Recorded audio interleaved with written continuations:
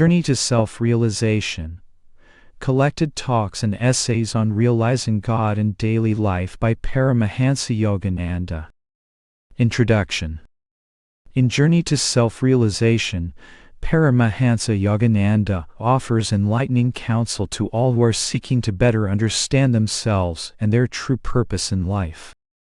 To the myriad complexities of human existence, he brings clarity and compassionate wisdom, opening before us a larger, more far-seeing vision of who we are and where we are going.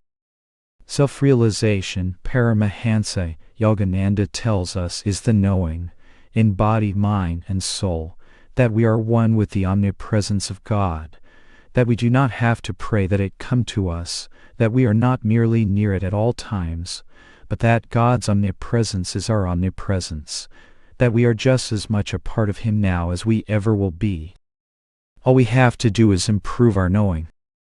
This book explores how to improve our knowing, how we can experience the divine presence within us and in all life, not just as a passing inspiration, but as a constant inner realization. Through this expanded awareness, we receive the gifts of the soul: peace, love, intuitive guidance, ever-new joy, and unfolding understanding that we are indeed made in the image of God. This is the third anthology of talks and essays by Paramahansa Yogananda, a sequel to Man's Eternal Quest 1975 and The Divine Romance 1986. The wisdom in these volumes is not the studied learning of a scholar. It is the empirical testimony of a dynamic spiritual personage whose life was filled with inner joy and outer accomplishment, a world teacher who lived what he taught, a Paramavetter whose sole desire was to share God's wisdom and love with all. Paramahansa Yogananda honored all religions and their founders, and held in respect all sincere seekers of God. Part of his world mission was to reveal the complete harmony and basic oneness of original Christianity as taught by Jesus Christ and original yoga as taught by Bhagavan Krishna. He showed that the practice of yoga establishes an inner attunement with God that constitutes the universal basis of all religions. Abstractions of theoretical religion pale before actual experience of God. Truth cannot be wholly proved to any seeker by another, but by the practice of yoga meditation all of us can prove truth for ourselves through the irrefutable assurance of our own direct experience. We are all part of the one Spirit, Paramahansaji said. When you experience the true meaning of religion, which is to know God, you will realize that He is yourself, and that He exists equally and impartially in all beings. Do not settle for intellectual satisfaction about truth. Convert truth into experience, and you will know God through your own self-realization. Journey to Self-Realization. Chapter: How to Express Everlasting Youthfulness. The kingdom of God is not in the clouds, in some designated point of space. It is right behind the darkness that you perceive with closed eyes. God is consciousness. God is absolute existence. God is ever-new joy. This joy is omnipresent. Feel your oneness with that joy. It resides within you, and it encompasses infinity. Beyond the gross vibratory boundaries of matter, the immutable infinite reigns in all His majesty and vastness. Endlessness, that is the kingdom of God. Conscious bliss, eternal and boundless. When your soul has expanded and feels its presence everywhere, then you are united with Spirit. We bow to the infinite on the altar of the horizon where the sky meets the ocean, and we bow to the transcendental infinite on the altar of peace within us. In spite of all our demonstrations of ignorance, God continues to give us life by His indwelling presence. He is sleeping in the sod, He is dreaming in the flowers, He awakens in birds and animals, and He knows that He is awake in the human being. In the Superman He finds Himself again. In ages past, the rishis and masters of India secluded in their hermitages, unravel the mysteries that hide the omnipresent Spirit. Their research has given us the valuable techniques and methods that tune the body and mind to the illimitable source of life and intelligence residing in every human being. By concentrating within on the infinite, you can receive this boundless power. Knowledge acquired from the study of books or from learned human beings is limited, but from the infinite, the unlimited power of wisdom can be had. How to attain that? We teach the method in the weekly lessons sent from our headquarters at Washington. The truths in these lessons have come from God and from the research of the masters of India. Know the reason for your existence. It is an insult to yourself to be born, live, and die without knowing the answer to the mystery of why you were sent here as a human being in the first place. Forget God is to miss the whole point of existence. Learn to feel God and to enjoy Him. Make it a habit, and you will see in time how much you have gained. Acquiring material possessions and prosperity is no safeguard against sorrow. There will come a day when you will feel totally helpless, a mere pawn of destiny, and then you will begin to realize that God alone is your haven of security. He doesn't want to impose Himself on anyone. You must take the initiative to seek Him through your own fervent desire, preferring Him to all other desires. As the swan can swim through muddy waters with its feathers remaining unsoiled, so should you live in this world. If you coat your mind with the oil of non-attachment, then material desires cannot cling to you. The dewdrop that separates itself from the lake and floats in isolation on the lotus leaf will be dried up unless it returns to the lake. So before life evaporates in material desires, better slip into the consciousness of God. The dewdrop of life will then not have to suffer death, but will be eternal. Birth is separation from the infinite. Death is not an end of life, but a transition to a higher state. Freedom from birth and death is a return to God. The dewdrop belongs to the sea. Separated, it is vulnerable to the sun and wind and other elements of nature. But when the droplet returns to its source, it becomes magnified in oneness with the sea. So it is with your life. United to God, you become immortal. While we are yet separated from the eternal sea, our aim should be to manifest as much as possible our essential divine immortality. On the lotus leaf of material happiness, the dewdrop of life must remain untouched and unpolluted until it slips into the vastness of God's presence. How to express our innate immortality in spite of contrary limitations is the purpose of our subject on making youthfulness more lasting. Youth is a state of mind and soul as well as of the body. Everyone is interested in youthfulness. In one way or another, everyone is seeking the fabled fountain of youth. But what is youth? All young people are not necessarily youthful. Some are already old and jaded far beyond their years. In contrast, some elderly people remain youthful in spite of their advancing age. They keep their minds young.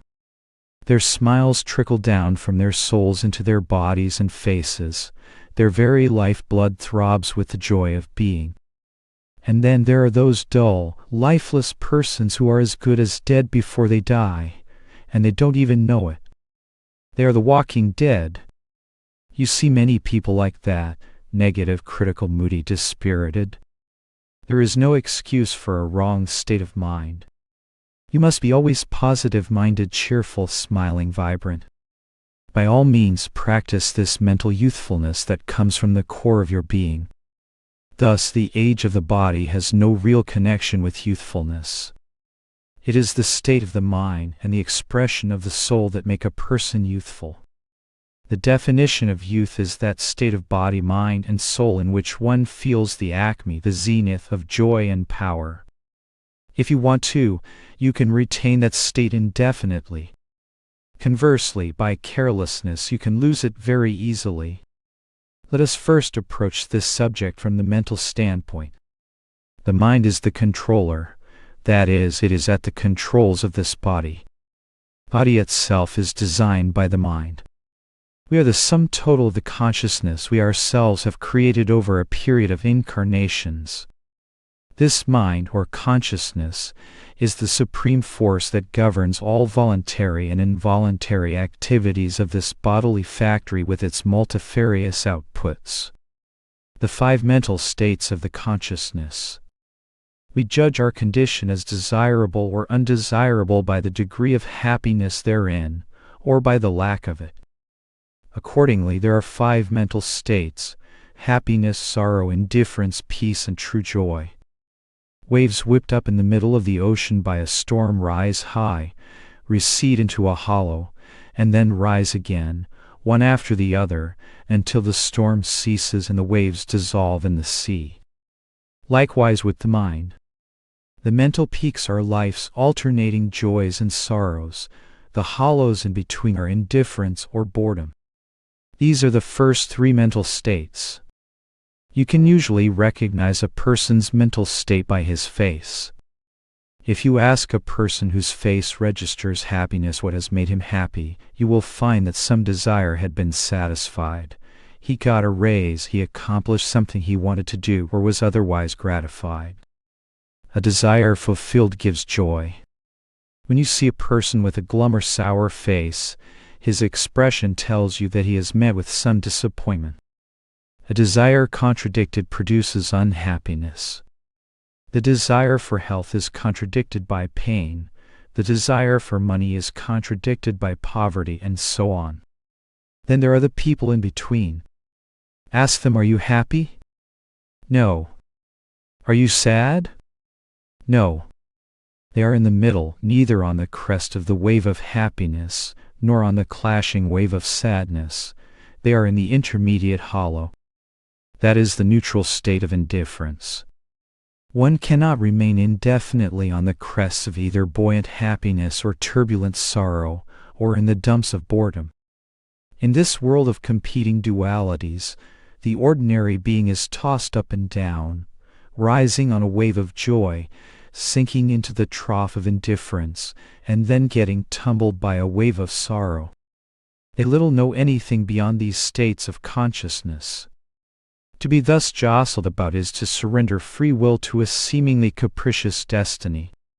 What man needs in order to live a successful and satisfying life is evenness of mind. That can be attained only by concentration, mastery of the mental faculties. Even the most terrible sorrow is healed by time. Nothing is gained by reliving it every day.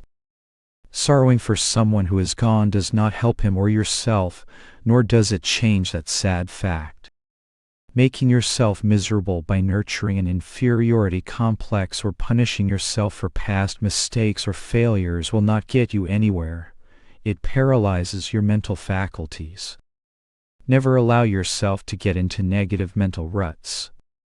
And do not be bored with life either. That is a very uncomfortable state. It slowly stews you. Don't bake yourself and your potentialities in the oven of indifference. Beyond the first 3 conditions of the mind, happiness, sorrow, and indifference, is the state of peace. Very few people reach that plane. Those who have money and health and satisfying relationships, everything they really need or want, may say, I am not happy or unhappy or indifferent. I am contented, I am peaceful. After a period of turbulence, such a condition is welcome. But, if for a long time one has peace that is merely the absence of joy and sorrow, he will say, please knock me on the head so I can feel if I am still alive. Such peace, being a negative state in which excitation has been neutralized, is not lastingly satisfying. So now comes the positive aspect, the last or 5th state of consciousness, the attainment of ever-new joy. That state is found only by contacting God in deep meditation, through the practice of such techniques as those given by the masters of India.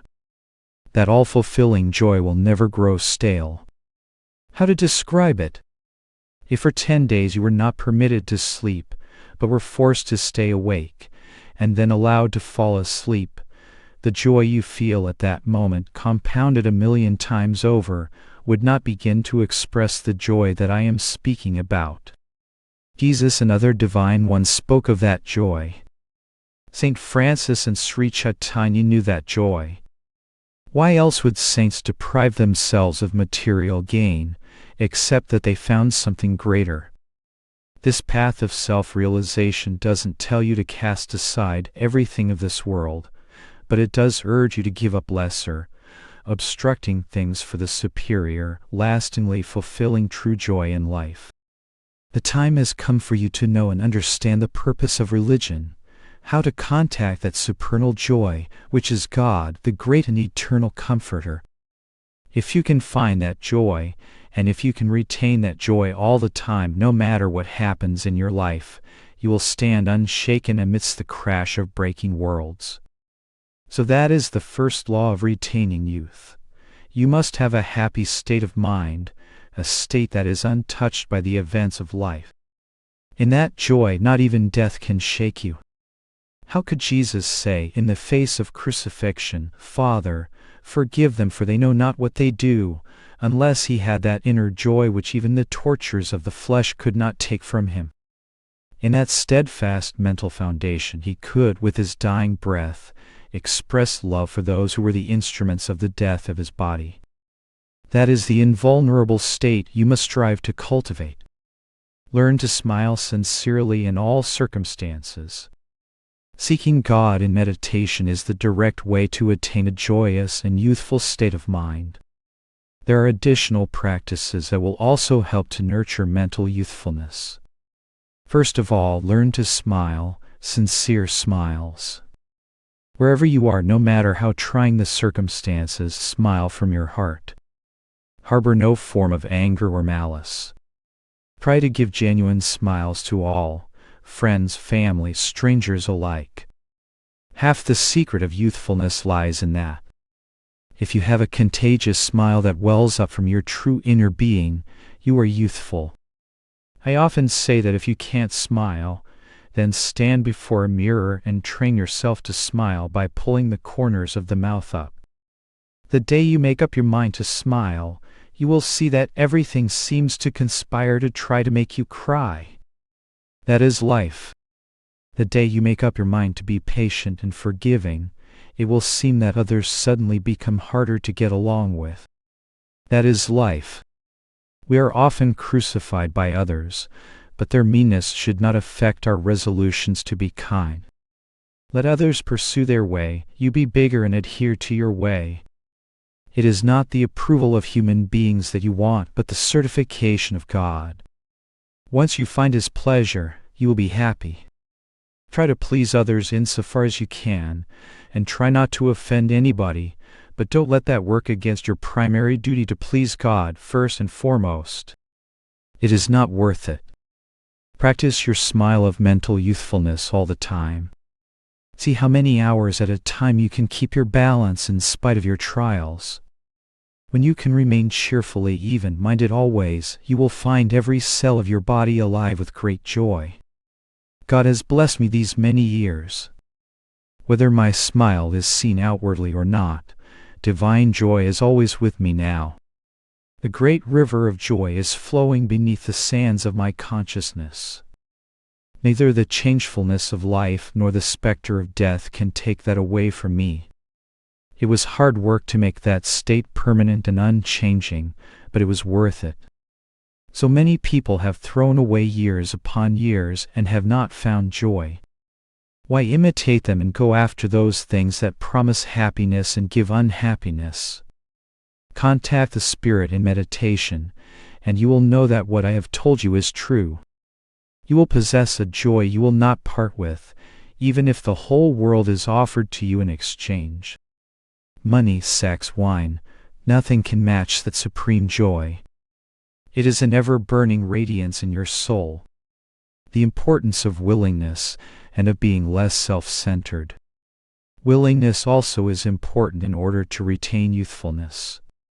When you like someone, you don't mind cooking or doing other forms of service for that person. But if you have to do it for someone you don't like, your unwillingness makes you tired and irritable to do anything for him. This same principle is applicable in every situation. If you are unwilling, then you have no energy or interest. If you are willing, you have the vitality and enthusiasm of youthfulness. Another key to mental youthfulness is to learn to be less selfish and self-centered and more giving and caring toward others. To hold on to the joy found in contact with God and meditation, you must practice His quality of loving all, of being just and kind to all. Forgive your enemies. What a wonderful release you will have from the bondage of anger and jealousy. Reach out to help others every day, in whatever way you can, and especially by bringing souls to the spiritual path to seek God. Give to all that same love with which you love your family and dear ones. God gives you loved ones that you might learn to expand self-love to include love for others. And He allows death and other circumstances to take away dear ones that you do not confine your love to only a few, but learn to give it to all. The more universal your love becomes, the more your expanded consciousness will be filled with the joy of His omnipresent being. The Bhagavad Gita says, "When a man beholds all separate beings as existent in the one that has expanded itself into the many, he then merges with Brahman's spirit." Is eternal youth of the body possible? Then comes the bodily aspect of youthfulness. Various saints who have remained in secret seclusion, hidden from the skeptical gaze of an unenlightened world, have lived far beyond a normal lifespan, maintaining youthfulness not only of spirit, but of the body as well. Mahavatar Babaji is one such. Jesus, in a different way, demonstrated mastery over the elements of his body. He said and then proved, "Destroy this bodily temple and in 3 days I will raise it up." Such powers have been proven by great masters in India. The higher laws have not been much demonstrated in the West because its culture has concentrated on external material development, whereas the East has devoted itself to an inner research into the realms of spirit. Why be astonished that some masters, to fulfill a divine purpose at God's behest, choose to live unusually long lives? We see in nature that there are animals that can live much longer than ordinary human beings. Yet man is supposed to be the superior creature. Why is he less long-lived? Because as human beings we are uniquely gifted with free will, privileged to do anything we like, and by misuse of this endowment man chooses to do all the things he should not do. His wrong habits of living, thinking, persistence and disunion from God are passed from generation to generation in the process of evolution, severely limiting the expression of his divine potentiality, physically as well as mentally and spiritually. When in the mother's womb the human body starts to grow from the division of the first cell, consisting of the union of sperm and ovum, an embryo is formed within 4 days. The whole potential of the body is there on the 4th day. In the beginning, the formative cells are called germ cells, each one capable of becoming any kind of bodily tissue. According to a specific design, they mysteriously start to specialize to form nerves, bones, skin, blood, organs, all the components of the body. As the body parts are formed, the specializing germ cells become somatic cells, locked into their specific functions and the limitations of those functions.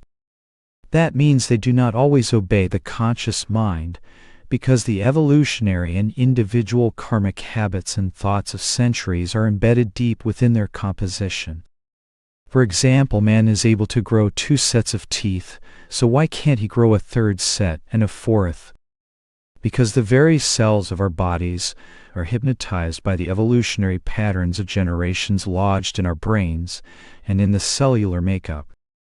The more we get away from the subconscious hypnosis of the evolutionary state of civilization, the more free we shall be. How to convert somatic cells back into versatile, creative germ cells, which can rebuild and rejuvenate body parts, will be the future endeavor of science. Our bodies should be able to change in whatever way we will them to do so. The greater the will, the greater the flow of energy. Learn to keep your will strong, a calm will, not a nervous will, and your body will then be full of energy.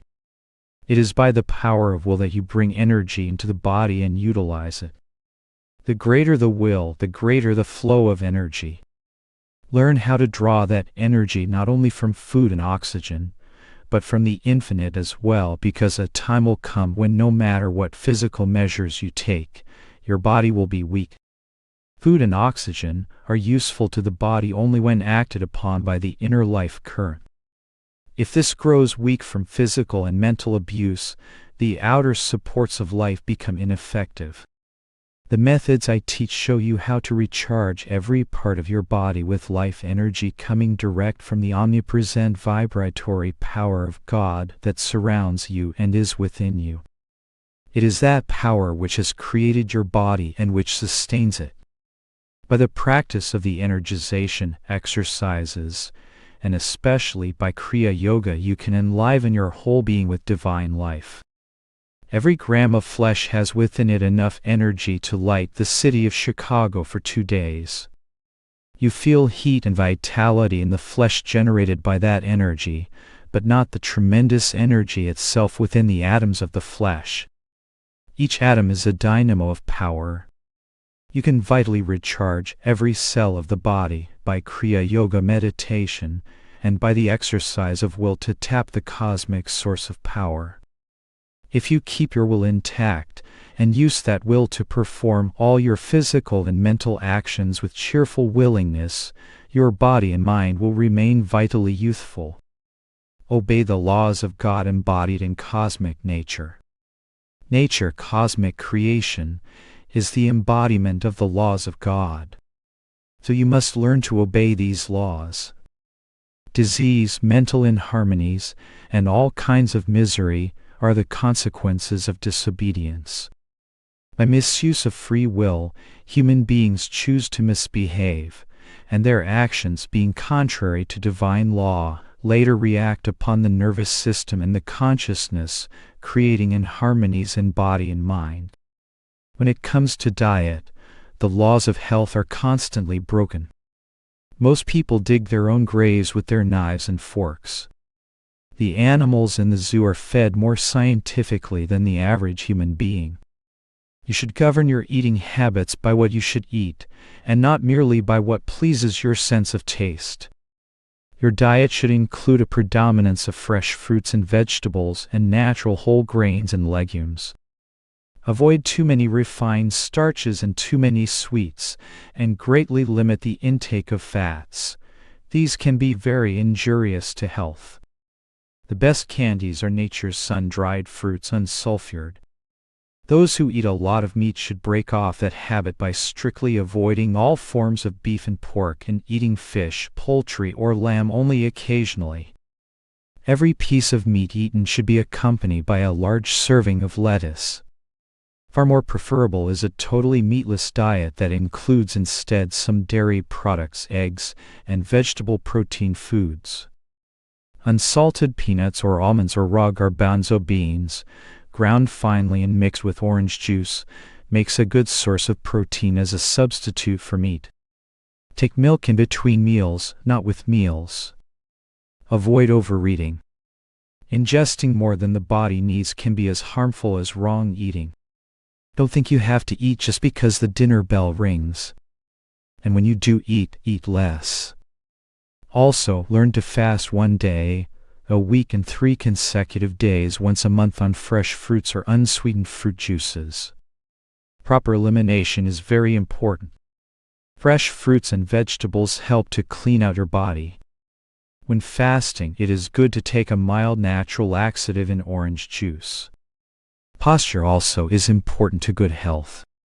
Poor posture constricts the healthy flow of the life energy in the various body parts and vital organs.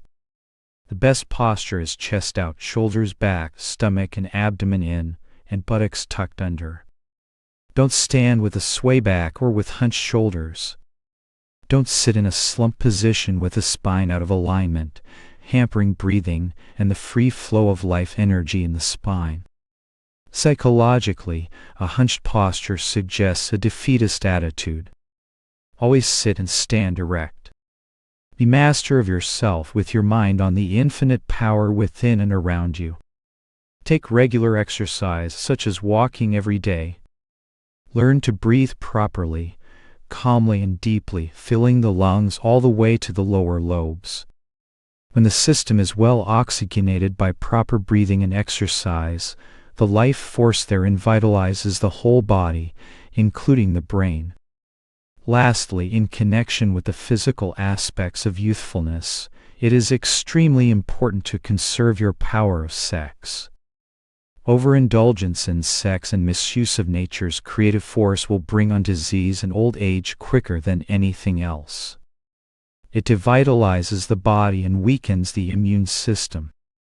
Married couples should practice moderation, and single persons should observe abstinence. By adhering to good health practices, and by not diminishing the inner life energy through wrong physical and mental actions, you will enhance your ability to retain health and youthfulness. Even bad health karma from past lives can be thus greatly mitigated. No matter what your past is, it is never too late to try to change. It is never too late to correct your bad habits. The fountain of youth is within the soul. In the final analysis, the sought-after fountain of youth is to be found in your soul. Your true self, being made in the image of God, is immortal. It never undergoes the ravages that affect the body. No weapon can pierce the soul, no fire can burn it, no water can moisten it, nor can any wind wither it. The soul is immutable, all-permeating, ever calm and immovable, eternally the same. Right within your body is this immortality.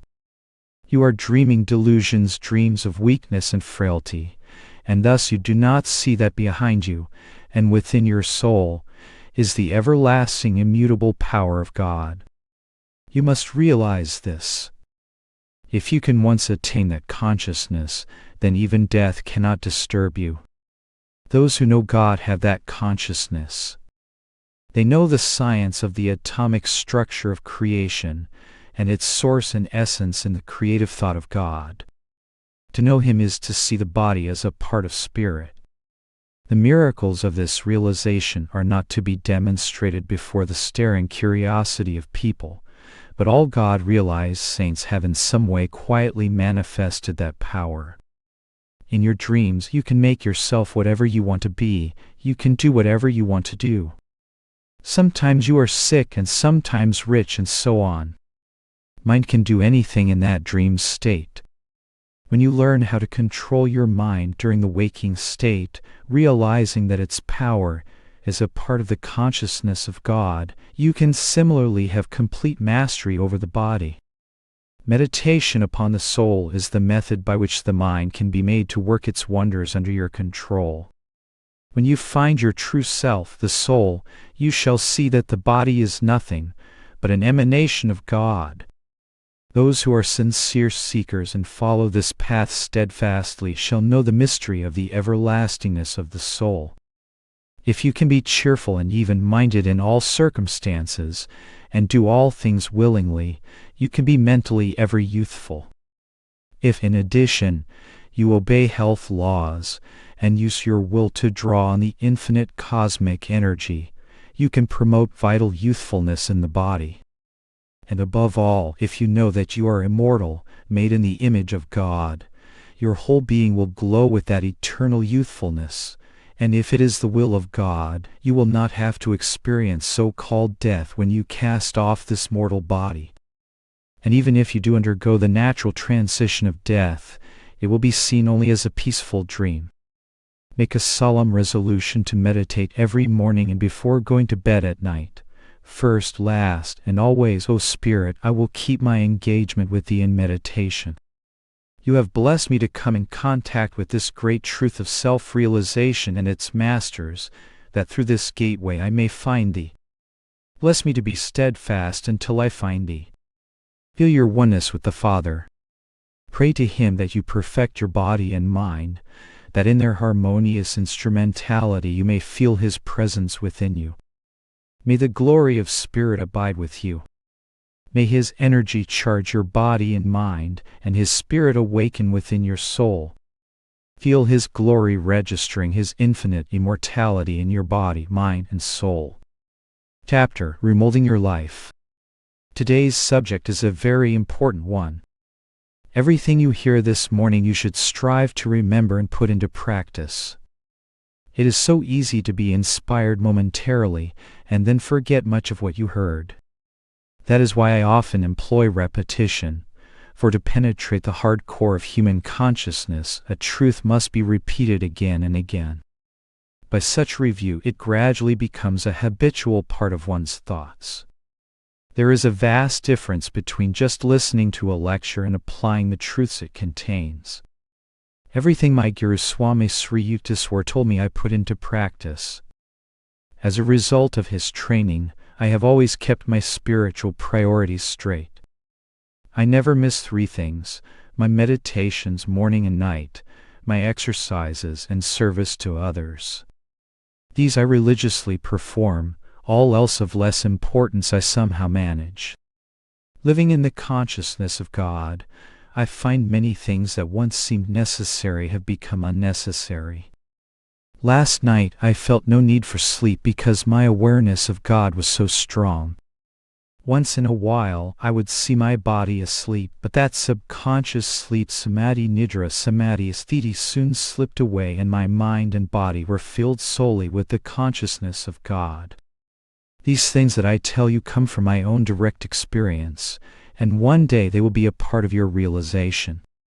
Through Him whom I perceive within, it is possible to transmit to those who are in tune the light of God that is in me. It is not I, but He who is in me whom I extol. Just as the wealthy man can bestow his fortune on his worthy children, so it is possible for the man of spiritual wealth to bequeath his divine riches to those disciples who follow his example. This is true of all great masters.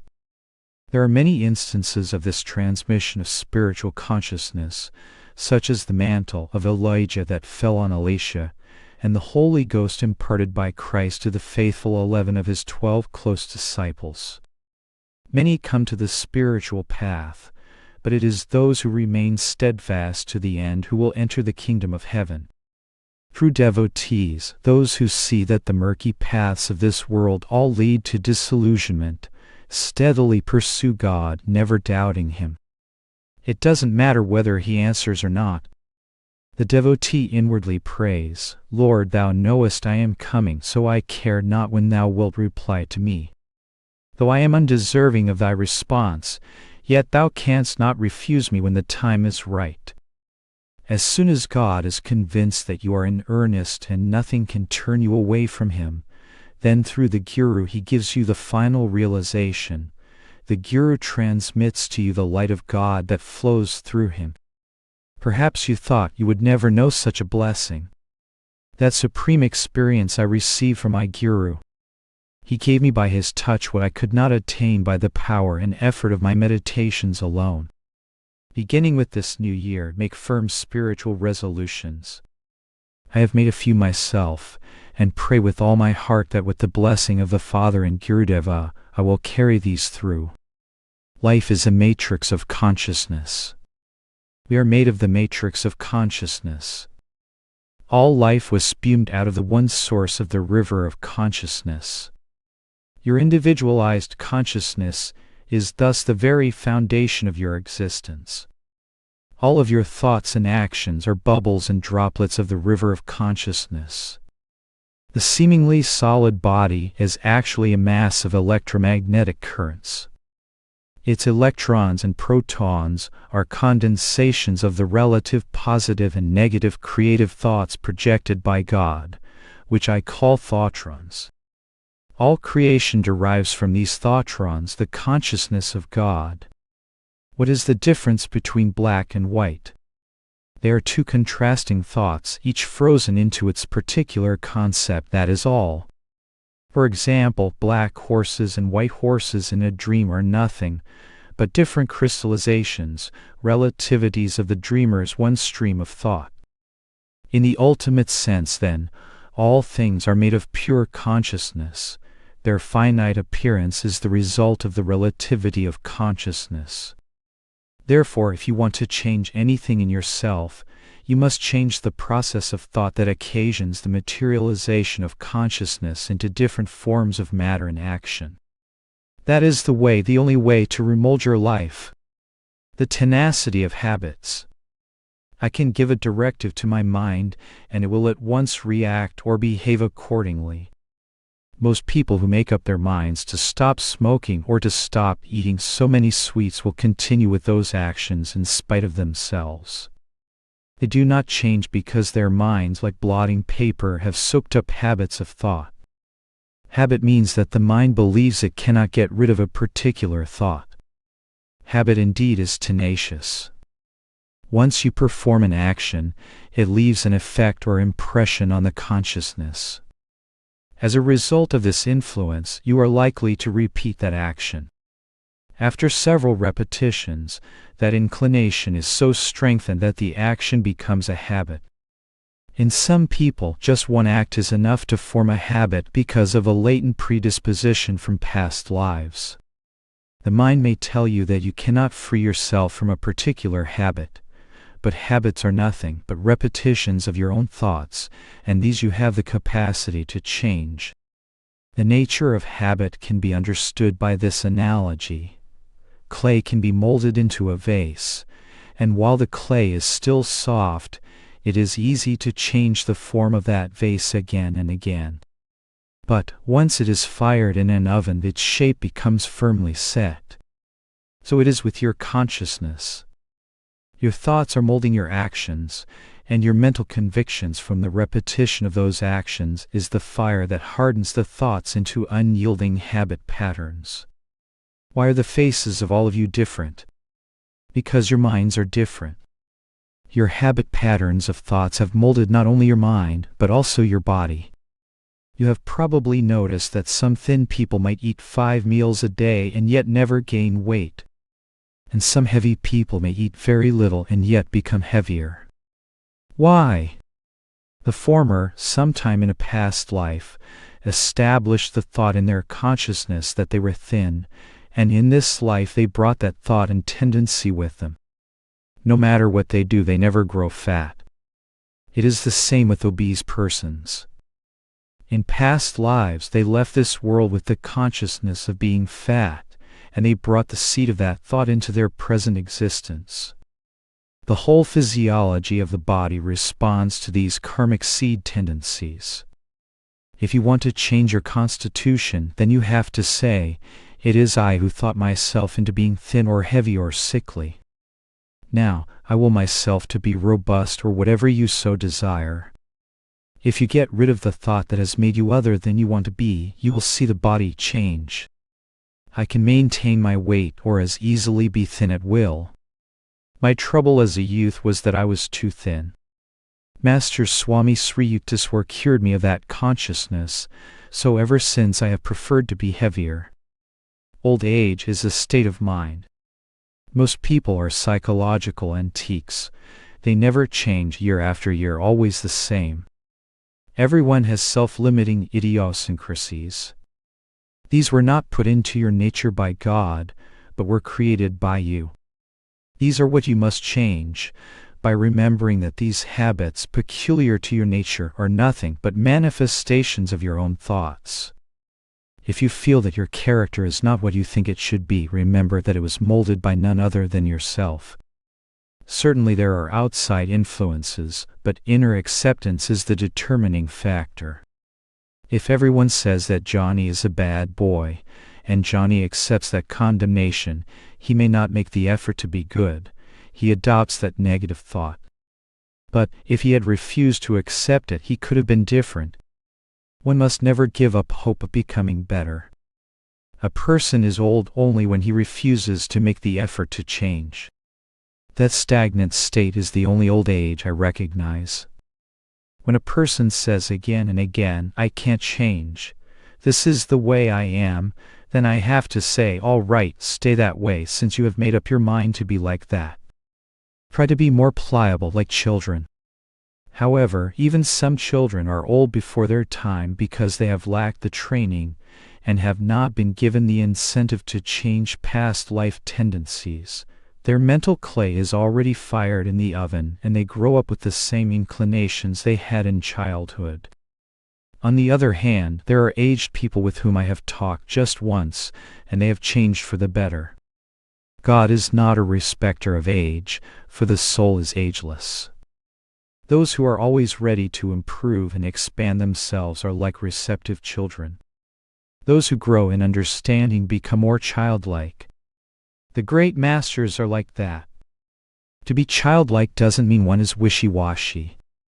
I am not afraid of anything in the world. No one can intimidate me.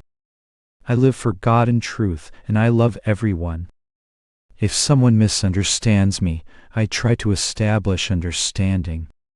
But if I cannot change that person, neither can I be moved by his bad behavior.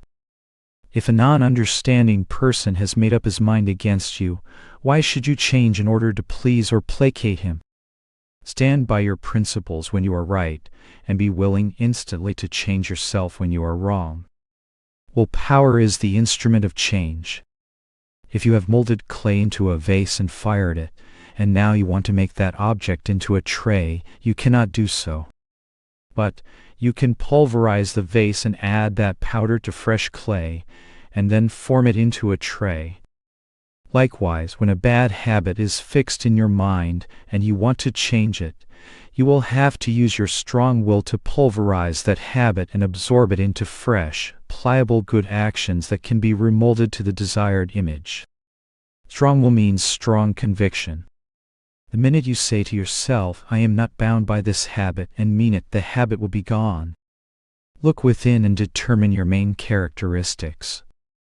Some love to write or compose music or dance, others enjoy finance and economics and so on. Unfortunately, some love to gossip and others to fight. Don't try to change in yourself what is good.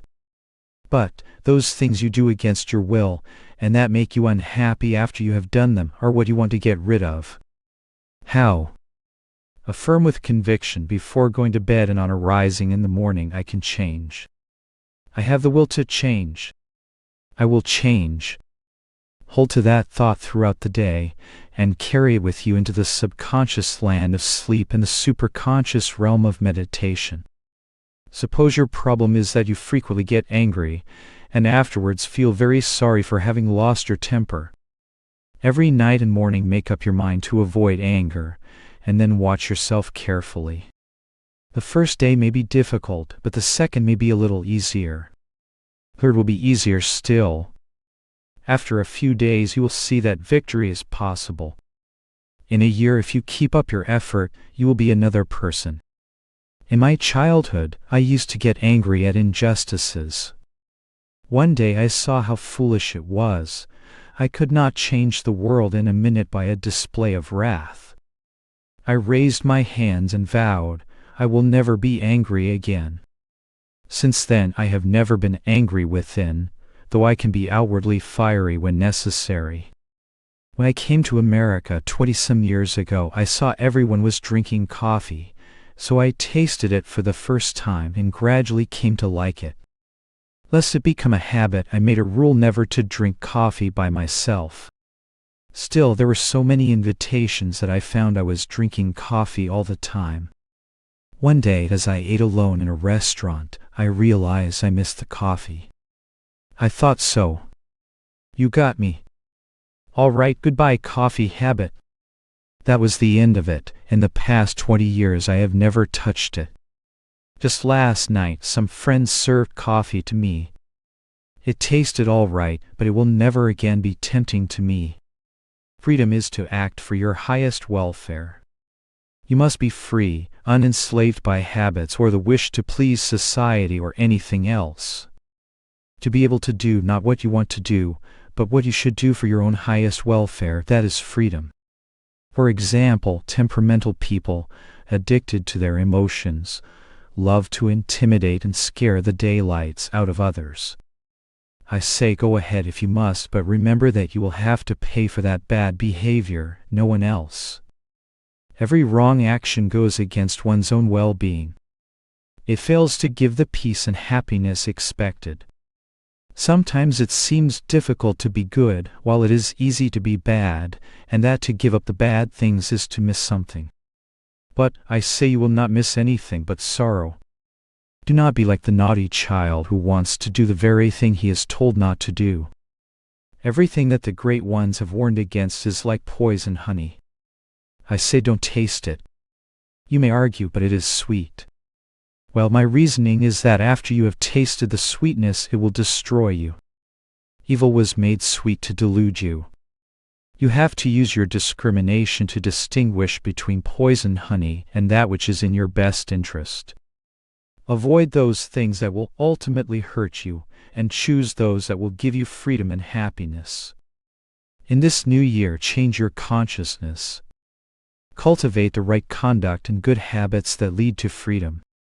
When you can say, I don't indulge in bad habits because they are against my interest, I choose goodness of my own free will, that is freedom, and that is what I want for you. Both discrimination and willpower are necessary. Remolding your consciousness means exercising free will guided by discrimination and energized by willpower. Discrimination is your keen eyesight, and will is your power of locomotion. Without will, you may know what is right through discrimination and yet not act on it. It is acting on knowledge that gets you to your goal. So both discrimination and will are necessary. Willpower is easy to develop. Try first for small accomplishments. Gradually you will get rid of tendencies you thought you could not overcome. What's your consciousness? Develop the habit of self-examination, of watching and analyzing your thoughts and behavior. When there are telltale signs of bad habits or inclinations, that is the time to discriminate and resist with willpower. The first time you succumb to a temptation, you didn't expect that you would be compelled to repeat it. But after giving in a few times, habit took over. Eventually you felt you could not get rid of that habit. But you can if you use your God-given discrimination and willpower. Habits are simply thoughts grooved deeply into the brain. The needle of the mind plays those records of habits again and again. Even the chemistry of the body responds as with addiction. Applying mind and will can change those patterns. Don't immediately attempt dramatic changes. Experiment in little things first, to train your inherent power of command. I see that a great many of you here today will be rid of your bad habits as a result of following these suggestions. Think away undesirable thoughts. Start the new year with the resolve to face your bad habits and conquer them. Take the bull by the horns, so to speak, and tame it. Your bad habits are the satanic influence that has kept God out of your life. Good habits can be compared to good people. When they look through the window of your mind, they see they cannot get into your life because the chairs of your consciousness are occupied by bad habits. Evict the undesirable occupants and let the noble ones in. You don't need the help of anything or anyone else to change yourself, just change your consciousness. Very simply, all you have to do is to think away the thoughts you want to destroy by replacing them with constructive thoughts. This is the key to heaven. It is in your hands. Those people who behave in the same way day in and day out are the ones who refuse to change their thoughts. That is all. There is a saying, a woman convinced against her will is of the same opinion still. Why say this of woman? Man is the same. Everyone must learn to cut out wrong thoughts with the incisive scalpel of wisdom. Thought is a projection of God's omnipotent light and will. If you make up your mind to change, you can use its power to transform yourself. We are what we think we are. We are what we think we are. The habitual inclination of our thoughts determines our talents and abilities, and our personality. Thus some think they are writers or artists, industrious or lazy, and so on. What if you want to be other than what you presently think you are? You may argue that others have been born with the special talent you lack, but desire to have. This is true. But they had to cultivate the habit of that ability sometime, if not in this life, then in a previous one. So whatever you want to be, start to develop that pattern now. You can instill any trend in your consciousness right now, provided you inject a strong thought in your mind. Then your actions and whole being will obey that thought. Do not settle for a one-track mentality. You should be able to succeed in any profession or do anything you put your mind to. Whenever others told me I would not be able to do a thing, I made up my mind that I could do it, and I did. Few demonstrations of mind power are more dramatic than the power of thought for good or ill on the health of the body. My guru told me the following story. He had lost much weight as a result of a serious illness. During convalescence, he visited his guru Lahiri Mahasaya. The Yogavada inquired about his health. Sri Yukteswarji explained the cause of his delicate condition. So Lahiri Mahasaya said, "You made yourself sick and now you think you are thin. But I am sure you will feel better tomorrow." The next day, Gurudeva went exultantly to Lahiri Mahasaya and proclaimed, "Sir, with your blessings I feel much better today." Lahiri Mahasaya responded, "Your condition was indeed quite serious and you are still frail. Who knows how you might feel tomorrow?" The next day Sri Yukteswarji was again completely debilitated. He lamented to his guru, "Sir, I am again ailing. I could hardly drag myself here to you." Lahiri Mahasaya replied, "So, once more you indispose yourself." After some days of this alternating health and ill health, which followed exactly the expectation of Sri Yukteswarji's thoughts influenced by Lahiri Mahasaya's suggestions, my guru realized the powerful lesson Lahiri Mahasaya had been trying to teach him. The Yogavada said, "What is this? One day you say to me I am well, and the next day you say I am sick. It isn't that I have been healing or indisposing you. It is your own thoughts that have made you alternately weak and strong." Then Master said, "If I think I am well and that I have regained my former weight, will it be so?" Lahiri Mahasaya answered, "It is so." Guruji said, "At that very moment I felt both my strength and weight return. When I reached my mother's home that night, she was startled to see my changed condition and thought that I was swelling from dropsy. Many of my friends were so amazed at my sudden recovery that they became disciples of Lahiri Mahasaya. Such phenomenal demonstrations are possible to those who possess the power of realization that everything is thought. When you have yet to attain that realization, you have to keep applying will and positive affirmation until you make thought work for you. Thought is the matrix of all creation. Thought created everything. If you hold on to that truth with indomitable will, you can materialize any thought. There is nothing that can gainsay it. It was by that kind of powerful thought that Christ rebuilt his crucified body. And it is what he referred to when he said, "Therefore I say unto you, what things soever ye desire, when ye pray, believe that ye receive them, and ye shall have them." Let nothing weaken the will behind positive thoughts. Once you have said, "I will never give in." If you say, "I will never catch cold," and the next morning you have a terrible cold and are discouraged, you are allowing your will to remain weak. You must not get discouraged when you see something happening that is contrary to what you have affirmed. Keep on believing, knowing it will be so. If outwardly you say, "I will," but inwardly think, "I can't," then you neutralize the power of thought and emasculate your will.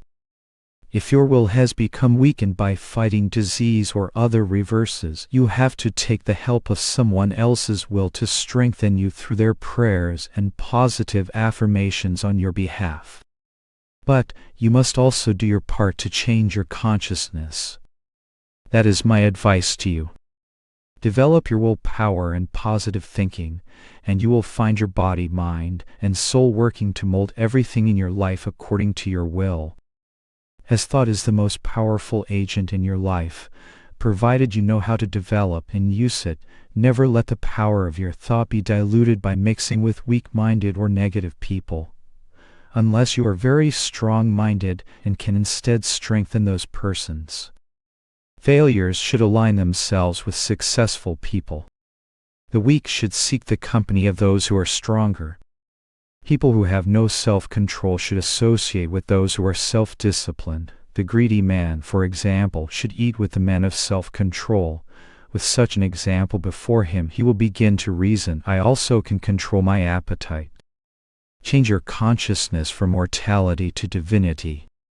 Just as by the power of thought you can change yourself to be whatever you want to be, so most importantly, you will be able to change your consciousness from that of a mortal to a divine being. The mortal man is he who thinks, this is the way I live, and this is the way I'll be until I die. But the divine man says, I dreamed I was immortal, but now I am awake and know that I am a child of God, made in the image of the Father. Though it takes time to realize this fully, it can be done. If when time comes for meditation at night, you yield to the thought, it is so late now to meditate. Let me sleep and I will meditate tomorrow. You will be sleeping on into the grave. When the world has surrendered to the drug of slumber, you be awake in God. Throughout the day's activities, think that it is God who is working through you. Give the responsibility to Him. He who thinks of God all the time, can he do wrong? Even if he happens to err, God knows it was His wish to do right. Give everything to God and you will change, because then the human ego can no longer dictate to you. No matter what comes to you, just say, God knows best. It is He who is giving me this suffering. It is He who is making me happy. With this attitude, all your nightmares of life will change into a beautiful dream of God. Darkness is the absence of light. Delusion is darkness, reality is light. Your eyes of wisdom are closed, so you see only the darkness, and you are suffering in that delusion. Change your consciousness, open your eyes, and you will see in the stars the sparkle of that divine light. In every atom of space you will see the twinkle of God's light of laughter. Behind every thought you shall feel the ocean of His wisdom. The dance of life and death, prosperity and failure have no reality except as dreams of God. Realize this, and you shall see that it is materialized thoughts that are dancing around you, and that you are the ocean of thought. Nothing can stay nor hurt you. Now, I ask you to close your eyes and think of one bad habit you want to get rid of. If you concentrate with me as I say the words in spirit, and you believe, you shall be free of that habit. Throw away the thought that you cannot give up whatever it is. I am sending a strong thought into your consciousness that right now you are rid of that habit. Affirm with me, I am free of that habit now. I am free. Hold on to that thought of freedom. Forget the bad habit. Many of you will find that the habit you have willed away will never come back again. Repeat after me, I shall remold my consciousness. In this new year, I am a new person. And I shall change my consciousness again and again, until I have driven away all the darkness of ignorance and manifested the shining light of spirit in whose image I am made. Chapter: A World of Cosmic Entertainment. The word world in the context of our subject today means not only the earth, but the entire universe of matter, the material world, whose component parts have been placed in space in a harmonious relationship through the wondrous workings of God's divine laws. It is arrogant to think that our little earth is the only place inhabited by intelligent life. There are many such worlds as this, some more highly evolved and others in earlier stages of evolution. The orderly manner in which the universe is run shows that it is guided by some form of intelligence that permeates all created things. When we examine the mechanism of a watch, we know that there was an intelligent being who created that instrument so that it would work according to a mathematical plan. The maker coordinated all the little cog wheels and other parts to produce a certain motion that measures time. Keeping time is a necessity in a universe whose very existence depends on the relativities of time and space. The entire cosmos is one gigantic watch with myriad cogwheels of galaxies, stars, and planets sitting in space, measuring the passage of time with the motion of past, present, and future. Just as the man-made watch is the product of human intelligence, so the vast universal watch is the handiwork of a higher intelligence. We cannot doubt it. In spite of some things that are not to our liking here on earth, we cannot deny that there is a mathematical harmony in the universe. Why God created this earth is always a very thought-provoking question. From a relative standpoint, we can counter, why do we carry a watch? The answer is to measure time, to measure events and our movements throughout the day. Breakfast, work, dinner, caring for the body, entertainment, sleep, all consist of certain motions in time. So we can say that the watch is required for measuring the passage of our time. Such measuring is necessary because this world in which we have been placed is conditioned by time. Our existence and actions are subject to the divisions of past, present, and future. As human beings, we have to act or we become human vegetables, and our behavior must be in an orderly way that is harmonious with the universal motion of time and its man-made constraints. A watch helps us to do this. Now, is this cosmic watch a necessity to God? Must he too be circumscribed by past, present, and future? The answer is both yes and no. Time, the orderly ticking of the cosmic clock, is an integral part of Maya, delusion, the magical measurer, the only way that God could create a variety of forms and events from his one consciousness and display their progression in space for our participation and wonderment. But, no, God himself is not limited by the relativity of past, present, and future and the changes inherent in the passage of time. In him there is naught but the eternal now. And though delusion comes from him, it is not in him. The world is God's Leela. It is a paradox that if God is not compelled by the relativities of this world as is man, then why did he bring forth creation? If God needed this world, it would imply that he is imperfect, not complete or satisfied within himself. And on the other hand, if God is perfect, then why did he create such an imperfect world? The rishis of ancient India, having penetrated to the original cause of being, declare that God is perfect, that he needs nothing, for all is contained within himself, and that this world is God's Leela, or divine play.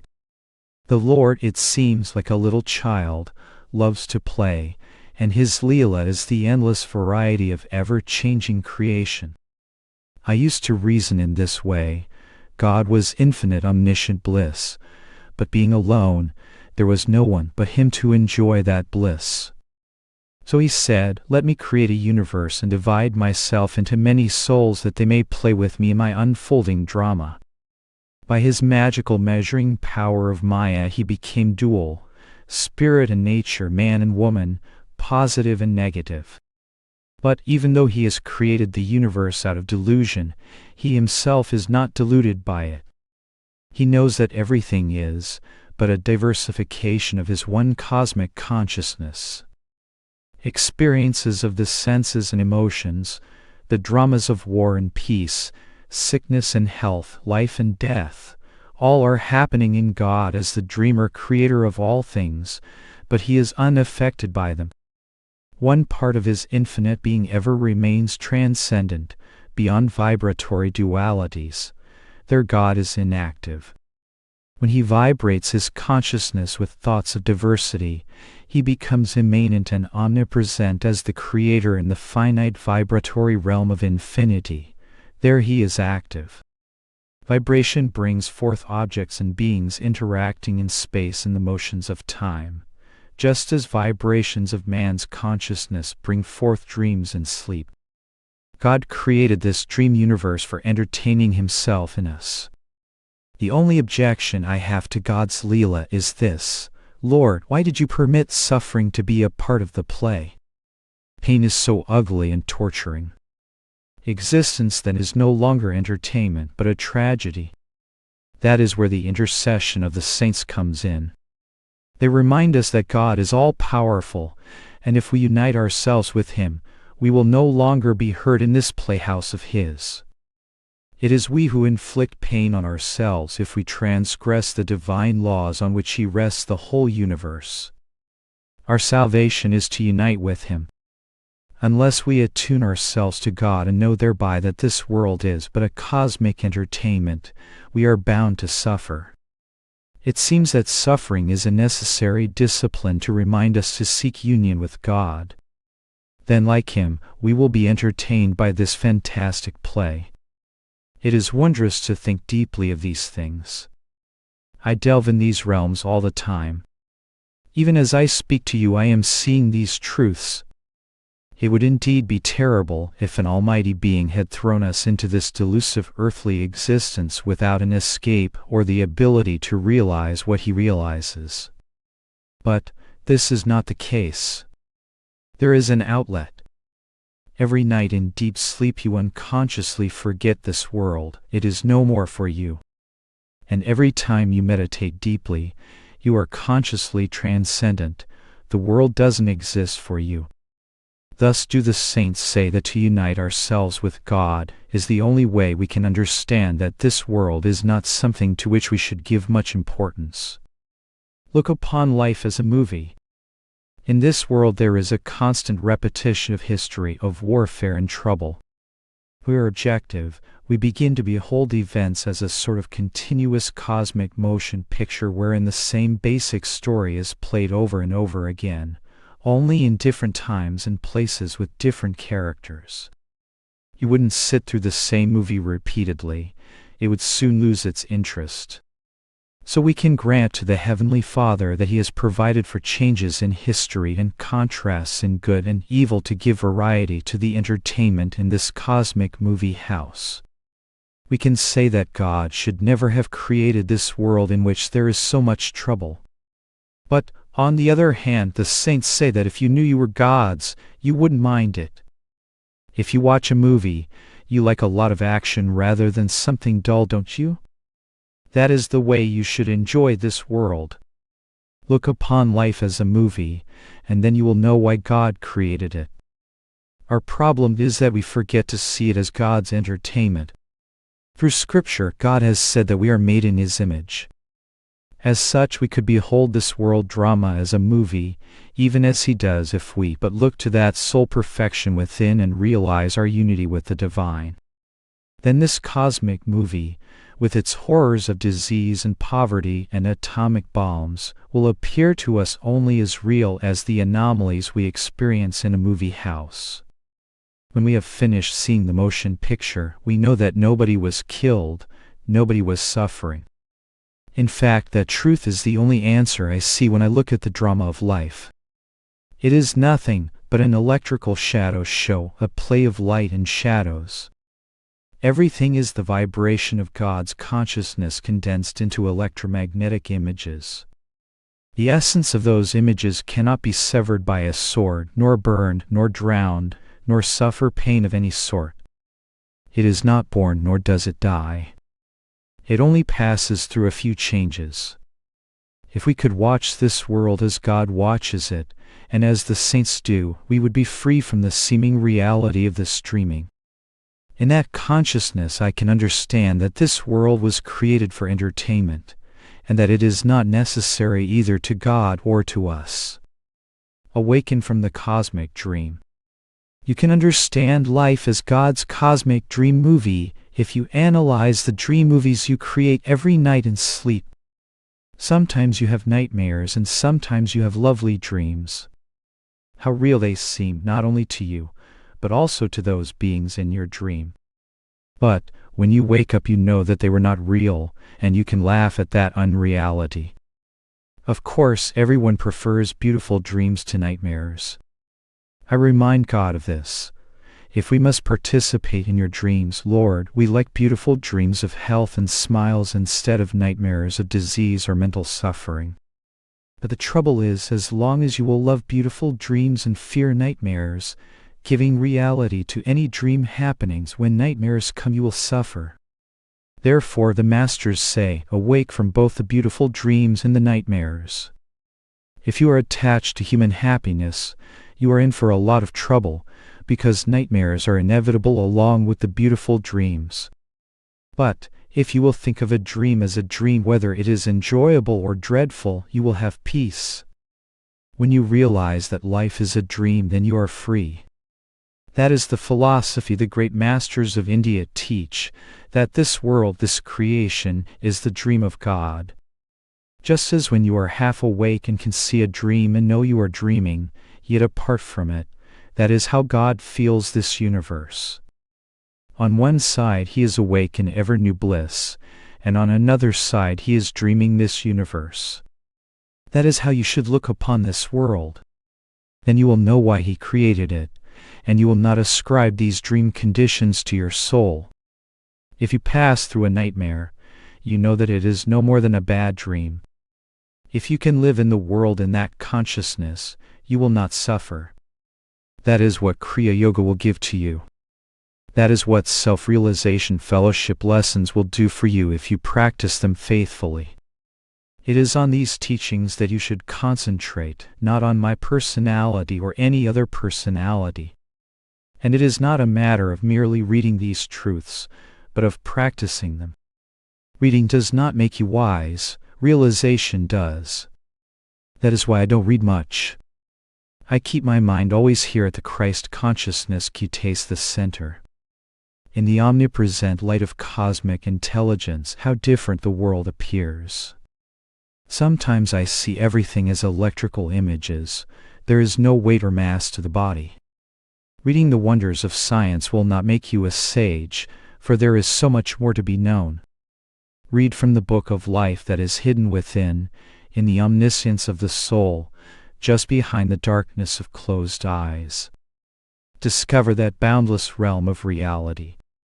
Look upon this earth as a dream, and then you will understand that it is all right for you to lie down on the bed of this earth and dream the dream of life. You won't mind then, because you will know you are dreaming. Western religious teachers preach prosperity, happiness, health, and the promise of a glorious afterlife, but not how to experience divine bliss and be untouched by suffering in the here and now. That is where the teachings of the great rishis of India go much deeper. Occidentals have accused the masters of propounding a negative philosophy of life, that is, never mind whether you suffer, never mind whether you are happy or not, deny the world. On the contrary, the masters of India ask, what are you going to do when you are confronted with pain and sorrow? Are you going to cry helplessly, or are you going to practice those techniques that give even-mindedness and transcendence while you are treating the malady? They urge common sense remedial action and simultaneous control of the emotions, so that if health does go away and pain comes, you do not give in to despair. In other words, they stress the importance of enthroning oneself within in the unalloyed happiness of the soul, which cannot be tarnished by the whimsical winds of beautiful dreams of life, nor by the corrosive storms of nightmares.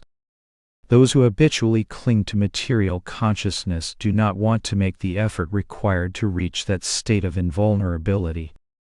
When suffering comes, they do not learn from it and so repeat the same mistakes. One man who came to see me boasted how much money he had. I cautioned him, don't tell everyone what you have, someone will get hold of you and your money. Soon thereafter, a lady did get hold of him, and after a short while she wanted a divorce and half of his money. By God's grace I helped him get out of the mess. While the divorce was going through, I wrote to him urging him not to get involved again. I knew his temperament. But he came back with another wife. I was astounded by his foolishness. His new wife was a good woman, and had a little money of her own. But now he wanted to get away from her, and she wouldn't let him go. Being a restless man, he had decided he didn't want married life. He wanted his freedom. But I had to advise him, "You lost your freedom willingly, now you must make the best of it." Isn't human nature strange? In India, if the wife dies, you can be pretty sure the husband will not marry again. Usually he lives in her memory. That kind of romance is considered the ideal in India, and yet once in a while we see something there to the contrary. A man came to me crying his head off for his deceased wife. His feeling had given way completely to uncontrolled emotion. He said he wanted to kill himself. I sympathized with his sense of loss, but tried to get him to think rationally. "You can't get her back by carrying on this way," I told him. He sobbed, "I will never marry again." But I saw otherwise and said, "You will marry in a month from now." He insisted never. Well, in 1 month he remarried, but he didn't come to see me because he was embarrassed to remember his strong disavowal of my words. Sometimes when I am traveling by car, I see how many people lived before in the houses that I pass, and how many people will come to reside in them in the future. Once the Lord said to me, "See the human chicken coops and how the occupants come and go." That is the way with human life. Do not pay undue attention to the passing scenes of life. You are the immortal self living only temporarily in a dream that is sometimes a nightmare. That is the higher philosophy of the masters of India. Emotional sensitivity is the cause of suffering. Do not be so sensitive. Emotional sensitivity is the silent cause of all suffering. To give strength to creation as a reality by emotional involvement in it is foolishness. To not meditate, to not sit still and realize your true soul nature, but to drift along as a part of the eternal motion of creation, is a constant danger to your happiness. Perhaps someday your body will be terribly sick, and though you want to walk or do other things that you used to do in your younger or healthier days, you find you cannot do them. It is a terrible disillusionment for the soul. Before that day comes, make yourself so free that you can look on your body with detachment, caring for it as though it were somebody else's. One of my students had a very painful condition in her knee in which the bones were decaying. I don't know how many times that leg was operated upon and put back together again. But she talked of it as though it were nothing. "It is a minor operation," she would say casually. Now that is the way to take life. Cultivate that state of mind by which you can live with greater mental strength. Even when you do not have the opportunity to meditate long or deeply, always think that you are working for God. When your mind can remain anchored in Him, you will not suffer any more. No amount of disease or illness will be able to touch you inwardly. Sometimes when this body gives trouble, I look within and everything vanishes in the light of God. Just as you see the moving pictures on the screen and enjoy the contrasting conflict between good and evil actions and between the joyful and sorrowful scenarios, so you shall be entertained by this world. You shall say, "Lord, whatever you do is all right." But until you consciously realize that this is all a dream, you will not see why God created this world. Be like the active, inactive Lord. I think that in bringing forth the universe God wanted to keep busy. Let this be an incentive to spiritual aspirants. Many think that to find God and get away from this dream they have to forsake their responsibilities and seek seclusion in the Himalayas or other such totally solitary places. But that is not so simple. The mind will still be absorbed in its moods and restlessness, and the body will have to be very active just to keep warm and satisfy its hunger and other needs. It is easier to find God in the jungle of civilization if you follow a balance between meditation and constructive, dutiful work. Be like the active, inactive Lord. In creation He is joyously busy. Beyond creation He is joyously quiescent in divine bliss. Because I made the effort to find God in meditation, I am enjoying His bliss even in the midst of activity. and thus activity doesn't adversely affect me at all. Even though I may say I don't like this or that in the dualities around me, still within I am calm and like steel, calmly active and actively calm. A Prince of Peace sitting on the throne of poise directing the kingdom of activity. To all appearances, it seems that out of perfection God created imperfect beings. But, in truth, imperfect beings are perfect, souls made in God's image. All God wants you to do is separate your dream imperfections from your perfect self. When you think about your mortal life and all your troubles and identify with them, you do an injustice to the image of God within you. Affirm and realize, I am not a mortal being, I am spirit. God is ever trying to draw His children back to their inherent perfection. That is why you will see even in evil people there is a search for God, though it may not be pronounced as such. Can you find an evil person who wants to derive misery from his actions? No. His pursuits are going to give him a good time. The man who drinks or takes dope thinks he will get pleasure from it. Everywhere you will see people, good and evil, searching in their own way for happiness. No one wants to hurt himself. Then why do people behave in an evil way that is bound to cause pain and sorrow? Such actions arise from the greatest of all sins, ignorance. Wrongdoer is the right word rather than sinner. You may condemn wrongdoing, but should not condemn the doer. Sins are errors committed under the influence of ignorance or delusion. But, for a different degree of understanding, you might be in the same boat. Jesus said, He that is without sin among you, let him cast a stone. Point is, in everything we do we are seeking happiness. No one can truthfully say he is a materialist, because anyone who is seeking happiness is seeking God. Therefore, in evil as well as in good, God is coaxing us back to Him by our search for happiness. The sorrow inflicted by evil will eventually turn wayward to the joys of virtue.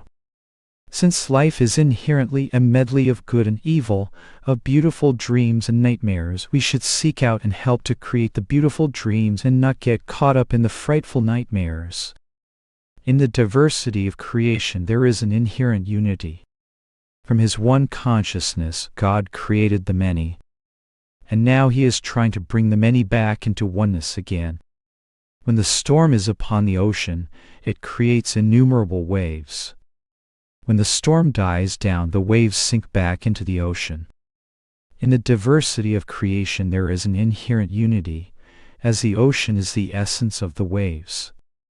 Family consciousness bonds groups of souls together. Countries have a leader to unite and direct them. Social groups cohere in a common cause. When you find God, you will see all forces united in Him.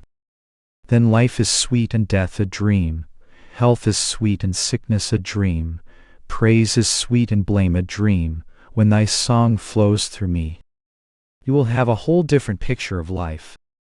In reacting to life, most people either say, praise the Lord, or urge us to be afraid of Him, and some blame or curse Him. I think this is very foolish. What can you say to God that will be praise? He is not moved by praise or flattery, because He is everything. Most prayers are offered by people who are in trouble. Some cry out, praise the Lord, hoping for some favor thereby. You may curse or praise the Lord, it will not make any difference to Him. But it will make a difference in you. Praise Him, or better still, love Him, and you will feel better. Curse Him and it reacts to hurt you. When you go against God, you are going against your own true nature, the divine image in which God created you. When you go against that nature, you automatically punish yourself. From my childhood I was rebellious at life because I saw so much injustice. But now the only rebellion I feel within me is that people do not know God. The greatest sin is ignorance, not to know what life is all about. And the greatest virtue is wisdom, to know the meaning and purpose of life and its Creator. To know that we are not little human beings, but that we are one with Him, His wisdom. Every night in sleep God takes away all of your troubles to show you that you are not a mortal being, you are spirit. God wants you to remember that truth during the conscious state, so that you are not bothered any more by the anomalies of life. If we can very well exist at night in deep sleep without thinking about this world and its troubles, we can very well exist in God's world of activity without being caught up in this dream. Even though dream universes are floating in God's consciousness, He is ever awake and knows He is dreaming. He tells us, do not get panicky during this daydream. Look to me as the reality behind the dream. When there is health and joy, smile in the dream. When there is a nightmare of sickness or sorrow, say, I am awake in God, merely watching the play of my life. Then you will know that God has created this universe as an entertainment for Himself. And you, being made in His image, have not only the perfect right, but also the ability to enjoy this play with its varying dreams even as He does. Desire is what holds you in mortal bondage. If you want a big home on a hill with a view, a nice income, a good marriage and family, you may wear yourself out striving to get these things. Then perhaps your spouse leaves you for somebody else, or you get sick, or your business fails. That is the nature of human happiness. Therefore I say to God, Lord, you can keep all of your earthly baubles. Let only thy will be done through me. I am willing to follow whatever be your will. However, Lord, I am not going to thank you for creating me, for I would have been saved lots of trouble if you had not done so. But, since you did bring me into being, I know I can be nothing else but your child. That is the demand you should make of God. No more begging from Him, for you are not a beggar. You are His divine child and inherently have everything He has. Behind the darkness of closed eyes, you have the whole universe rolling in your consciousness. Why present yourself as a beggar before God? Dismiss this phantasm of disease and health, sorrow and joy. Rise above it. Become the self. Watch the show of the universe, but do not become absorbed in it. Many times I have seen my body gone from this world. I laugh at death. I am ready any time. There is nothing to it. Eternal life is mine. I am the ocean of consciousness. Sometimes I become the little wave of the body, but I am never just the wave without the ocean of God. Death and darkness cannot cast fear upon us, for we are the very consciousness out of which this universe has been created by God. In the Bhagavad Gita the Lord says, whoever realizes me to be the unborn and beginningless as well as the sovereign Lord of creation, that man has conquered delusion and attained the sinless state even while wearing a mortal body. I am the source of everything, from me all creation emerges. With this realization the wise awe-stricken adore me. Their thoughts fully on me, their beings surrendered to me, enlightening one another, proclaiming me always, my devotees are contented and joyful. From sheer compassion I, the divine indweller, set a light in them, the radiant lamp of wisdom which banishes the darkness that is born of ignorance. Chapter: Why God Created the World. No matter how many times you hear me speak on the subject of why God created the world, you will always find something new. Through infinite concentration one receives ever new light on this enigma. Somehow God has all the power of the universe at His command, but why does He have this power? Why is God God? Why aren't you God? You will rack your brain when you try to think in this way. That there is a God and absolute intelligence and power, we cannot rationally deny. The testimony of Jesus, Krishna, Buddha, and the saints cannot be questioned. From the ideals they exemplified and the miracles they performed, we know they were speaking truth. They gave irrefutable testimony that God is, and that He is perfect and almighty. They have told us that God is joy and God is love. But, if this be so, why did He create such an imperfect world and an imperfect body for man? We think that if we had the power God has, we could create a much better body than this, and a much better world. At least in our imagination we think we could. Jesus said, "He that believeth on me, the works that I do shall he do also, and greater works than these shall he do." How did he know 20 centuries ago the miracles of modern science that are commonplace today? We see how by radar man can determine the presence and location of things thousands of miles away. A soldier told me that the first time he believed in God was when he saw radar at work. It is the wonders of radio, radar, television, and all the other scientific discoveries that are coming to which Christ referred when he predicted that we would do even greater things than he had demonstrated. Of course, if each person had radar-like eyes and ears, nobody would have any peace. The thoughts and actions of others thousands of miles away would be impinging on our minds, and there would be no freedom or privacy for anyone.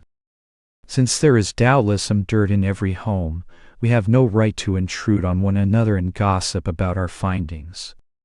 So there is a reason why God threw the cloak of Maya, the limiting power of delusion, upon man.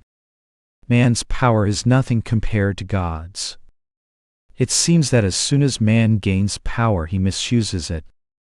Already they are speaking of push-button war, in which one has only to press a button and atomic bombs will destroy nations.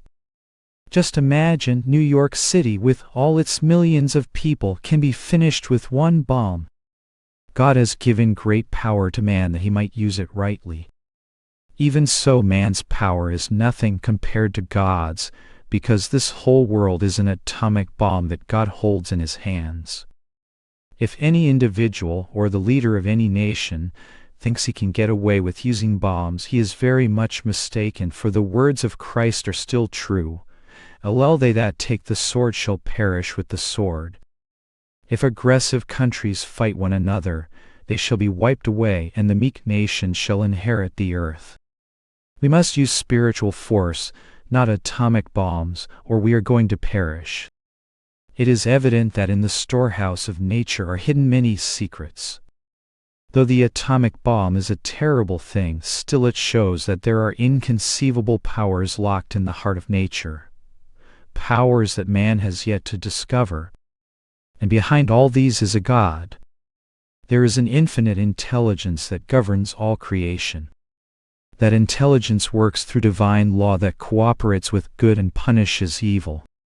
Why else is it that Hitler, who first had the secret of building the atomic bomb, lost it, and it came instead into the hands of America? Even though America used it, I don't think she will do so again. I pray she will not. Politicians in their blindness start the whole world fighting. But since man didn't create this world, he has no right to destroy it.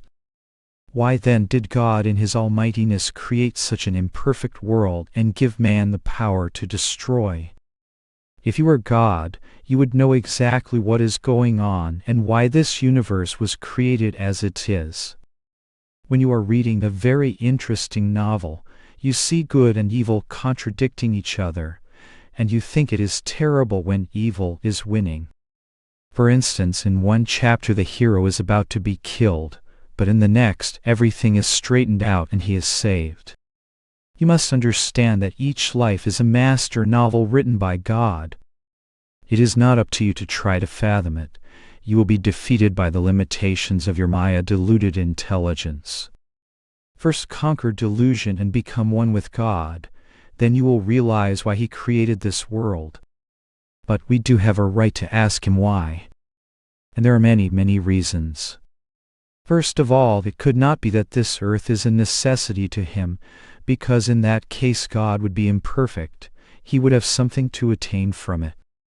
But we have the testimony of the saints that he is perfect, and I give testimony from my own experience, for I have communed with him.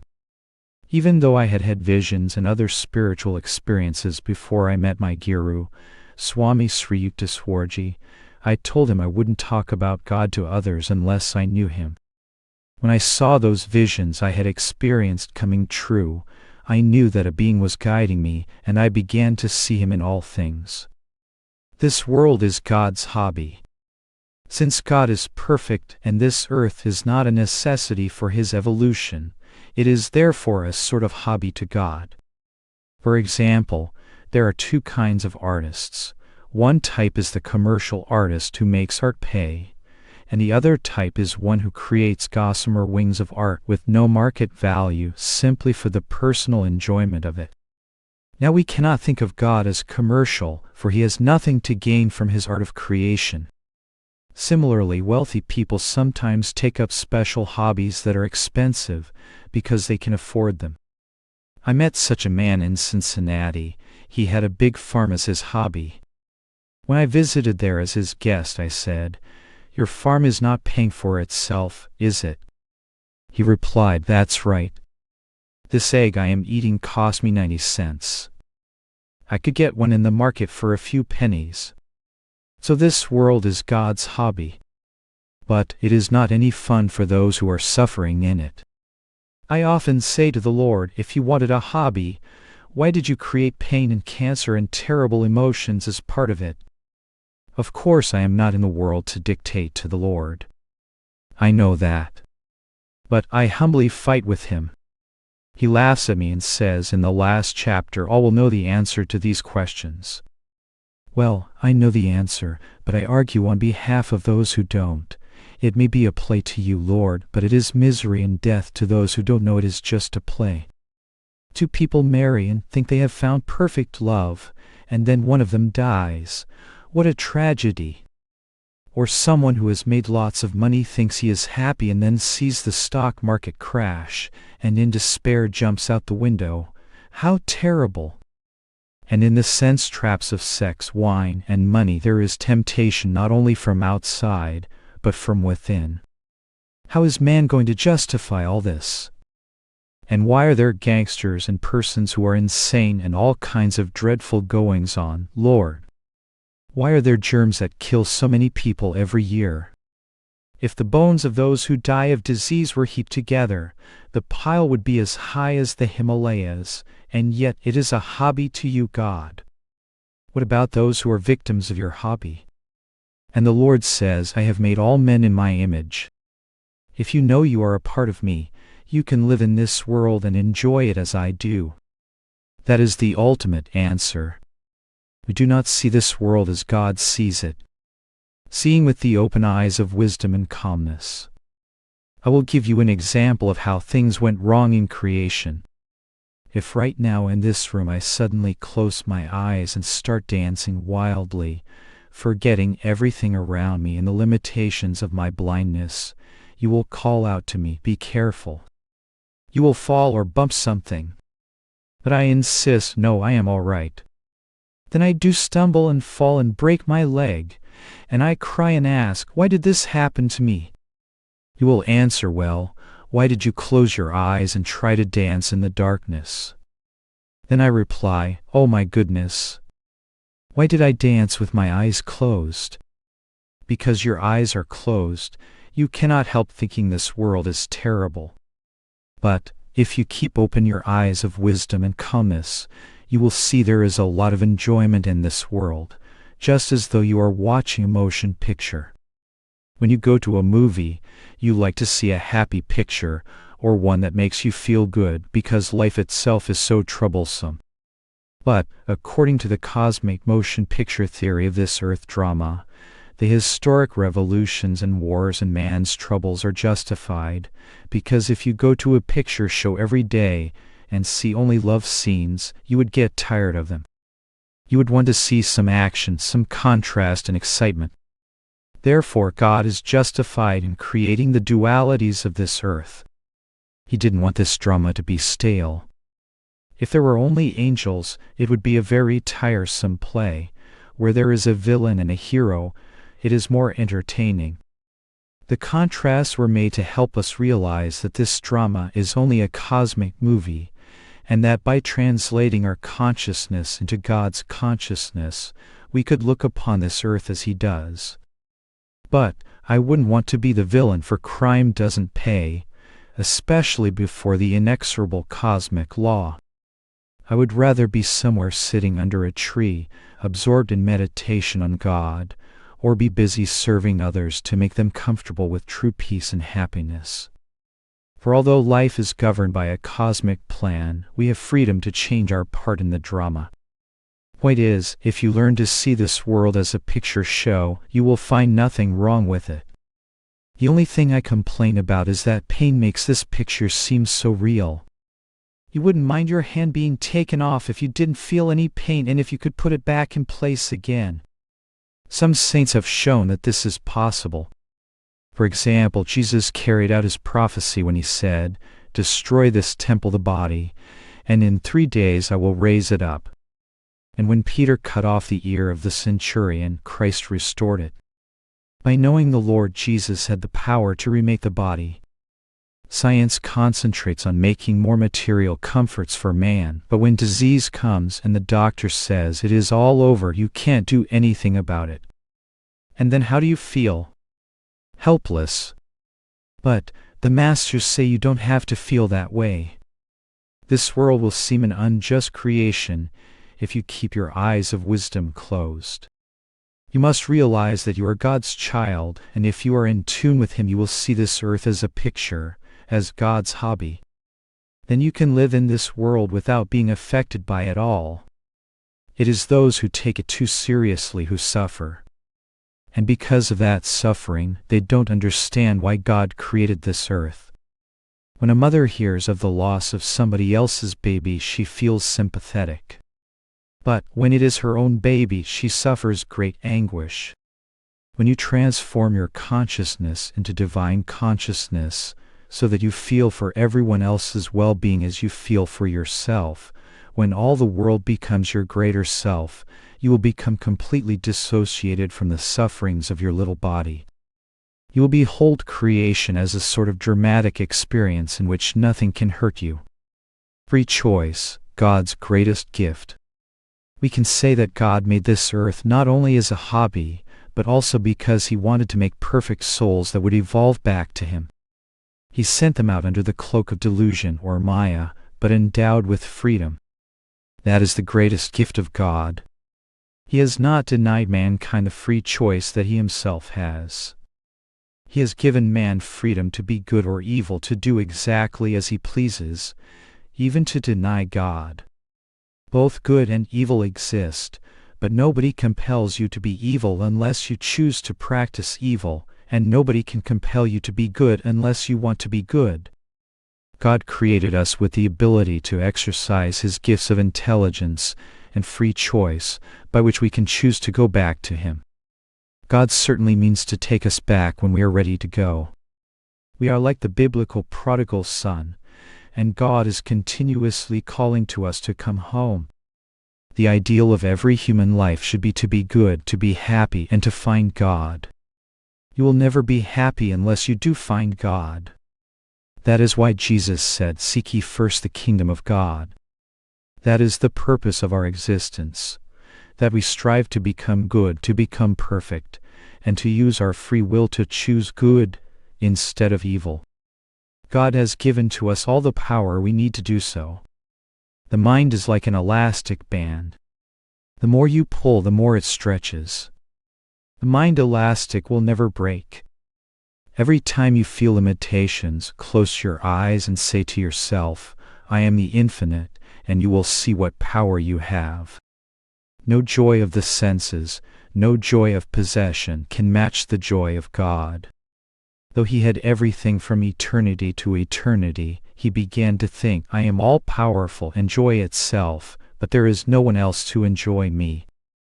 And He thought as He began to create, "I will make souls in my image and clothe them as human beings with free choice, to see whether they will seek my material gifts and the temptations of money, wine, and sex, or whether they will seek the million times more intoxicating joy of my consciousness." The point that gives me the most satisfaction is that God is very just and fair. He gave man freedom to accept His love and live in His joy, or to cast it aside and live in delusion, in ignorance of Him. Though all created things belong to God, there is one thing God hasn't, our love. When He created us, He did have something to attain, and that is our love. We can withhold that love or give it to Him, and He will wait endlessly until we are ready to offer our love to Him. When we do, when the prodigal son comes home, the fatted calf of wisdom is killed and there is much rejoicing. When a soul returns to God, there actually is rejoicing among all the saints in heaven. This is the meaning of the parable of the prodigal son, as told by Jesus. Watch yourself from the balcony of introspection. There is so much more to life than what you think. Since everything earthly seems so real, how much more so must be the reality that creates this unreal reality. But the unreal reality makes you forget the real. God wants you to remember that you wouldn't mind this earth if it were like a motion picture. Even if the brittle bones of the body break, you would say, well, look at those broken bones, and not feel any disturbance or suffering. You can say that when you are anchored in the divine consciousness. You will make fun of your habits, and you will be intensely amused at your distinguishing characteristics, as from the balcony of introspection you watch yourself perform in the motion picture of life. I do that all the time. When you know this world to be God's Leela, His play, then you aren't upset by the contrasts in this drama of good and evil. In a dream you can behold rich people, poor people, someone strong, someone else groaning with disease, someone dying, and someone being born. But when you wake up, you realize that it was only a dream. This universe is God's dream. And when I ask Him, why do you not dream only beautiful dreams? Why must your play be fraught with nightmares? He replies, you must be able to enjoy the cosmic drama, to see both the nightmares and the beautiful experiences for what they are, dreams, only dreams. But if you dream only beautiful dreams, you will be drowned in that beauty and never wish to wake up. That is the answer. So you must not be frightened when nightmares come, but say, Lord, it is a passing dream. It has no reality. And when you are smiling with health and happiness, say, Lord, it is a beautiful dream, but do what you like with my dreams of life. When you are neither touched by the nightmares of disease and suffering and worries, nor bound by the beautiful dreams, then God says, wake up now. Come back home. So watch this universe like a picture play, as do the masters who are awake in God. They are very much interested in those souls who try to escape this dream. God wants everyone to get out of this nightmare and watch this cosmic motion picture as an entertainment. He wants you to know that you are one with Him. That is why from time to time He sends God-realized souls to earth to help mankind. When people get too groggy with nightmares, these souls come to wake us up, to shake us and say, what is the matter with you? You are dreaming.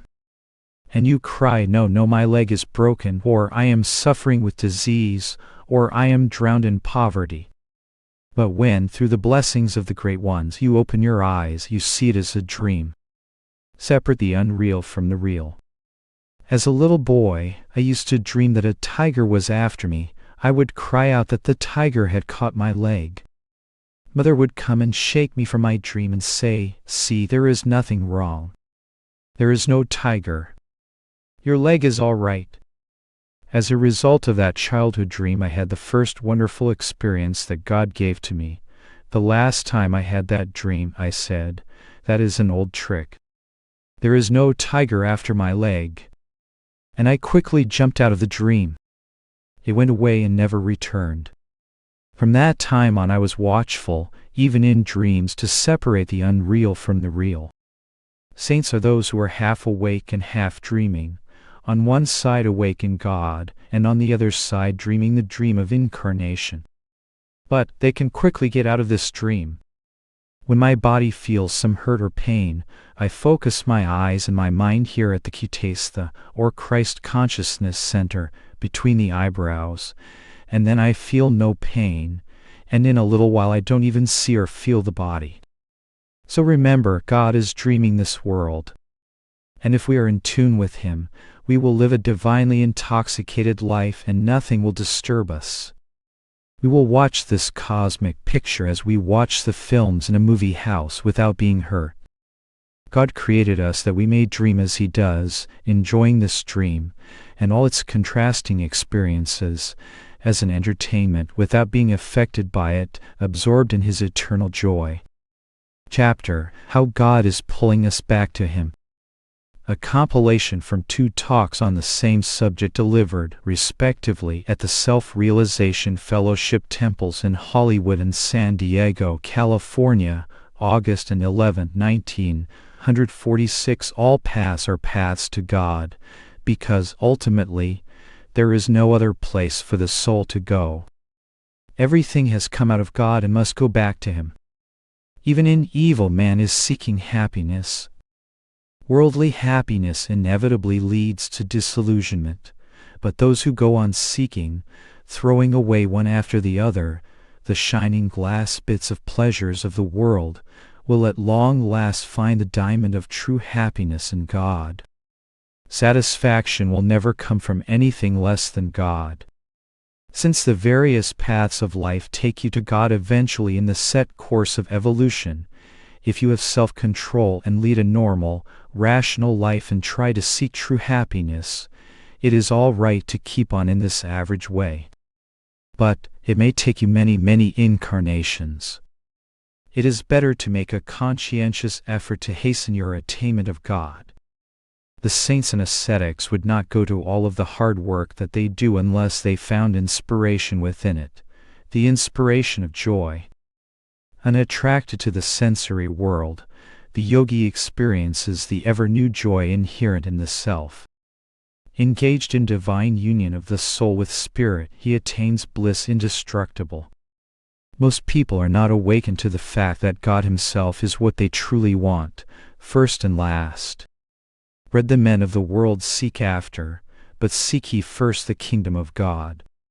Bread means the pleasures and desires for things of the earth for which people pray, but you who are wise seek God first, and all things else will come to you. You will be surprised how, by constant prayer, your life will change, not the prayer of a beggar, but the loving demand of a child to his heavenly Father. God, being your Father, is not bound by the consciousness of gratuity and pity that motivates an almsgiver. You have a divine right inherited from God to demand from Him, and He will respond to you because you are His own. If you constantly call to Him, He cannot escape the net of your devotion. If you pray until the ether churns with the light of your prayer, then you will find God. But if while you are praying for God to come, you are thinking of something else, that is, wanting God because you want something from Him, you won't find Him. Your purpose of seeking God must be straight, and your efforts intensified by the sense of necessity for God that you awaken in yourself. Religious superstition has taught people to be afraid of God. You trust yourself more than you trust God, and yet you know that in the ultimate sense you cannot breathe or walk or move without the direct impelling force of His presence in the brain, in the heart, in the cells of the body. Just because you have become accustomed to dependence on food, air, and sunshine, you think these externals support your life. It is a delusion to think so. You are directly dependent on one power, which is God. Because He is the all-supreme, religious superstition has taught people to be afraid of God. That is not the relationship you want with your Heavenly Father. I don't give you the hellfire and brimstone gospel. I want to teach you that God is your own, dearer than the dearest, nearer than the nearest, more loving than all things that we love. If you would but treat Him that way, if you would but lift one hand, He would drop 2 hands to lift you up. If you are unceasing in grasping for the hand of Spirit, He will come without fail. God has put me through the greatest trials, but as often as I felt He was gone, He came with violent shakings to free me from my poutings against Him. We pout often, but we should never doubt. And when we pout, it should be so strongly that the mother has to come to look after us. Of course I don't pout for my needs anymore, but for those of the organization. God won't tell me until the last minute that He is coming to my aid, but He does come without fail. I find that He is with me always. Never has He failed me. If you have that trust, and if you love him more, you shall feel that he has loved you always, and that it was you who didn't seek him. That is why you thought he was away. He is never indifferent to us. We are indifferent to him. God is compassionately aware that he has sent us here into this troublesome world, and if he cares for the sparrows that are sold for a farthing, how much more does he care for us? Only he wants to be sure of our love, so he plays hide and seek with us. God has an inferiority complex. He is not sure whether the devotee truly wants him or something else. I tell him often, Lord, if they only knew how wonderful you are, they would seek you. But you keep yourself hidden in the flowers, in the clouds, in the ether. Yet when you look at the beauty and wonders of nature, how can you doubt God? He works in everything, and his tools are life and intelligence. Just as ships at sea can be controlled by radio, so are we controlled by the radioed power and intelligence of God. Without his beam of life, we are dead. Why not seek that power which is the source of our being? Why not seek the giver instead of the gifts? That is where the real freedom lies. He is working right within your brain cells and your thoughts. If you would but contact him within, you would find a friend who is unfailing, a lover who never lies. It is God alone who is pursuing you with his love, and who is seeking you right within you. If you would seek him willingly, if you would pursue him within, you would find him. It is only the misuse of your free will and the resistance of your karma, the effects of past wrong actions, that prevent the quickening of your footsteps toward the divine goal. The law of attraction inherent in creation. Setting aside the old superstitious beliefs, we should find out why we should seek God. When we look at the processes of nature, we will see why. So I shall discuss today's subject from an entirely different standpoint, from the standpoint of science and of metaphysics. You will see what a wonderful analogy there is between the descension of the universe from God and the ascension of the universe back to God. Inherent in creation is the law of attraction. Celestial bodies exert their gravitational attraction on one another. Human beings are subject to the pull of good or evil. Many persons take to drink or to various other evil diversions. The saints are intoxicated with God. The man who turns from the church to the bar in the village inn is drinking unhappiness, destruction of health, and loss of keenness of mind. But he who goes into the church within himself and quaffs the inspiration of bliss that flows from the vintage keg of silence is ever happy. So goes the search for the infinite. When you understand the law of gravitation, you can understand the best way to tune in with the pull of God, and therefore the best way to find him. Gravity's effect is seen when two bodies are free to move and they are drawn toward each other. Gravitation, according to physical science, is that attraction which exists between masses of matter, by virtue of which every such mass tends toward every other mass with a force varying directly as the product of the masses, and inversely as the square of their distances apart. That is, if the distance between two masses is 1 foot, the attraction will be relatively strong, and if the distance is increased to 2 feet, the attraction will be only 1/4 as powerful. The law of gravity is universal, the same in the earth as in the sun, and in all objects in space. The sun gravitates the earth and the other solar planets and keeps them whirling around it. The earth gravitates the moon. The attraction of the earth for the bodies on its surface is the same as the earth's attraction toward the moon. The only difference is that the gravitational effect of the earth on the moon is reduced by the square of the distance from the moon to the earth's core. The mass of both objects and the distance between them determines the force of gravity. Gravity is not a one-sided pull, but the pull between two objects. Just follow this analogy. It will come to a beautiful spiritual understanding. Imagine, for example, that here are two bodies. You pull at one and it comes toward you, but if that body is pulling away from you with a force equal to your pulling, then there is a balance. The moon, by centrifugal force, is pulling away from the earth, but the gravitational attraction of the earth toward the moon keeps a balance.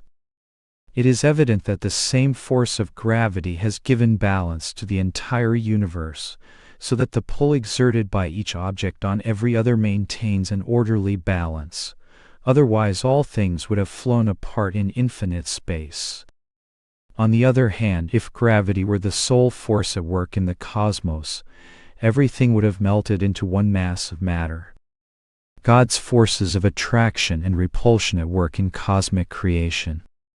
With a giant telescope, 6,000 stars were visible in one small part of space, and though they seemed like little dots in the sky, most of them are 100 times bigger than the sun. Just think how immense God is, that the whole universe is contained in only a fragment of His being. The Lord seems to be having a lot of fun playing with these marbles in the sky. Creation came into being by the power of repulsion by which God sent forth from Himself His creative forces. By this outgoing creative power, God is repulsing us and the world of matter away from Himself, and yet at the same time He has instilled in His creation the force of His pull to draw us back into Himself, which is much greater. If God didn't pull us, we would be completely thrown into matter for unending incarnations. From the study of theogony, we learn that many ancient cultures ascribe the beginning of creation to the descent of gods, or celestial creative forces. The ancient Parsis, for example, believed in the gods Ormazd or Ahura Mazda and Ahriman, who evolved themselves out of primordial matter and were the two deities who created, respectively, good and evil. The origin of the material world is illustrated in the Egyptian notion of a cosmic egg, made by the god Ta, out of which creation issues. According to the Hindu belief, Brahma is the eternal self-existent being, Spirit the immutable absolute, which unfolds itself into creation by condensing a finite portion of its consciousness into causal, astral, and material objects through the gradations of subtle creative vibratory elements of ether, air, fire, water, and earth. Spirit's consciousness as immanent in creation as the Creator is the world soul out of whom all souls have come. This Brahma, the transcendental ever-existing intelligence, emanates a hierarchy of individual creative intelligences. In the Sankhya doctrine of evolution of matter, we follow the chain of causes back to the principal creative intelligence, the unlimited eternal primordial nature, or Mahaprakriti. Out of this principle, or original nature, all existences have issued, and into it they will return. This primordial creative nature is endowed with its own volition to carry out the development of creation. Its first emanation as plastic nature contained the original soul or deity, Prajapati, out of which all individual souls have issued. The first physical beings were called Swayambhuva Manu, man born of the Creator, and Shatarupa, having 100 images or forms, just as Adam and Eve are the symbolic first man and woman of the Judeo-Christian tradition. Though the Hindu concept refers to the creative intelligences as deities, they are understood to be none other than individualized aspects of the one Spirit.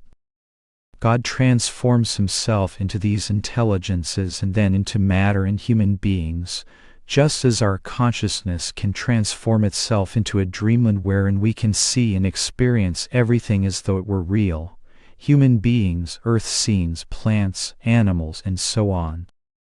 But when we wake up we see they were all made of one dreaming consciousness. The magical power by which God differentiates His infinite consciousness into finite dream images and gives them a dream reality is called Maya, cosmic delusion.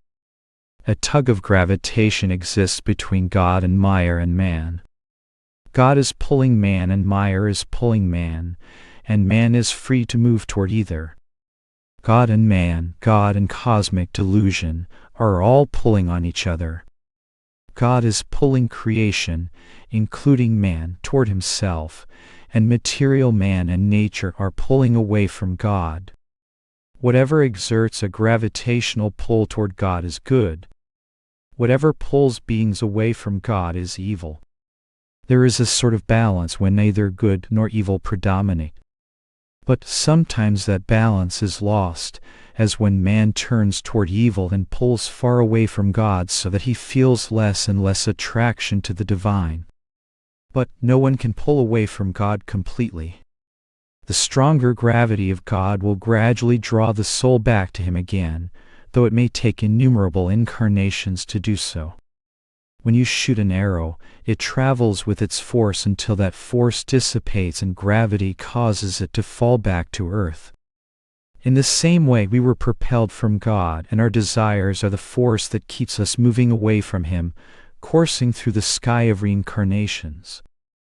God's gravity may seem to have failed us, but He is constantly pulling us toward an inevitable return to Him. When our desires will be exhausted, then we will be drawn toward God again by the power of His gravity. How the thoughts of God evolve into matter. Now, thought is the most elastic of forces because it is the finest vibration of consciousness. You can divide thoughts into smaller and smaller units and you will never be able to reach the end. Conversely, you can increase in size, for example, a mental concept of the earth, expanding it throughout eternity, and still you will never be able to exhaust infinity. So God's first expression of creation is a vibratory consciousness, thoughtrons, or small units of thought. These first thoughts became positive and negative, because no creation is possible at all without duality. Without good and evil, light and shadows, only God's undifferentiated consciousness would remain. So God projected out of Himself units of positive and negative thoughts from which everything is created, just as a dream is created by units of thought. First, a world of ideas came into being, the causal universe. Then those units of thought became life-drons, the substance of an astral world of finer than atomic forces. Then life-drons became condensed into the material creation consisting of positive and negative protons and electrons, atoms, molecules, cells, and so on. Atomic physics demonstrates that all things in the material cosmos are made of atoms that vary in weight, density, power, size, and configuration and have within them the qualities necessary to inform the infinite varieties of matter and life. But science has yet to recognize the life-tronic power and thoughtronic intelligence behind the atomic building blocks that, in accord with God's cosmic laws wielded by Mahaprakriti, primordial nature, combine them to produce mineral, vegetable, animal, and human forms. Evolution versus involution. When God saw that He had driven these elements of creation out of Himself, from the finest to the grossest forms, the process of involution began to work. From the standpoint of our subject today, think of evolution as going away from God and involution as going back to God. For every process of evolution, there is a process of involution. As God's creative thoughts assumed their grossest form in matter, then involution began. The process of involution is going on all the time. God's dreaming consciousness manifests first in the stones, or inert minerals. It then begins to stir in the sensitivity of plants, but has no self-consciousness. Then come all forms of sentient life in the animal kingdom.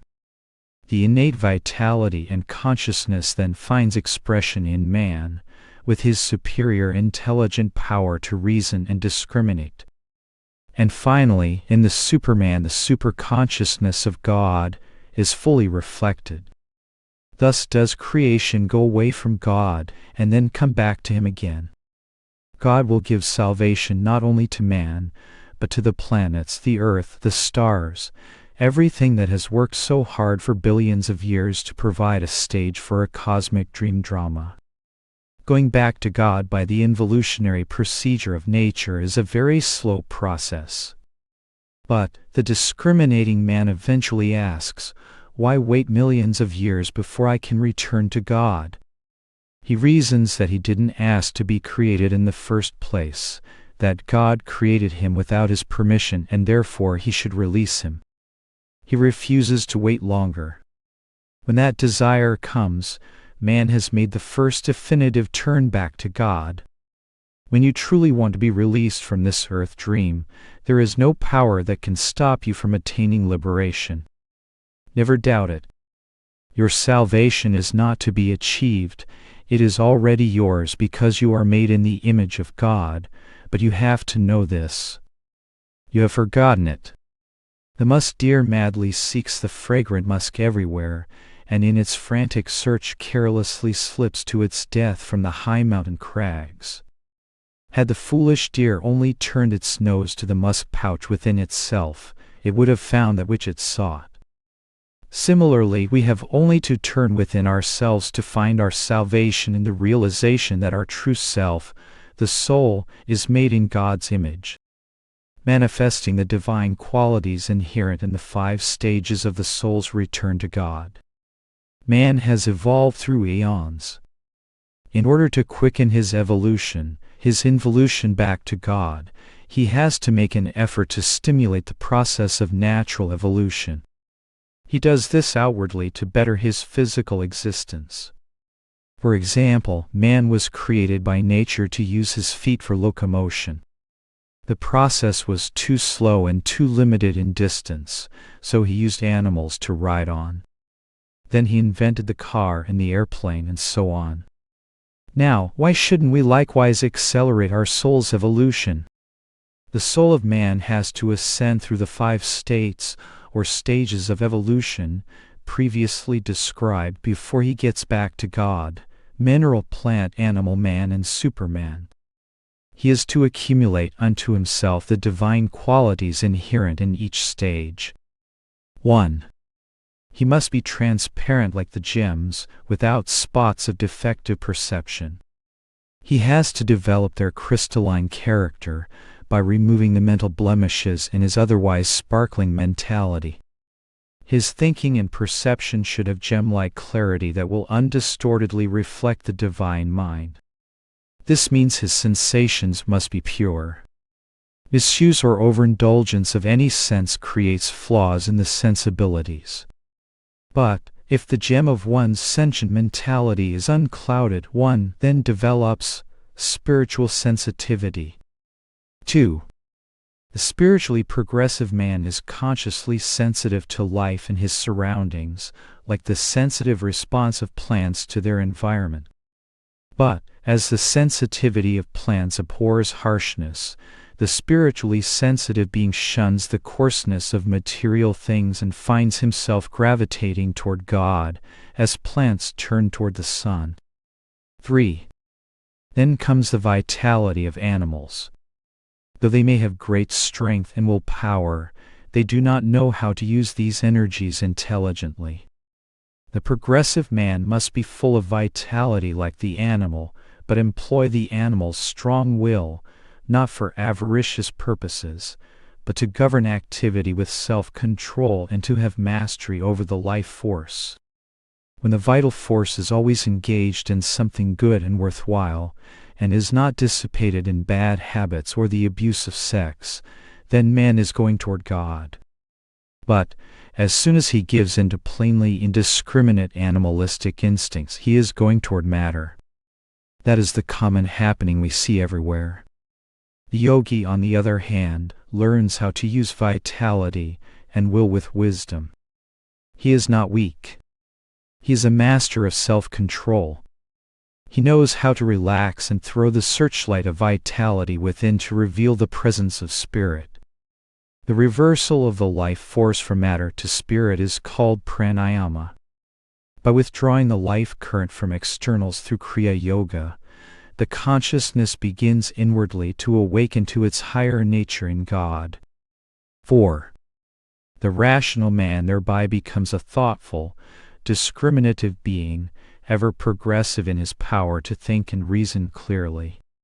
He develops pure reason, or discrimination, in which his rationality is no longer mixed up with doubt and misconception. He learns to reason with wise men and to understand the truths they express and exemplify. If you reason with people who are always in doubt and confused, and especially if your own consciousness is not yet firm in true understanding, your brain will also become infected by doubt and confusion. So many people try to win their points by argument, but I let them have a sense of victory right away. There is no use talking to them. Fools argue, wise men discuss. When we conversed with Master Swami Sri Yukteswar, it was a communion bound by pure reason and blessed by his wisdom.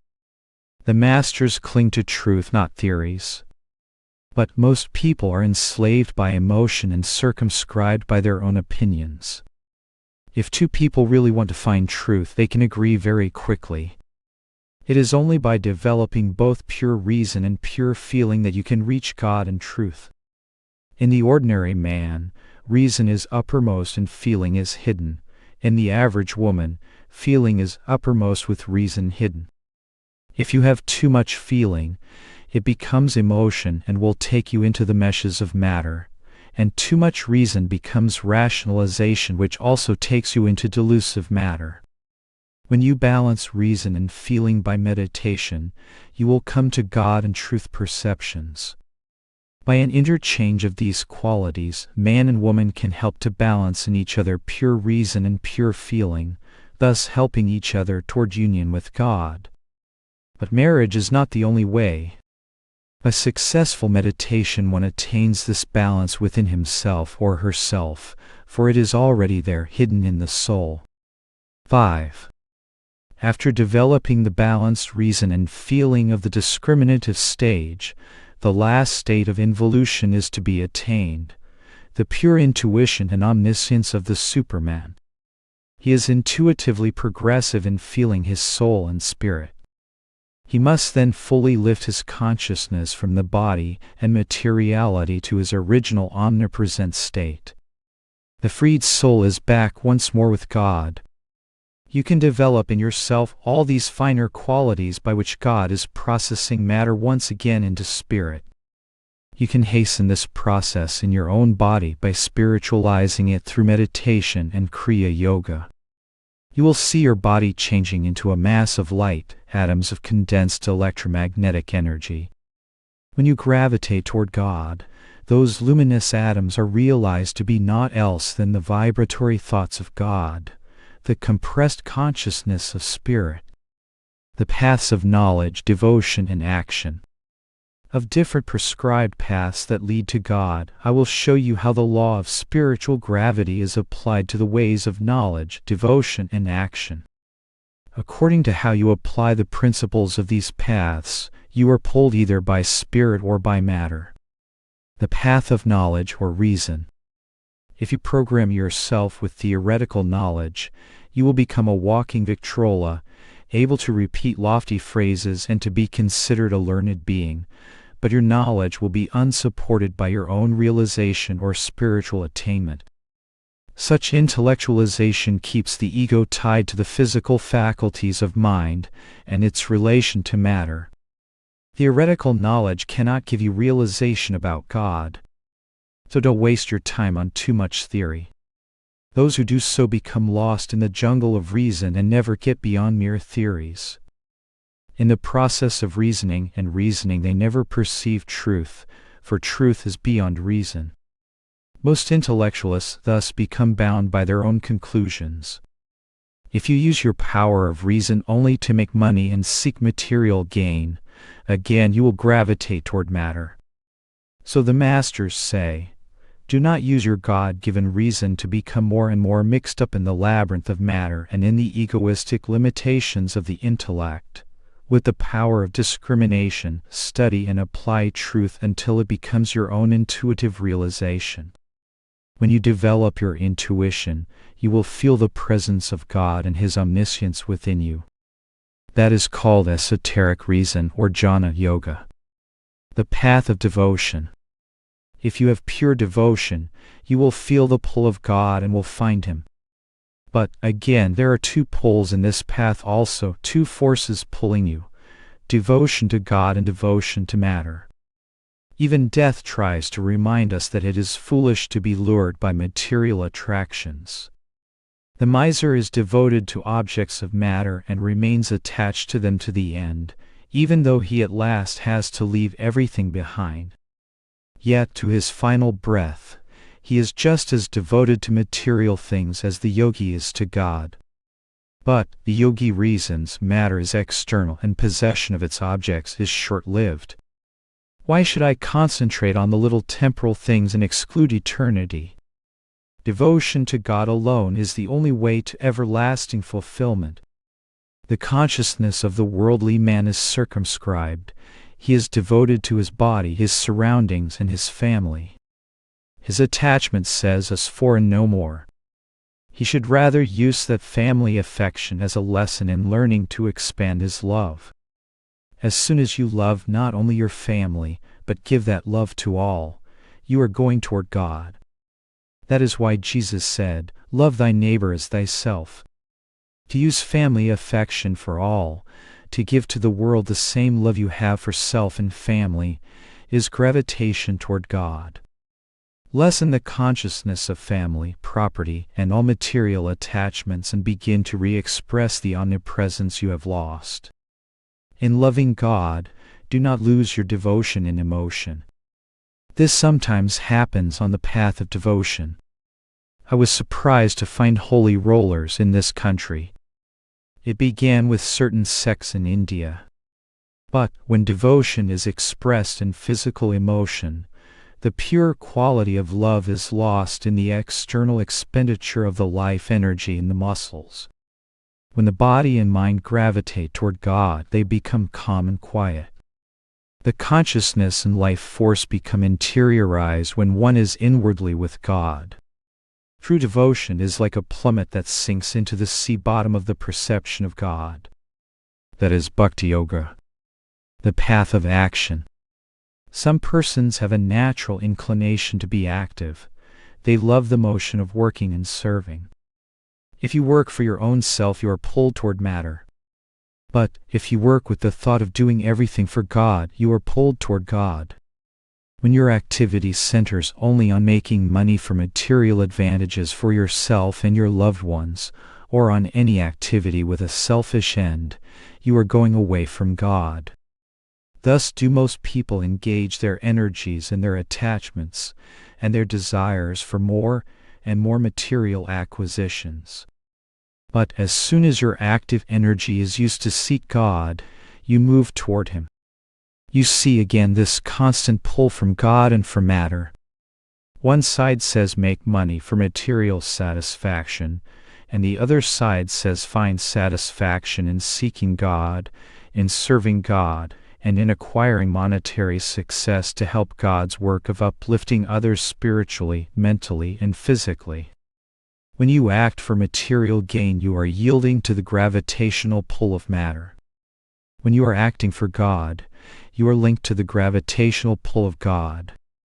If your desire for material things and for God are even, you will be more or less at a standstill. If your desire for God becomes greater, then your desire for material things will be lessened. Engaging in spiritual activity consisting of both meditation and working with the thought that everything you do is for God, that is karma yoga. When in meditation you feel God's bliss eternal, you will no longer feel tied to the body, and you will be filled with enthusiasm to work for Him. You can't be a lover of God and be lazy. One who meditates and loves God is always active for Him and for others. Work for God, love God, be wise with God, and realize Him through Kriya Yoga. Seeking union with God by wisdom alone, by devotion alone, or through action alone is one-sided. The far superior way is to take your mind and vital forces and all your desires, and your devotion and wisdom and service, and dissolve them all in God. When by Kriya Yoga you can withdraw your life energy and consciousness from the 5 sense telephones, when you can withdraw your vitality from your body and mind and throw the searchlight of your attention on God, that is the highest way to God. By Kriya Yoga, you shut off the senses at will and take your mind and life and vitality and sensibility and plunge into the infinite. The person within whom the aurora borealis of spirit is dancing, whether materially he possesses much or no outward glamour at all, he is the real soul. So the easiest and best way to God is not to be limited only to jnana yoga, bhakti yoga, or karma yoga, but to combine them. Work for God, love God alone, and be wise with God. Use your reason not to become an overstuffed intellect, but to find God, gravitating toward intuitive wisdom gained in meditation and avoiding theoretical knowledge and materialistic rationalizing. Use your devotion not for worldly attachment to things or people, but for finding God, absorbing yourself in devotion and ecstasy with God. And work not for yourself under any circumstances, but for God and to help others.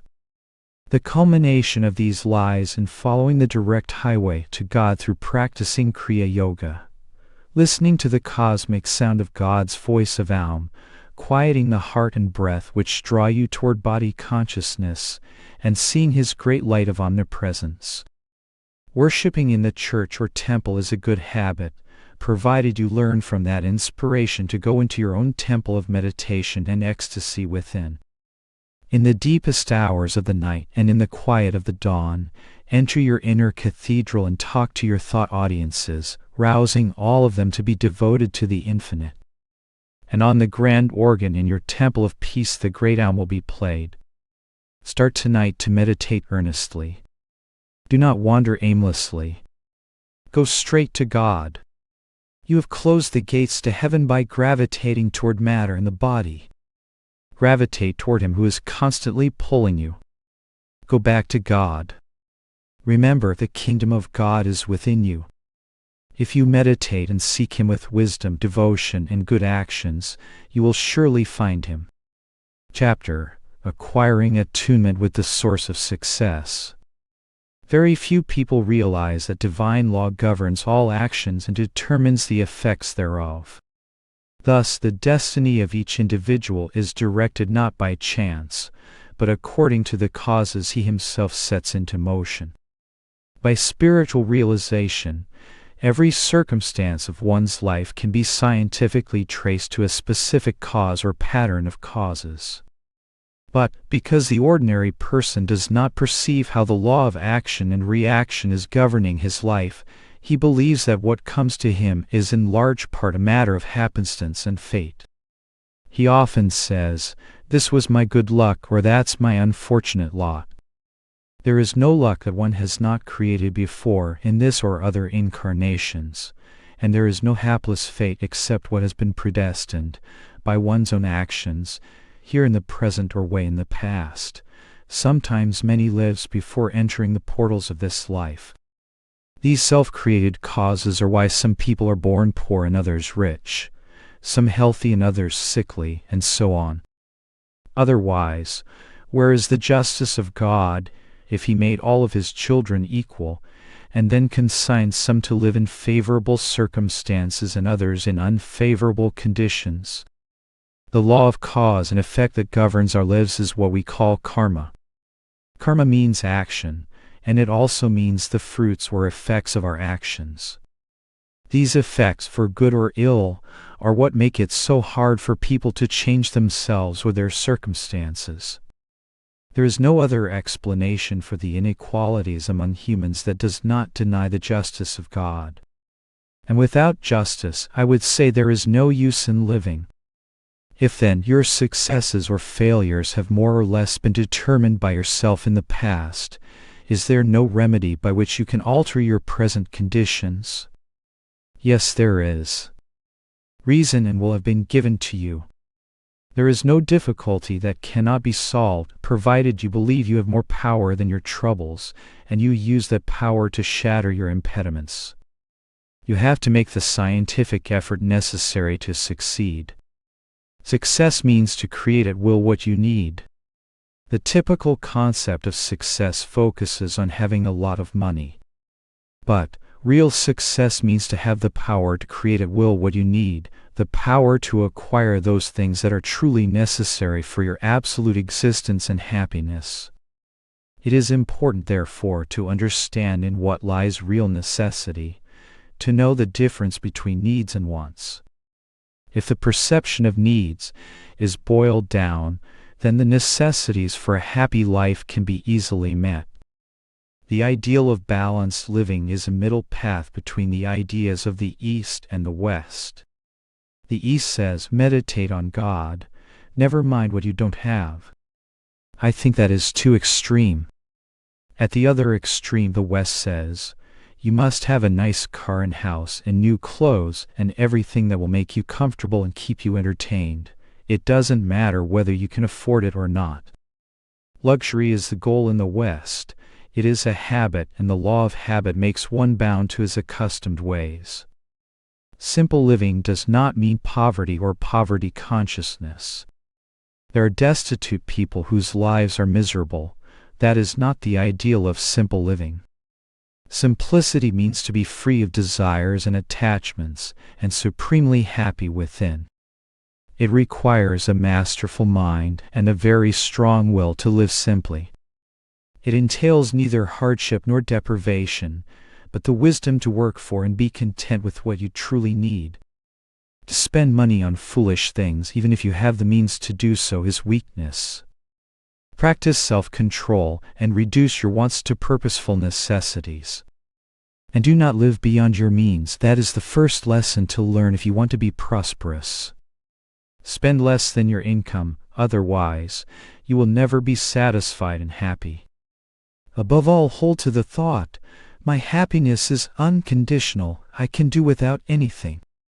But, since God has given me a body to look after, I shall do my best to supply it with the proper necessities of life. How grandly and simply the saints of India live.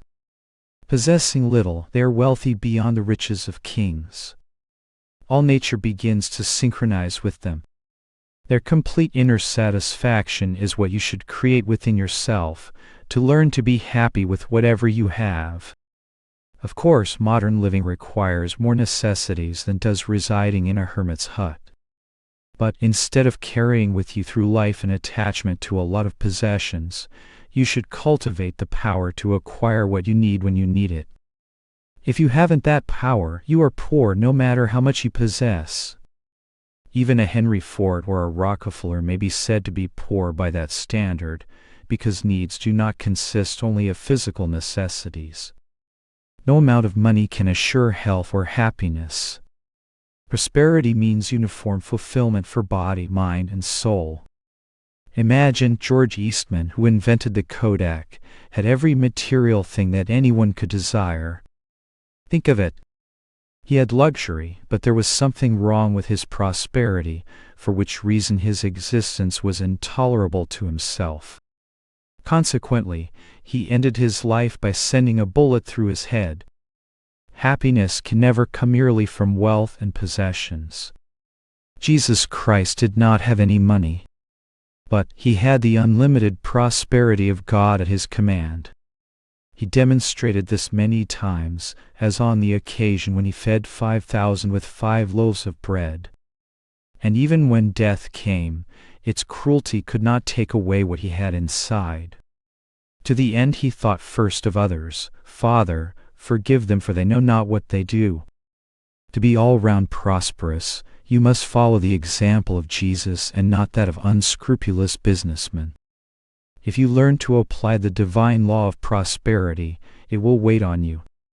That is the secure way. It is the only condition in which you can be secure in this world.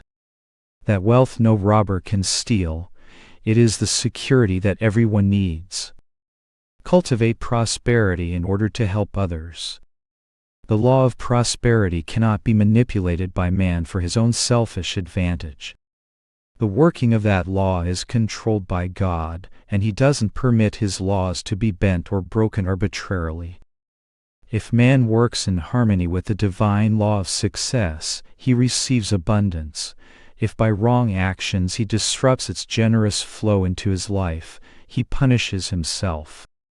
How are you to work in harmony with the principles of that divine law? First of all, as I said, leave behind desire for an attachment to luxuries. Develop your mind power so that it is satisfied with simple things. After that say, well, my needs are only a part of my responsibility. I have dependents and must fulfill my obligations to them also. Provide for your family, but never spoil your children with too much money. Unless you include the welfare of others in your prosperity, you will never be ideally prosperous. I do not mean just a disinterested giving of money to needy persons, but a sincere reaching out to help others help themselves. Then you will see a tremendous law of supply at work in your own life. No matter what your situation might be, that law of reaping the good that you sow will be always with you to help you. Most people think first and foremost about themselves, and about making money to satisfy their own desires. If you do that, sooner or later you are going to be deceived. Rather, you should start with this thought: my life's duty is to make others happy. Be motivated by how your actions and plans can be of benefit to others. Then devise the means to accomplish your goals. In order to serve, you must have the necessary resources. If you milk the cow, you must feed the cow. The ambition to live well and be prosperous becomes spiritualized if the purpose is to better serve others by being able to include them in your prosperity. In rendering good service, you are bound to get good returns, and when you get good returns, you can improve your own living standard and do even more for others. That is how the divine law works. Have faith in the power of God. You are living directly by the power of God and not by human prosperity. You may argue that unless you have jobs, you cannot eat. All right, but even if I put an abundance of food and money before you, and suddenly your heart fails, what good will those material things do you? None. It is God alone who has given you life and the power to work and grow and accomplish. Your very existence is a manifestation of His will, so why shouldn't you depend directly on Him? You must absolutely remember that. If a need arises, I say, well, I must get busy. But I never wish for anything or undertake any action without first seeking God's guidance. Father, I will reason, I will, I will act, but guide Thou my reason, will, and activity to the right thing that I should do. Then all the forces of fulfillment work with me. In little things and in big things I have seen that divine power work. I am working for God alone. I have left everything for His cause. I am His child. If you live with a consciousness that you are His child and that He is your Father, and make up your mind to do your best with dogged determination, then in spite of obstacles, and even if you make mistakes, His power will be there to help you out. I live by that law. In that way I was able to acquire our Self-Realization Fellowship headquarters, even though I hadn't the material means in hand to do so. And see, even in this time of depression, still I have bought this temple. I worked the divine law, and this temple is the result. Unless you also live by that law, you cannot know the power of which I speak. If you can go through your tests smiling with faith in God, and without harboring any doubts, you will see how God's law works. In San Francisco, I had only $200 in the bank and was about to begin a lecture campaign. I had not enough money even to make a start, and many large bills had to be paid. I said, God is with me. He has given me this trouble and He will look after me. I am doing His work, I know He will help me. If the whole world forsakes you, but you know that He is with you, His law will work its wonders for you. When my secretary came to me and I told him how much we had in the bank, he literally collapsed on the floor. I said, get up. He was shaking. We are going to jail for not paying our bills. I said, we are not going to jail. In 7 days we will have all the money we need for the campaign. He was a doubting Thomas, but I had faith. I was not in need of money for any gain of my own, but to spread God's work. I had no fear even for the enormity of my troubles. Fear is afraid of me. What is there to fear? Nothing should give you fear. Face all troubles with faith in God and you will conquer. Bhagavad Gita says, "With heart absorbed in me, and by my grace thou shalt overcome all impediments." And think of it. I was walking in front of the Palace Hotel when an elderly woman came up to me and said, "Can I talk with you?" We exchanged a few words and then out of the blue she said, "I have money to burn. Can I help you?" I replied, "I don't need your money." "Why should you offer money to me when you don't even know me?" She answered, "But I do know you, I have heard so much about you." And right there she wrote out a check for $27,000. I saw in that the hand of God. In having God we have everything. But the greatest victory I had was in Phoenix. If only everyone could feel the grace of God as I have felt, they would know, as I do, that in Him they already have everything. That was my experience in Phoenix. I was deeply, deeply praying and meditating, because I had to meet a great need in the morning and someone had failed me. My prayer was not for money, but for freedom. I said to Divine Mother, "Why am I put to such troubles? Why do I have to face such a crisis?" But I didn't stop there. I went on meditating, and then I prayed to the Mother, "Talk to me. If you tell me to do so, I will leave everything behind and walk out of the organization singing thy name. I do not need anything but you. I ask nothing for myself. Test me. If you will it, I shall at this moment leave everything. In thy light I shall walk away." When Divine Mother saw that I meant what I said, this is what she replied, "I freed thee long ago, but because thou thinkest thou art not free, that is why thou art not free. Dance of life or dance of death, know that these come from me, and as such rejoice. What more dost thou want than that thou hast me?" From that day I found freedom. If you have in your consciousness the desire to please God above all else, He will look after you. What more dost thou want than that thou hast me? Will you remember that? Every one of you? It isn't much to remember. If you will meditate and sincerely pray to God, you will find Him, and He will bring to you all the prosperity you need. Use the law of meditation. It is the law of all laws, for it brings response from the power behind all power. I knew when Divine Mother spoke those words to me that all would be well. The necessity was met and I was saved from a catastrophe. That power will work for you as it has always worked for me. I speak these truths from my own experiences. It would not be possible for me to talk about them if I hadn't demonstrated them in my own life. I live by faith in God. My power is God. I do not believe in any other power. As I concentrate on that power, it works through me. I have been referred to as one of the most successful lecturers in this country. Thousands have been taught by me. Not that I am proud of myself on that account. My success is only because I have believed solely in the power of God. Eventually I gave up all public lecture work. I am giving up everything now for God. I find that I have accomplished that part of what my life's purpose was to be. That purpose is to pick souls from the crowds and help them to know God. I have found such souls all over the country, and I am training them. I move by spirit. There has been no thought of money, but of service to mankind. And because of that, the Lord has opened up all channels to support my existence and the existence of this work of self-realization fellowship. I wish to serve you, that is all. That is why I am here. The minute I need help, it is there from the divine. Some money was needed for Christmas. What happens? A student wrote and said, "You have a cash balance in the bank in Detroit. What do you want done with it?"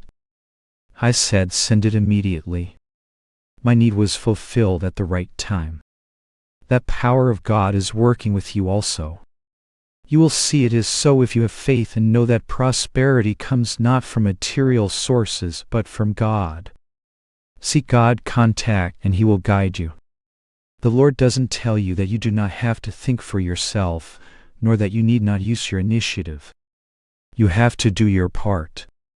The point is, if you cut yourself off from the source by wrong actions and desires, and by lack of faith and divine communion, then you cannot receive His all-powerful help. But, if you are guided by attunement with God, He will help you to do the right thing, and to avoid mistakes. The way to start is by deep and regular morning and evening meditation.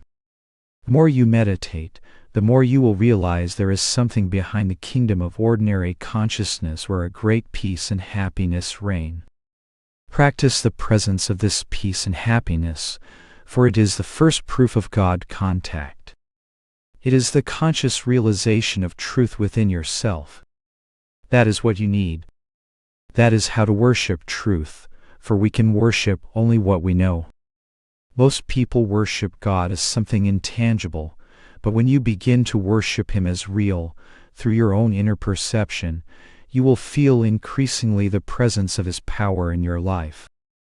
No matter what else you might do, nothing will produce that God contact which comes from deep meditation. Fervent effort to increase the inner peace and happiness born of meditation is the only way to realize God. The time to pray to God for guidance is after you have meditated and felt that inner peace and joy. That is when you have made divine contact. If you think you have a need, you can then place it before God and ask whether it is a legitimate prayer. If you feel inwardly that your need is just, then pray, Lord, you know that this is my need. I will reason, I will be creative, I will do whatever is necessary. All I ask of you is that you guide my will and creative abilities to the right things that I should do. Be fair with God. Perhaps He has something better for you than what you are praying for. It is a fact that sometimes your most fervent prayers and desires are your greatest enemies. Talk sincerely and justly with God, and let Him decide what is right for you. If you are receptive, He will lead you, He will work with you. Even if you make mistakes, don't be afraid. Have faith. Know that God is with you. Be guided in everything by that power. It is unfailing. This truth is applicable to every one of you. By practice of ever deeper meditation, you can eventually go into the superconscious state of inner realization and remain therein while performing on the conscious plane all of your activities. When you learn to work from the state of superconsciousness and to work with divine inner happiness no matter what you are doing, you will feel with you always the presence and power of God. As I perceive, may you perceive. I have delivered His message to you, and I see His great light in you all. In that light I bless you. The ethereal power of God flows through me, through my speech, my brain, my cells, every wisp of my consciousness. Every thought is a channel through which His divine light is passing. Open your hearts and realize that the divine light is also passing through you. As I perceive, may you perceive. As I behold, may you behold. Chapter: Business, Balance, and Inner Peace. Restoring Equilibrium to the Work Week. In the 1920s, American industrialist Henry Ford introduced the idea of a 5-day work week. The proposal, heartily endorsed by Paramahansa, brought forth a response in this article. The word holiday sprang from two words, holy day. A holy day should be a time for introspective thinking and for man to nurture his sacred soul qualities. One of the 10 Commandments is remember the Sabbath day to keep it holy, a day of rest and spiritual renewal. Christians observe the Sabbath on Sunday, a day for basking in the sunlight of wisdom. The Hindus reserve a number of days in the year for spiritual purposes. Easter, Thanksgiving, and Christmas correspond to some of the sacred days of the Hindus. The Durga Puja festival is as widely observed in India as is Christmas in the West. Man is a spiritual and a material being. He should develop himself spiritually by inner discipline and become materially efficient by developing his business faculties. Primitive man kept all his mental faculties busy, satisfying the needs of the material life. His time was spent in hunting, eating, and sleeping. Modern man tries scientifically to meet the present material conditions of life. What primitive man did unmethodically, modern man does methodically. This method in modern man's efforts for material success has indirectly improved his inner faculties. The masters of India counsel direct development of the inner faculties, such as willpower to fight temptation, feeling for serving fellow beings, and intuition for directly realizing truth. Crime and violence are the bitter fruits of an imbalanced civilization. If making money to secure material comforts is necessary for man, then making happiness is supremely necessary. Possession of material riches without inner peace is like dying of thirst while bathing in a lake. People crave different things, money or fame or spirituality, as a result of early habits and specific environmental influences. That is why the people of both the East and the West lead one-sided lives. The East is generally more spiritually inclined and the West more materially inclined. But we cannot live happily by spiritual doctrines only or by riches only. To bring a balance into the lives of men of East and West, both should adopt a method of developing an equilibrated life. People in general spend 6 days of the week in making money, and even the 7th in thinking about it, but they spend hardly any time on self-development.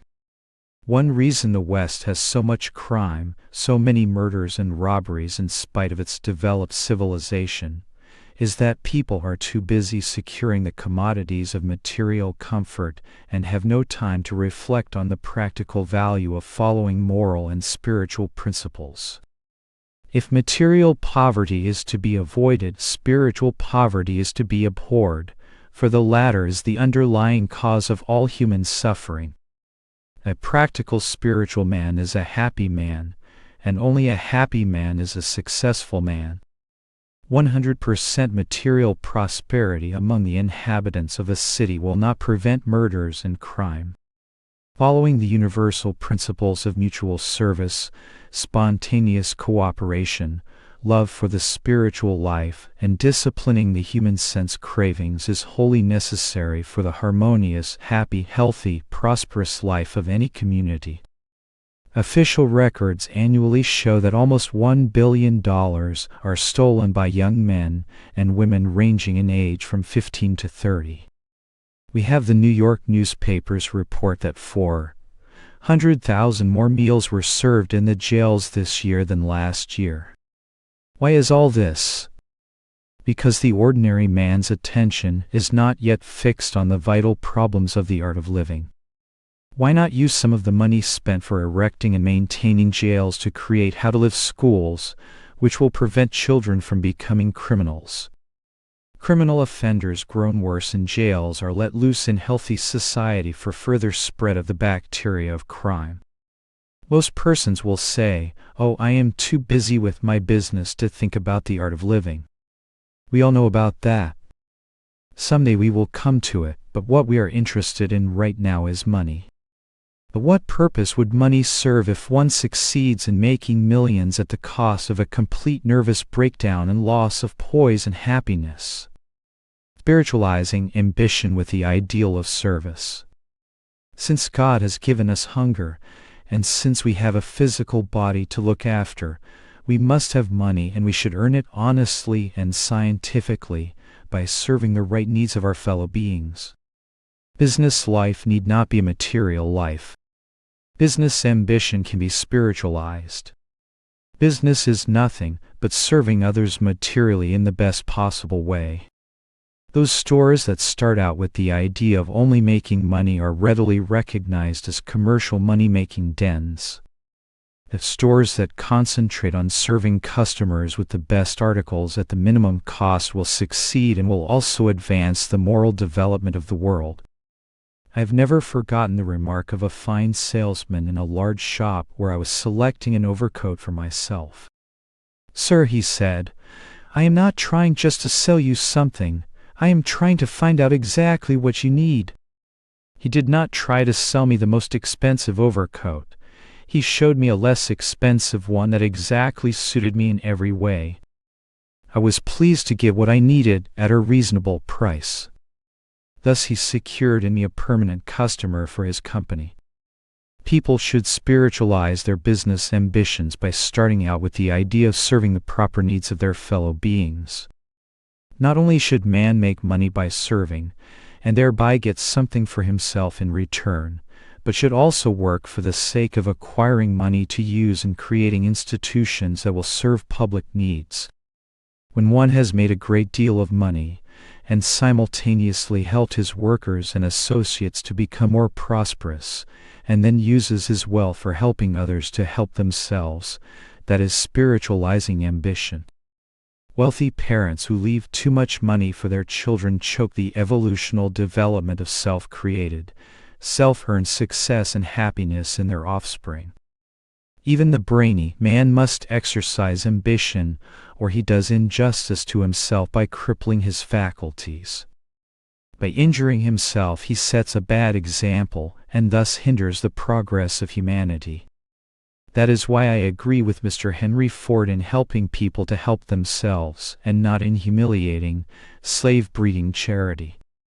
It is only by having ambition and crowning it with the ideal of service that materially ambitious people will find a spiritual reason for making money. A balance of Oriental and Occidental traits is needed. Oriental peoples have, as a rule, been spiritually inclined, taking life philosophically and cultivating a natural tendency toward contemplation. Of course, many Orientals have used their leisure for indulging in laziness instead of working for spiritual realization, but on the whole they have an awakened spiritual perception. Our Western brothers have devoted their time predominantly to developing the material and intellectual sides of life. But they are often too busy even to enjoy the fruits of their labor or to know the taste of peace, relaxation, and the bliss of meditation. They become enslaved by less important engagements and forget their highest engagement with the blissful ideal life of God contact. Because of the extensive use of machinery, Westerners have this advantage over their Eastern brethren. They can use the time thus saved to advance more in the deeper studies of life. Business activities and money are meant for the comfort and betterment of man. He should not allow blind greed for them to rob him of his happiness and the achievement of higher goals. 6 full days and nights of machine-like existence, and part of one day Sunday for the cultivation of one's inner self, is not a balanced way of life. The week should be allotted to work, amusement, and spiritual culture. 5 days for money-making, 1 day for rest and amusement, and at least 1 day for introspection and inner realization. In the Western world, life is altogether too fast. The Orient tends to go to the other extreme. A balance needs to be struck. Every man must have some free time to find himself. 1 day a week, Sunday, is not enough because it is his only holiday and he wants it for rest and is too tired to meditate. With a 5-day working week as proposed by Henry Ford, people could use Friday night, Saturday, and Sunday for getting away from the noisy city environment and thus increase their longevity. The Chicago chief of police reported a study that says man's longevity could be increased by 11 years if the city noises were cut out and man's nervous system calmed down thereby. Almost every family in America can afford an automobile of some kind, and with it they can get out of the cities on weekends and refresh themselves in the peaceful retreats of nature, living the double life of a hermit in the woods and a warrior in the field of worldly activity. Learn the art of living rightly. Since ultimate wisdom, knowing everything that can be known by the maximum use of human reason, is the human goal, then why not learn the art of living rightly? People lose their balance and suffer from money madness and business mania only because they never had the opportunity of culturing habits of a balanced life. It is not our passing thoughts or brilliant ideas, but our everyday habits that control our lives. There are some very conscientious businessmen who make millions without being irregular or nervous, but there are others who become so engrossed in making money that they cannot think of anything else and do not wake up from their obsession until something terrible happens to them, as sickness or loss of all happiness. We must begin with the children as well as with the adults. The plastic mind of the child can be molded into any shape with the cooperation of self-disciplined, reformed adults. Desired habits can easily be created in children because the will to perform is mostly free except for a few innate tendencies. Adults have to battle and expel old habits in order to lodge new good ones. But all habits, whether in children or adults, must be cultivated through the medium of spontaneous willingness. In training children in a balanced life or in habits of paying equal attention to the earning of money and to the acquisition of spiritual happiness, the time and method of training has to be considered. Many psychologists say that the later periods of life are but the repetitions of the training one received between the ages of 2 to 10 or 15. Spiritual sermons inspire the minds of children to better action, but that is all. Actual practical discipline is necessary for roasting the seeds of past life prenatal habits lodged in the subconscious and superconscious minds. This can only be done by directing inwardly the cauterizing power of the electricity of concentration. Children ought to be brought up with a spiritual ambition to make money only for the sake of service. Modern children are mostly reared in a wrong atmosphere where money-making is the goal, so they try to get rich quick, even by the hold-up method. Their reason argues that if making money by any means is the goal, then why shouldn't hold-up methods prevail? It lies in the hands of today's adults to uplift the citizens of tomorrow by educating the children into a balanced life. As long as the adults will remain intoxicated with a one-sided material life, so long will the children follow that example and their hopes will remain unfulfilled. To save the future of the world by saving the children, the modern adult must wake up and cultivate a balanced life of spiritual as well as material habits. Leading a balanced life. Many heads of concerns manage to work only 5 days a week from 9 in the morning to 3 in the afternoon and generally take Saturdays and Sundays off. They have some poise, more home life, but they spend most of their free time in playing golf and going dancing and to the movies, instead of giving some time to spiritual culture. In order to lead a balanced life, adults must educate themselves to realize that business ambitions should be only for making ourselves and others happy. Without this ideal, overstrenuous business activity produces nervousness, lack of harmonious social qualities, miserliness, greed, and disrespect for all good principles. By realizing the true purpose of business activity, service for the benefit of others as well as oneself, life can be really happy. I think Mr. Henry Ford has inaugurated a new era in spiritualizing business life by proposing a 5-day work week. The Sabbath was made for man, and not man for the Sabbath. Therefore the Son of Man is Lord also of the Sabbath. Jesus wanted people to have Sundays as the Sun's day, or wisdom's day, to culture soul knowledge. But when people are so busy all week, they want Sundays for relaxation and amusement, instead of giving it to God and introspection. The clergymen and priests who are opposed to having movies and diversions on Sundays ought to sympathize and cooperate with Henry Ford's plan. The hard-working man could utilize Saturday for relaxation, gardening, wholesome amusement. then he would feel free and glad to use Sunday wholly and solely for attending religious services and for spiritual self-discipline through practicing the techniques of concentration and meditation for attaining inner peace and God communion. I know many prominent, intelligent businessmen who in their heart of hearts are discontented and are craving for God and wisdom, but they are helplessly carried away by their work habits and by too many social engagements. Their highest engagement with God, truth, higher studies, and more home life is sacrificed for money-making or useless socializing. So it is extremely necessary that truth-loving real-world patriots should cooperate for making Saturday a day for amusement and relaxation, and Sunday a day exclusively for culturing habits of meditation, association with good persons, good principles, and the highest good, God bliss within. As certain training is needed for engaging in the art of war, so does our engagement in battling with active life. Untrained warriors are soon killed on the battlefield, so also persons untrained in the art of preserving their inner peace are quickly riddled by the bullets of worry and restlessness in active life.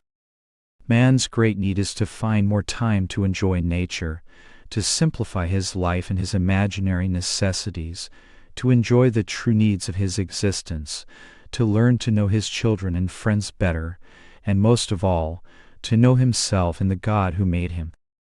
Chapter: Probing the Core of Nervousness. Everyone has at times been nervous, more or less, without knowing why. I may shake this piece of cloth and say it is nervous, but what is making the cloth move? When I cease moving my hand, the cloth lies limp. You always blame other things for making you nervous, but never accuse yourself. Yet, it is you who make yourself nervous. 99% is your own fault. Restlessness, emotional excitement, concentrates too much energy in the nerves so that they begin to wear out.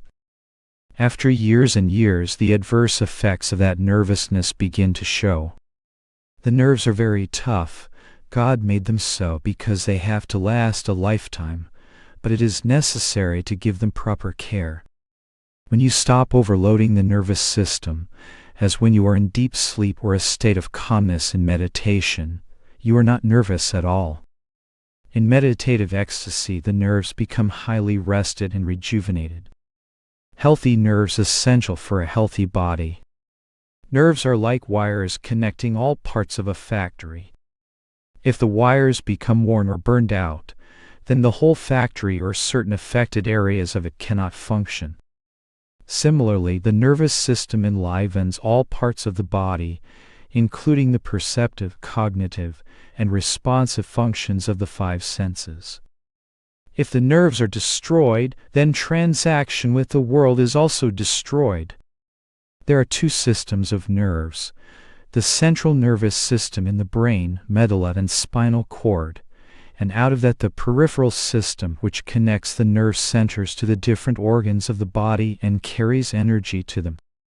The nervous system sends sensations to the brain, enables the brain to process them, and then reacts upon the brain's interpretation of those stimuli. During the primitive growth of the embryonic brain, the first formative stage of the nerves is like liquid, which then gradually becomes fibers that eventually grow into nerves. Tough superhighways for conducting energy from the brain to all parts of the body. The brain is the house of government. The 27,000 billion cells are the subjects. The nervous system that connects them all must be kept in proper working order. You may recall the paralyzing effect of the recent telephone strike. That is what can happen in your body. When the nerve telephones are paralyzed, they cannot convey their vital messages. For example, if the optical center in the brain is impaired, owing to wrong eating, disease, or strain, the nerves of the eyes are affected, and the eyes begin to grow weak. Examine yourself to see what makes you nervous.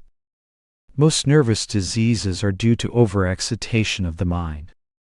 These arise from many causes. Examine yourself to see if you are nervous, and then determine what it is that makes you nervous. When you get mad, for instance, you send tremendous volts of energy into the brain and the heart. Emotions such as anger and fear can so overload the nerves that they cause the body to malfunction, sometimes even stopping the heart and causing death.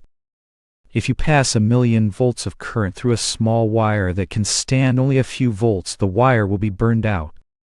Excitement means you are directing too much energy to a certain area and depriving other nerves of that life force. The man of calmness, on the contrary, keeps his nerves well fed with a balanced flow of energy so that no part of the body is detrimentally overloaded or depleted. Nervousness is the disease of civilization. I remember when some of us were driving up Pikes Peak in Colorado. Other cars were speeding past us on the steep, winding grade. I thought they were hurrying to get to the mountaintop in time to see the sun rise. To my great amazement, when we arrived, we were the only ones outside to enjoy the view. All the others were in the restaurant drinking coffee and eating donuts. Imagine! They rushed to the top and then rushed back, just for the thrill of being able to say when they got home that they had been there and had coffee and donuts on Pikes Peak. That is what nervousness does.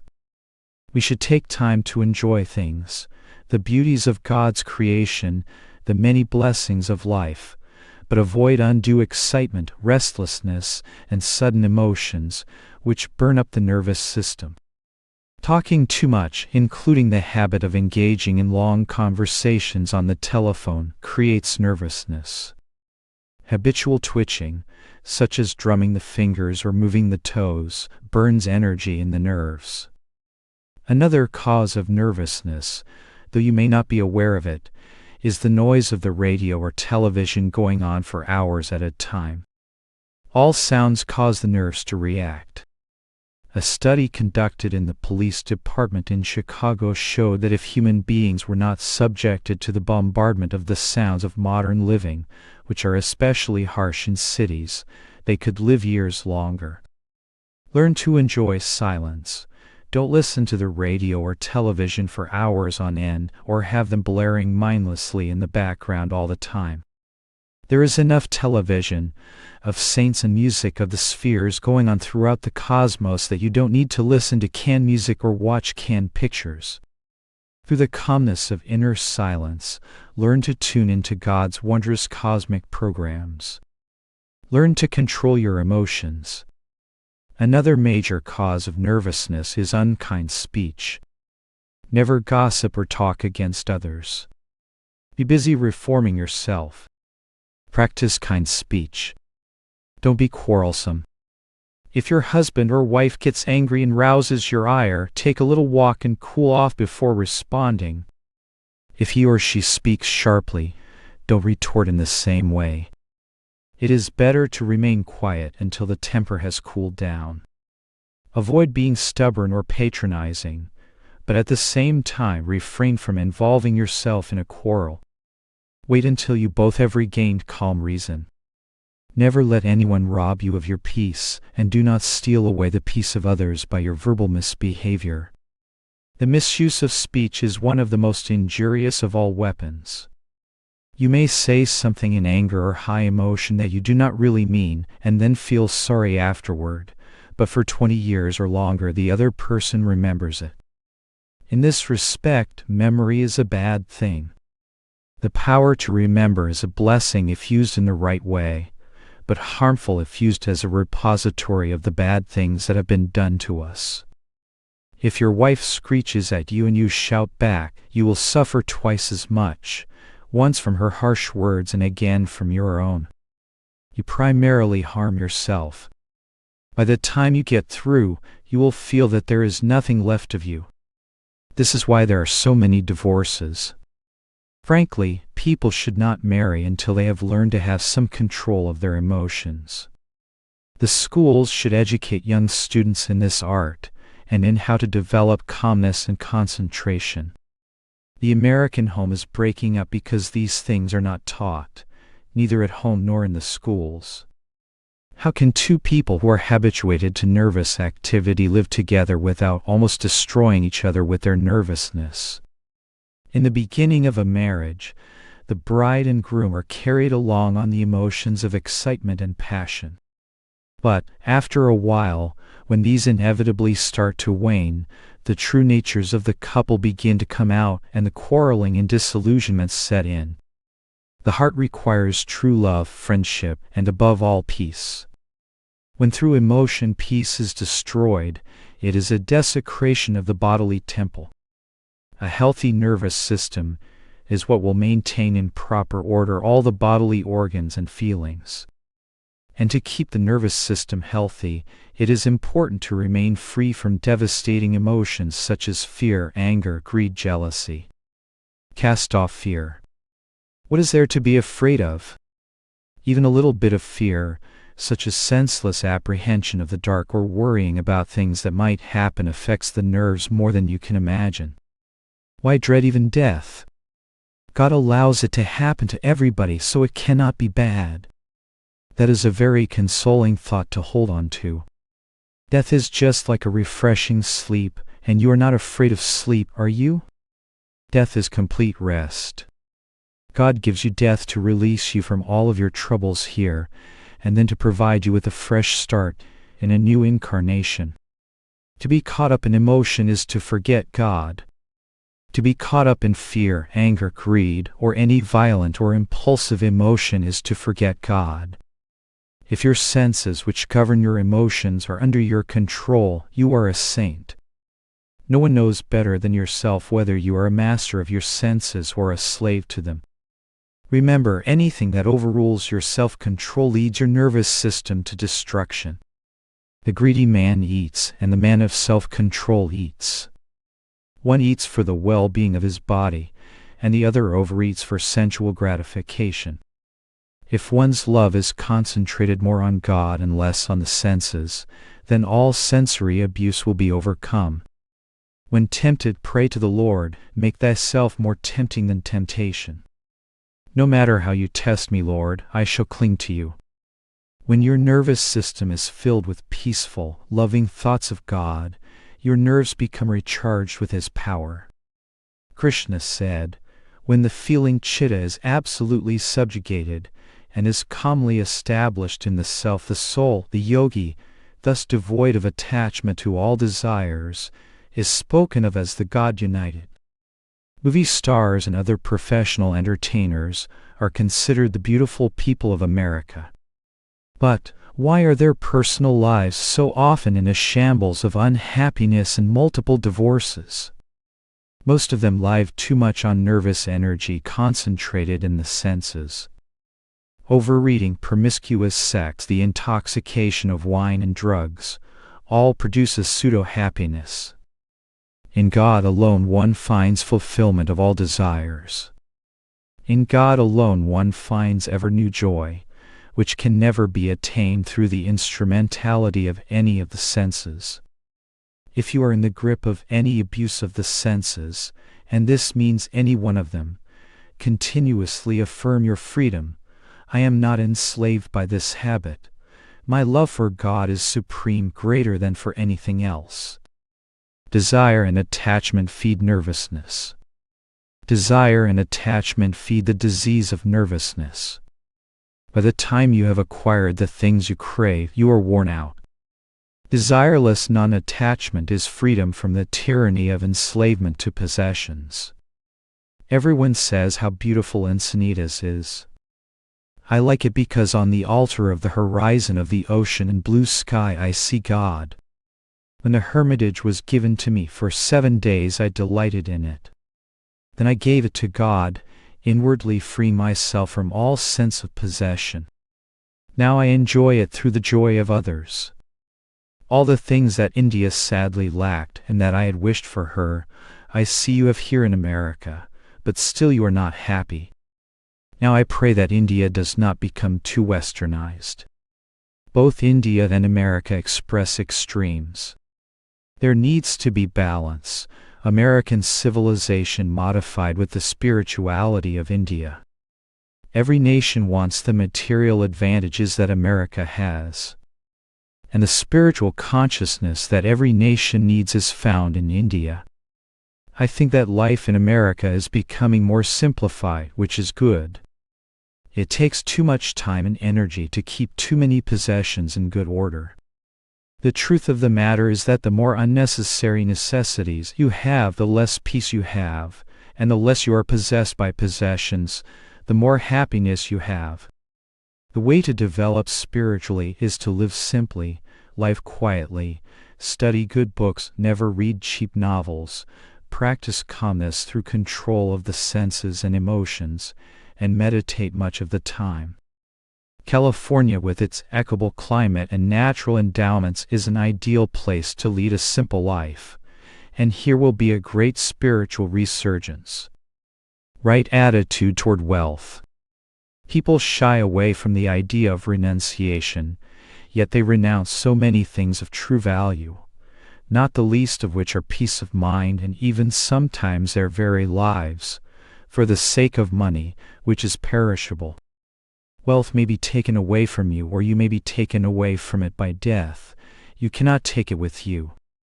The only value of money is to do good for the well-being and true happiness of self and others. Those who think only of their own security and comforts, forgetful of others in need, are courting poverty. It will be forced upon them sometime. Those who cling selfishly to their wealth instead of doing good with it do not attract prosperity in their next life. They are born poor, but with all the desires of the wealthy.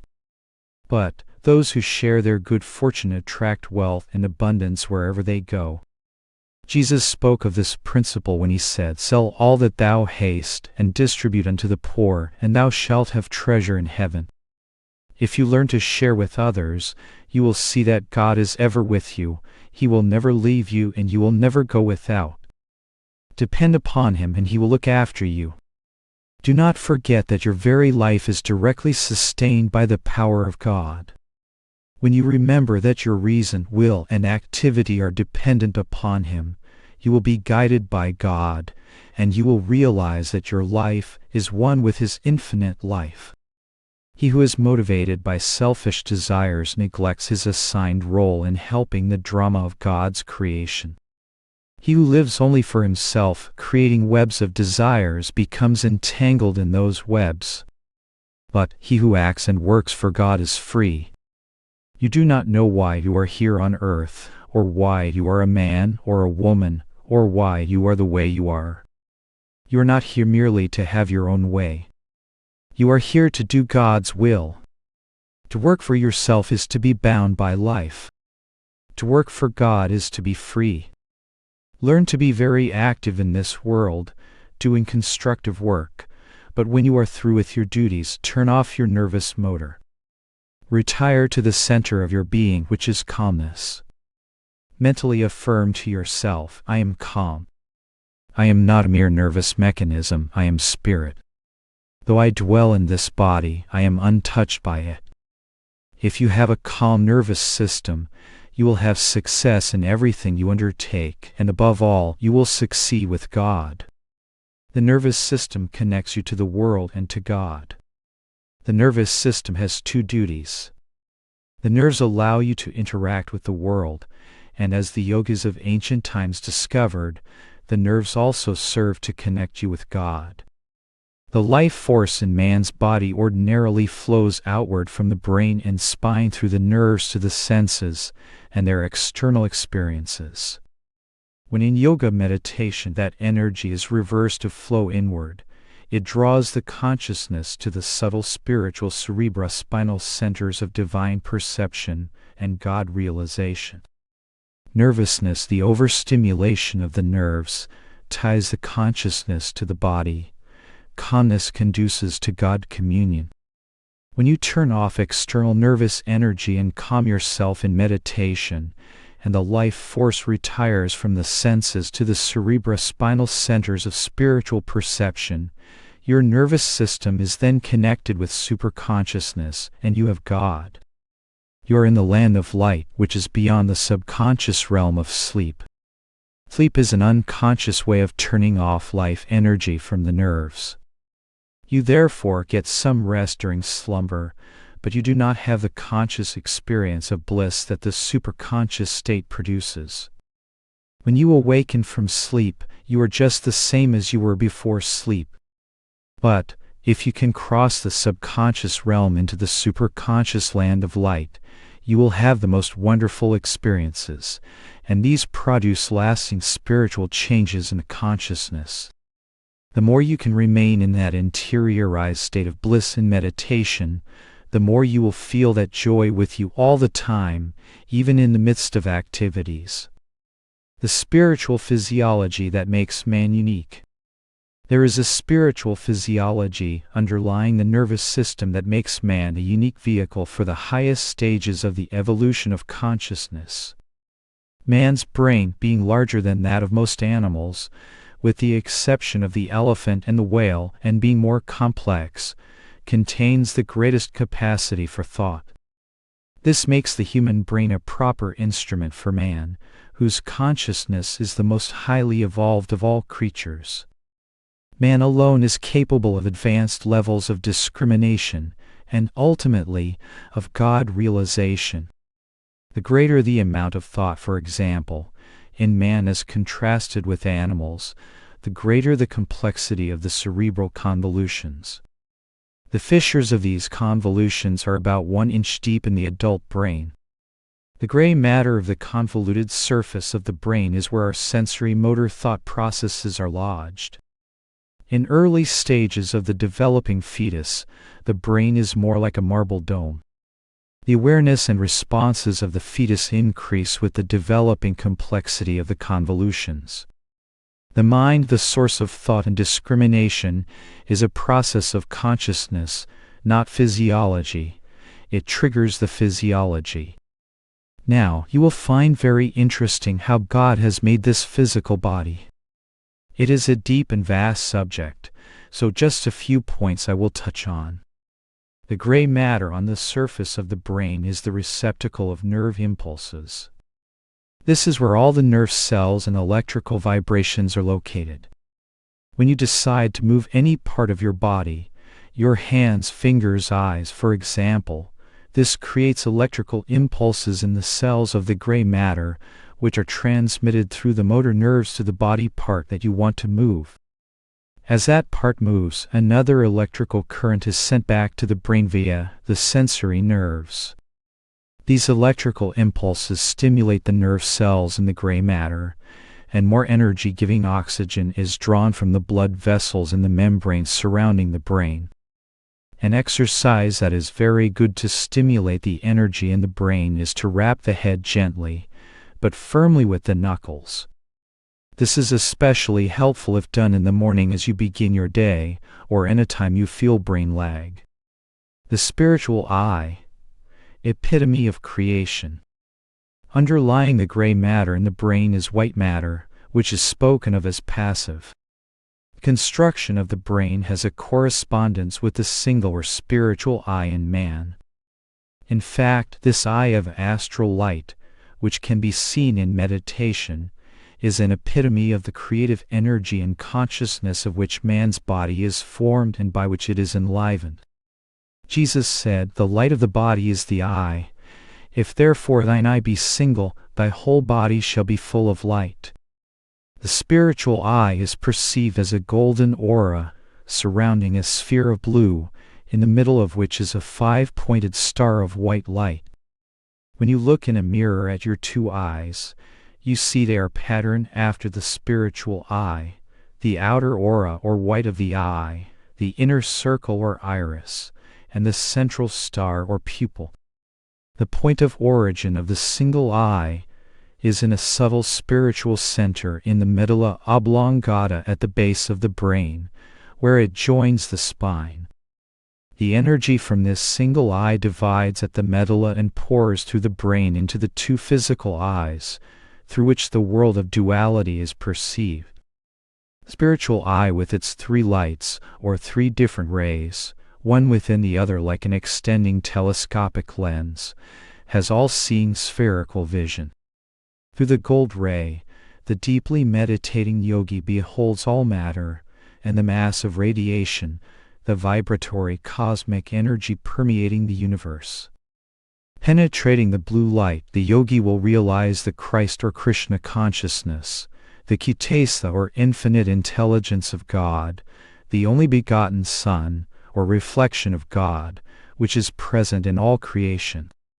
Piercing the tiny five-pointed white star, the yogi experiences cosmic consciousness, the transcendent consciousness of God that underlies all creation, and that is also beyond the realms of manifestation in infinitude. The yogi in cosmic consciousness perceives that all creation, including the microcosm of his body, is a projection of the fivefold rays of God's cosmic consciousness.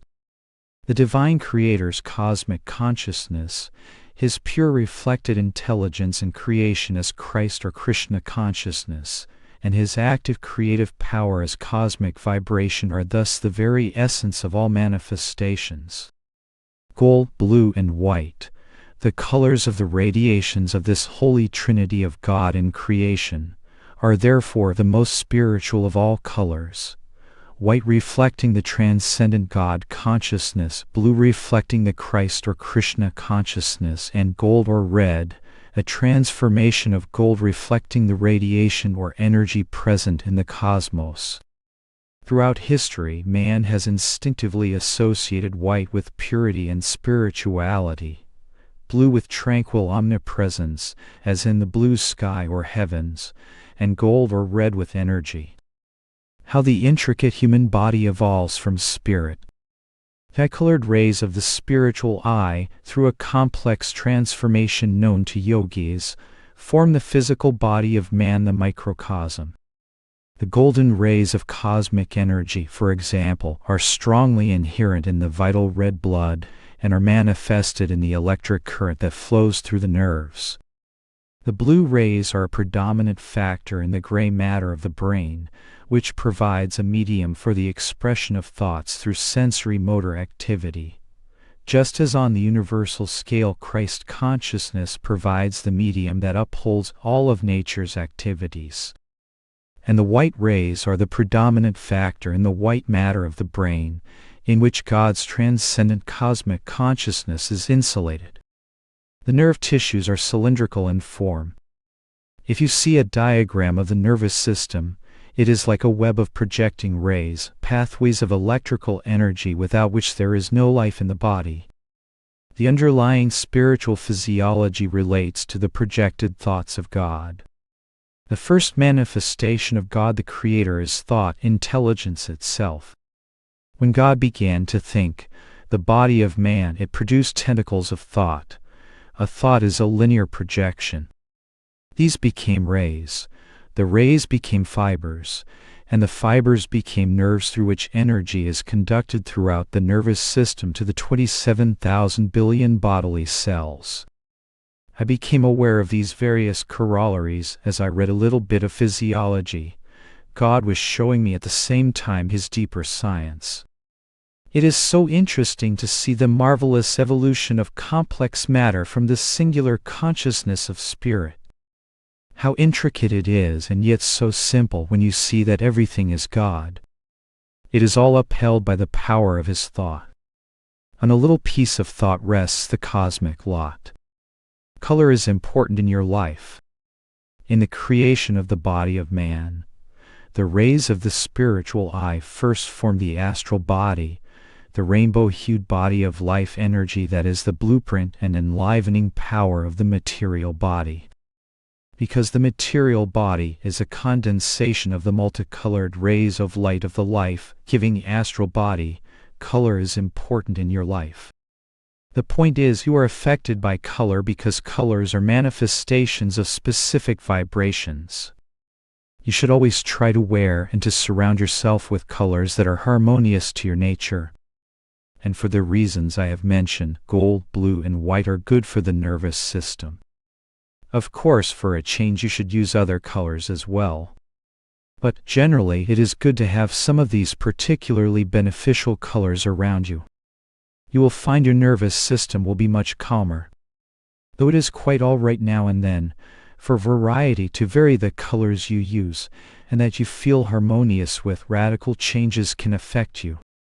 You wouldn't want to paint the rooms in your home black, for example. The best diet for the nerves. Even foods, which also are material condensations of astral rays of life, have effects that are correlated to their color.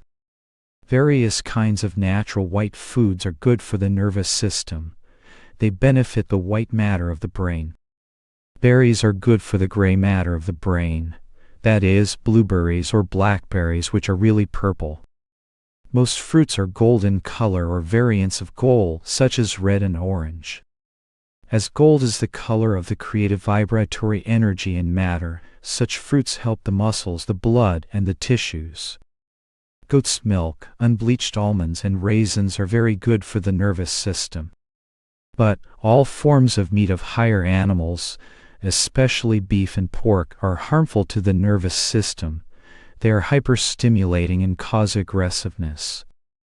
Avoid too much starch, especially foods made from refined flour.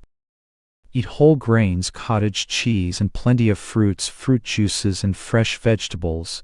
These are important. Needless to say, alcoholic beverages and drugs destroy the nervous system. Stay away from them.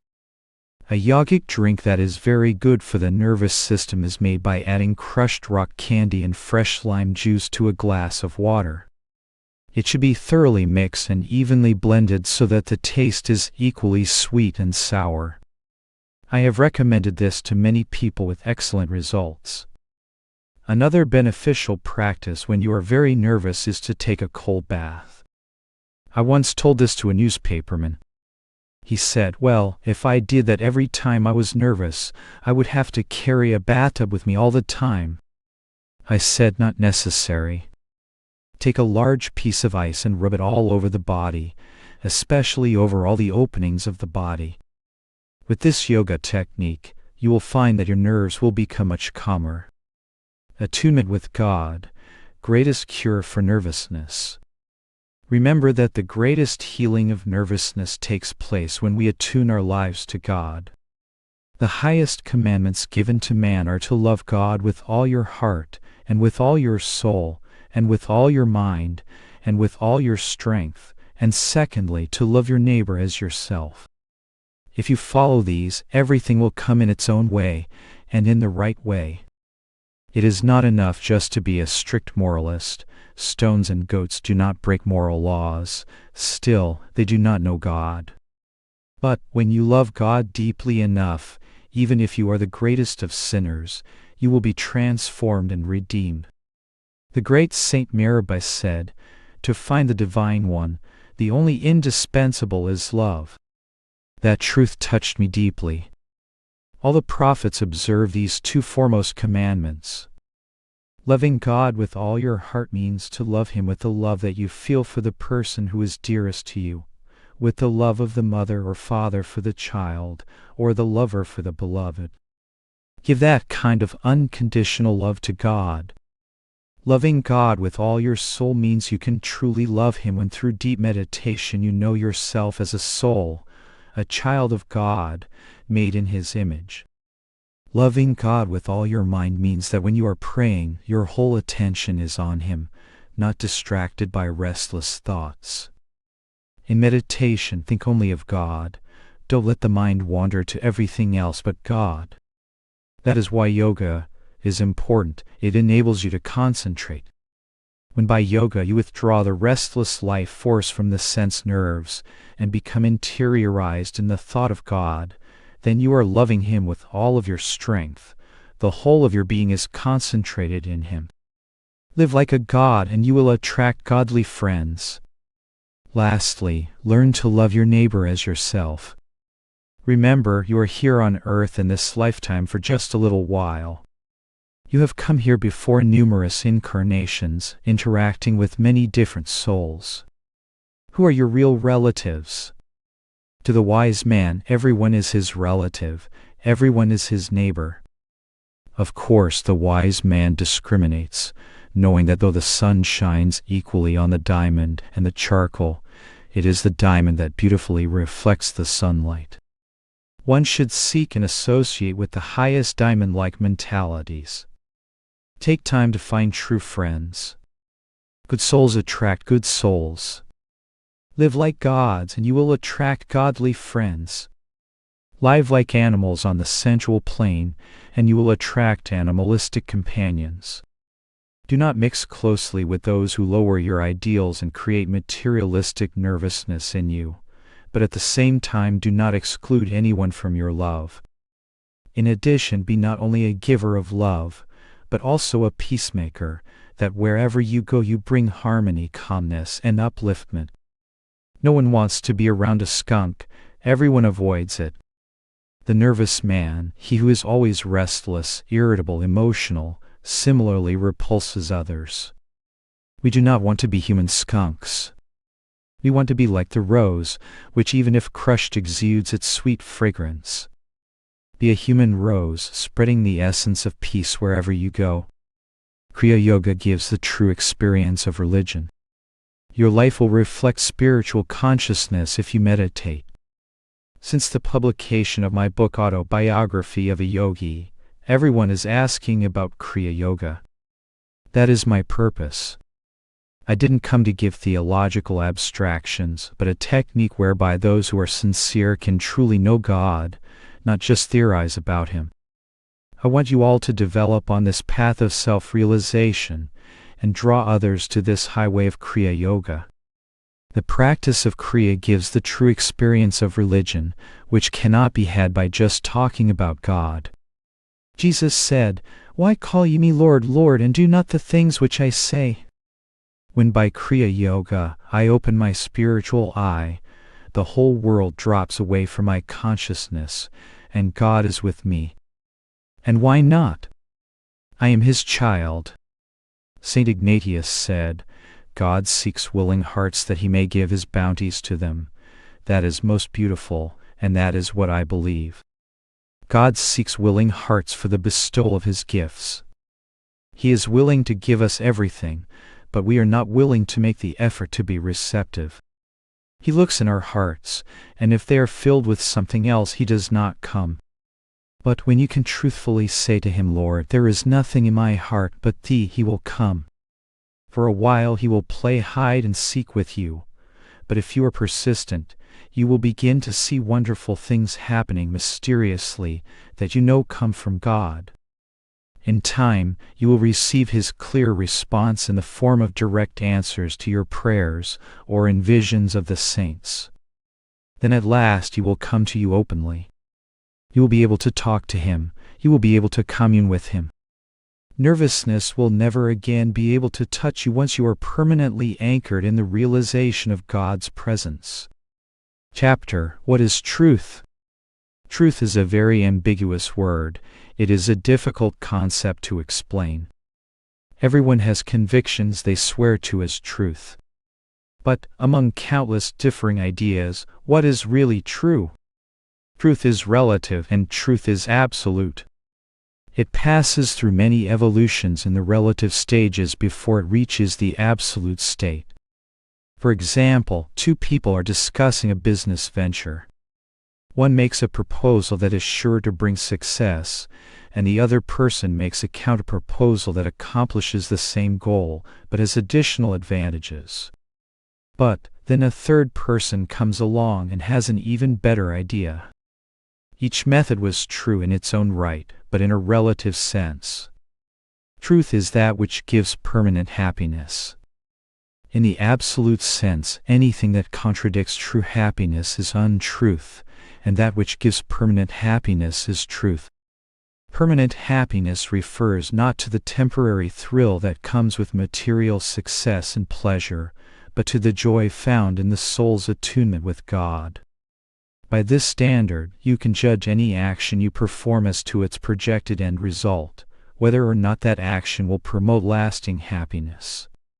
The ultimate truth is God, and God is the ultimate truth. The universe is upheld by this truth through the operation of the Lord's cosmic laws. These laws are basic truths that are eternal and not subject to man's manipulation. For instance, the absolute truth is that since God is templed in every creature, it is wrong to kill or to harm another. In the relative sense, however, the lesser of two evils may be to use force to protect the innocent from an evil person, or to kill a lower form of life to save a higher form of life. But to destroy anything just for the sake of killing is wrong. The universal law is unity through love, necessitating the practice of tolerance and amity. If you want to find truth, your thoughts and actions must be true, physically, morally, and spiritually in accord with the eternal divine principles. Truth is the ultimate substance. Let me first explain where the presence of that substance is to be found. Everything is linked with cosmic intelligence, the tree, the sky, a bird, man. That link is called substance, the essential nature of all phenomena. It is the connecting link that makes of all manifestations one essence. This substance or truth is hidden. What you see are only phenomenal appearances arising out of substance by the power of cosmic delusion or Maya. The three ways of arriving at truth. Now, there are three ways of arriving at truth: through sense perception, through inference, and through intuition. If your sense perception is wrong, your inference is wrong. Looking at the horizon, you may think there is a fire because you see smoke, but as you approach the site, you find it was just a cloud of dust.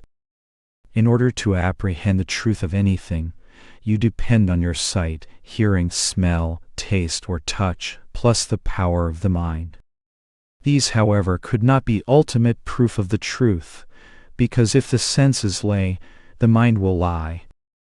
Your mind draws its conclusions from what the senses perceive, and the senses are extremely limited. Jesus therefore conveyed truth to the masses in parables because they seeing see not, and hearing they hear not, neither do they understand. The ears are tuned only to certain rates of vibration. The highest and lowest sounds your ears cannot catch. If the power of your hearing were sufficiently increased, you would hear the magnificent sound that the universe is making as it rolls along through space. Everything is in motion, and that motion is accompanied by sound. Nothing is at rest except in that transcendental sphere of spirit where there is no vibration. Right within your body, you can hear those vibratory sounds of creation, manifestations of the omnipresent Amor Amen. But being of a higher rate of vibration, those finer sounds are audible only to your astral ear, the subtle power that provides the gross sense of hearing to your physical body. Similarly, if the power of your eyes were increased, you would see all kinds of different lights. Your physical eyes show you only a very limited scope of light, but your spiritual astral eye sees the true nature of all things as images composed of God's creative light. Your whole body, which you perceive as solid flesh, is nothing but electromagnetic waves. Dr. Kreil has shown that the brain of a dead calf, and also that of a dead human being, emanates a great amount of electric rays. Ordinarily, when you close your eyes, you see only darkness, but with spiritual development, you will see wondrous lights. The Bible says, "The light shineth in darkness, and the darkness comprehended it not."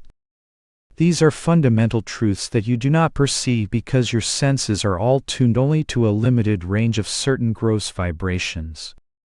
Intuition, all-knowing power of the soul. So how are you going to find the truth, the reality that lies behind what the senses perceive? You cannot do it by your rationalizing mind, because your mind falls victim to the senses. It only infers about what the senses tell it. The mind therefore does not comprehend the infinite forces that are dancing all around. Only by the development of intuition can you know what is truth. Intuition is direct perception. It is the all-knowing pure comprehension of the soul. You have an inkling of the nature of intuition through those unexplained feelings called hunches.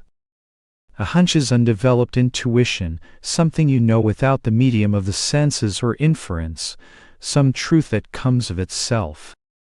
You may be sitting quietly, and for no reason you think of someone you haven't seen or had contact with for a long time, and then suddenly he arrives, or you hear from him. Now, how did you know? It was through a momentary flash of intuition. That kind of spontaneous intuition all of you have had at some time. Errors in judgment are a result of not having developed intuition. Most of you have had the feeling that you could be great and do great things, but because you have lacked intuitive power, that potential has, for the most part, remained dormant. To progress and to avoid the misery of mistakes, you have to find what is the truth in everything. This is possible only if you develop your intuition. That is the practical truth of the matter. That is why I am asking you to cultivate and use intuitive power in everything. In your relationships with others, in your business, in your married life, in every part of your life, intuition is essential. By not developing the faculty of intuition, you make wrong decisions, pick up the wrong business associates, and get caught up in wrong personal relationships. Since the judgment of your mind is conditioned by the information fed to it by the senses, if your senses become diluted, you may think a person is wonderful without knowing what he truly is inside. You may think you have found your soul mate, so you enter into matrimony, and then end up in the divorce court. But intuition will never make such a mistake. It will not look at the magnetic power of the eyes or at the attractive face or personality of a person, but will feel and perceive accurately in the heart what that person is really like. By the power of intuition, which I learned to develop from my guru, Sri Yukteswarji, I have never made a mistake about human nature. Intuition has been very helpful to me in that regard. But I do not try to see the wrong side of people. To help others, I give them unconditional love, even when I know they may misuse my trust. Many people, lacking intuition, put a lot of money into financial prospects that do not produce anything, and consequently they lose everything. I have been successful in every decision I have made through intuitive power. It never fails. As you develop, intuition comes as a certain feeling or a still voice. Because ladies are more receptive to feeling than are men, they usually have more intuition, except when they become emotional. Men are generally ruled more by reason than by feeling, but if they have fine intelligence balanced with feeling, that leads to intuition. Through intuition, know the purpose of your existence. If you use your intuition, you will know the very purpose for which you exist in this world, and when you find that, you find happiness. This earth is a stage, and God is the stage manager. If everyone insisted on being kings and queens, an unfolding drama would be impossible. The servant and the hero as well as the royalty must perform their parts well for the play to become successful. The villains are those who upset the righteous drama of the Lord. Those who choose such a role must pay dearly for their blundering disregard of divine direction. No matter what material position one possesses or fortune one has amassed, he cannot be called successful if it was gained by evil means. True happiness is possible only if one plays his part rightly, and not otherwise. The one who is playing the millionaire, and the one who is playing the role of a small businessman, both are the same to God. On the last day, God shears every person of all possessions and titles. What you have acquired in your soul is all that you take with you. Great ones like Jesus know truth because of their intuitive power. They perceive not only through the eyes and the mind, but through intuition that is so developed that they know everything. Jesus, who lived such a pure life, knew he would nevertheless be betrayed and crucified. But he knew also he would be ultimately in the arms of immortal God. So are we all the children of God sent here to play our part?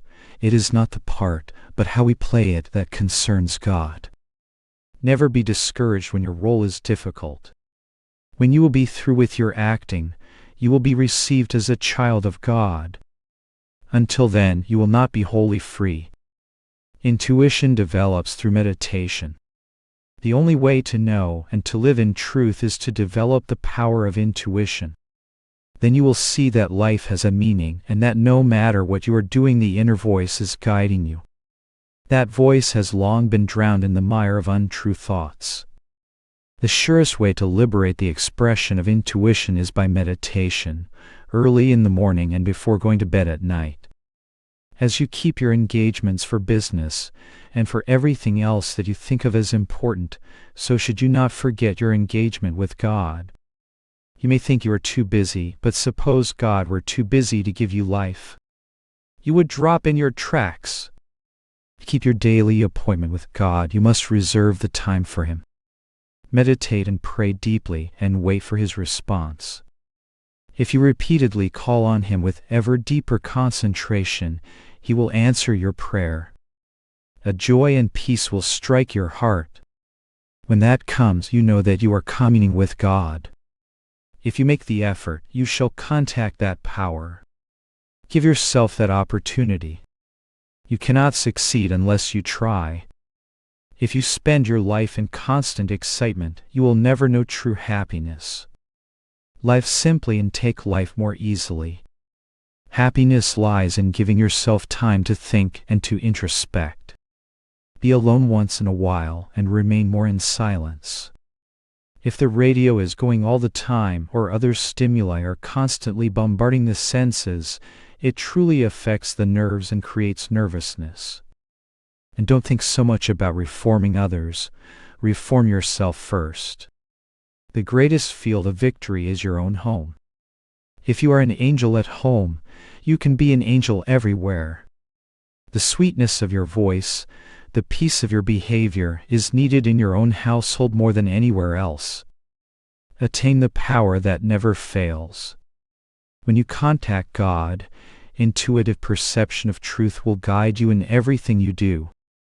7 years ago I came in a housecar to this site overlooking the ocean in Sanitas and said, I feel there will be a great place here one day. And today we have here our temple and hermitage, the nucleus of an ideal center for God. The purpose of this center is that it be a place where you can come to contact God, to experience God. Why not consciously attain that power which never fails you? Realize that power within yourself. Make it a habit to come here regularly. I don't want curiosity seekers. I am keeping my engagement with God, and I seek only those true devotees of God who will come here in these beautiful surroundings to recharge themselves in His power. You will find that power works in everything to make your life complete, your health vibrant with cosmic energy, and your mind keen with the focused clarity of concentration. You will realize that your soul is a receptacle of God's unfailing, ever-guiding truth and wisdom. God is the fountain of health, prosperity, wisdom, and eternal joy. We make our life complete by contact with God. Without Him, life is not complete. Give your attention to the almighty power that is giving you life and strength and wisdom. Pray that unceasing truth flow into your mind, unceasing strength flow into your body, and unceasing joy flow into your soul. Right behind the darkness of closed eyes are the wondrous forces of the universe, and all the great saints, and the endlessness of the infinite. Meditate, and you will realize the omnipresent absolute truth and see its mysterious workings in your life and in all the glories of creation.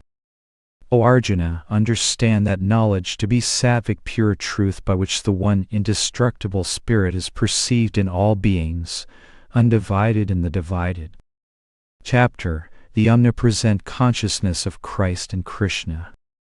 With the coming of Christmas and the New Year, resolve to follow a new mode of life. Seek communion with the Lord every day. The best way to find God is through technique. There is a method to everything we study, and religion is just as much a scientific discipline as are medicine and mathematics. So also is yoga union with God a science of spiritual techniques. India's divine teachings were sent here by God-realized masters in communion with the great saints in Christ. On the universal path of self-realization there is no reason and no room for prejudice and division, for through one's own self-realization we come to know that there is but one God and that we are all His children. The war that is coming will more and more testify to the folly of man. Let us pray that all nations cease from useless and senseless war and work instead to pave the way for a united world. You can save America only by being spiritual, and save yourself above all by meditation.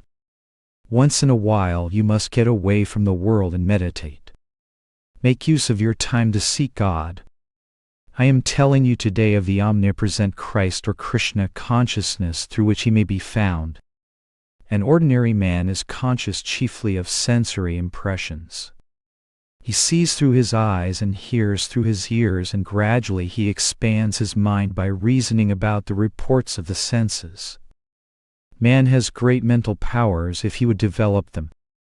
Although he is tied to his body, by his intelligence he can stretch his imagination to the heavens.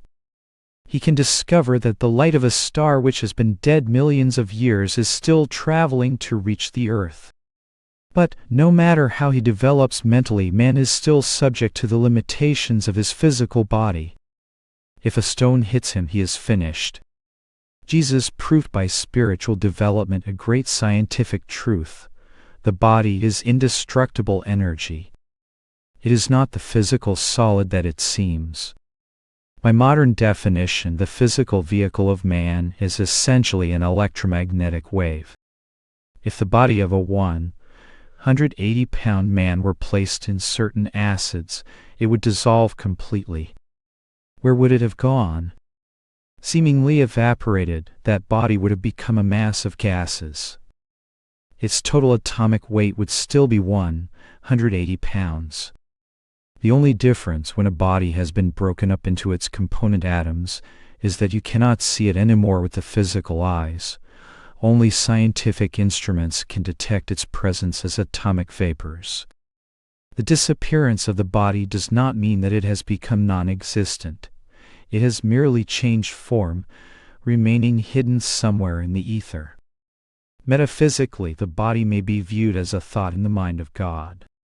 It exists in His consciousness in much the same way that it exists in our consciousness when we behold it during the dream state.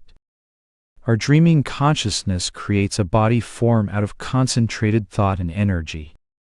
It vanishes when our consciousness re-enters the turbulent waking state.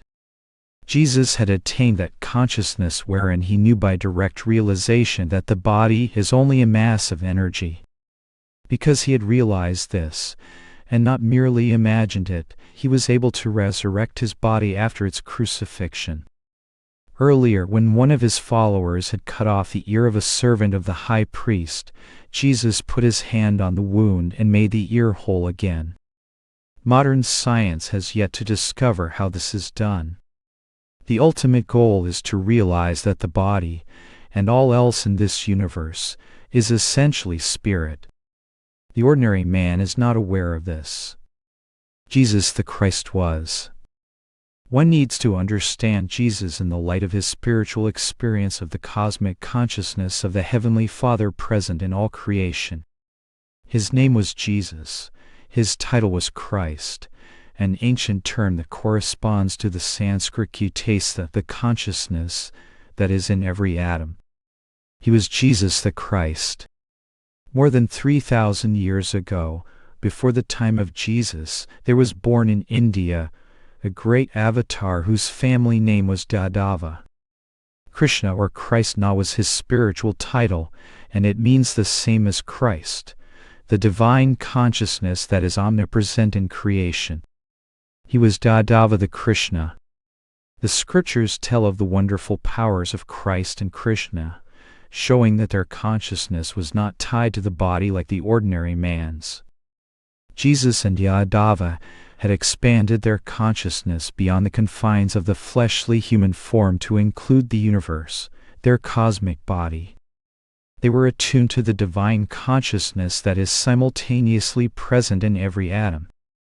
It was not imagination. They had become one in consciousness with the Heavenly Father who is omnipresent and omniscient.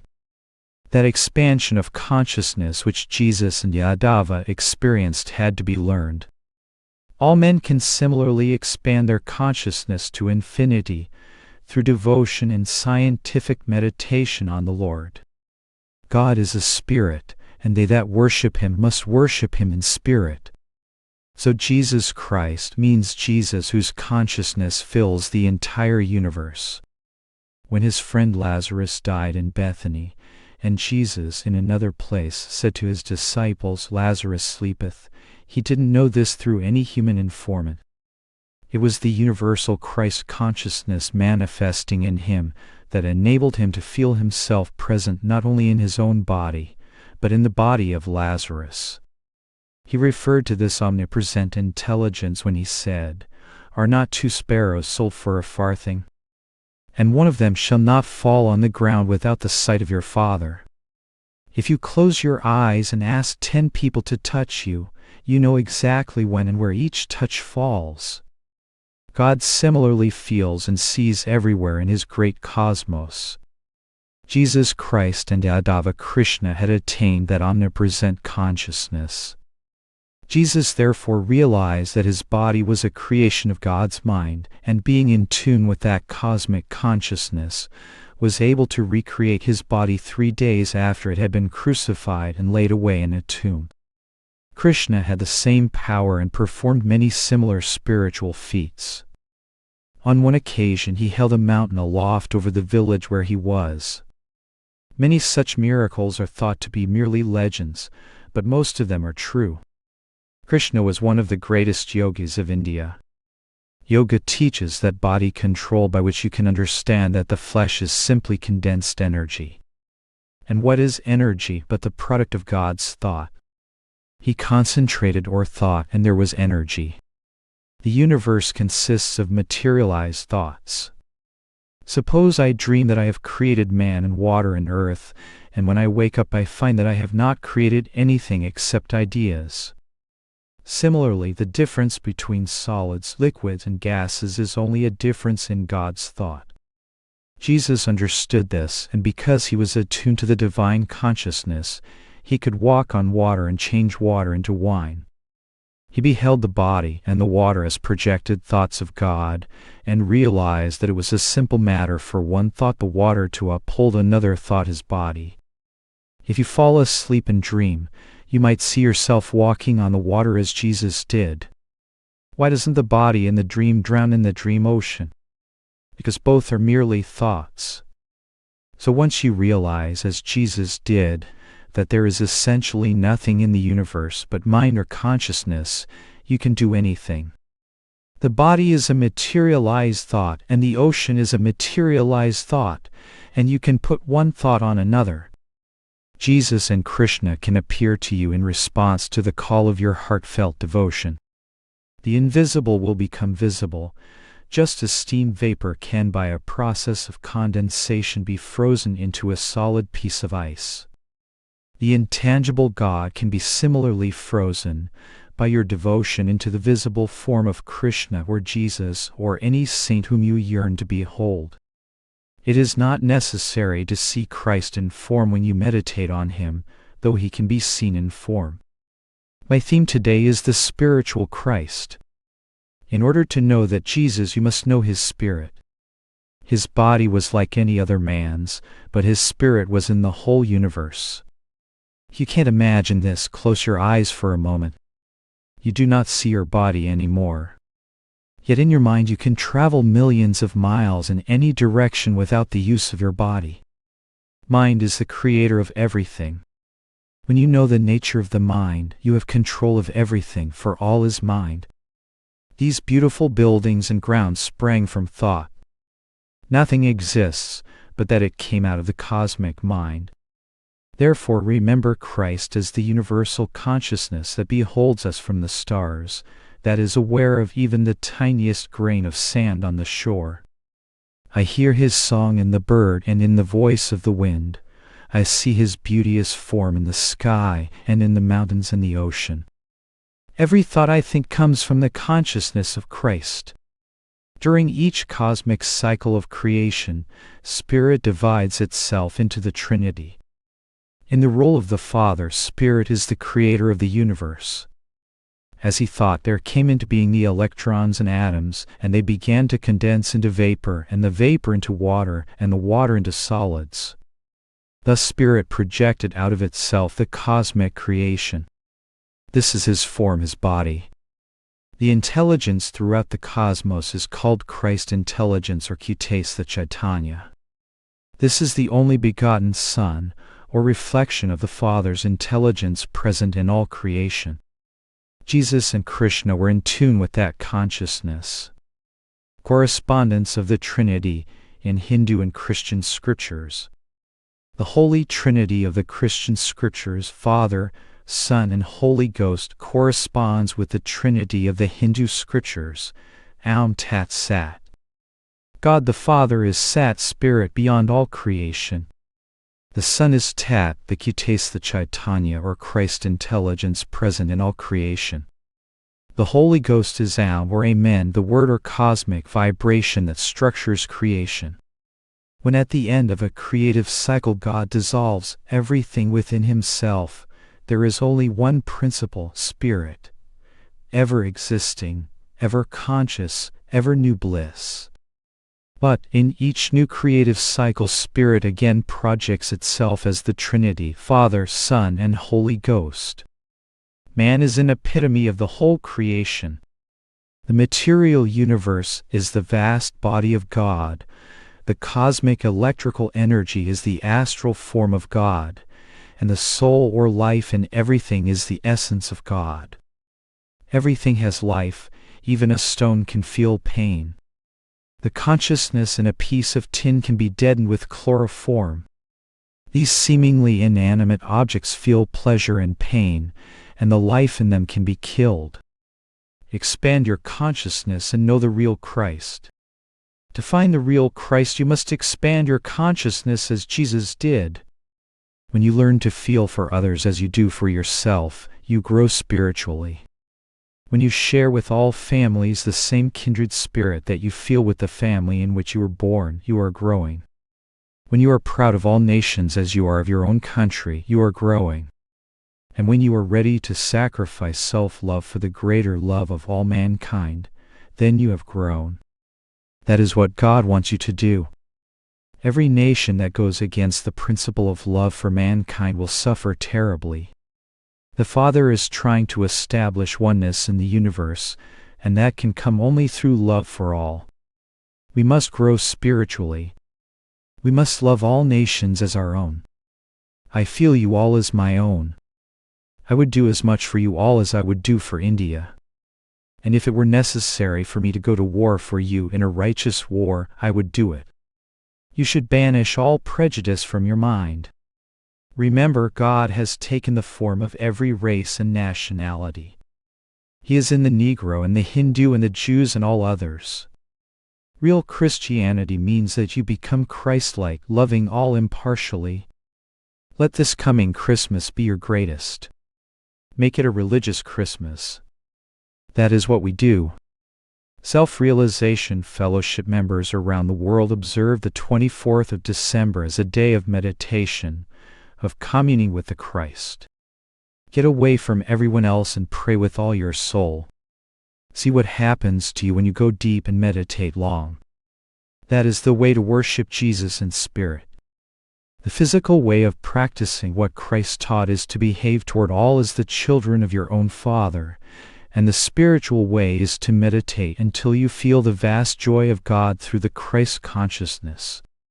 Universal brotherhood will not come until, by deepest concentration and devotion, you stand aside from all your restless thoughts and feelings and sit in the temple of your soul, wherein the vast joy of God expands and engulfs this world, and you realize there is naught else but that. Then you will say, I am one with the eternal light of God, the eternal joy of Christ. All the waves of creation are tumbling within me. I have dissolved my body wave in the ocean of spirit. I am the ocean of spirit. No longer am I the body. My spirit is sleeping in the stones.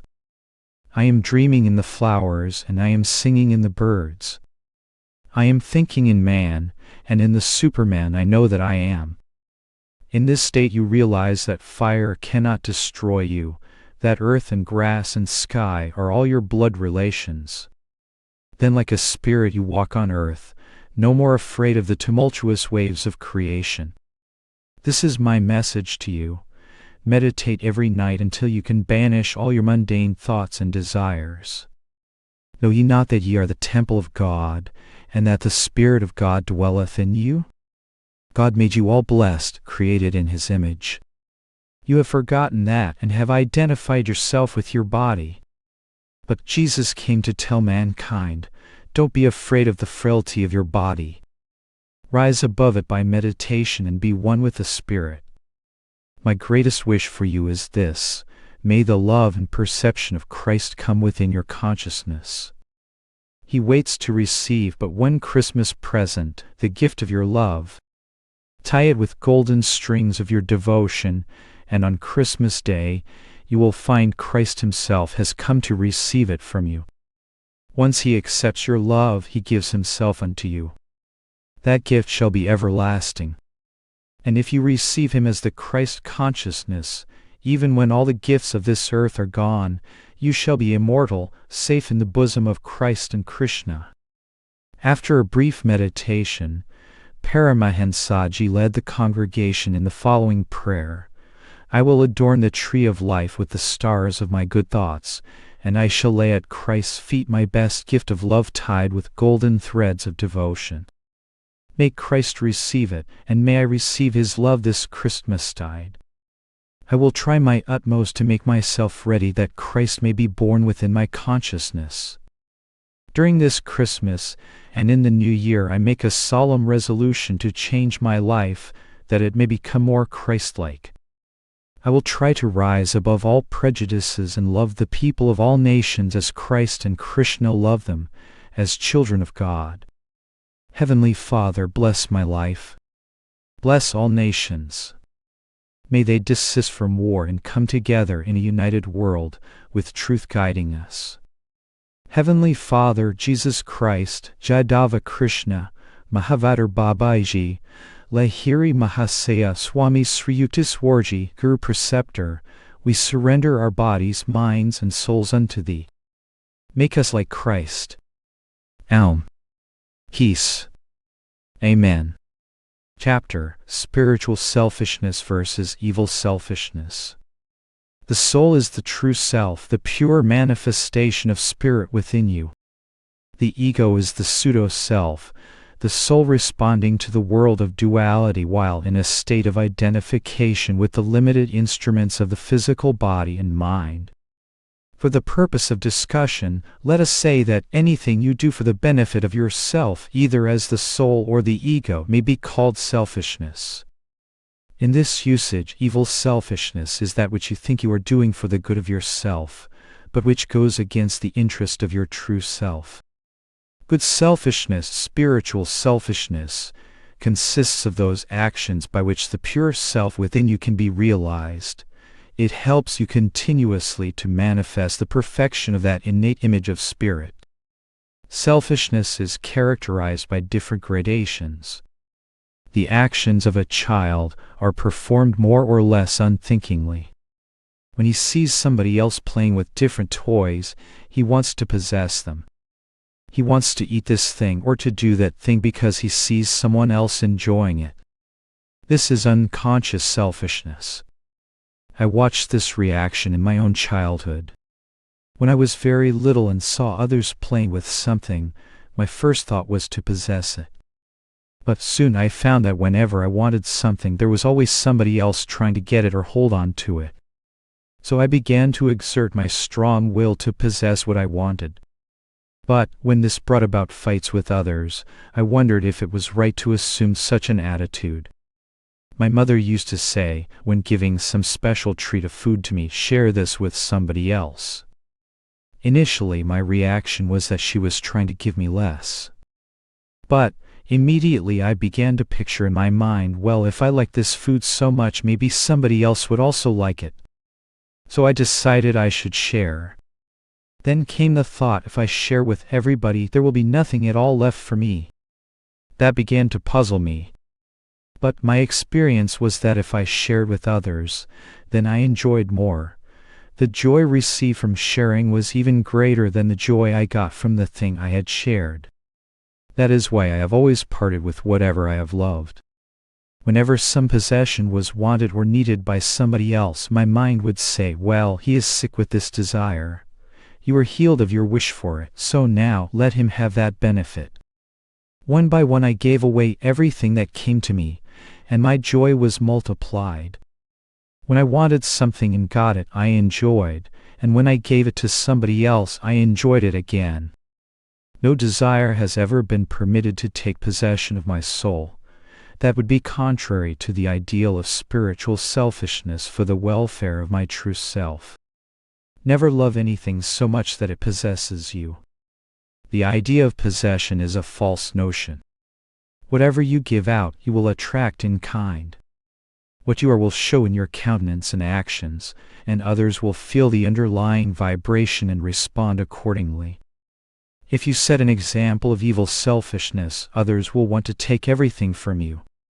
But, if you are the opposite, you will find everybody inclined to be generous toward you. Suppose you give me your favorite walking stick, and in return I want to give you something. But my mind says you can't part with your umbrella even though you know he has admired it. Then I reason, he loved his stick, yet he gave it to me, so I wish to give him something I value. That is the spirit which predominates when a person shows unselfishness. You cannot own anything. You are only given temporary use of things on this earth. Sometime you will have to part with them, either by accident or theft or deterioration or death. So when you try to hold on to or save anything just for the sake of possessing, you are fooling yourself. Even this bodily house that you have lived in for so many years must one day be relinquished. So it is wrong to impose on the soul a conviction that you own something you cannot ever own.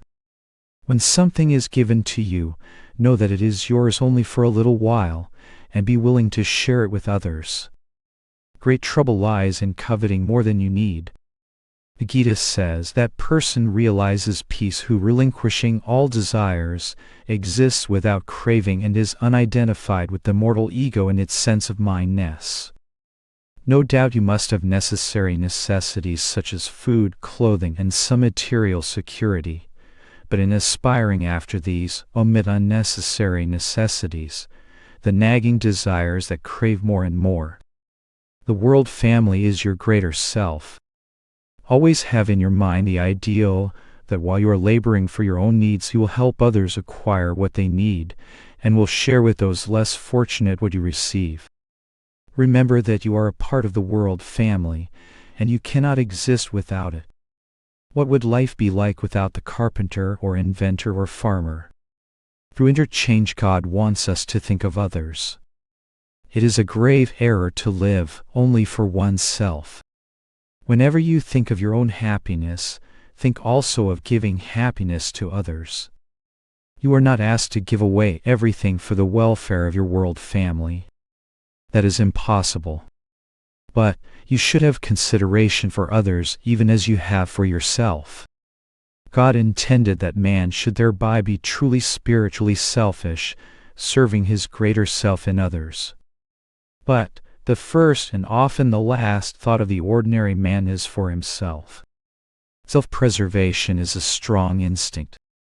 The world creates in us a delusion of self-preservation by which we limit ourselves to our own bodies and those things we consider our own. However, everybody is our own, for God is our Father, and we are all His children. God gave man intelligence and imagination that he might remember when he is cold or hungry that there are others around him who also know what it is to be cold or hungry. So in seeking your own comfort, reach out to provide comfort for others also. Since you yourself do not like misery, you should assist those around you in order to allay their misery. They suffer just like you, and some even more so. If you say about your family and close friends, "Well, these people are mine, and I include in my happiness only them and no more," then you limit yourself and your misery starts to increase. Keep yourself ready to help others, and find happiness in giving happiness to whoever crosses your path. Do not think of it as having to practice unselfishness. That makes it seem something hard to do. Rather, feel that what you are doing is for your own pleasure, the joy you find in removing the unhappiness of others physically, mentally, or spiritually. Without evil selfishness, the world would be heaven. The whole world would be heaven today if it had given up evil selfishness and followed spiritual selfishness. In the error of evil selfishness lies the cause of all wars.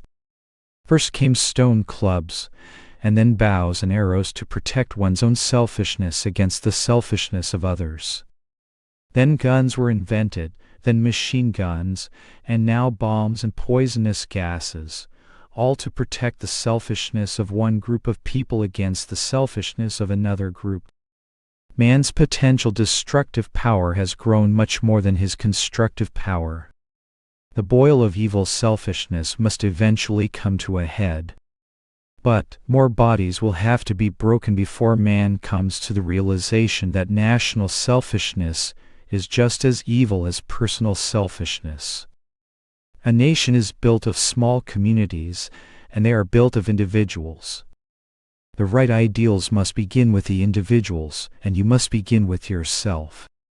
See what happened because of evil selfishness, wars in Spain and China, and the Depression.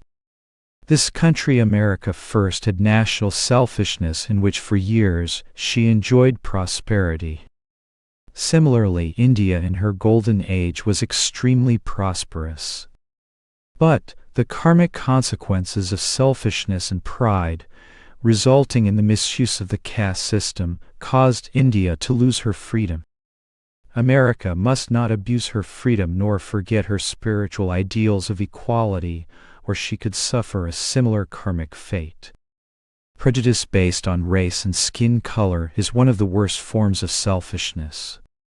Climatic conditions will change, so that in the distant future much of the Western populace could well become dark-skinned, and those of the East become the white race. The boundaries and governments of the world are everlastingly subject to change. This country, for example, belonged to the native Indians before you claimed it, and in the ages to come many others will yet hold title to it. Great Britain was once ruled by Rome. Genghis Khan conquered most of Asia, but where is he now? This is the paradox of the earthly drama. It is God's creation and we own nothing in it. What a great error it is to propagate misery through the evil selfishness of a false sense of possessiveness.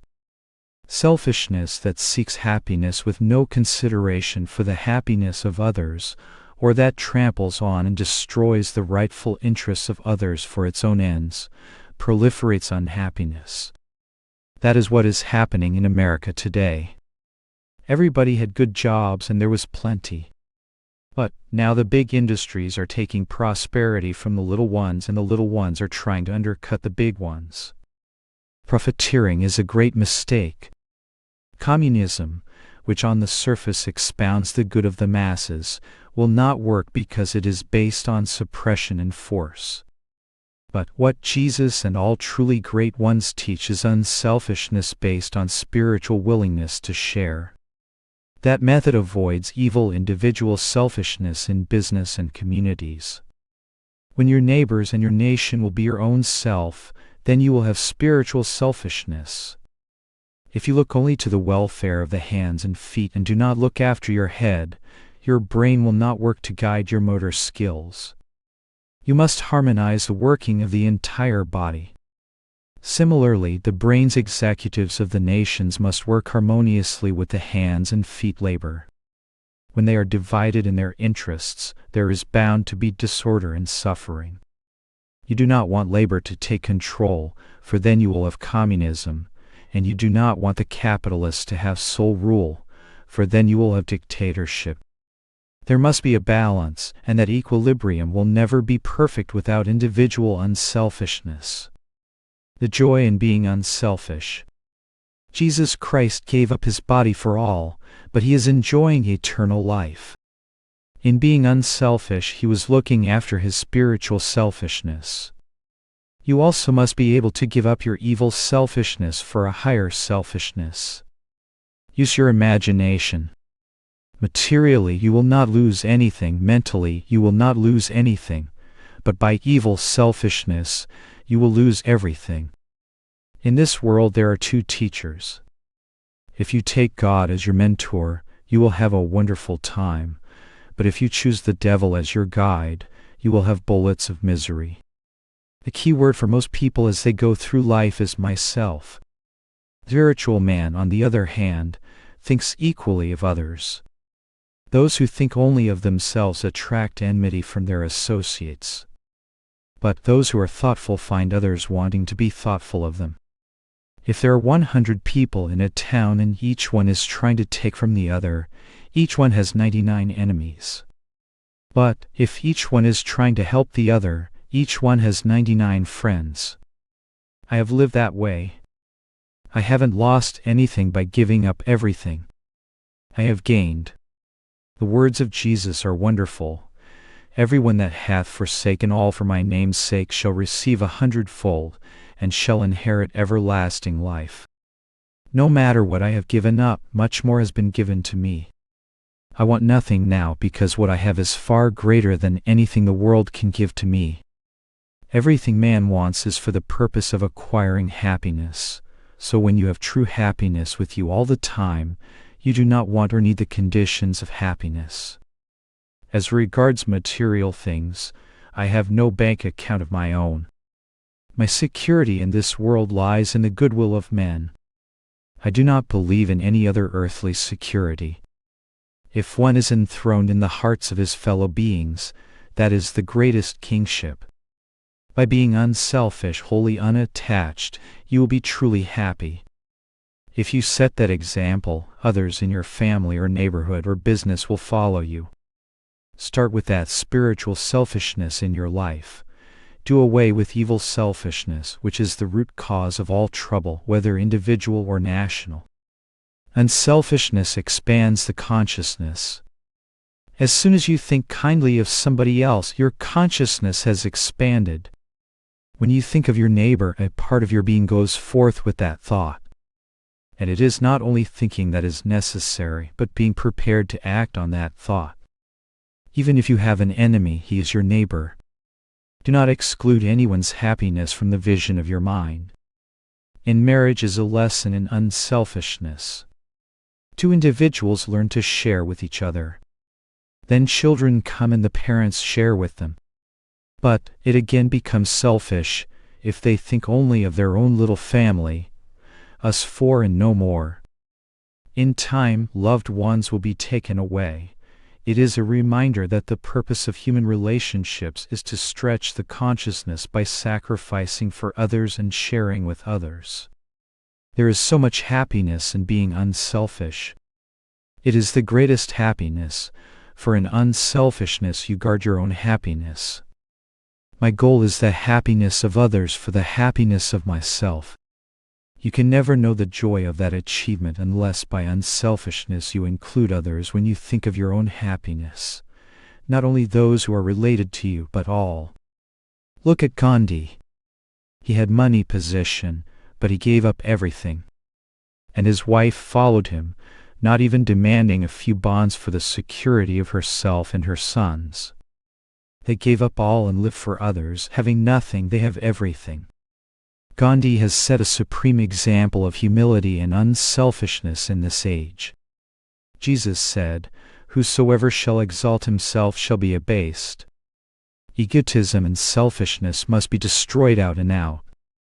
These two kindred evils have driven from the earth the kingdom of God. The world got away from spiritual selfishness, which takes care of the entire man properly, and fell victim to evil selfishness. But you can help to re-establish that divine kingdom again, provided you make the effort. Every one of you start by applying the rule of selflessness.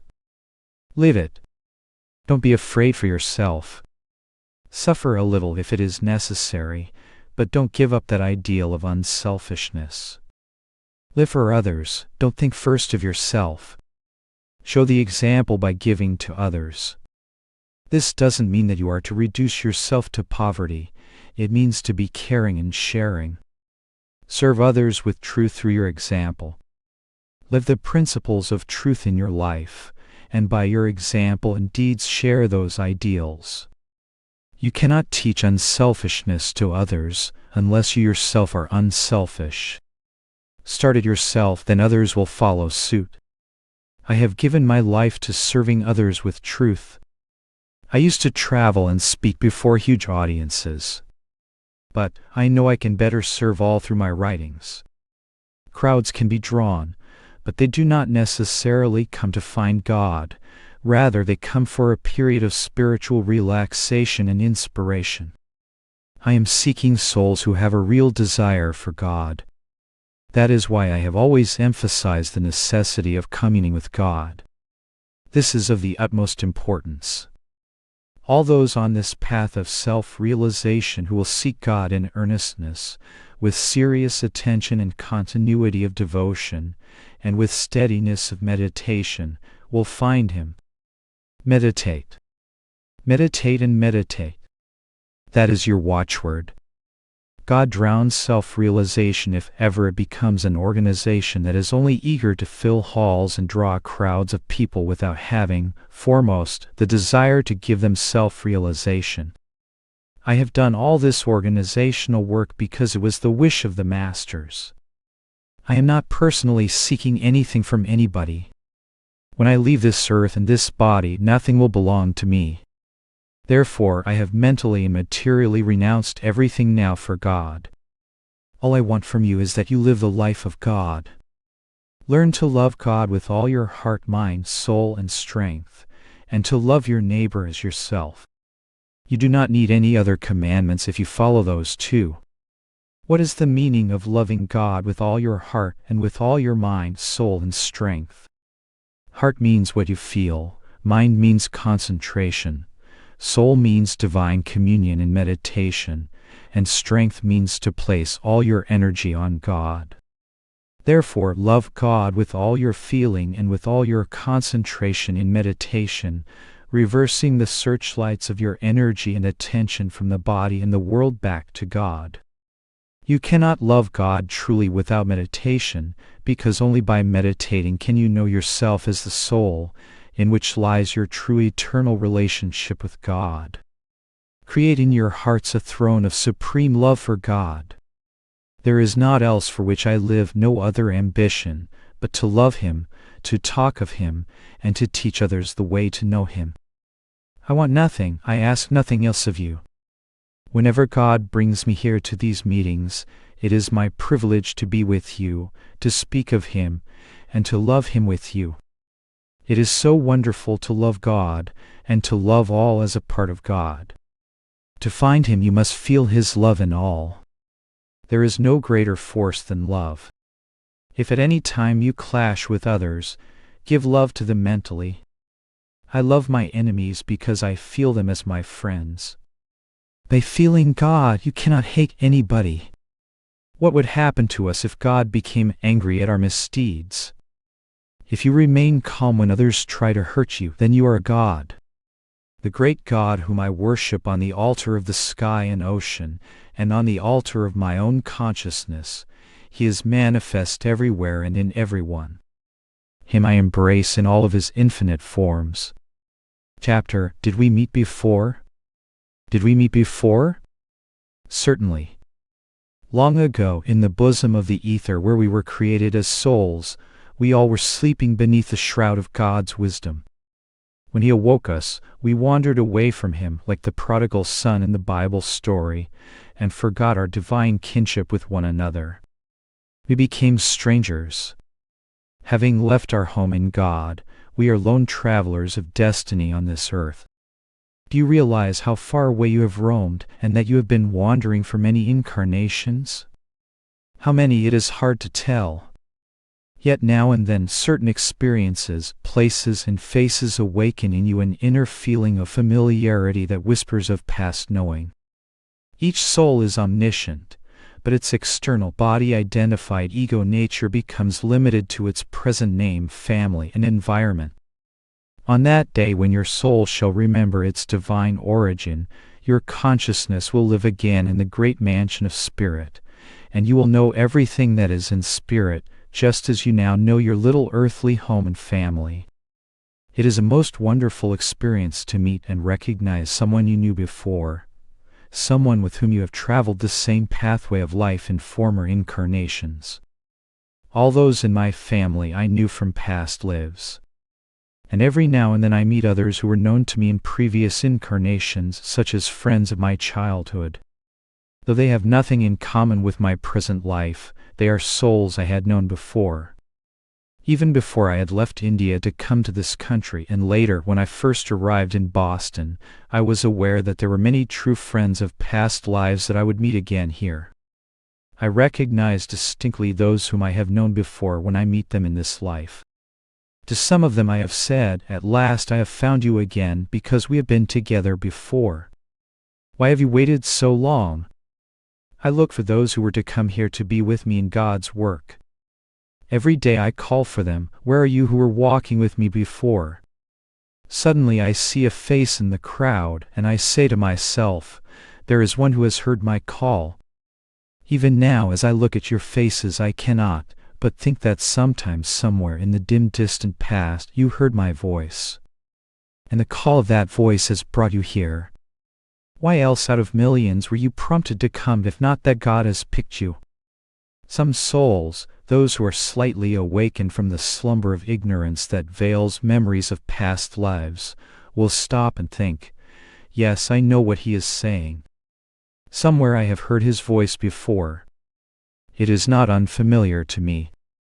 I never saw my usually reserved Guru Swami Sri Yukteswarji as excited as when we first met. He knew that I instantly knew who he was, and he knew more than I knew. As Krishna said to his beloved disciple, "O Arjuna, many births have been experienced by me and by thee. I am acquainted with them all, whereas thou rememberest them not." I can never forget the joy of recognizing Master at that first meeting. Never in my life have I met anyone as great as he. He lived the Spirit of God. Sri Yukteswarji was very humble and also very stern. If you associated with him as a friend, you would never have cause to be timid around him. But, if you came to him as a disciple, woe unto you if you couldn't take incisive discipline. He never dealt with your words, he worked with your thoughts. Many couldn't take his strictness. But I rejoiced when I saw that he was clearing all wrong thoughts from my mind and filling me with divine wisdom. Such a wonderful fount of wisdom he was, for when you love God truly, you know all that he knows.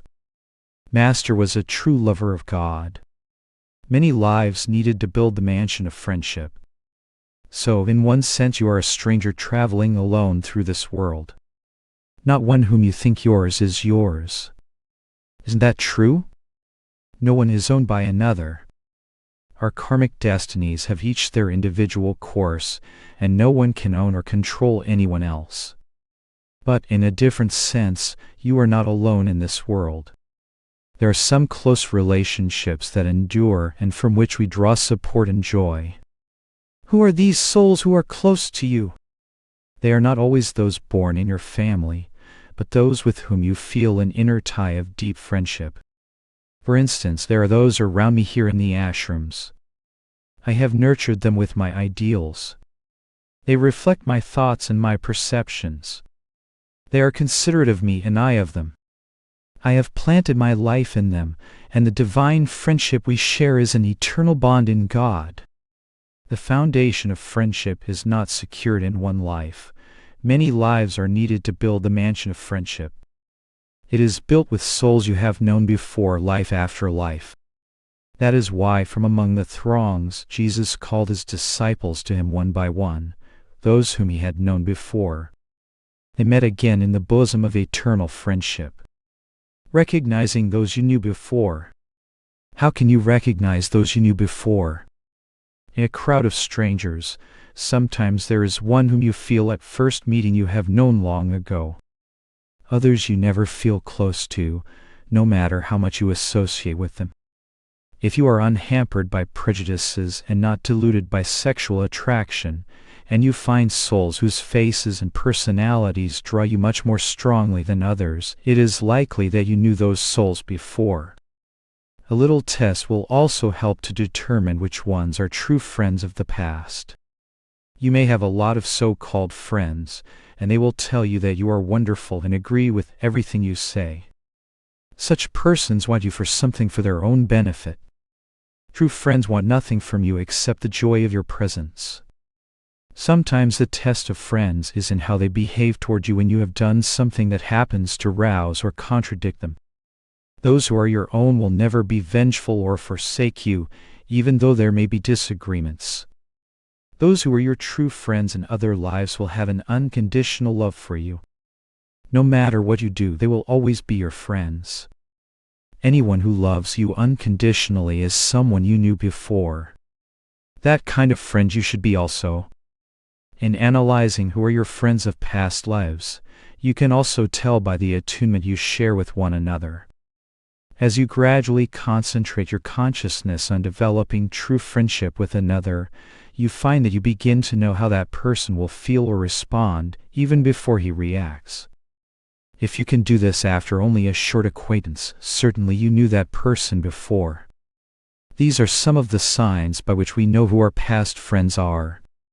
Be a friend to all, but don't expect all to be your friends unless they have passed these tests. To those who fail, give your love and consideration, but remember that they are not ready for your friendship. You should not allow your heart or feelings to be hurt by them. The mansion of friendship must have a solid foundation. If you think differently from your friends, and lose their friendship because of it, then you know they were not really your friends. You should not try to build the mansion of friendship on the sand of those relationships. Most people are self-centered. They want to please others for what they can get from them. Such persons are yes people, led by the expediency of the moment. Never give up your freedom of will or compromise your conscience and ideals for self-gain. Hold fast to right principles. Sincerity plus thoughtfulness. Be true, be sincere, and friendship will steadily grow. I remember a discussion with Master about sincerity. I had said sincerity is everything. No, he responded, sincerity plus thoughtfulness is everything. He went on, suppose you are sitting in the parlor in your home, and there is a beautiful new carpet on the floor. It is raining outside. A friend you haven't seen in many years flings open the door and rushes into the room to greet you. That is all right, I said. But Master had yet to make his point. You were sincerely happy to see each other, he said, but wouldn't you have liked it better if he had been thoughtful enough to take off his muddy boots before he came in and ruin the carpet? I had to agree he was right. No matter how well you think of someone or how close you are to that person, it is important to sweeten that relationship with good manners and thoughtfulness. Then friendship becomes truly wonderful and enduring. Familiarity that leads you to be inconsiderate is very harmful to friendship. Sincerity is one of the things I prize most. Do not mix with people who flatter you, for someday such friendships will be torn asunder. You will find that you have wasted your time on them. Always beware of flattery. It is good to encourage others with wholehearted praise and appreciation, but the insincerity of flattery is a poison that destroys the soul of both the giver and the receiver. If anyone prefers flattery to love, he doesn't deserve friendship. Those who give love do not give flattery, and those who give flattery do not give love. If you mix with people with real sincerity, thoughtfulness, and love, then you will attract those whom you knew before. Otherwise, you will never find your real friends. You have to be rid of all hypocrisy and insincerity, and never willfully hurt anyone. Never antagonize your friends or give them cause to be angry. Never abuse or take advantage of a friend. Never give counsel unless asked for, and when you do give it, do so with sincerity and kindness, unafraid of the consequences. Friends help each other with constructive criticism. To be able to stand criticism is one of the greatest virtues. I learned that from my guru. I have always appreciated constructive criticism, and I have never sought revenge on those who have unjustly criticized me, nor have I felt unkindly toward them, because I realize that even through our enemies God tests us. Isn't this so? When Jesus said, "Father, forgive them, for they know not what they do," he was exercising divine compassion and understanding. Through such a life and example we know how kind and loving is the Heavenly Father. Great ones reflect the nature of God. Earn the friendship of God. The great man doesn't think he is great. Those who say they are great are not. And those who are great are too busy being great to think about their greatness. Besides, no matter how wonderful you think you are, as soon as you proclaim it, everyone wants to prove you otherwise. Point is, be sincere. Live it in your life. Never try to deceive others. A fake rose can never be a real rose. And a real rose will shed its fragrance no matter how much it is crushed. So never pretend to be what you are not. If you egotistically display yourself before others, the world will eventually cast you aside. And don't try in any way to deceive God, for in the false notion that you can fool Him you only deceive yourself. He is just behind your thoughts. If you are not sincere with Him, He will fly away. He comes only to those who are humble and true devotees. When you love Him, you will know Him, and you will know He is fully present in every soul. It doesn't matter whether that soul is covered by a charcoal or a diamond personality, God is equally present in both. But the diamond mentality of the saint more fully reflects God. There is no joy comparable to that joy which comes when you have earned the friendship of God. And it is most wonderful to share that joy with others. When a cup is filled with milk and you pour more into it, it overflows. You can't help it. When friendship becomes divine, you will love all. When you love God, you can truly love others.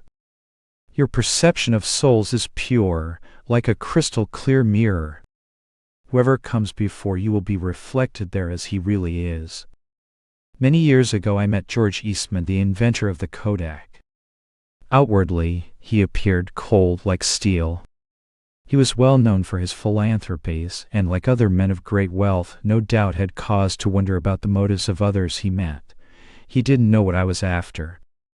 Without preliminary, he asked, "Do you accept my invitation to come to my home?" To which I replied, "I will be glad to if you accept my invitation also." He agreed. Later, when he came to my apartment and saw me cooking the meal of curries, he said, "You know, I like to cook also."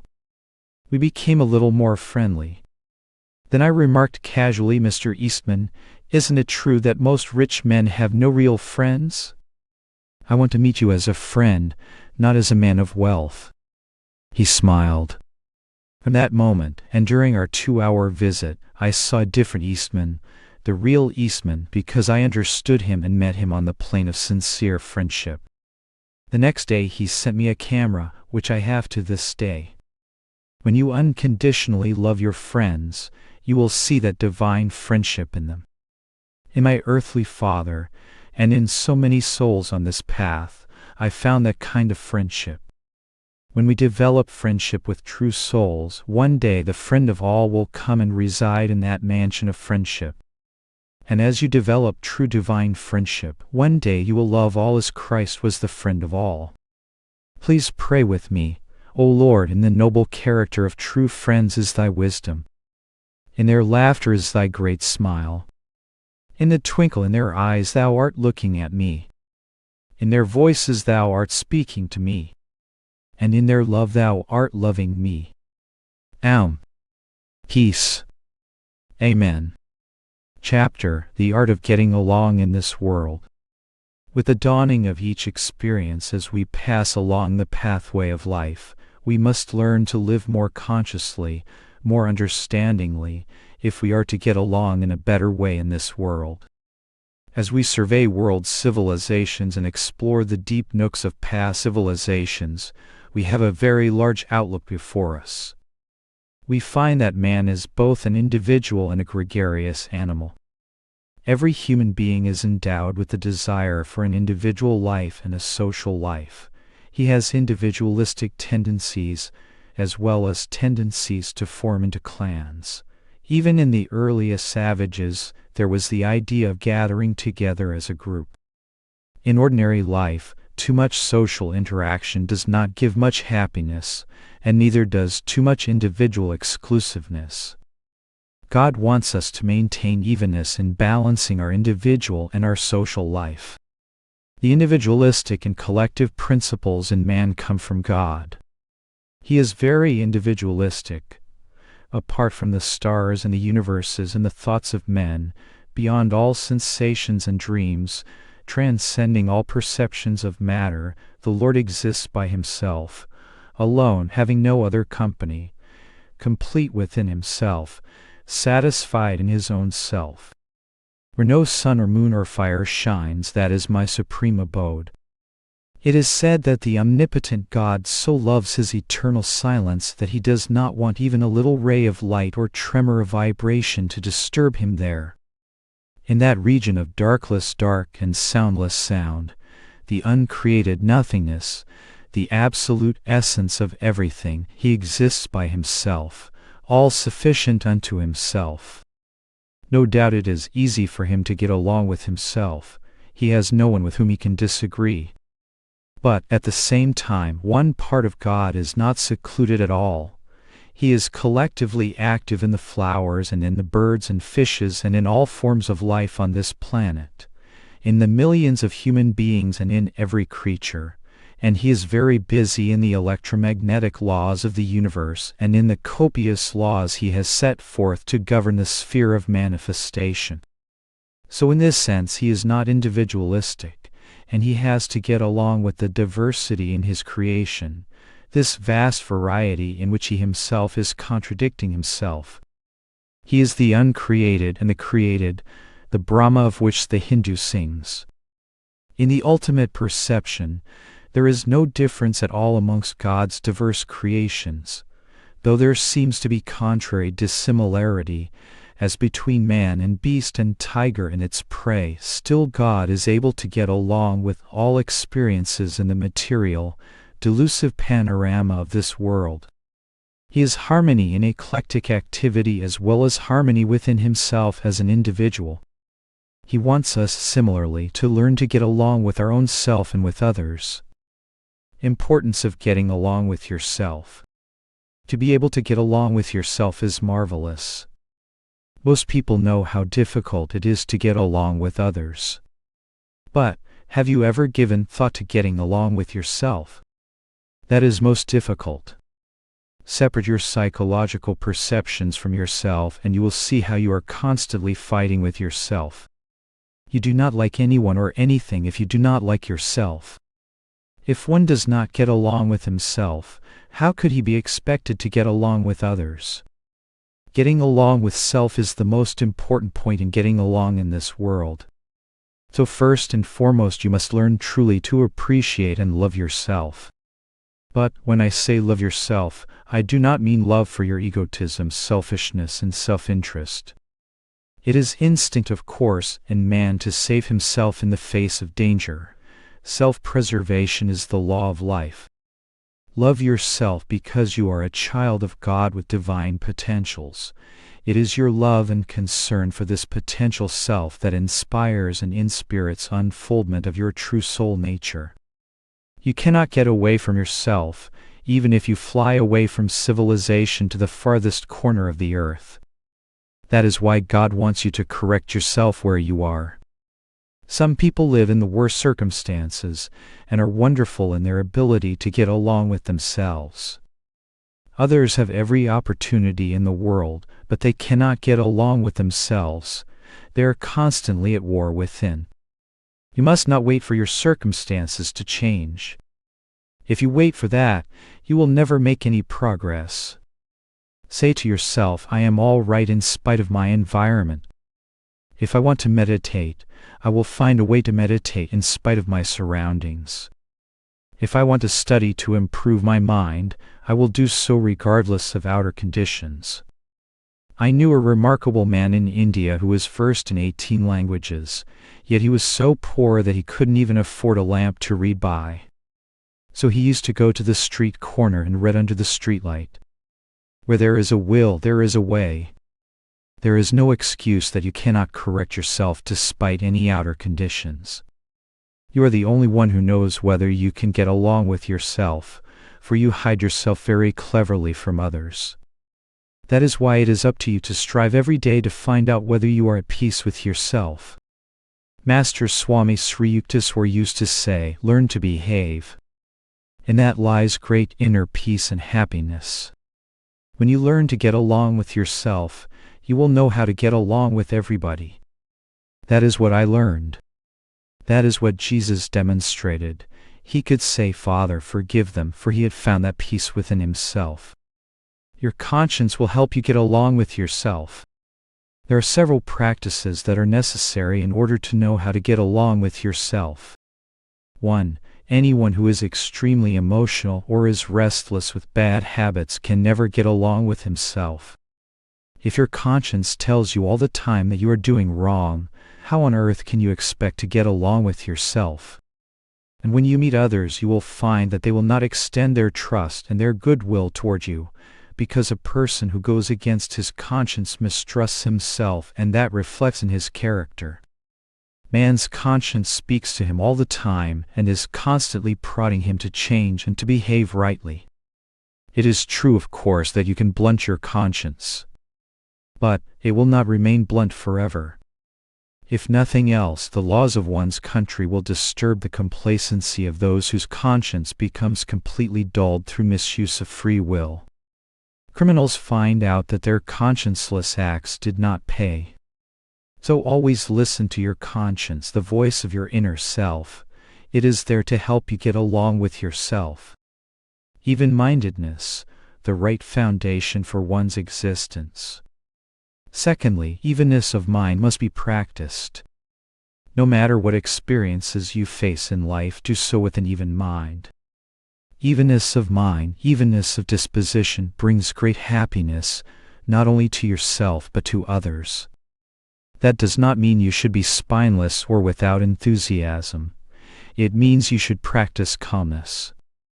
It is all right to enjoy the good things of this world, but do not become excited by them.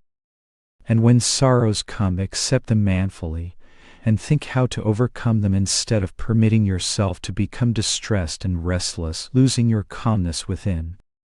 Some people are always restless.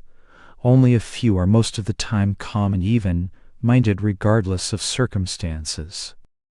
But evenness must remain constant that it may serve as a foundation of your existence. That is what Swami Shankara taught.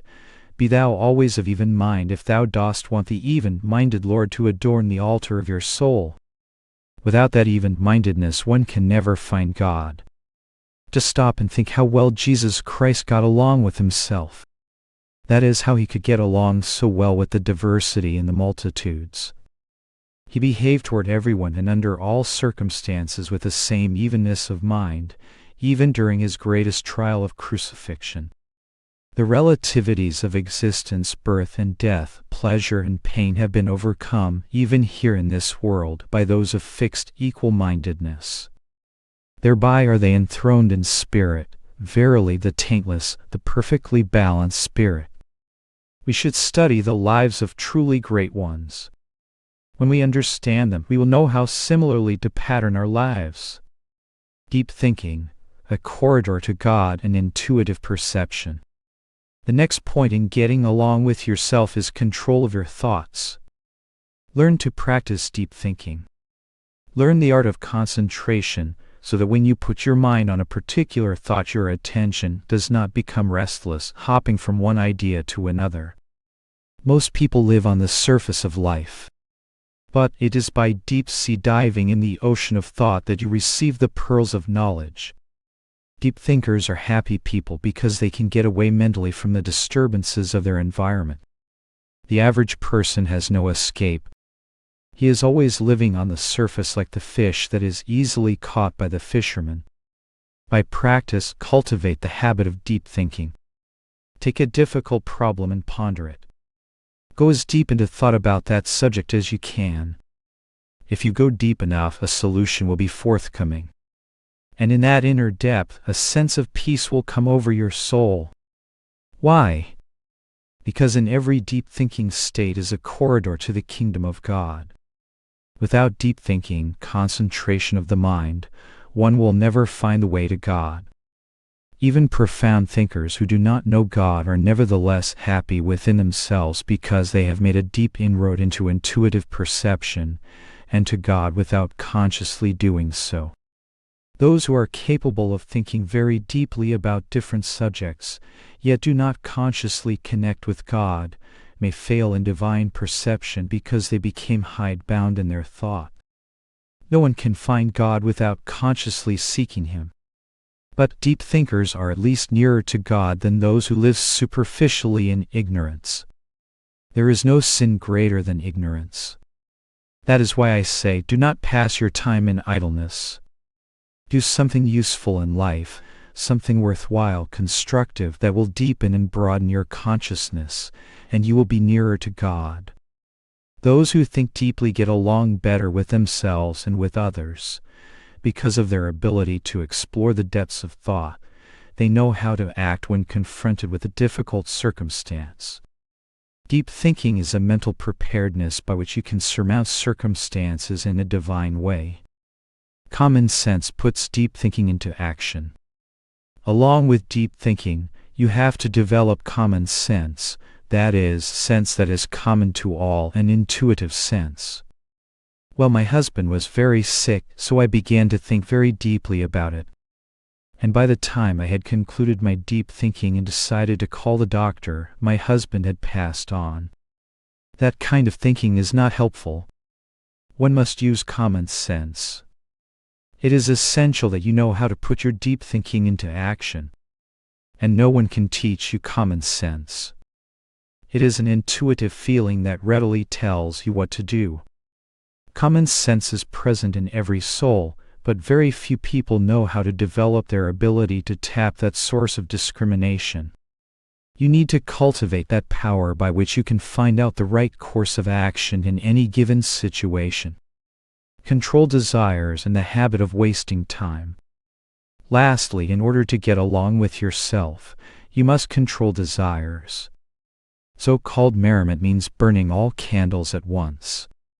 No one has to chastise such people. They punish themselves by their overindulgences, which create nervousness and anger and moods. They have no joy in anything because they are controlled by their insatiable senses. The true master is one who controls his senses. When he says no to temptations, he means no. And when he says yes to right action, he means yes. Never kill time. It is too valuable to waste on useless things.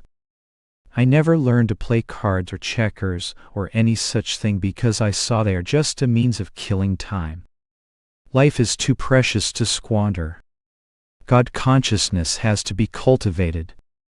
Always be busy with God, then nothing and nobody will be able to distract you. How wonderful it is to lead a simple life, a life of inner contentment is a heaven you know not. Even if I go to the movies once in a while to get away from organizational demands, I am not entranced with the scenes on the screen, but rather with God consciousness. I am not seeing the movies, but the cosmic movies within. The consummate purpose of life is to find God. So do not waste your time in uselessness. Getting along with others begins at home. While learning to get along with yourself, you should also practice the art of getting along with others, a great but difficult art. Begin in your own home with the persons with whom you live. There is a saying, a street angel and a house devil. If you learn to get along with those in your own home, you will be better equipped to get along with the rest of the world. You need to correct your own behavior and attitude.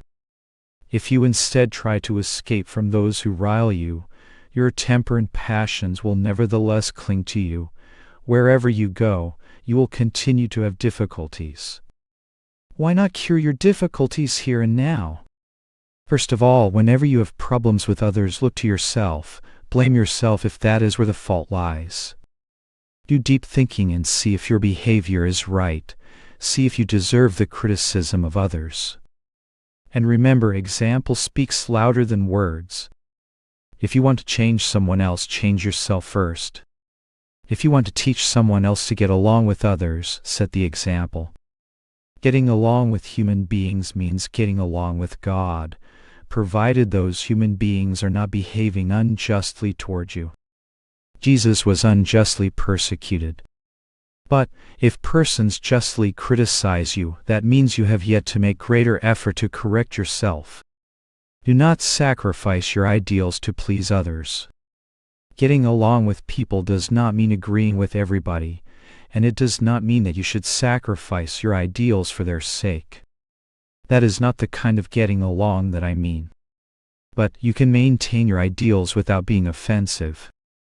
In fact, from that standpoint, Jesus Christ did not get along with many during his time.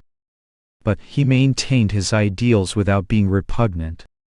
He certainly got along with himself, for he knew that what he was doing was right. And he said, "To this end was I born, and for this cause came I into the world, that I should bear witness unto the truth." So above everything else, please God and live up to your own ideals. Never compromise your ideals, and never harbor an ulterior motive. If you can live loving God and meaning no harm to anyone, and still the world wants to hurt you, that is all right. It is better to be cursed by the whole world and be a favorite child of God than to be loved by all and forsaken by God. Getting along with others means getting along first with your conscience and with God, and then with people. That realization is one of the great blessings I receive from my Master. There is nothing in the world that measures up to the joy that I receive from his company. When you have the security of true joy, you have everything. You do not need the world. During my earliest years in this country, I was once invited as a guest of honor to a large party. I didn't know what an elite cocktail party was, so I didn't know what I was getting into. But I never before or after attended such a gathering. Everyone was drinking heavily. Late into the evening they asked me to speak, so I gave them a talk that I think they never forgot. I did not speak in anger, but in truth. Is this your natural way of life? Are you really happy embalming yourself in drink? This is not fun, getting dead drunk and talking in an evil way. What is this? I know many of those present made an inner promise never to go to such parties again. I was not mad, for I kept myself inwardly aloof. In that way I can get along fine with others. I do not have to follow their ways. Rather, I would try in a kind way to influence them to follow my ways. With God in your breast, joy in your heart, wisdom in your mind, and all the power of heaven in your soul, you are in the joy of the Eternal Father. That is the power which I see and feel all the time. Behave in a truthful way that is not hurtful to others.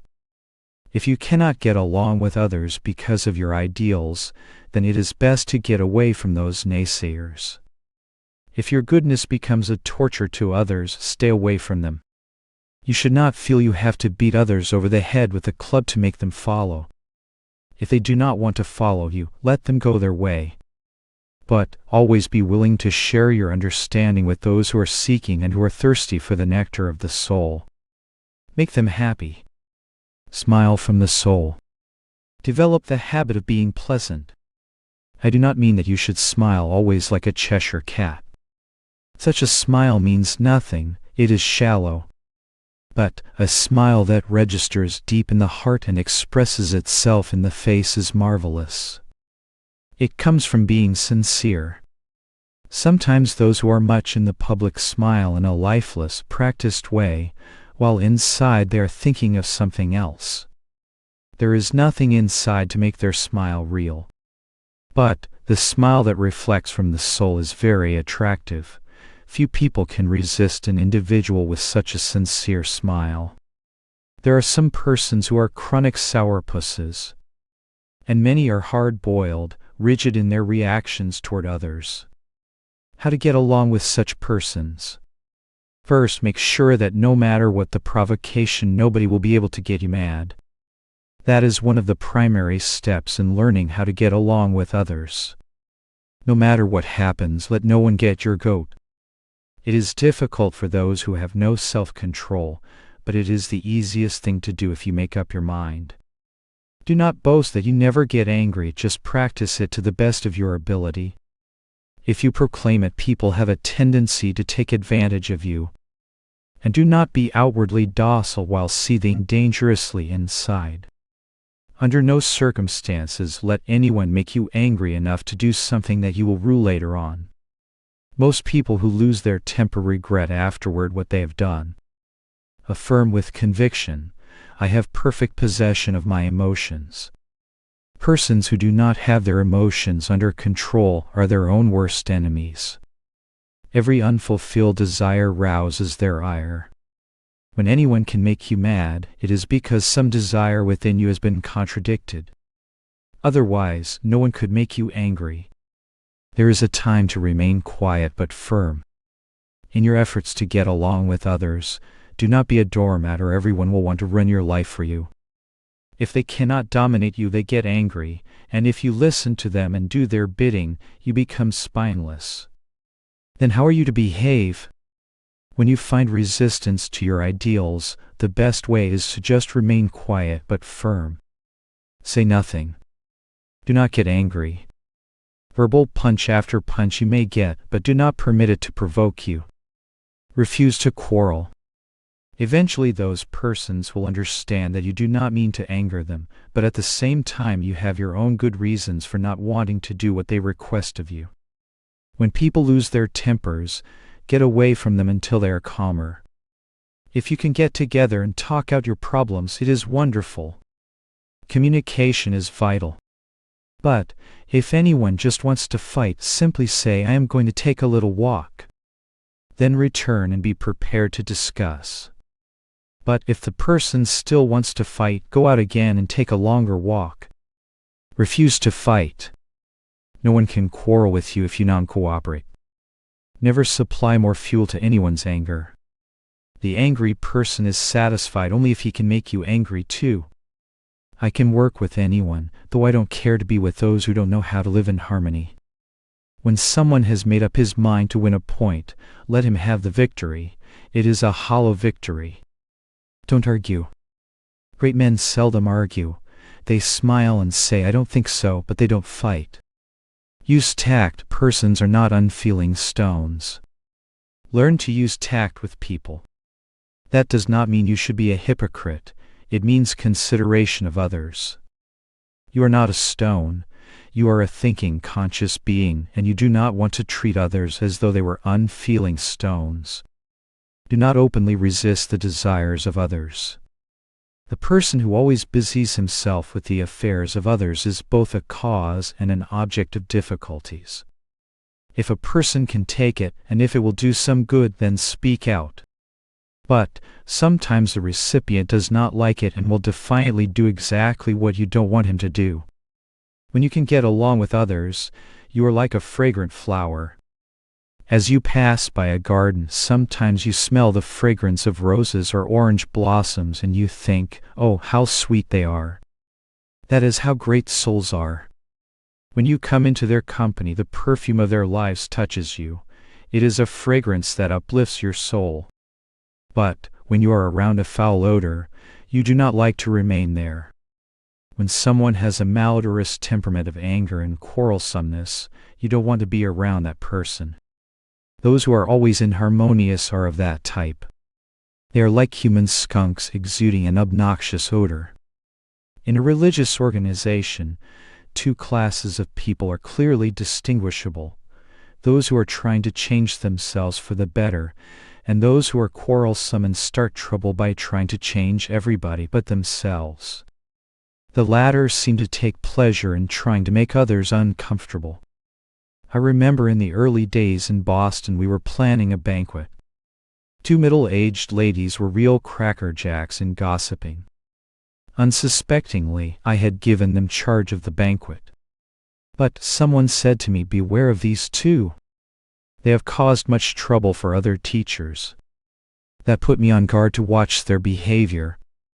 As banquet arrangements proceeded, my secretary put place cards on the head table designating certain persons to sit there. These 2 ladies started fireworks. Why should these persons be on the platform and not us? To restore peace, these guests were seated down at the other tables. One day, these 2 ladies started disrupting organizational plans of the center.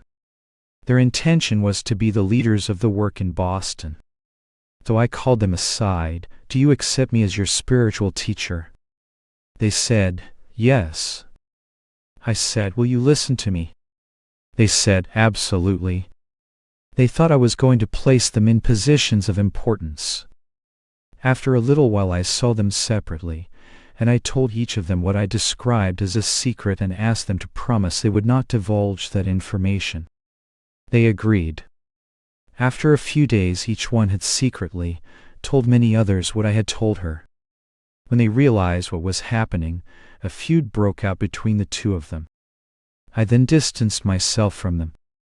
But they sought me out. I was in the Boston Plaza Hotel. They called me on the phone and wanted to see and talk with me. I said, "I will see you provided you speak very calmly. The minute you raise your voices, I will leave." When I came down to the lobby, they were trying hard to control themselves.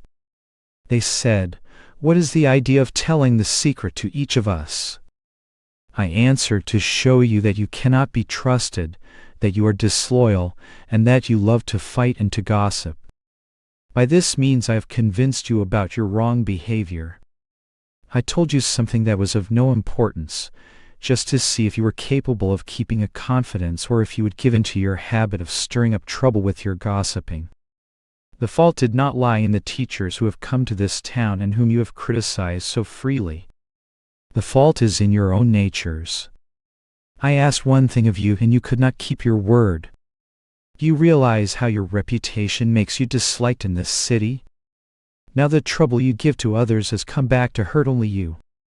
If you cannot keep one promise of confidence given to your spiritual teacher, how can you expect others to have confidence in you? If you don't keep faith with me, you won't keep faith with anybody else. Are you truly at peace and happy within your own souls?" I was sincere with them, but I gave them that day a very honest and earnest appraisal of their behavior. After doing so, I said, "Now I am not going to shut you out of my classes. But you must promise me that you will not talk against anyone during the class series. Do not think of yourselves as teachers.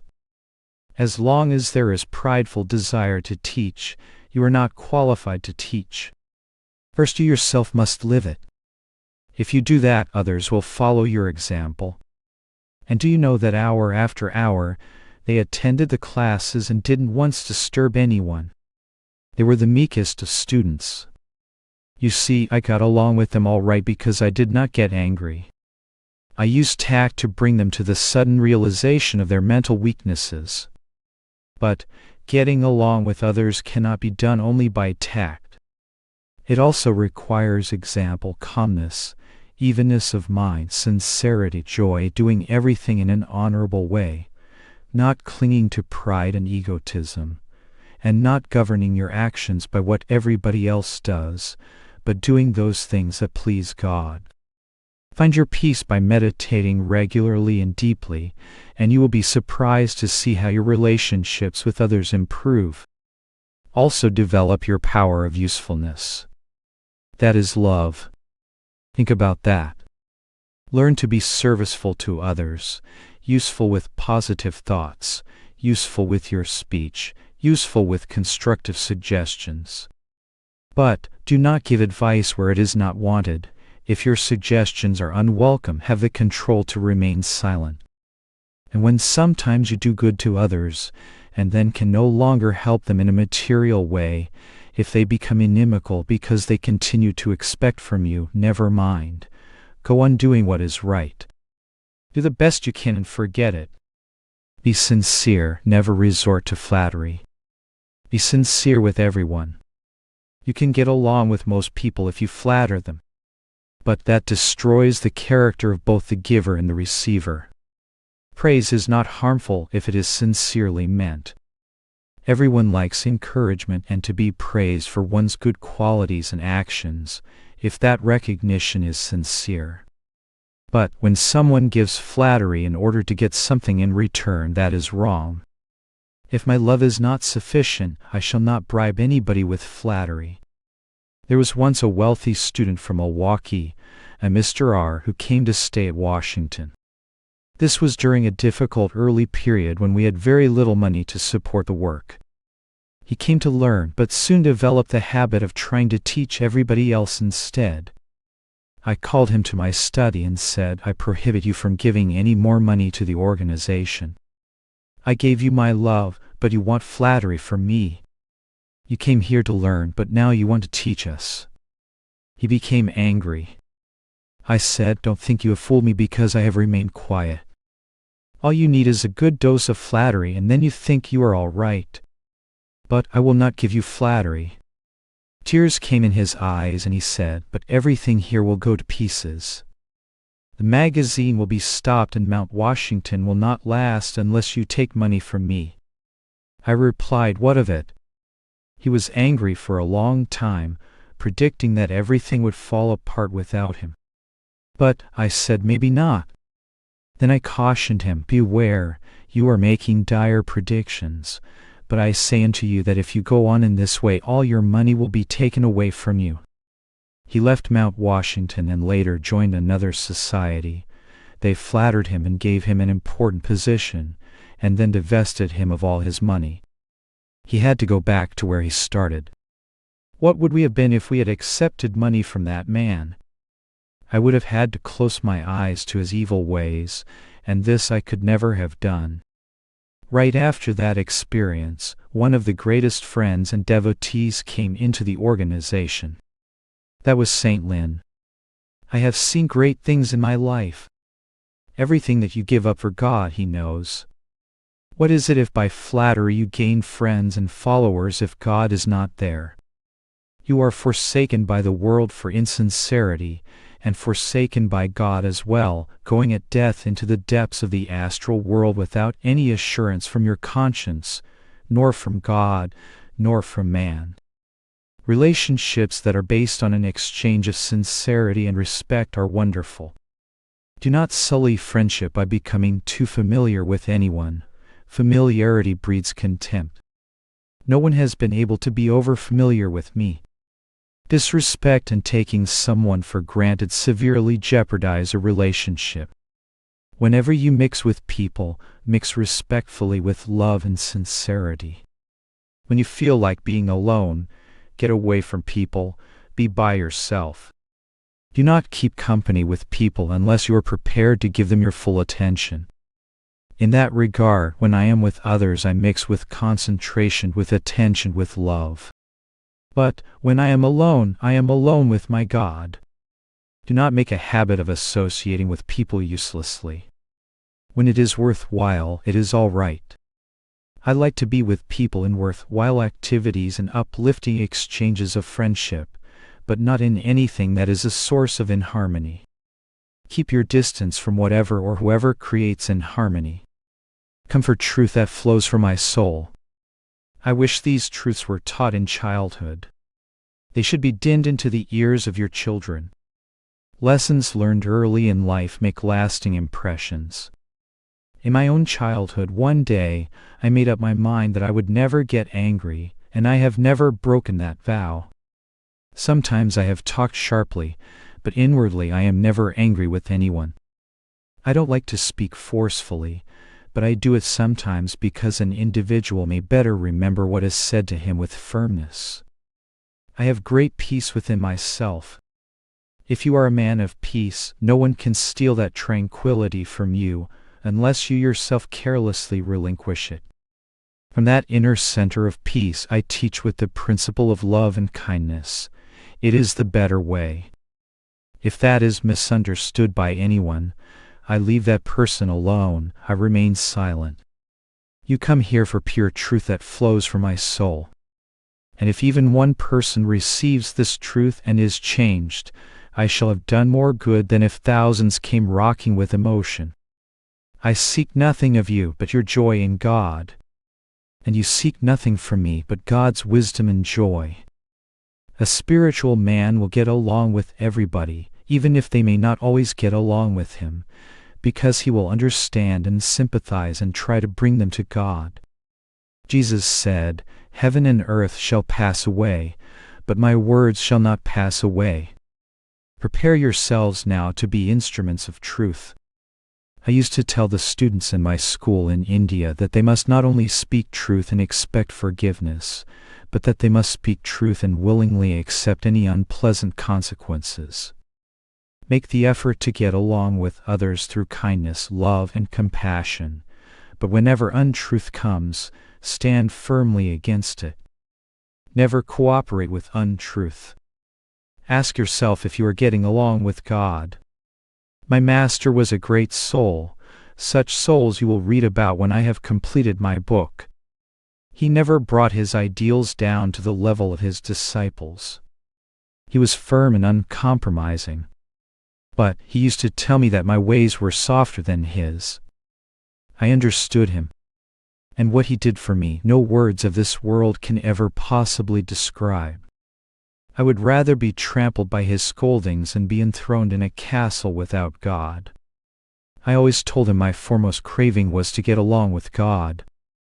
Every day you should ask yourself, have I gotten along with God? Do you know what are the signs that you have not gotten along with God?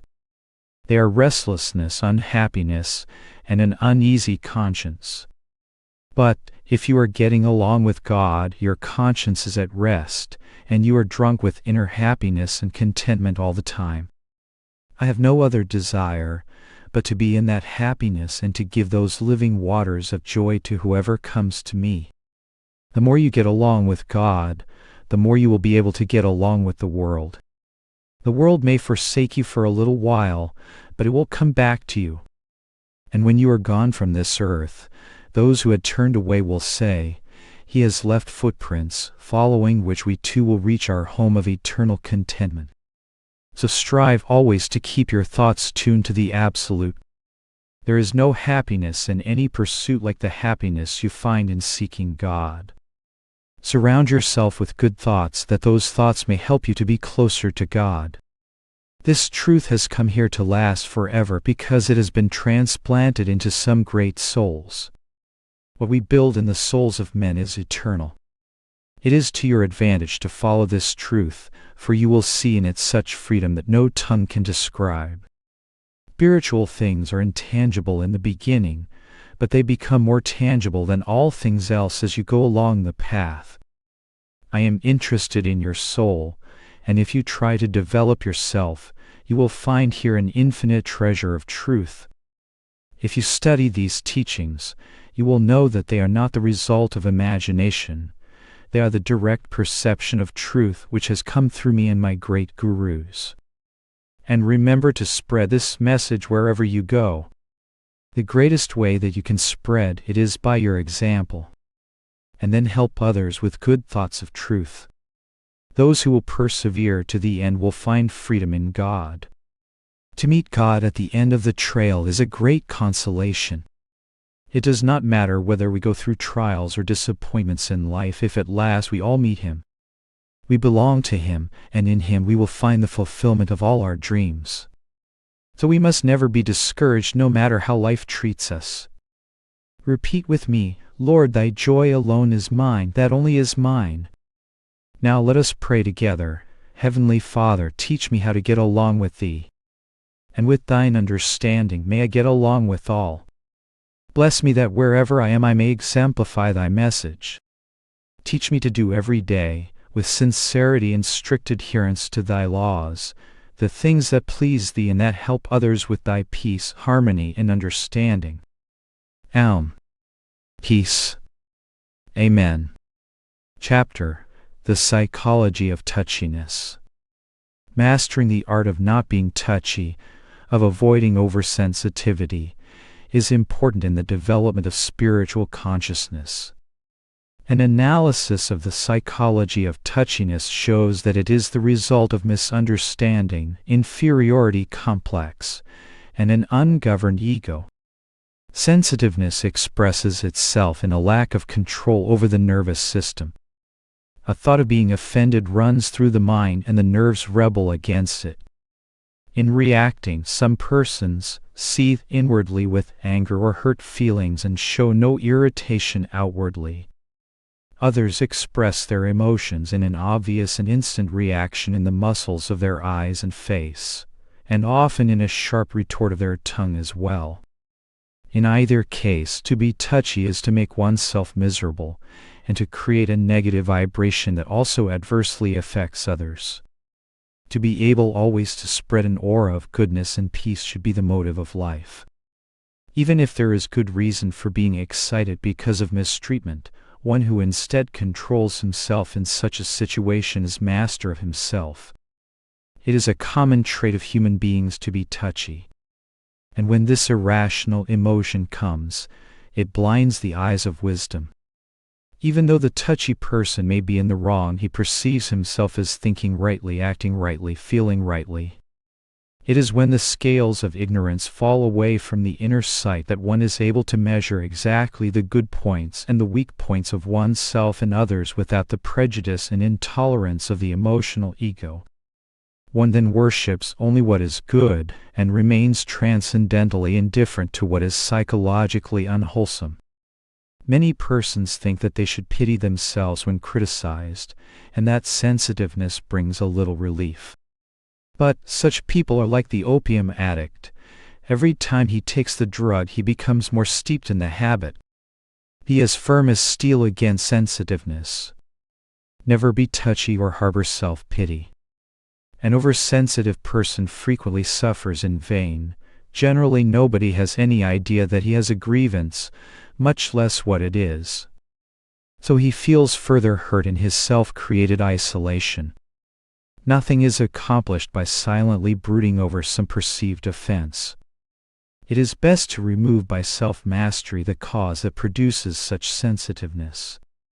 In my youth I was very sensitive, and consequently the one who suffered most was myself. It was a process of self-torture. Because I was so sensitive, others seemed to delight in getting my goat. Your goat is your peace, let nobody take away your peace. My discomfiture was not wholly the fault of the taunting of others, it was also the result of my own sensitiveness to their remarks. I found that the more I argued with people who criticized me, the more satisfaction they got. At last, I made up my mind that no one would be able to destroy my peace. I decided, let them criticize all they want to. I remained indifferent to their unjust barbs, as untouched as if I were dead. They soon lost their enthusiasm to pick on me, and many became my friends and followed me. It is futile to demand kindness and respect from others. You must rather learn to merit it. If you are sincerely kind and respectful to others, and return any courtesy they show to you, you will always be treated respectfully.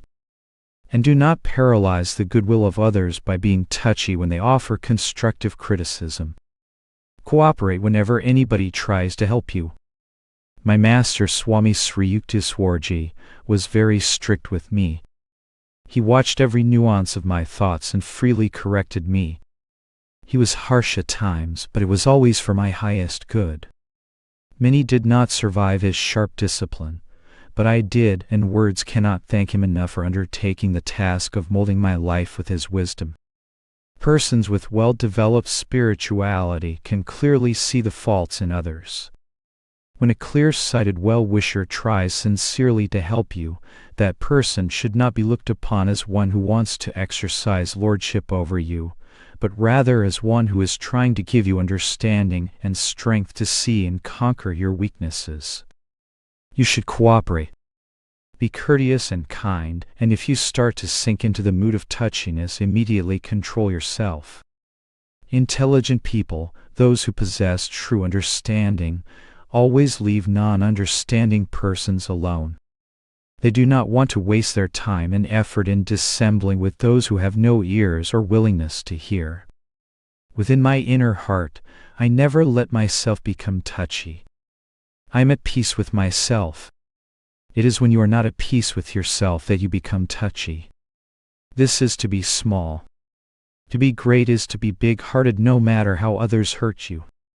That is the way to live. Do not wait until tomorrow. Begin today. One should be able to control his moods instantly.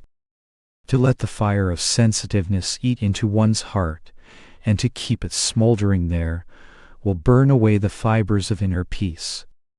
A wise person controls his sensitivity, knowing that it is nothing but an agency of metaphysical Satan trying to destroy the soul's peace. When anything distresses you, no matter how you justify your unhappiness, know that you are succumbing to undue sensitivity, and that you must not indulge in it. Sensitiveness is an unspiritual habit, a nervous habit, a peace-destroying habit that takes away your control over yourself and robs you of your happiness. Whenever a mood of sensitiveness visits the heart, its static prevents you from hearing the divine song of healing peace that plays within through the radio of the soul. Whenever sensitiveness appears, try immediately to conquer that emotion. There is a difference between emotional sensitiveness and spiritual sensitivity. Those who are spiritually sensitive are discriminatingly watchful of their own feelings and are keenly perceptive of the feelings of others, but they remain aloof from the disturbances of psychological impulses. Just as butter can float in water and remain unchanged, undiluted by its surroundings. But touchy sensitiveness is like a ghost that haunts you. It tortures your nervous system and makes you feel that the whole world is full of enemies. The person of extreme sensitivity often foolishly blames others for the hurt he feels. He should try to understand that his hurt is self-inflicted. It is better to blame oneself for being oversensitive than to be angry with others. Nobody should catch you in a touchy mood. Quietly correct yourself. If necessary, hide yourself in a room away from others until the fever of sensitiveness is gone. The face is the reflector of your inner self. The heart, the source of feelings, is the basis of that reflection. Your face should be an inspiring sermon. Your countenance should be a beacon for others to follow, a lighthouse by which shipwrecked souls can find the way to safety in the harbor of peace. Your face should be an altar where peace reigns, where God reigns, where all the votaries of psychological goodness assemble to invoke the Almighty God of peace and love. Heavenly Father, bless us that we establish the temple of purity in ourselves, within our hearts, our thoughts, our feelings, that our countenance may be an illuminated altar of Thy peace and love. Chapter: Why Love Succeeds Where Jealousy Fails. Jealousy, anger, fear, all the negative physical and mental impulses that impel human beings to do wrong, where do they come from? Many say these are of psychological origin. But I say they come from the evil force. There are two forces in this world, good and evil. Wherever there is good, there is also evil. Man, endowed with independence and free will, suffers the consequences of his wrong actions, but he is not the creator of the agents that influence those errors. Plants commit no evil, and yet they succumb to diseases. The animals, which are governed by instinct with no consciousness of evil, similarly suffer. Side by side with every good there is a corresponding evil. God creates the sunshine and the evil force creates destructive storms and droughts. The beautiful flower blooms and is destroyed by insects. God says to love, the evil force says be jealous, you are justified to hurt and enfeeble an opponent. Don't listen to that dark power. It isn't you. Jealousy, anger, fear are creations of the evil force. Recognizing this force as a conscious power, Jesus said, "Get thee behind me, Satan." Any time the voice of jealousy, fear, or anger speaks, remember that it is not your voice and command that it be gone. But you will not be able to expel that evil no matter how you try, so long as you give that negative feeling a safe harbor in your mind. Eradicate jealousy, fear, and anger from within, so that every time an evil impulse tells you to hate and to hurt, another stronger voice within tells you to love and to forgive. Listen to that voice. Just imagine if we could take away from the world selfishness, jealousy, and anger, there would be no wars.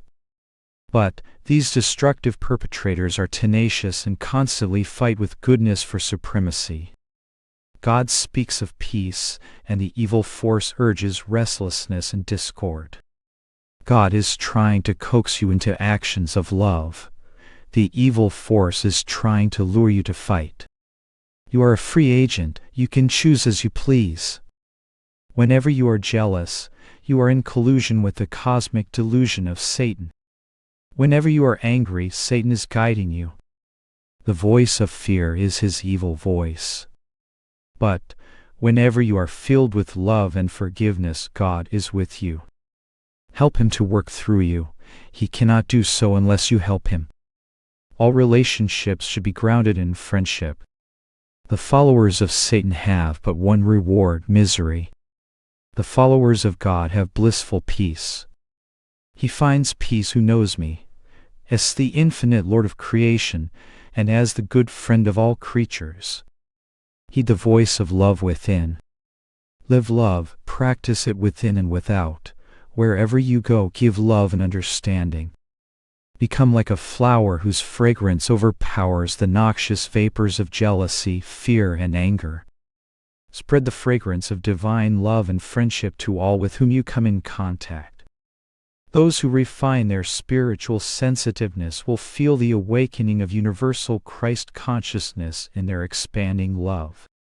Cultivate it by first practicing godliness with the people around you. Always think of others before yourself. Be a selfless friend to all, to your spouse, your children, your close associates, everyone you meet. Requisite to friendship is the acceptance of each one's individuality. Two souls, different in character, pulling together the chariot of life to a common goal. Truth must be the standard upon which a relationship is based. And no matter what one says, even if it must be to discipline or dissent, it should be said with love, never with harshness or meanness. The duty of friends is to continuously help each other to develop themselves. When souls seek progress together in God, then divine friendship flowers.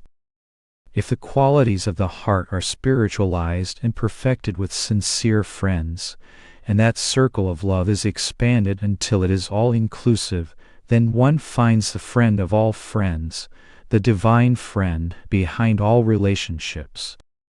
Jealousy foreshadows the end of happiness. Whereas the love of God unites, the negative impulses of the evil force divide and destroy. Great havoc is wrought by jealousy and its cohorts of fear, anger, and hatred. Human relationships are devastated, homes are broken up, lives are destroyed. Jealousy foreshadows the end of happiness, first in the one who harbors it, and then in others who are objects of its vengeance, even innocent bystanders, such as the children of broken homes. Jealousy exists everywhere. It is an ever-present danger to all human relationships. I have so many times seen it at work in this world. Everybody wants the good position, but few want to make the effort to merit it or to assume the inherent responsibility. The divisive nature of jealousy transforms a heaven of harmony into a Hades of discord.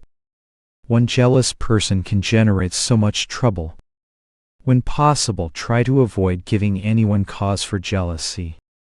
Go out of your way, if necessary, to create understanding. Jealousy comes from an inferiority complex. Jealousy comes from an inferiority complex and expresses itself through suspicion and fear. It signifies that a person is afraid he cannot hold his own in his relationships with others, be they conjugal, filial, social. If you feel you have cause to be jealous of someone, for example, if you are afraid that the one you love is transferring his or her attention to another, first strive to understand if there is something lacking within yourself. Improve yourself, develop yourself. The only way to hold on to the affection or respect of another is to apply the law of love and to merit that recognition by self-improvement. Love and its counterparts can never be acquired or preserved by demands or begging or bribes. I have observed how some people behave around those who are wealthy or influential. I once said to a prince in India, "Do you think these people who court your favor really love you?" He replied, "Yes." But I had seen them in a different light, and I cautioned him, "Stop giving them money and gifts, and you will find that they are not sincere. They mock you with their flattery. True love cannot be bought. To receive love, one must give it freely without any condition." But, instead of following this rule, the insecure person resorts to jealousy. This makes the loved one angry, and thus defeats its very purpose. Jealousy then responds to the anger with a desire to strike back. But, anytime one wants thus to harm another, he ultimately hurts himself even more. Evil acts have their source in evil thoughts. These caustic mental parasites eat away the very fiber of one's being. They burn and destroy inner peace, one's greatest wealth. Whatever is not mine, let it go. Why be jealous? If you give someone your love and it is not appreciated, if that person does not want you, or gives to another the recognition you think you deserve, jealousy certainly will not hold that person or cure the strain in the relationship. Making prisoners of one another with jealousy and demands will certainly not produce happiness. Successful relationships can grow only in trust and love. Love survives in respect, usefulness, and freedom from possessiveness. So, what is the remedy? Any time jealousy tries to bind you, make strong affirmations. I am free from the bondage of jealousy and fear. Whatever is mine will be mine. Whatever is not mine, let it go. When you will be free from all jealousy and fear, your life will be wonderful. You can be free. What is yours will be yours, and what is not meant for you would not make you happy. Fulfillment lies in constantly improving yourself, so that instead of your seeking others, others will seek you. Give love and friendship without expecting or demanding anything in return. Expectation will make you a victim of misery. Even while striving to improve yourself, learn to stand alone, secure in your own virtues and self-worth. If you want others to believe in you, remember it isn't only your words that have an effect, but what you are and what you feel within, what is in your soul. Always strive to be an angel within, no matter how others behave. Be sincere, kind, loving, and understanding. Anyone who does not respond to goodness is not worthy of your attention. Even if you have to lose a loved one, it is better to let him go thinking of you as an angel rather than as a green-eyed monster of jealousy. Leave with that person a beautiful thought of your love, and that love will ever remain in his heart. Thoughts can be more effective than words. Never speak harshly under the fire of jealousy. The mouth can be like a cannon, and speech more damaging than any exploding shell. Be discriminate in your use of words. People do not like to be told their faults. If guidance or constructive criticism isn't welcome, withhold your words. Otherwise, the more you say, the worse you may make the situation. Thoughts can sometimes be more effective than words. The human mind is the most powerful broadcasting machine there is. You constantly broadcast positive thoughts with love, those thoughts will have an effect on others. Similarly, if you broadcast jealousy or hatred, others receive those thoughts and respond accordingly. Ask God to put His power behind your efforts. If, for instance, it is the husband that is going astray, the wife should pray to God, "Lord, help me to help my husband. Keep all taint of jealousy and resentment out of my heart. I only pray that he realize his error and change. Lord, be with him and bless me that I do my part." If your communion with God is deep, you will see that person change. The more errant a person is, the greater kindness you should give. Instead of succumbing to jealousy and fear of losing a loved one, strive for right attitude and behavior, keep yourself physically attractive, and be strong mentally and spiritually. God is the ultimate answer. Never forget that God is the answer to all the questions life places before your soul. God is love, and love is the panacea for human suffering. There is nothing greater than love, God's quality of attraction and unity that is manifested in the soul of every being. This love, when expressed under all circumstances, in family, social, and national life, expands to embrace the whole world. Such universal love is the pure love of God. When you have achieved that love, then and then alone are you a citizen of the kingdom of God. Always be proud that you are a child of God. For just a little while you have been an alien in the kingdom of matter. Develop God's divine love inherent in you, and you will reclaim your citizenship in His kingdom of omnipresence. When you learn to go within in meditation, you will find His kingdom. It is within you. God is within you. It is His power that is behind your ability to talk, move, and feel. Without Him you can do nothing. Though He is transcendent beyond all things, He is also immanent. You can commune with Him right within you. If you remove the dust of restlessness from the mirror of inner silence, you will see Him reflected there. Never miss your daily engagement with God in meditation.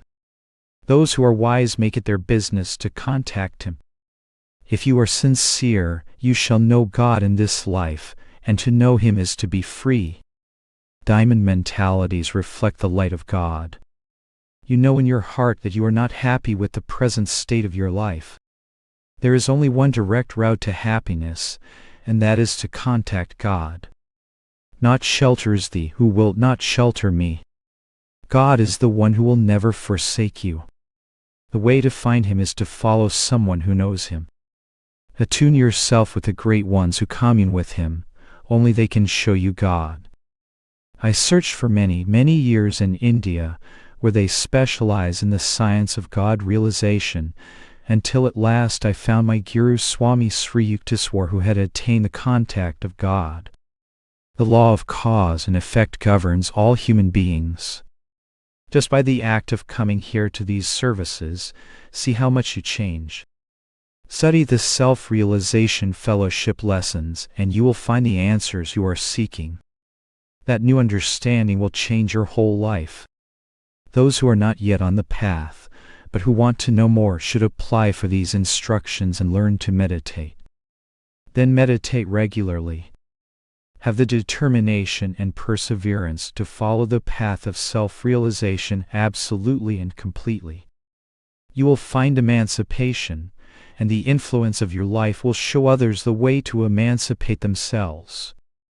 Every day do something to help another person materially, mentally, and spiritually, and try to awaken some soul to follow the path to God. Every one of you who comes here should resolve never to miss your daily meditation. You could be taken away from this earth at any minute. Use the time you have to make the effort to know God, who is the only one who will be with you forever. As many as received Him, to them gave He power to become the sons of God.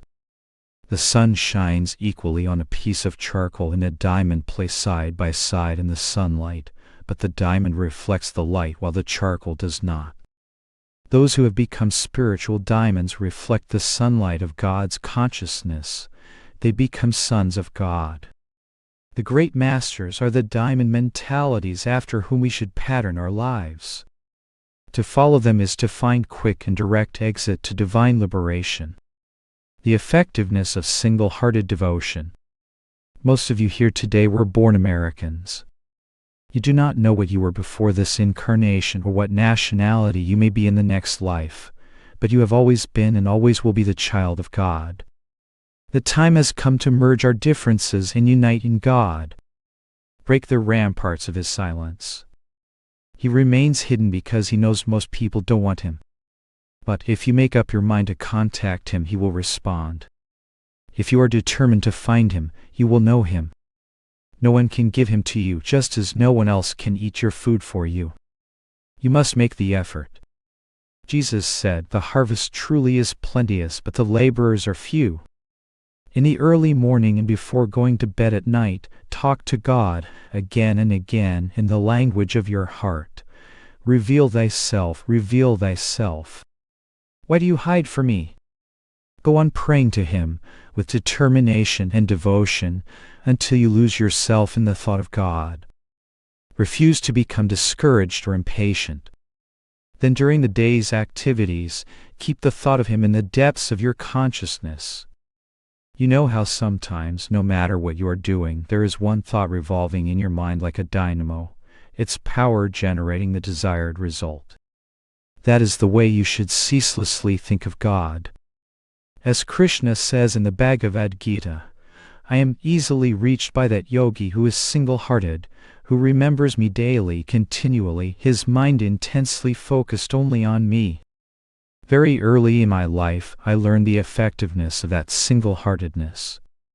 When I was a small child, I wrote a letter to God and dropped it in the postbox.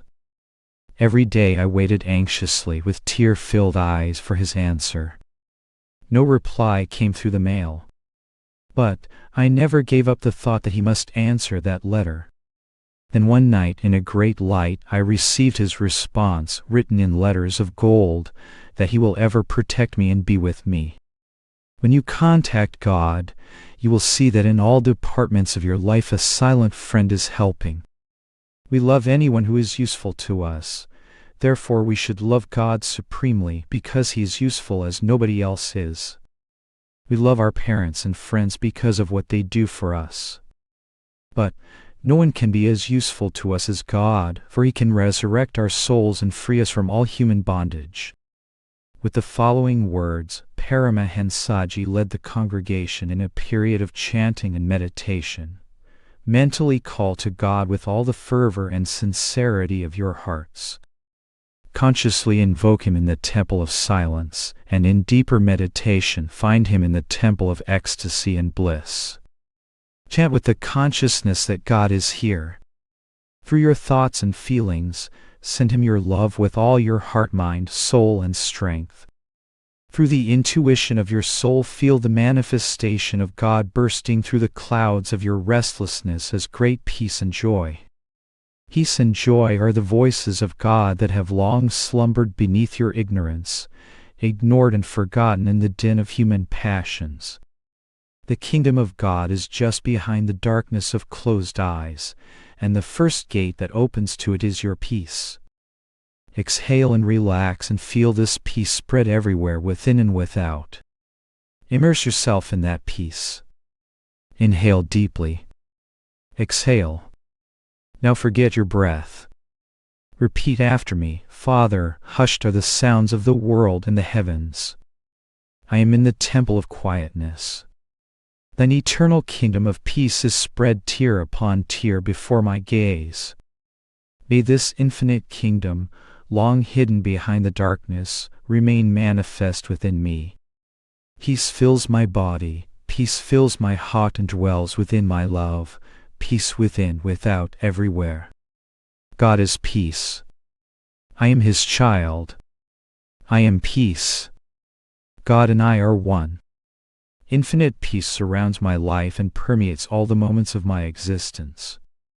Peace unto myself, peace unto my family, peace unto my nation, peace unto my world, peace unto my cosmos. Goodwill to all nations, goodwill to all creatures, for all are my brothers and God is our common Father. We live in the United States of the world with God and truth as our leaders. Heavenly Father, may thy kingdom of peace come on earth as it is in heaven. that we all be freed from divisive inharmonies and become perfect citizens, in body, mind, and soul of thy world. Amen. Chapter: Invite the Christ consciousness within you. Heavenly Father, bless us this morning with the consciousness of Jesus, that we too might experience thy universal presence as the Christ consciousness inborn in every pore and atom of space. O Father, we thank thee for sending unto us thy great Son in the form of Jesus, a resplendent light, a beacon to guide this world on the path of spirituality. We bow to Christ Jesus. May we enshrine him forevermore on the altar of our hearts. May his Spirit be manifest within us. We invoke the Spirit of Jesus, the omnipresent Christ consciousness, to descend upon our consciousness and bestow the realization of infinity. May that infinite Christ, cradled in space and blossoms, in all beings and in our hearts everywhere, be manifest to us evermore. Inflame your heart with the fire of devotion, that the light of Christ may blaze within you. Purity, peace, happiness beyond dreams are sparkling and dancing within your soul. Let that peace within join the transcendent, infinite peace without. You are immersed in that eternal light. Your whole being is filled with that omnipresent blessed effulgence of Christ. Beyond body and breath, you are that ever-living light of Christ, peace and joy. This is a blessed morning in that it so closely precedes the spiritual and festive celebrations of Jesus' birth. In honoring his nativity, do not think of Christ as limited to the tiny body of a helpless baby. The Christ Spirit was born on earth in the physical vehicle of the infant Jesus. Within his consciousness was omnipresent God. Behind the nascent brain of the little boy was the wisdom of spirit. How else could he, as a young child, startle wise and learned men with his precocious words? Even though the Spirit of God becomes incarnate in the birth of great souls, still those divine ones play the drama of infancy, youth, and all other phases of life and death.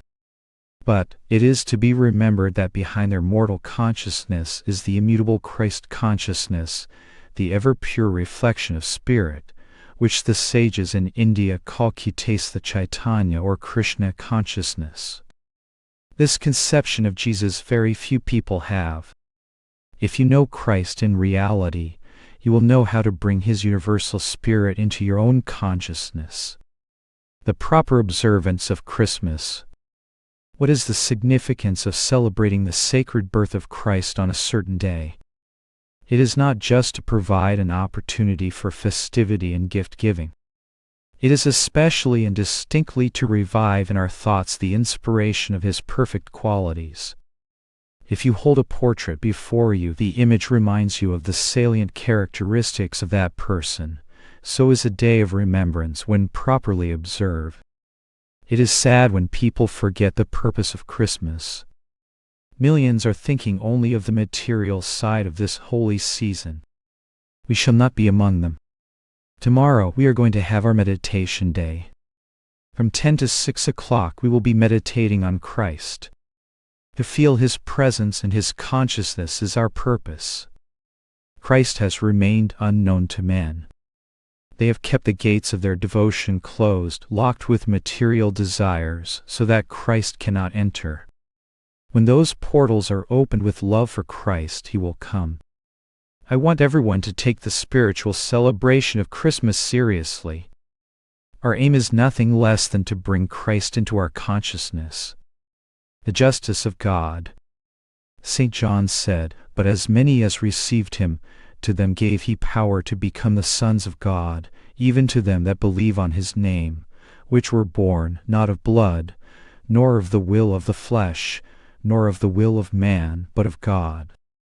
These sacred words reveal the justice of God. What would be our position and our hope if the Lord made and equipped only one man, Jesus Christ, with the insight and will power necessary to conquer temptation and attain God union? Jesus was both human and divine, as are we all. If this were not so, then his trials and the pain he endured in crucifixion were just a farce.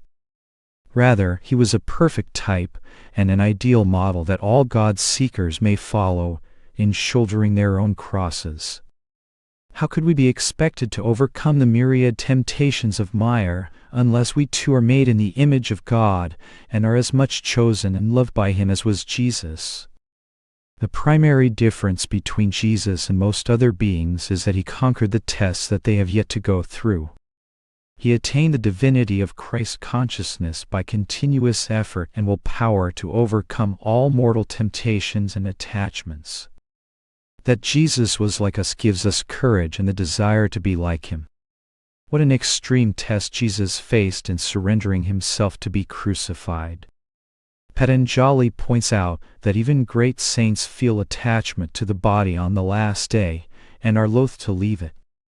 My Guru Swami Sri Yukteswar explained that the hesitancy to leave the body at death is comparable to the experience of a long-caged bird that fears to soar out of its prison into the sky vastness. By His words on the cross, Jesus revealed that He had to struggle to destroy the last shred of attachment to the body. He fought His human nature and won. That is why I see Him as an ideal exemplar for all mankind. Millions of persons in this world have a charcoal mentality, unable to reflect the divine consciousness that is in their souls. You must become like the diamond radiant with the sunlight of Christ consciousness. If even one soul out of this gathering becomes enlightened, that is far better than if I were to speak to audiences of thousands who come just to hear an inspirational discourse. I know that some of you here have real communion with Christ. That pleases me most. There is a vast difference between imagination and self-realization. If you only imagine, you may have subconscious dreams and inner visions of Christ every day. But that does not mean that you are truly in touch with Him. The real visitation of Jesus is the communion with Christ consciousness. If you are in tune with that Christ, your whole life will change. The universality of Christ consciousness. The love of God uplifts and enlarges us. I can never think of myself anymore as exclusively in this body. I feel that I am present in all bodies. I have no awareness of race or other distinctions at all. In my perceptions, just as I feel my own consciousness in every part of my physical form, I feel you all to be a part of me. Everything that is living I feel within this body. I know the sensations of all. It is not imagination, it is self-realization. This consciousness is far beyond telepathy. It is awareness of the perceptions of every being. That is the meaning of Christ consciousness. When that Christ comes within you, you lose your ego, the I is demolished. In humbleness you find a valley of dreams redolent with blossoms of self-realization, nurtured by the waters of the infinite Christ that gather and inundate all arid boundaries within you. You feel all things pervaded by one life. Infinite oneness, that is what God is, that is what Christ is. If you would be like Christ, you must follow His ways. God could be cruel and destroy evildoers. In an instant He could destroy the whole world. But instead He is using love to bring errant creation back to Him. Thus did Jesus teach, "Love your enemies, for God maketh His sun to rise on the evil and on the good, and sendeth rain on the just and on the unjust." Bhagavan Krishna similarly said, "He is a supreme yogi who regards with equal-mindedness, reins enemies, he virtuous and the ungodly." Why should you hate anyone? To do so is against your own interest. Even though someone may hate you, if you give love in return, you will feel wonderful. I am a friend to all. If I try to dislike anyone, it burns me within. Do not abhor your enemies. To love them is the best way to conquer them. If you find the infection of hate spreading around you, why increase that epidemic by contracting the disease? Make yourself immune with the antidote of love. Remember, your enemies too are children of God and are loved by Him as dearly as you are. The Lord is like a mother. No matter how a child behaves, the mother loves it just the same. Those who do evil have gone astray, and God wants intensely to bring them back to His fold. Another reason you should love your enemies is that transgressors for the most part are ignorant of their erroneous doings, feeling fully justified in their behavior. No thinking person wants to do wrong.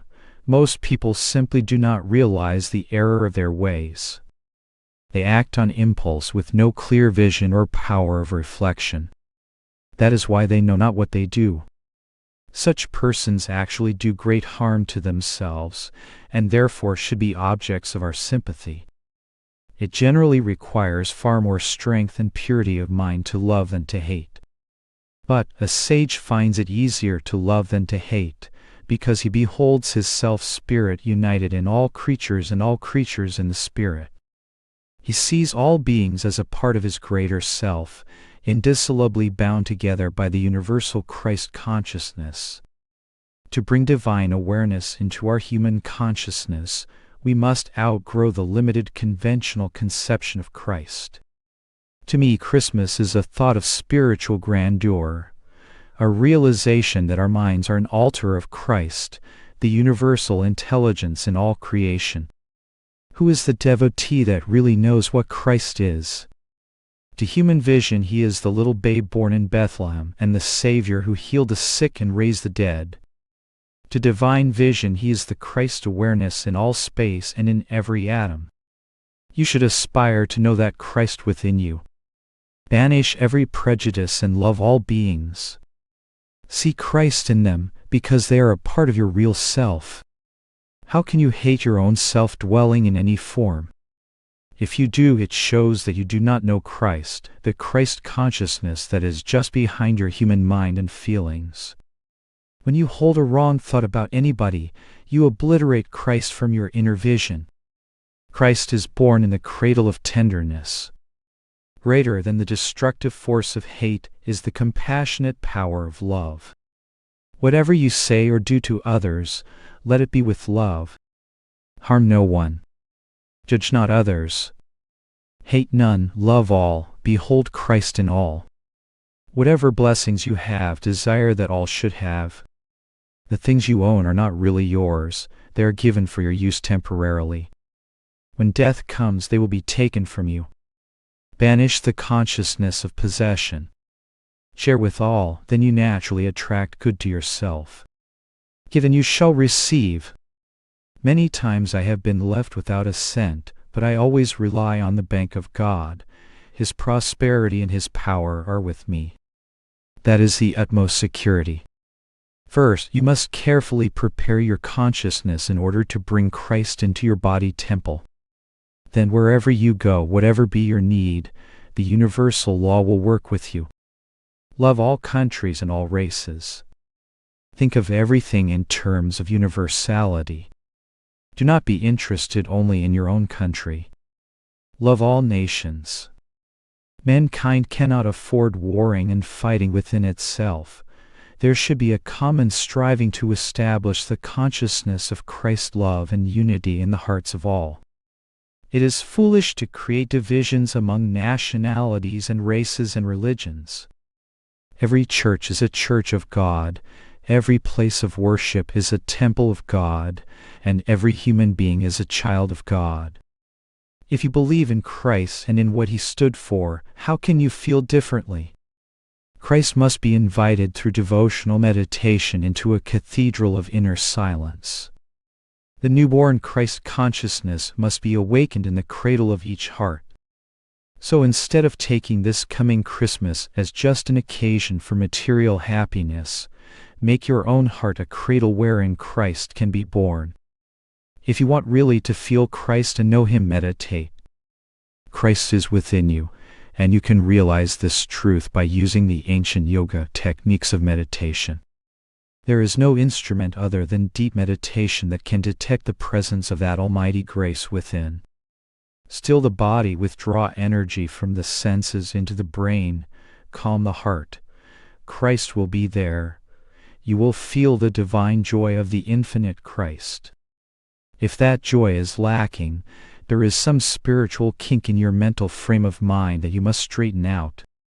Make the effort. Have greater zeal. Buddha sat 8 years under a banyan tree until he realized the universal consciousness. It can be attained by anyone who makes the effort. Buddha, Christ, Krishna, great prophets of all climes and ages, had that consciousness. All who so aspire can achieve it. Self-realization fellowship has come to show the way. That is the true second coming of Christ. Seclude yourself at night and in silence follow the spiritual techniques. Practice Kriya Yoga. Meditate. What are you waiting for? Bring Christ to the altar of your consciousness now, that you may have him still when you pass from this world to the next. Tarry no longer among those who yet wonder, where is Christ now? Make Christ have a second coming within you. Make Christ have a second coming within your own consciousness. That is my humble prayer for you today. And I am giving this special blessing to you all, that if you will meditate deeply during the Christmas period, you will feel the presence of Christ. The perception of Christ in your hearts is the greatest gift I could give to you. But you must have open hands to receive it. You must meditate. At this time the angels in the ether celebrate Christmas. An infinite light shone on the earth on that first Christmas day, and each year at this holy time the ether is filled with that light. To honor Christ in meditation is the real celebration. May we start a new era on earth by celebrating spiritual Christmas everywhere. Tell your friends wherever you go, as long as you live, to pass a day in meditation during the Christmas season. Then within their hearts December 25 will be a real birth of Christ. Christ is the joy of meditation. It is his perception you feel in the deepest hours of silence. And this is my wish for you, that you may bring that Christ into your heart every day, every hour. Meditate whenever you can. Practice Kriya Yoga. Any time that you have leisure and can be calm, meditate. Jesus said he would send the Comforter, the Holy Ghost. When you are in tune with its vibration, the Aum or Amen, you feel great joy. The bliss of God is omnipresent Christ consciousness. The eternal consciousness behind all creation is that of God the Father. The Son or Christ intelligence, the Kutais, the Chaitanya or Krishna consciousness of India, is hidden in the womb of Mother Nature, the Holy Ghost or invisible creative power of Aum. Any time your consciousness is attuned to divine realization, Christ will take birth anew in the cradle of your awakened soul perceptions. Coming out of the secret fastnesses of nature, the omnipresent Christ reveals to you the wonders of infinite love and wisdom. Spread this message of Christ realization, the true second coming. Wherever we go, we shall establish temples of God, not edifices of stone, but living temples of realization in the souls of men. At this moment I perceive the light of the infinite Christ, the light of eternal Spirit. In that light I bless you and baptize you. May your life, forever awake in Christ consciousness, be a true messenger of that light. Lord, we pray that the universal consciousness of Christ be manifested in the minds of all. Heavenly Father, make us one with Thee. Let the heart of every member of Self-Realization Fellowship, and every member of our world home, and every living creature on all planets be a perfect cradle to hold the Christ consciousness. May the celestial joy that comes through awareness of Thee be awakened in the hearts of all our brothers. O Christ, make us diamonds of spirituality sparkling in the ornament of Thy being. Chapter, What is the True Equality of Man? Circa 1938. Truth is neither Eastern nor Western. It is the inalienable property of every soul that draws the breath of life. Likewise, the true equality of man lies not in the social, nor political, nor economic equality that people wrongly imagine will arrive someday, but in the equality of every soul before God, and in their equality to seek Him and to know Him. Without intelligence, it is impossible to understand anything properly. Everything should be judged intelligently on its own merits, and not on baseless assertions or second-hand opinions. If one does not make an effort to discover truth beneath any and all perplexing veils, then one will never even know his own real nature, and will remain the sport of outside forces and the slave of circumstance. Contempt for anything without investigation is the sign of a deluded man who will come to grief. One stipulation of Eastern teachings that should be stressed is that enlightening instructions can be wholly comprehended only if one practices them regularly in his daily life after receiving them from a true guru, one who possesses actual God realization. The wondrous light of truth that leads from the dark world of matter into the celestial powers of divinity is neither casually bestowed nor effortlessly embraced, and no endeavor should be considered too arduous to find that light and to follow it. All the world's great religions are based on common universal truths, which reinforce rather than conflict with one another. Practically all forms of religion and the basic systems of philosophy everywhere have drawn their inspiration from ancient scriptures. Every modern spiritual message of any power or vitality is a restatement and a new form of the truths pronounced ages ago by God-knowing sages of India. These illumined rishis devoted themselves exclusively to investigating spiritual laws and man's supernal potentialities, and in outlining paths of discipline for various natures to follow in order to bring out their soul's divinity, and to achieve a reciprocal harmony with the cosmic forces of the universe. Mankind has only one real enemy, ignorance. Let us all work together for its annihilation, helping and cheering one another along the way. Stripped of ignorance, all souls stand in equal blessedness before our one Father, Mother, Friend, Beloved God. Chapter: The Need for Universal Religious Principles. Reply to questions of a truth seeker. The following questions were put before Paramahansa Yogananda in 1951 by Professor Bhagwat of Rajputana University in Rajasthan State, distinguished author and historian of Indian culture. The professor met with Paramahansaji at Self-Realization Fellowship International Headquarters in Los Angeles. Paramahansaji, do you belong to a particular spiritual order? Yes, to the ancient Swami order of India, reorganized centuries ago into its present form by Swami Shankara, Adi Shankaracharya. I belong to the Giri Mountain branch, one of the 10 subdivisions of the order, as did my Guru Swami Sri Yuktaswar, from whom I received initiation. You are a man of religion, but don't you think that religion has been a cause of division, bloodshed, and evil in the world? The existence of imitation gold does not decrease the value of pure gold. Similarly, spurious religion does not diminish the worth of true religion. Those who abuse the power of religion or who only pretend to follow religious practices for their own self-promotion become hypocrites and are sometimes perpetrators of evil. They are the wrongdoers, not religion. Those who exemplify true religion or dharma are a source of upliftment to the world, and they themselves become forever free from sorrow. True religion consists of those principles by which body, mind, and soul can be united to God. It is ultimately the only savior that can rescue man from all the evils of the earth. Is religion per se really necessary for the upliftment of man?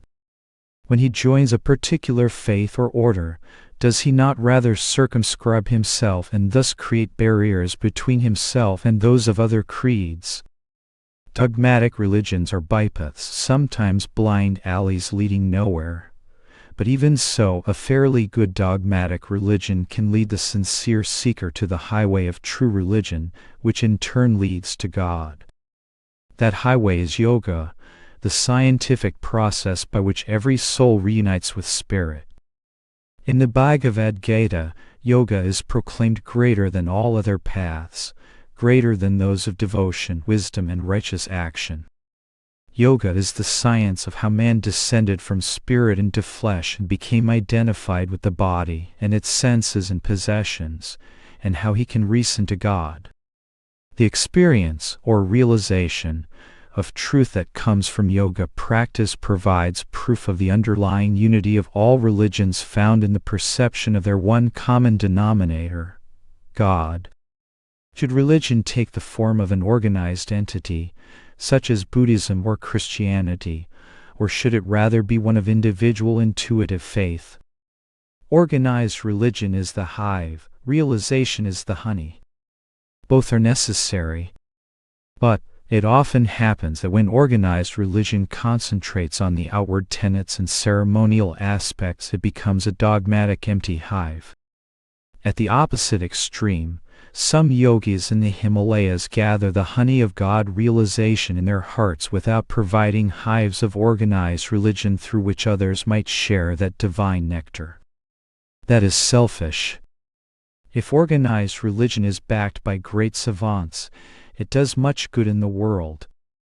If it is promoted only by egotistical, bigoted, or commercial people, it does little good and often much harm to people in general. If faith be intuitive, will it even then need a guru? God does not talk openly to novitiate spiritual seekers. Their intuition is not yet developed, and so inner guidance is not infallible. God therefore guides through the instructions of a guru who communes with him. The preceptor must have divine attunement, or we have the blind leading the blind. Does not religion take the form of a dogma after it is organized and defined by symbols and conventions?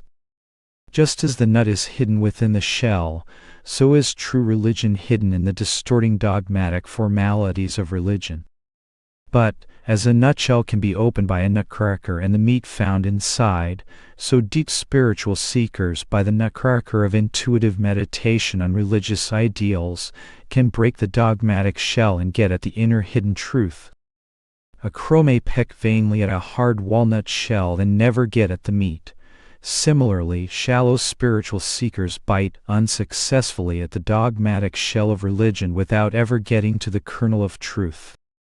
You believe there is a fundamental unity of all religions. If that be so, why is there jealousy and conflict between the followers of one creed and those of other persuasions? We read of such conflicts even in the ancient scriptures. The disciples of the great god Shiva extol him as supreme. The Vaishnavites consider Vishnu and his incarnations as Rama or Krishna to be the highest. Worshippers within the divisions of religion have not the full realization of those whose lives have inspired true paths. I have often said that if Jesus, Krishna, Buddha, and other true emissaries of God came together, they would not quarrel, but would drink from the same one cup of God communion. The varying views of religionists are akin to the story told in India about 6 blind brothers who were washing an elephant. The first brother proclaimed that the elephant is like a huge wall. He had been washing the sides of the pachyderm. Hearing this, the second brother disagreed, asserting that the elephant is like a flexible bamboo pole. He had been washing the trunk. The third, thinking those 2 brothers were fools, insisted that the elephant is like 2 banana leaves. He had been washing the ears. Hearing these absurd pronouncements, the fourth brother corrected them with his definition that the elephant is like a large fleshy roof supported by 4 pillars. He had been washing the legs. The fifth brother laughed derisively, for to him the elephant was just 2 pieces of bone. He had been washing the tusks. Now the sixth brother knew they were all crazy and declared definitely that the elephant was only a piece of rope hanging from heaven. He had washed the tail, and being the youngest and smallest, he couldn't reach the top of the tail, and so assumed it descended from the celestial regions of the gods. At the height of the quarrel, their cited father arrived and explained, "You are all right, and you are all wrong. Right because you correctly described what you experienced, but wrong because each of you experienced only a part of the whole. The elephant is an aggregate of all of these parts. Man's consciousness evolves through incarnations and gradually experiences more and more of the nectar ocean of truth. Each person can absorb only to the degree of his individual experience. These differences in perception are the cause of arguments and controversies, each seeing only a part of the whole truth. An exchange of differing views is constructive if done with openness and respect, but destructive, ending in quarrels, if there is bigotry and fanaticism. Do you find similarities between the Hindu and Christian faiths?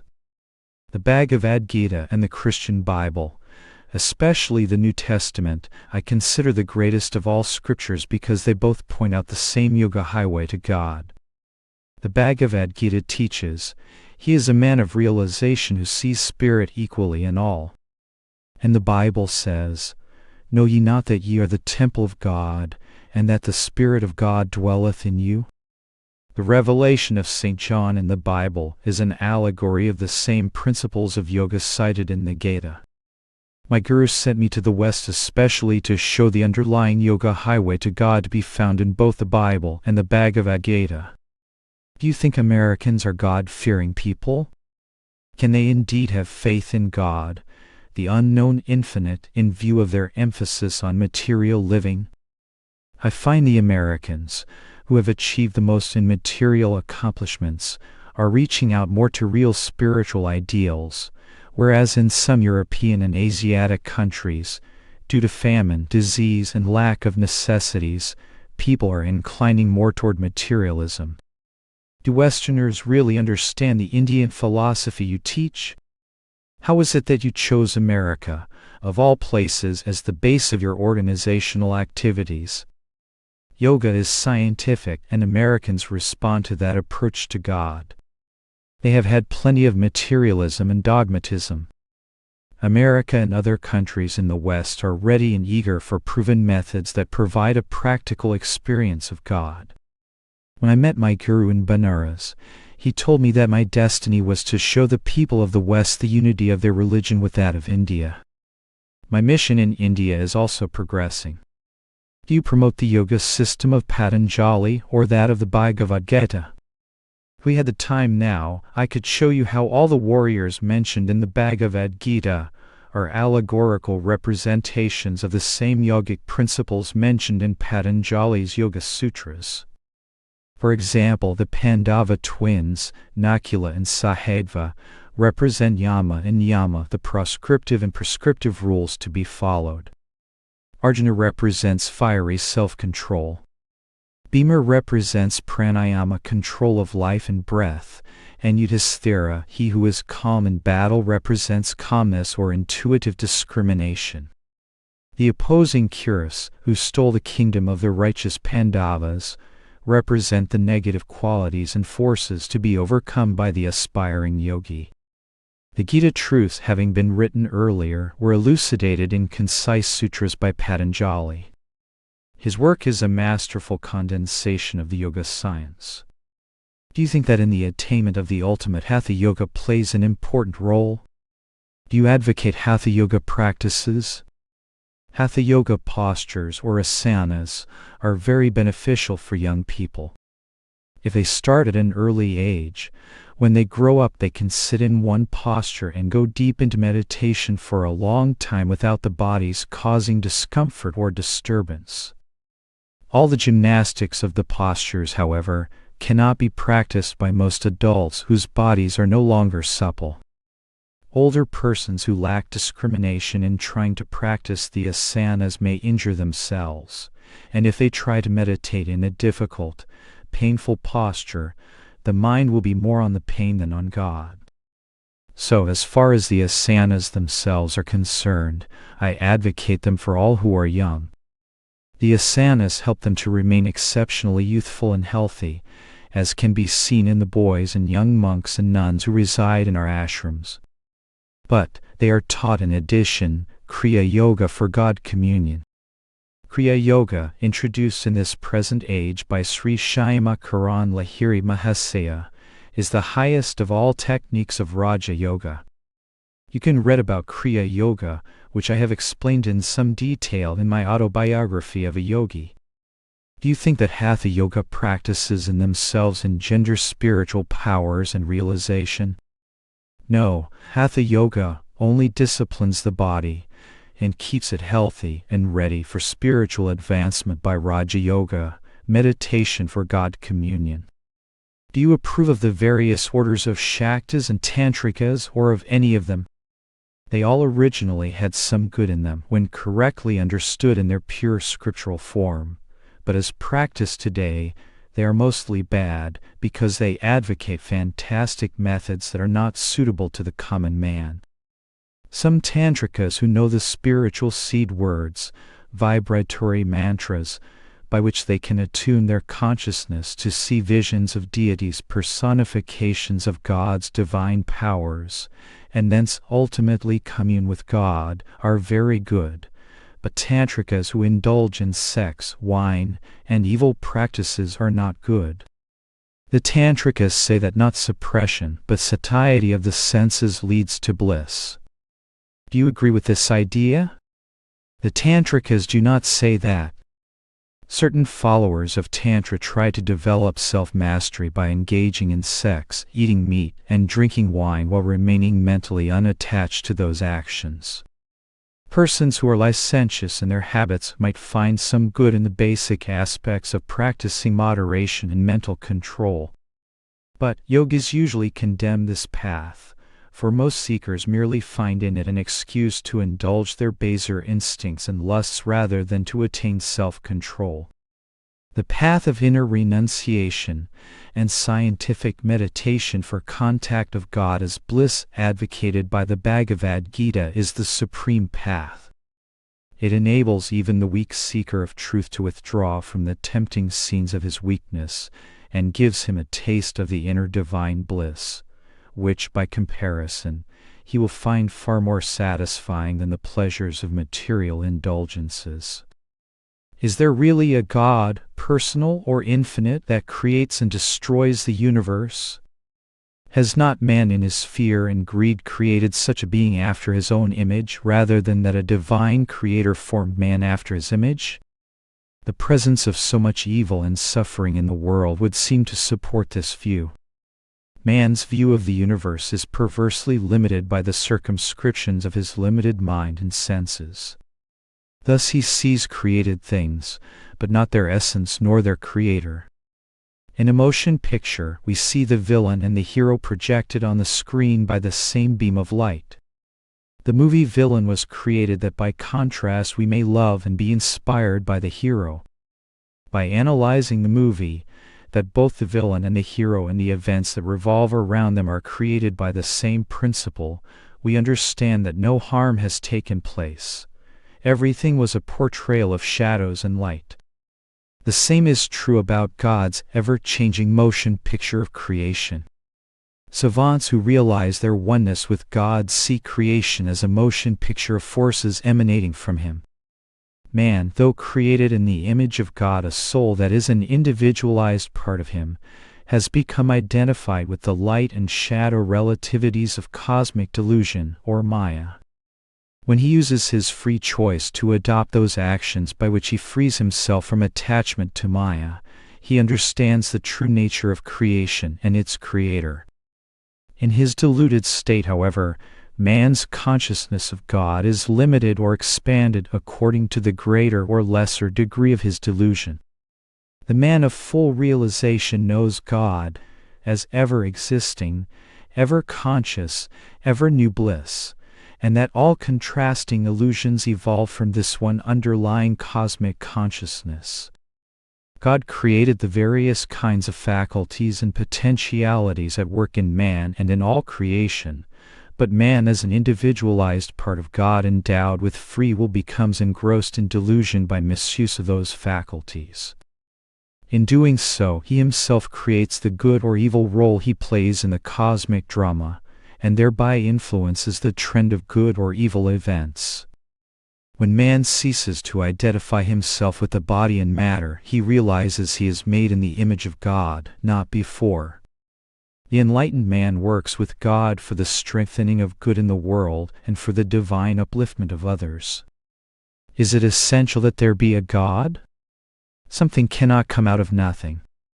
There has to be something that is the cause and source of being. That something is spirit, eternal consciousness, God the Father, Mother of creation.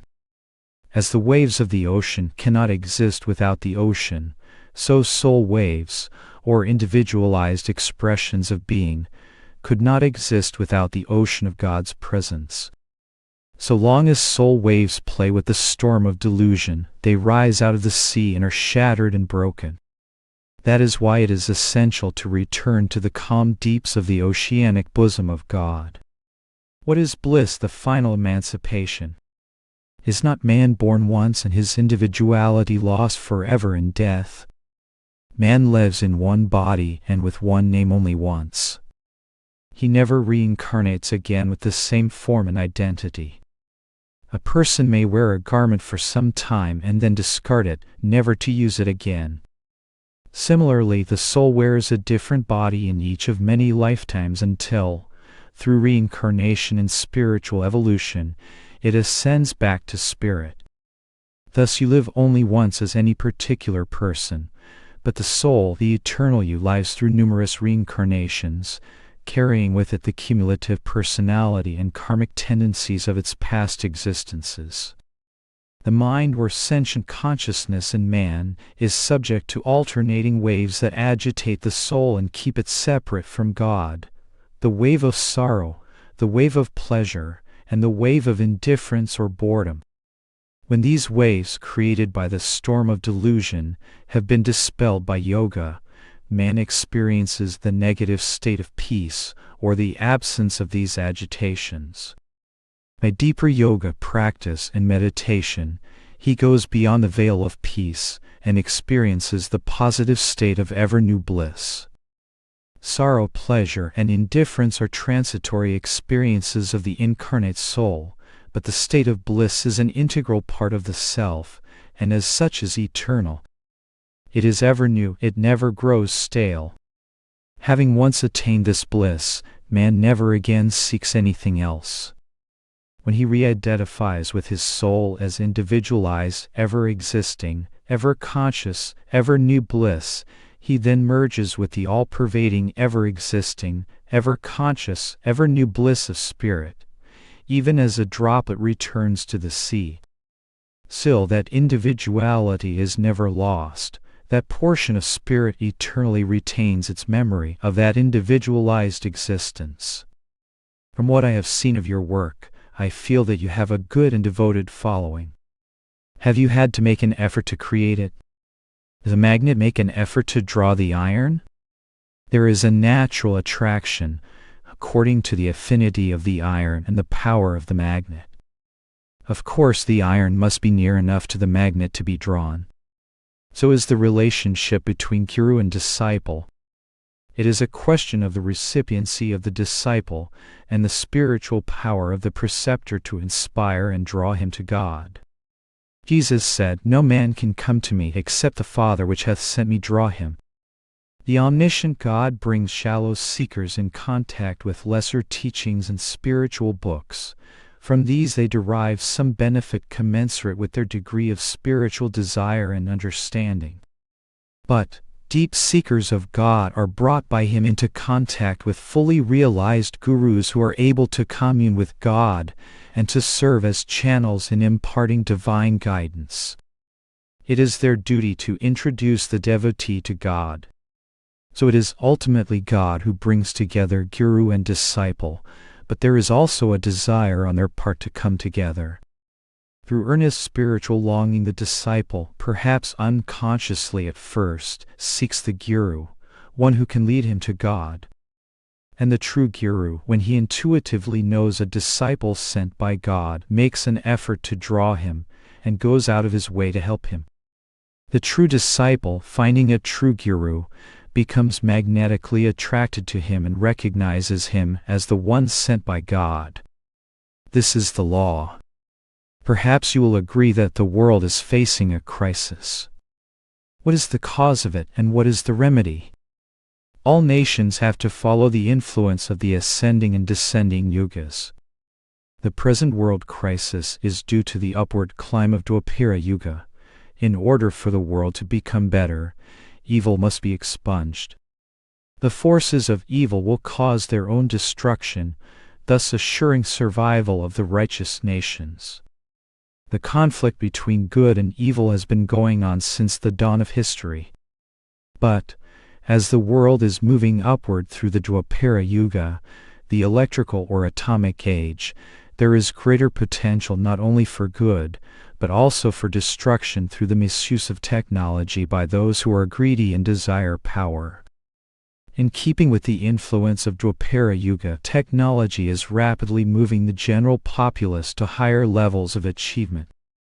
But this progress also creates a greater gap between the achievers and non-achievers. This foments jealousies and social, economic, and political troubles. Do you think then that communism, with its philosophy of equality and its policy of leveling the strata of society to some smooth surface, is doing a humanitarian work and easing God's concern, if you please, about the needs of all His children? I believe in the brotherhood of man created by mutual love and understanding and cooperation. All worthwhile goals and ennobling ideals should be introduced to the world by spiritual example and good methods, not by brute force and war. Political power without spiritual principles is dangerous. By spiritual principles, I do not refer to doctrines of specific religions, which may also be divisive, but to dharma or universal principles of righteousness applicable to the well-being of all humanity. To prevent the spread of evil, sometimes righteous war is even necessary. You cannot preach nonviolence and cooperation to a wild tiger, for he will destroy you even before you can expound your philosophy. Some human perpetrators of evil are similarly unresponsive to reason. Any wagers of aggressive war, as was Hitler, will lose. Those who are compelled to fight a righteous war against evil will win. Whether or not a war is righteous is judged by God. Do you think that America needs to change its character? America represents the highest in material development, which is much needed in the world, and India represents, through her great masters and prophets, the acme of spiritual realization. In the course of the evolution of civilization, God has brought about these exemplars to show that midway between these two antipodes lies the ideal civilization, a balance between materiality and spirituality. All the world needs to adopt some of the more beautiful aspects of the material progressiveness of America, and also the spiritual idealism of India. America is already embracing a great part of the spiritual civilization of India, as evidenced by the phenomenal growth of self-realization fellowship and by the widespread interest in Hindu thought in general. India, on the other hand, needs a great deal of the scientific know-how of America to fight disease and poverty and provincialism, which are stains on the name of India's high spiritual heritage. The East should take the best constructive methods of the West, and the West should follow the East's emphasis on God as the supreme goal of life. Would you like to give a message to the world? My brothers and sisters of the world, please remember that God is our Father and He is one. We are all His children, and as such we should adopt constructive means to help each other become physically, mentally, financially, and spiritually ideal citizens of a United States of the world. If in a community of 1,000 persons each individual tries by graft, fighting, and chicanery to enrich himself at the expense of others, each person will have 999 enemies. Whereas if each person cooperates with the others, physically, mentally, financially, and spiritually, each one will have 999 friends. If all nations helped one another through love, the whole earth would live in peace with ample opportunity for promoting the well-being of all. Man seems to forget his spiritual nature and reverts instead to his primal animal instincts. God created man as a potentially spiritual being, so as long as he will give vent to his animal nature, he will have trouble, wars, famine, poverty, and disease. When he will realize the necessity of universal brotherhood, he will create a world of great prosperity and happiness. It is saddening to see leaders of nations foster untold misery because of greed and hate, instead of getting together in goodwill and harmony to work out their differences. Because of ambitious and evil politicians, the earth has suffered 2 world wars and faces the prospect of a 3rd world conflict. If the money spent on destruction were instead collected in an international fund, it could remove the slums of the world, eradicate hunger, and greatly advance medical science, giving every man, woman, and child a better chance to live in the peace of a God-centered life. History shows that from the dawn of civilization, hate and selfishness in man have created innumerable wars, with their ever-increasing snowball of misery. A 3rd world war would enlarge this snowball until it would freeze the earth with misery, poverty, and death. The only way to melt the snowball of misery is through brotherhood, love, and divine attunement that comes from God-uniting methods of meditation. When every soul will rise above petty divisions and true spiritual understanding, world misery will be consumed in the fire of the realization of the universality of God and the brotherhood of man.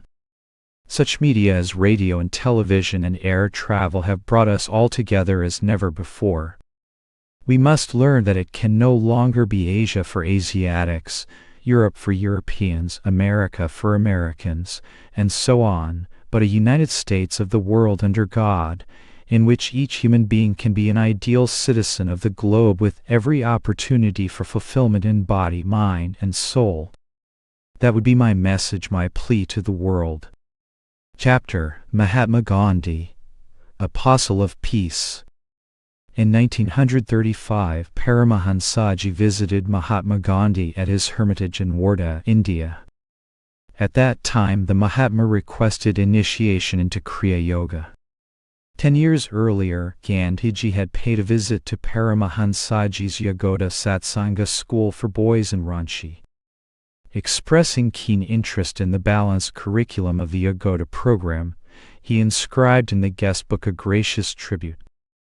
This talk was given in 1948 at a dinner sponsored by the Chinese Culture Society in honor of Mahatma Gandhi, India's freedom, and the cause of peace.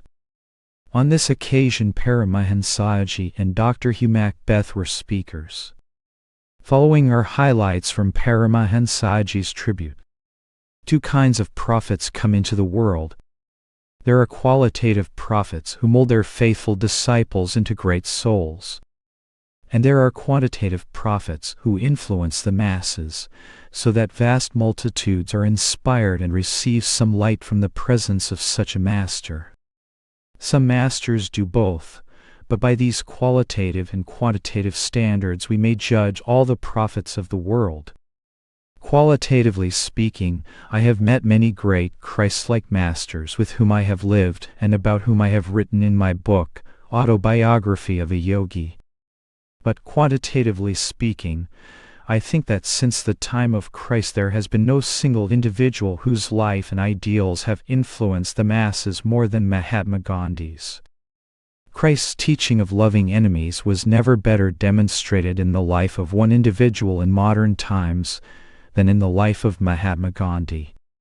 By ordinary standards, he was considered very homely, but when you looked into his eyes, you could see the universality of his soul. Then a vast concourse of spiritual thoughts overpowered you. He was shrewd, he was joyous, he had great faith in God. Though he did not develop qualitative Christ-like souls, as did some of the masters of India, God sent him into the world as a prophet who for the first time, unlike other great spiritual leaders of the world, went beyond his flock and influenced the great masses of people politically. Even thick-headed politicians who had always believed that violence and brute force can conquer. Brute force destroys itself. Originally, when men clashed with each other, it was because one clan had more than another, so they fought for each other's property. In this way, from prehistoric days down through the Christian era, the karma of thousands of wars gathered like a snowball into the First World War. And what did it accomplish? It only accumulated in its wake more trouble, more disaster. The Second World War came, and now when we analyze the results, don't we wish that we had the world as it was before this devastation occurred?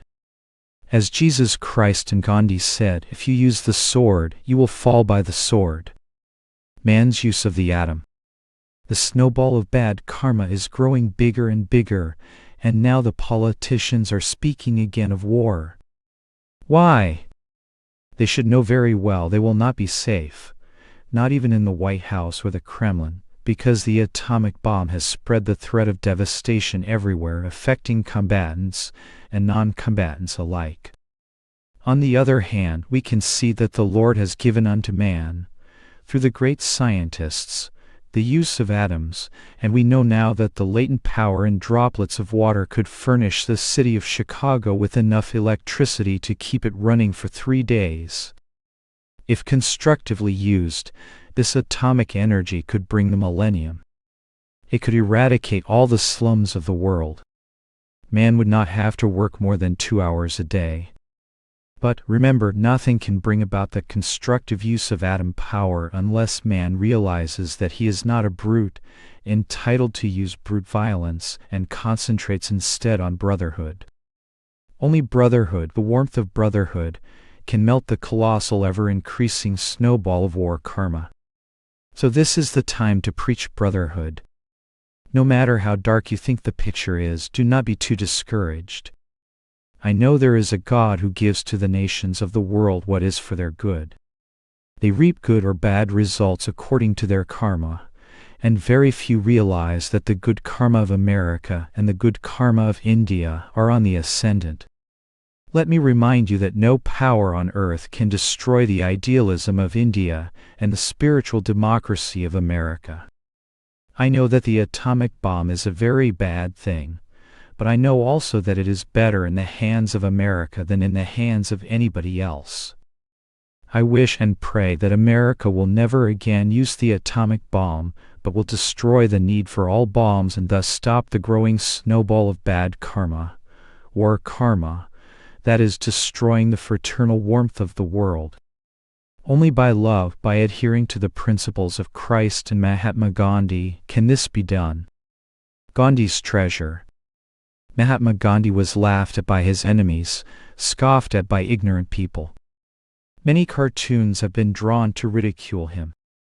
And still in his life he had shown that evil travels with the wind, but the power of truth travels against the wind.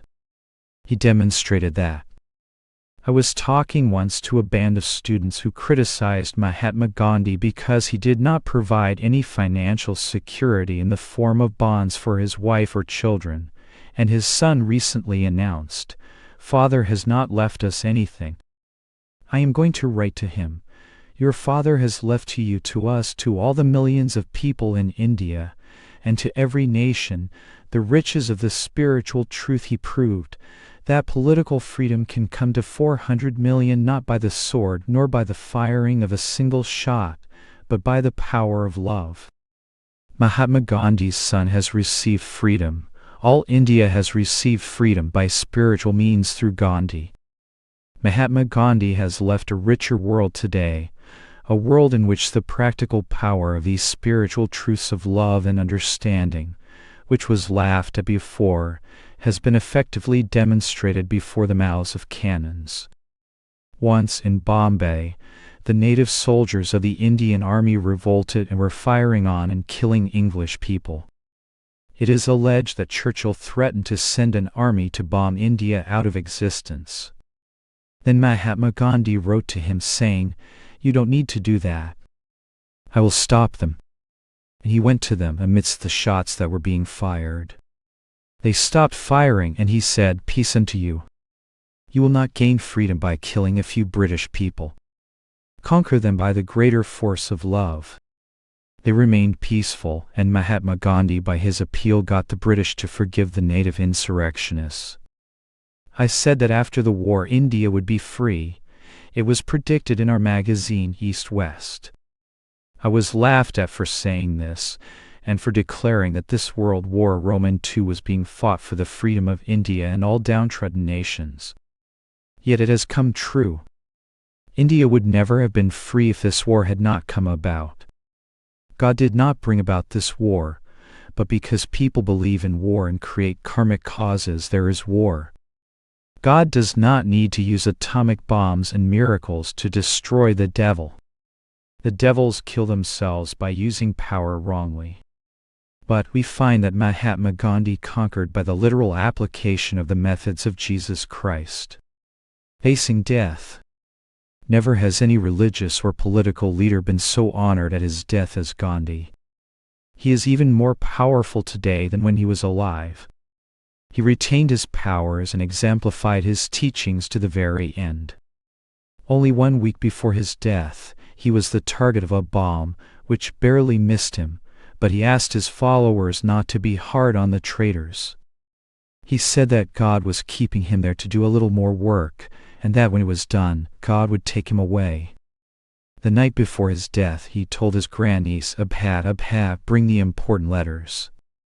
I'll sign them. Tomorrow it may be too late. He knew his time had come. Such a man is Gandhi, who has freed India, who has brought the non-violent method before all bull-headed politicians and proved it an effective method. Mahatma Gandhi was of God. He may not have been as great as Christ or the masters I knew, but he knew God. When he was shot, he had a smile on his lips and made a sign of forgiveness with his hand. With that gesture, Gandhi was asking the Father's forgiveness for his assassin. This was as inspiring as Jesus' words on the cross, "Father, forgive them, for they know not what they do." What of the future? Gandhi is living today in the hearts of men to remind them that violence is the law of the brute. When brutes such as the big saber-toothed tiger infested the earth, they didn't rule the earth.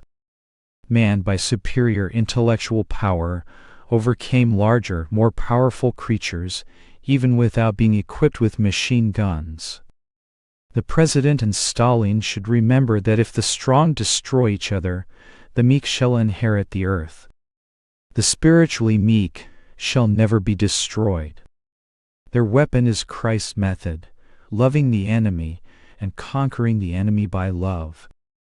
This is a time when God is bumping the heads of communism, imperialism, capitalism, all isms that believe in the power of force. I make one prediction now: the world is not going down to destruction. So don't be frightened. Believe in your Father. He will protect you if you remember His ideals, if you keep faith in Him. We are moving upward. The 1200 years of the material cycle have passed, and 300 of the 2400 years of the atomic age are gone. Then there will be the mental and the spiritual ages. We are not going down. No matter what happens, the Spirit will win. I predict this, and that America's democracy and practical material power combined with India's spiritual power will prevail and conquer the world. Anybody who uses the bomb motivated by aggression will fall by the bomb, but I know that in the hearts of America and India there is no love of violence. As Hitler with all his power fell, so any dictator wherever he is shall be downed. This I predict. Publisher's note: the following words of Paramahansa Yogananda's, written in 1951, put into perspective the Master's view of war. Wars of aggression and suppression are heinous crimes against the heritage of humanity as freeborn children of God. A war thus motivated is unrighteous action by the aggressor, and it is not unrighteousness to defend ourselves against such evil.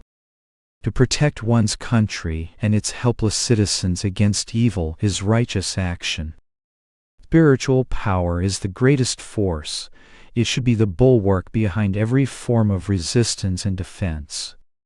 The first line of action should be to use all spiritual and moral power possible to counter evil, and to strive to change the world's inclination to war and violence by removing the causes that strengthen evil, poverty and hunger, disease, injustice, greed, and selfish interests.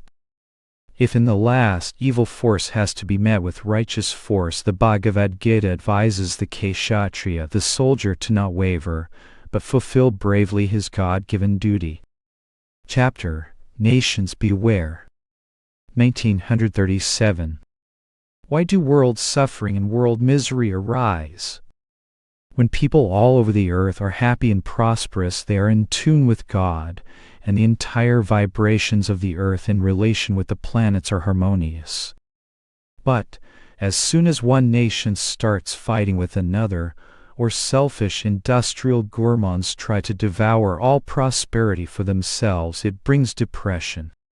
And when depression starts in one place, it begins to spread everywhere owing to the vibrations that travel through the ether.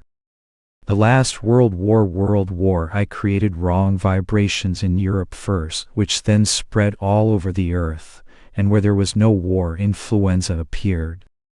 The agonies of the people who died in the World War created the subtle cause of the epidemic of Spanish influenza, which immediately followed the war and killed 20 million people, while the war itself killed about 10 million only. In the present Spanish Civil War, vibrations of the death struggles of thousands of men, women, and children are floating in the ether, causing floods in America, storms in England and Portugal, and earthquakes in India. And so the peoples of the world, instead of creating more conflicts and getting into wars, should try their utmost to use peaceful means and non-cooperation, for example blockades, to stop war. The murder of thousands of Ethiopians who didn't want war and the vibrations of injustice done to them has upset the equilibrium of the world. For no one can get away with disturbing one part of the world without the disturbance moving through the ether waves to other parts of the earth. If people in one part of a house are disturbed, then the entire household is bound to be disturbed. After the Ethiopian conquest, the dread of war left as an aftermath of the last World War vanished. Many nations are again enthused for wars of aggression. The Ethiopian War was a war of aggression. The war in Spain is a war of aggression. According to the League of Nations, a war of aggression is untenable. But, since the world ignored the divine mandate and divine rule of outlawing wars of aggression, which came as a great lesson from the last World War, the world is again headed towards the self-created, Satan-influenced possibility of a greater world war and greater destruction. The depression is caused by the sins of the last war, and if another world war is started, there will be very little for the population of the world to eat. So it is better that the nations of Europe do everything possible to avert any wars. Right patriotism. Another thing, patriotism can be evil when it doesn't mind its own business. When, instead of being used to keep intact the prosperity and happiness of its parent nation, it gets into international complications by wanting to spread its territorial influence, it destroys its own national well-being, the very thing for which patriotism stands. On the other hand, those patriots are foolish who think that they would lose national advantages by espousing international patriotism. For international good includes the national good, and partial national good should be sacrificed for international good. But, if the national good acts against the interests of international good, it will defeat its own purpose. National selfishness that disregards the international well-being brings national as well as international disaster. Ye nations of the world, beware. Use your patriotism to protect your own country and do not get mixed up with any other nation that advocates aggression. All nations should unite to non-cooperate in every way with those nations that want to start wars of aggression. Nations of the earth should get together to find ways to mitigate the causes and effects of such nature-created calamities as disease, floods, droughts, sickness, earthquakes. Man should not add to the natural catastrophes by the avoidable self-created tragedies of poverty, lack, suffering, and death due to wars, For it is evident that self-created calamities and wrong vibrations of war and industrial selfishness bring about natural calamities. The state of Texas in America could produce enough wheat and corn to supply the whole world. Why is there any starvation in the world today? Because of man's political and industrial selfishness, which is against the divine laws of cooperation, mutual service, and sharing God-given prosperity properly among the nations of the world. If people would follow the laws laid down by Christ, love thy neighbor, and give all ye have, then there would be no poverty suffering on earth today. The politicians are blinded by their patriotism, selfishness, and love of fame. Disregarding the divine laws laid down by God and voiced by great saints, they are bringing an avalanche of miseries upon the nations of the earth. Follow the dictums of saints who are the true children of God, and not the dictums of Satan. We wish every true child of God of every nation would non-cooperate with Satan in war, and work in every way to establish constructive, international peace and prosperity and spiritual happiness in their own nation and in all nations. Let us eradicate all wrong misery-producing sense of false patriotism and establish in every world citizen the true international patriotism of brotherhood, peace, mutual goodwill, and mutual mental, hygienic, industrial, social, scientific, philosophical, moral, and spiritual progress and happiness. Chapter: A United World with God as President.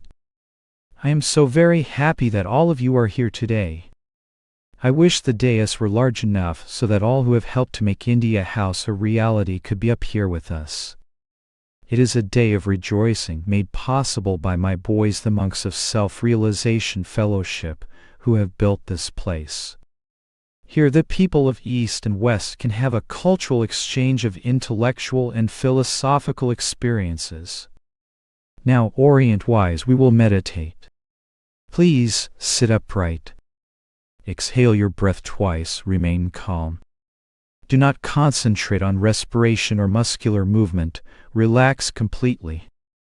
Bid adieu to the world of sensations, sight, hearing, smell, taste, and touch, and go within where our soul expresses itself. From the factory of the soul emerge all experiences of our inner life. The body means nothing when the soul, the intellect, and the life have flown. So let us concentrate on that from which our being emerges. Know thy soul. Dismiss all sensations of the body. Dismiss all restless thoughts. Concentrate on the thought of peace and joy. Behind closed eyes you are beholding a mass of darkness, a sphere of darkness. Expand this ball of darkness until it surrounds this hall. Go on expanding it more and more, until it encompasses the city of Los Angeles, beloved America and all its states. See the whole world in this sphere, floating like a bubble. Now visualize the expanding ball shimmering with a subdued light and joy. In this luminous joy see the planetary system, the Milky Way, the roaming universes, and the oceans of electrons and protons that surround them, all floating in this great sphere of light and joy. Thou art this boundless ball of light and joy. Affirm within, in me the worlds are bubbles. Let us all say together, in me the worlds are bubbles. Meditate on the thought that in this ball of light and joy are all churches, temples, mosques, all nations of the earth, all worlds of God.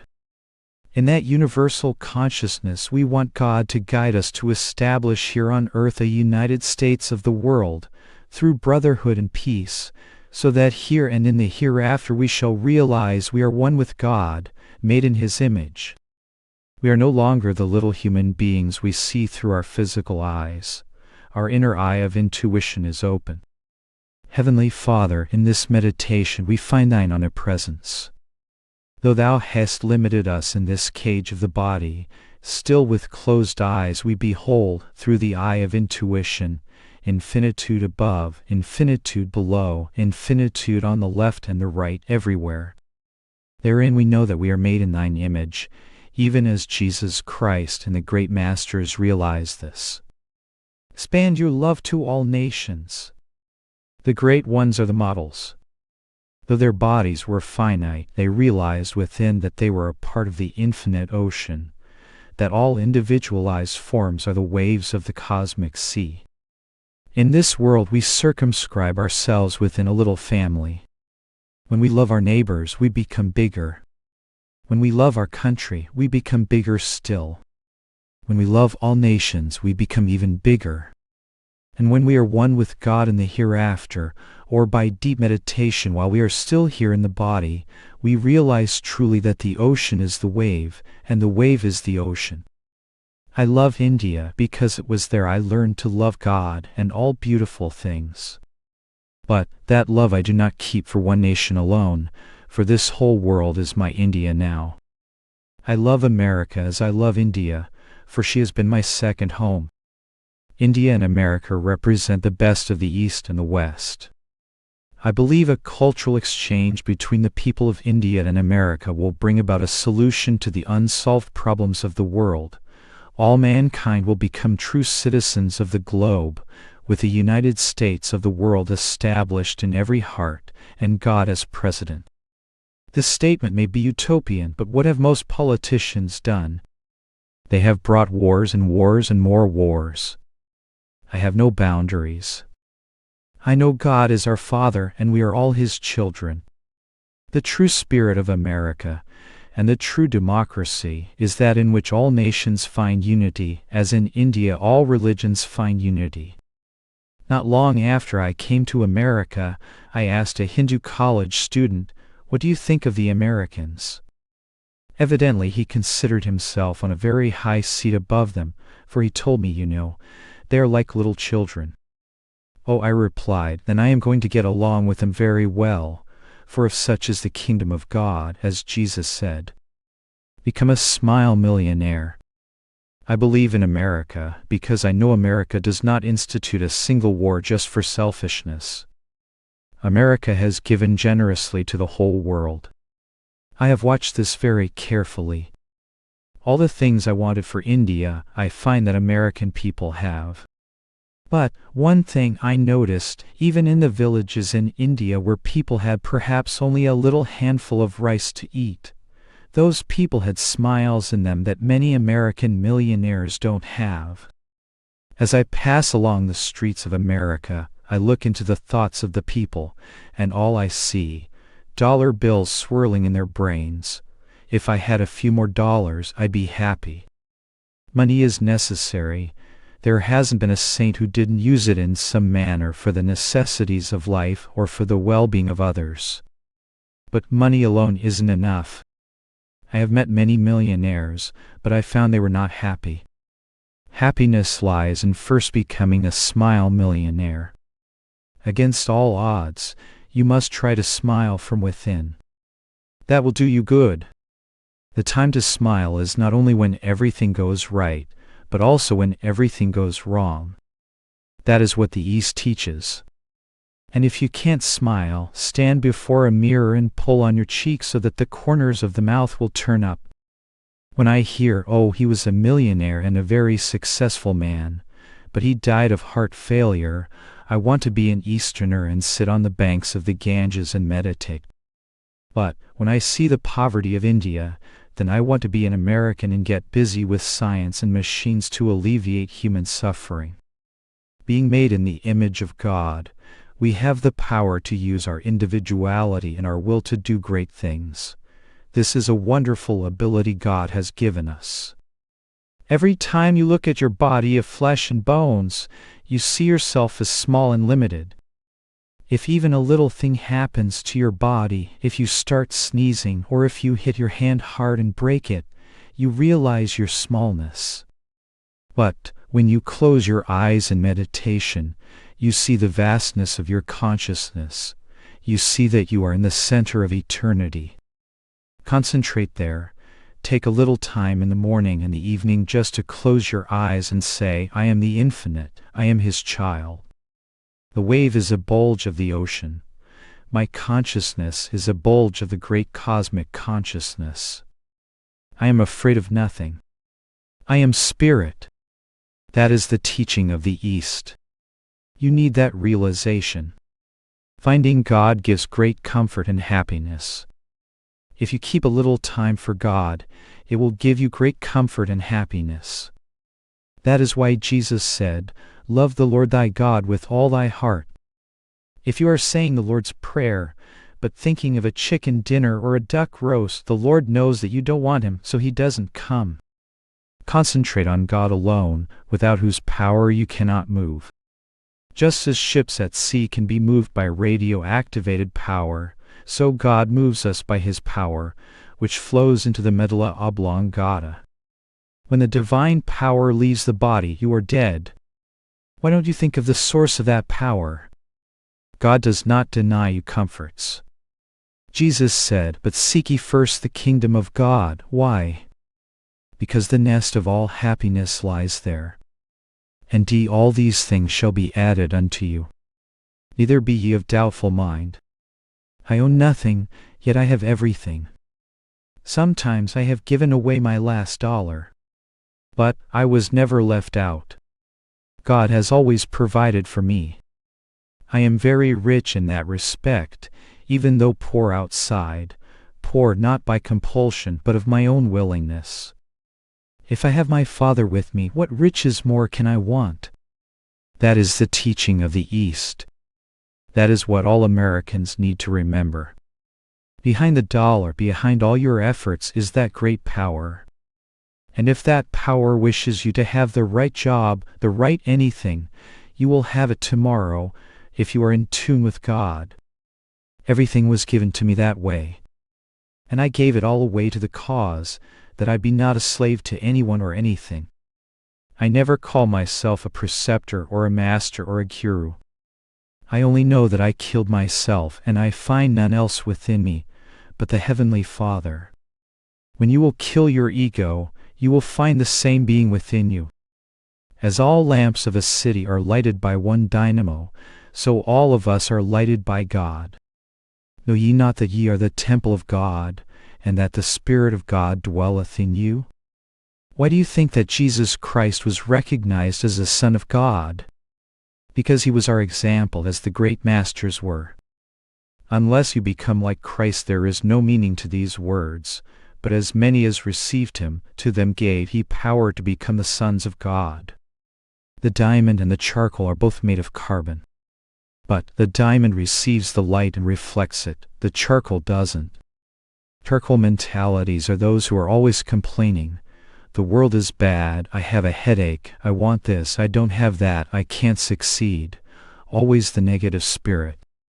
But the brilliant diamond mentality affirms, it doesn't matter what happens to me.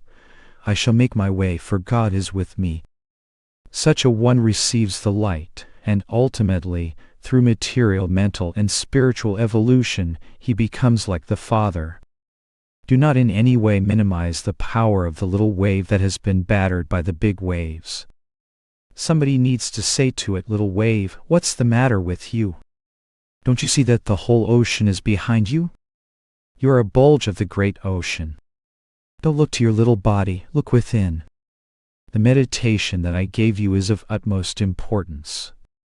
You will see how vast you are everywhere in spirit.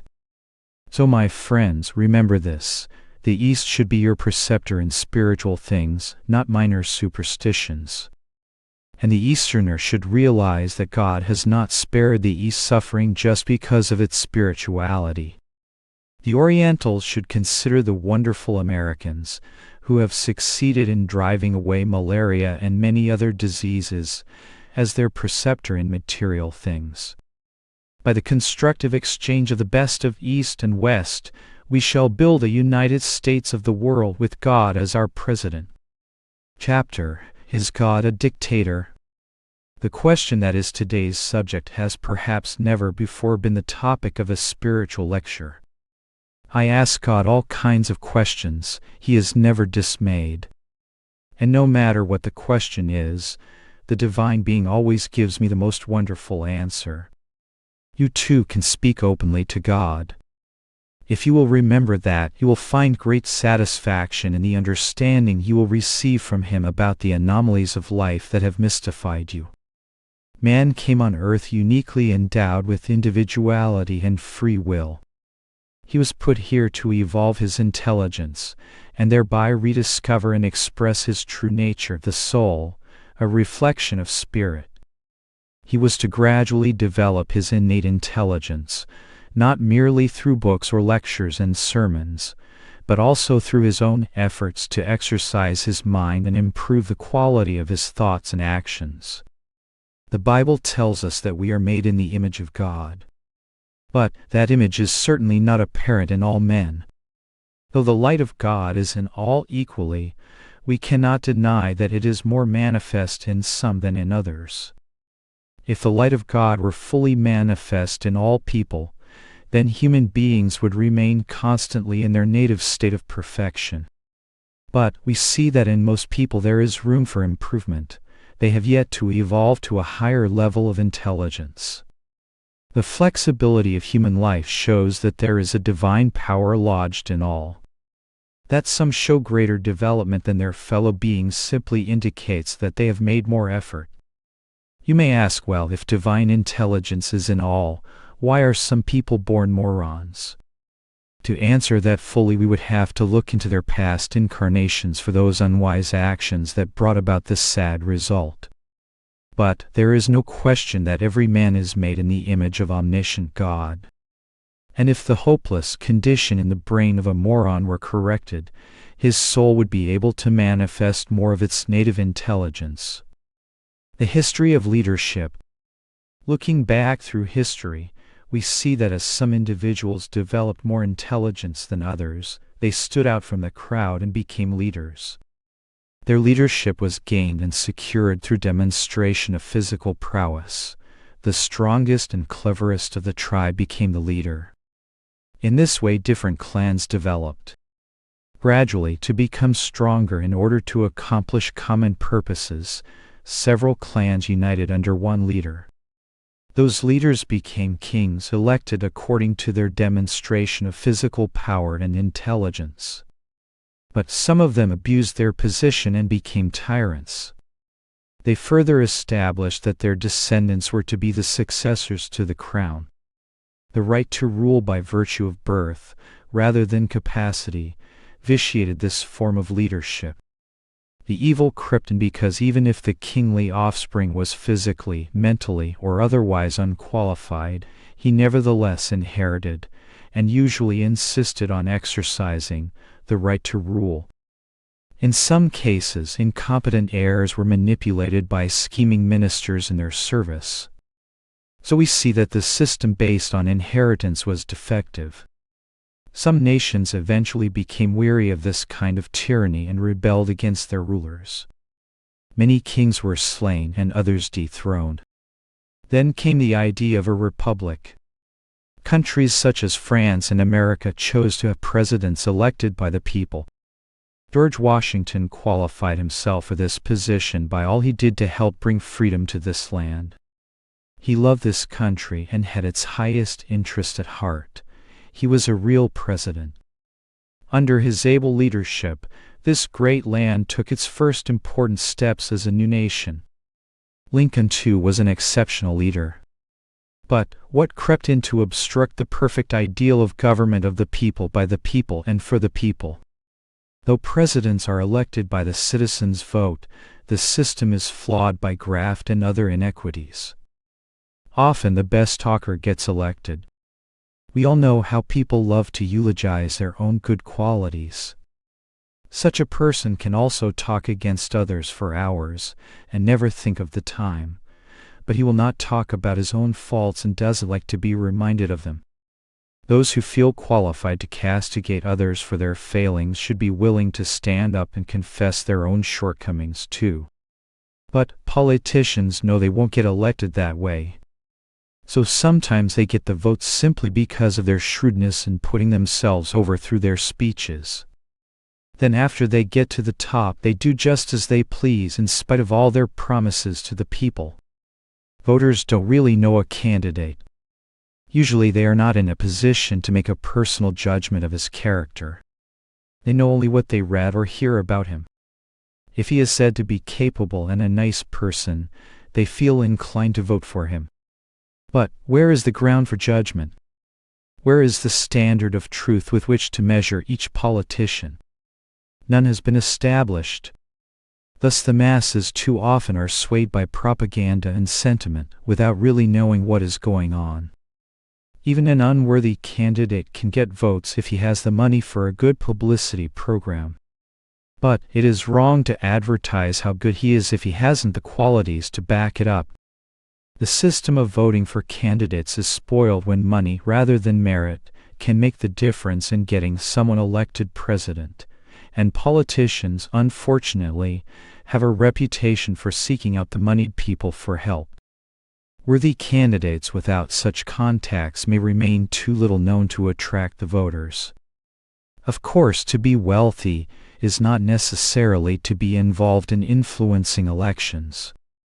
I have always admired Henry Ford because he has done much good with his money for worthwhile causes in this country, and throughout the world as well. Proven merit through good works should be one of the criteria for the election of leaders. To a large degree, voters are dependent on and hence controlled by what is printed in the newspapers, but I think people are getting away from that kind of influence. It used to be a common attitude in India that if someone said, "I read it in the paper," people automatically took it for granted that it must be false. Newspapers are often biased, and this makes people skeptical. Truth and sympathetic justice, not expediency and exploitation, will restore integrity to news reporting and re-establish people's faith. So we find that though democracy is the best ideal, the present system of voting is extremely inefficient because the decision too often has to be made on what the candidate says about himself or against others who are running on the ticket. Too little attention is paid to the real character of the candidates. If only saints and others who are truly capable of analyzing character went to vote for our leaders, we would be assured of a good president in the White House. We would always have worthy ones to guide us. A truly great president is one who looks to the good of the nation first, and includes in that the well-being of the whole world. So because of the discrepancies in the voting system, we get some good presidents and some bad ones. Still, this democratic system is certainly far better than any other present-day alternatives. Inept kings and those who rule by force cannot be demoted without violence, but the people can lawfully replace presidents who prove unworthy. Now we come to the modern age form of dictatorship. Dictators are a classic example of politicians who make promises and then break them after they get in office. Dictators usually start out with the desire to help their people, but while they may be loyal to their own country, their self-interest makes them very disloyal to all other nations. Through jealousy and overzealousness, they bring trouble to the whole world as they rise to power. When they get to the top, they begin to rule by force to prevent anyone else from taking their position. Right or wrong, their word is law. This is the flaw of dictatorships. In the beginning, the dictator gains power by doing some good for his people. He stirs their faith in him because he rules by merit. But when he gets to the top, he rules by force. In one sense, God is a dictator. Now comes the question, is God a dictator? Certainly not in the context we have just discussed, but in one sense he is because he created us against our will. Isn't this true? We did not ask to be created. Who told him to create us? That is the one question God does not answer. I often tell him he had no business to create us and put us in a body so susceptible to disease and suffering. Even a car has parts that can be easily replaced from time to time, but not this human machine. You have a right to say to God, "Lord, since you created me, redeem me." This is the way you should pray to him. You are his responsibility. The pattern of creation is set by God. Why did God create women, men, and animals and identify the soul with the particular limitations of consciousness peculiar to the form in which it is encased? It is in this sense that God is a dictator. Animals have no chance to improve themselves, they remain just as they are, bound by instinct. And human beings take advantage of the poor creatures. We don't wear shoes made of human skin because humans would resist that idea. But we feel free to take the flesh and skins of animals because in the God-created order of the world they cannot defend themselves against man. I say that in these ways God is a dictator. But, just the same, He is responsible for us, because we are thrust into this world without being asked if we want to come, and without being told why we are here.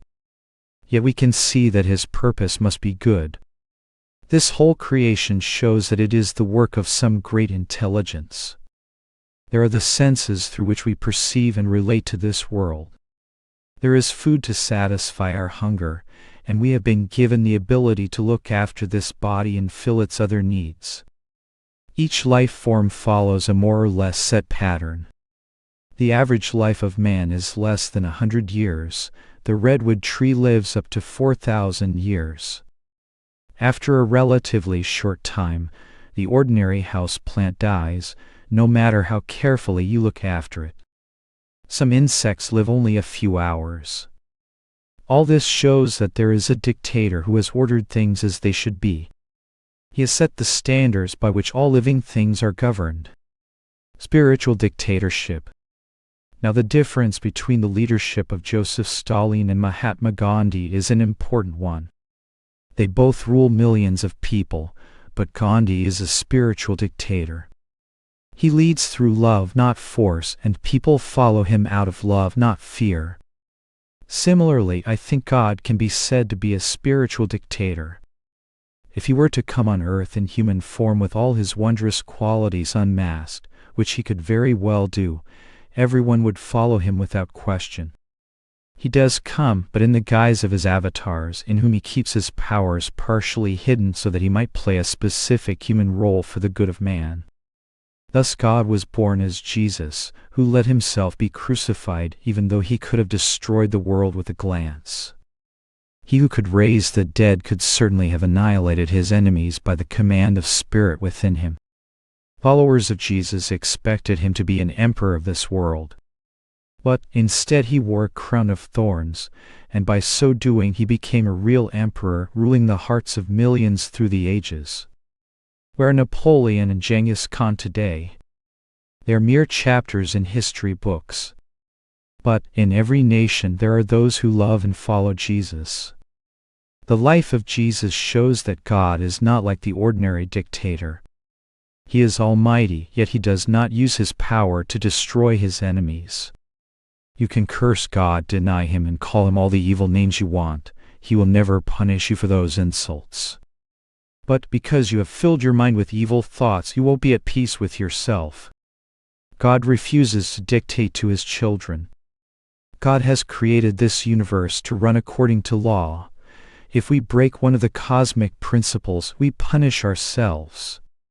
Jump from the top floor of a high building, and your bones will be broken.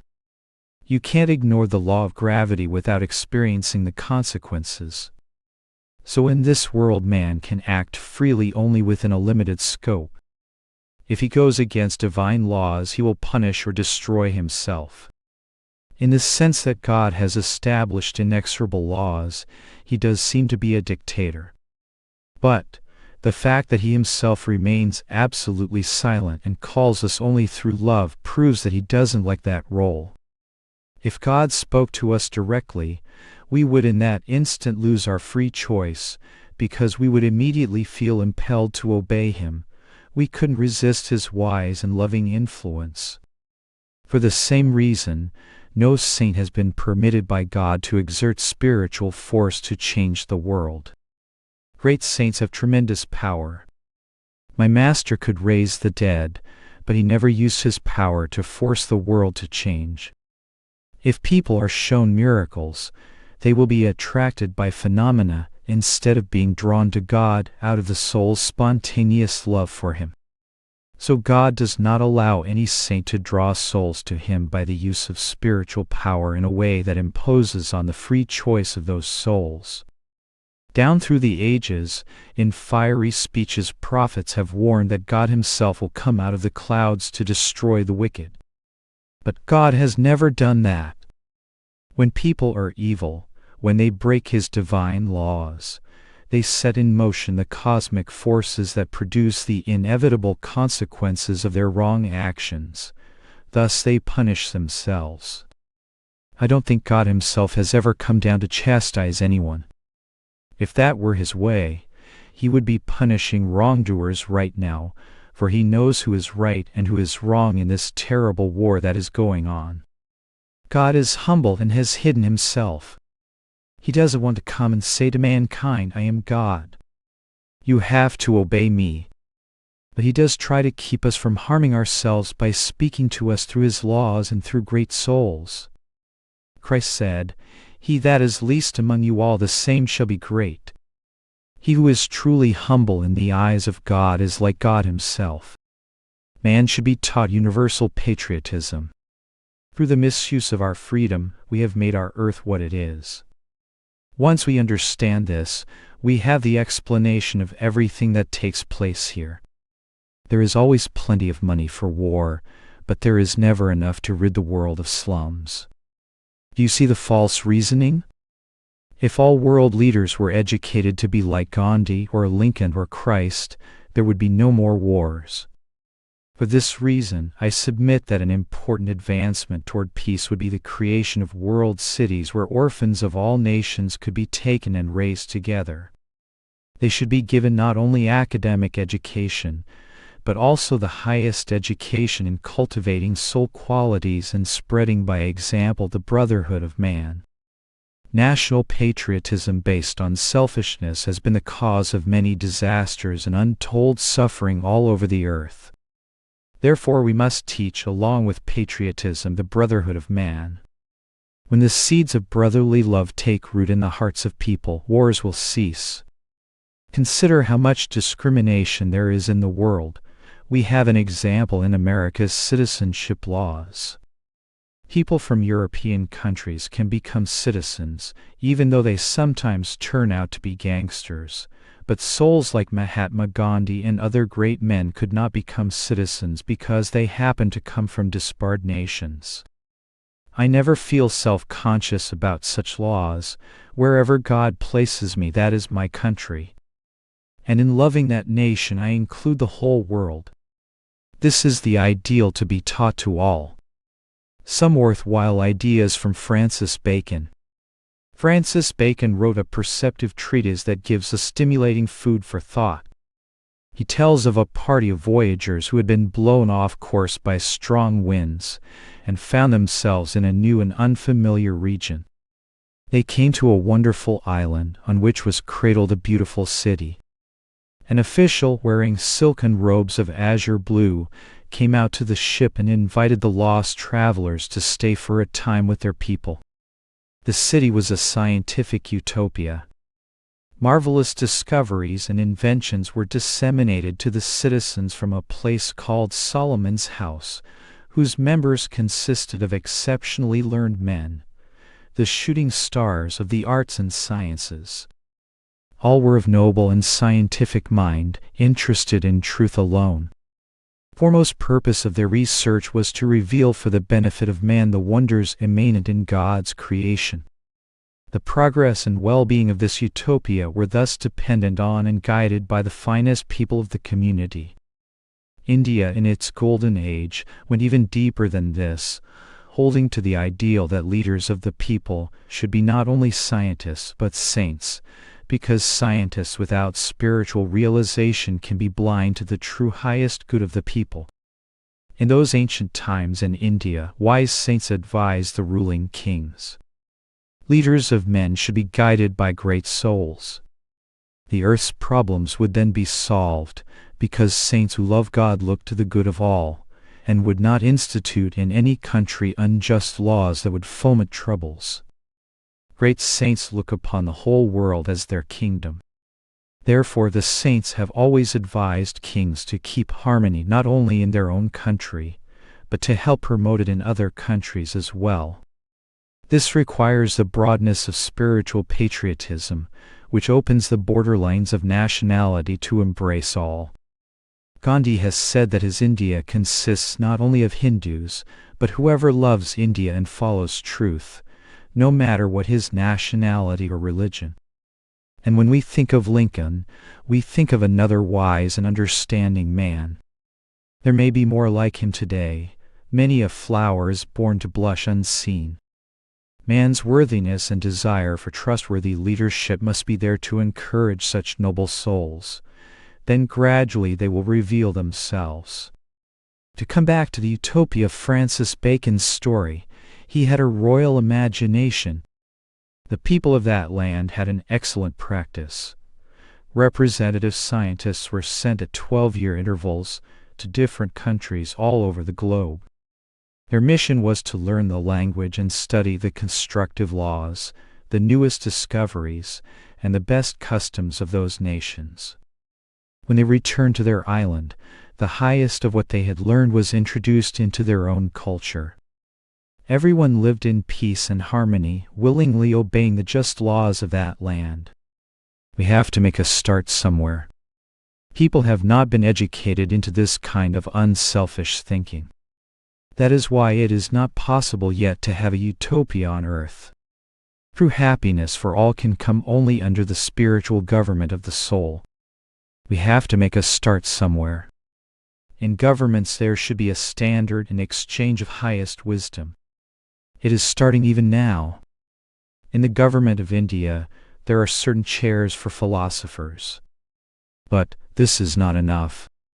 Ordinary exchange of trade between governments has created wars.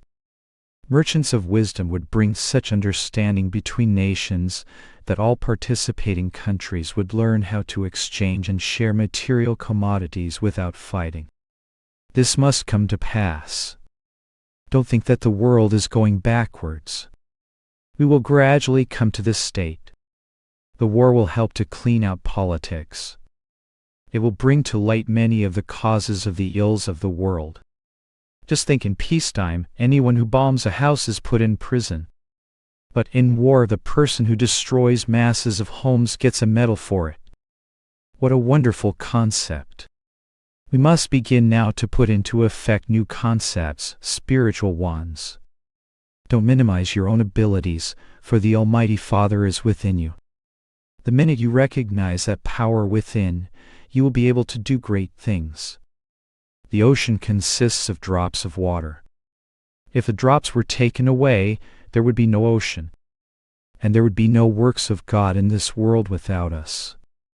Think in terms of the whole world when you think of what service you can render. You are made in the image of God, and must not look upon yourself as a frail human being. Develop your love, that you can give it to your nation and to all nations of the world. God wants you to know that you are sent here to develop love for your world family.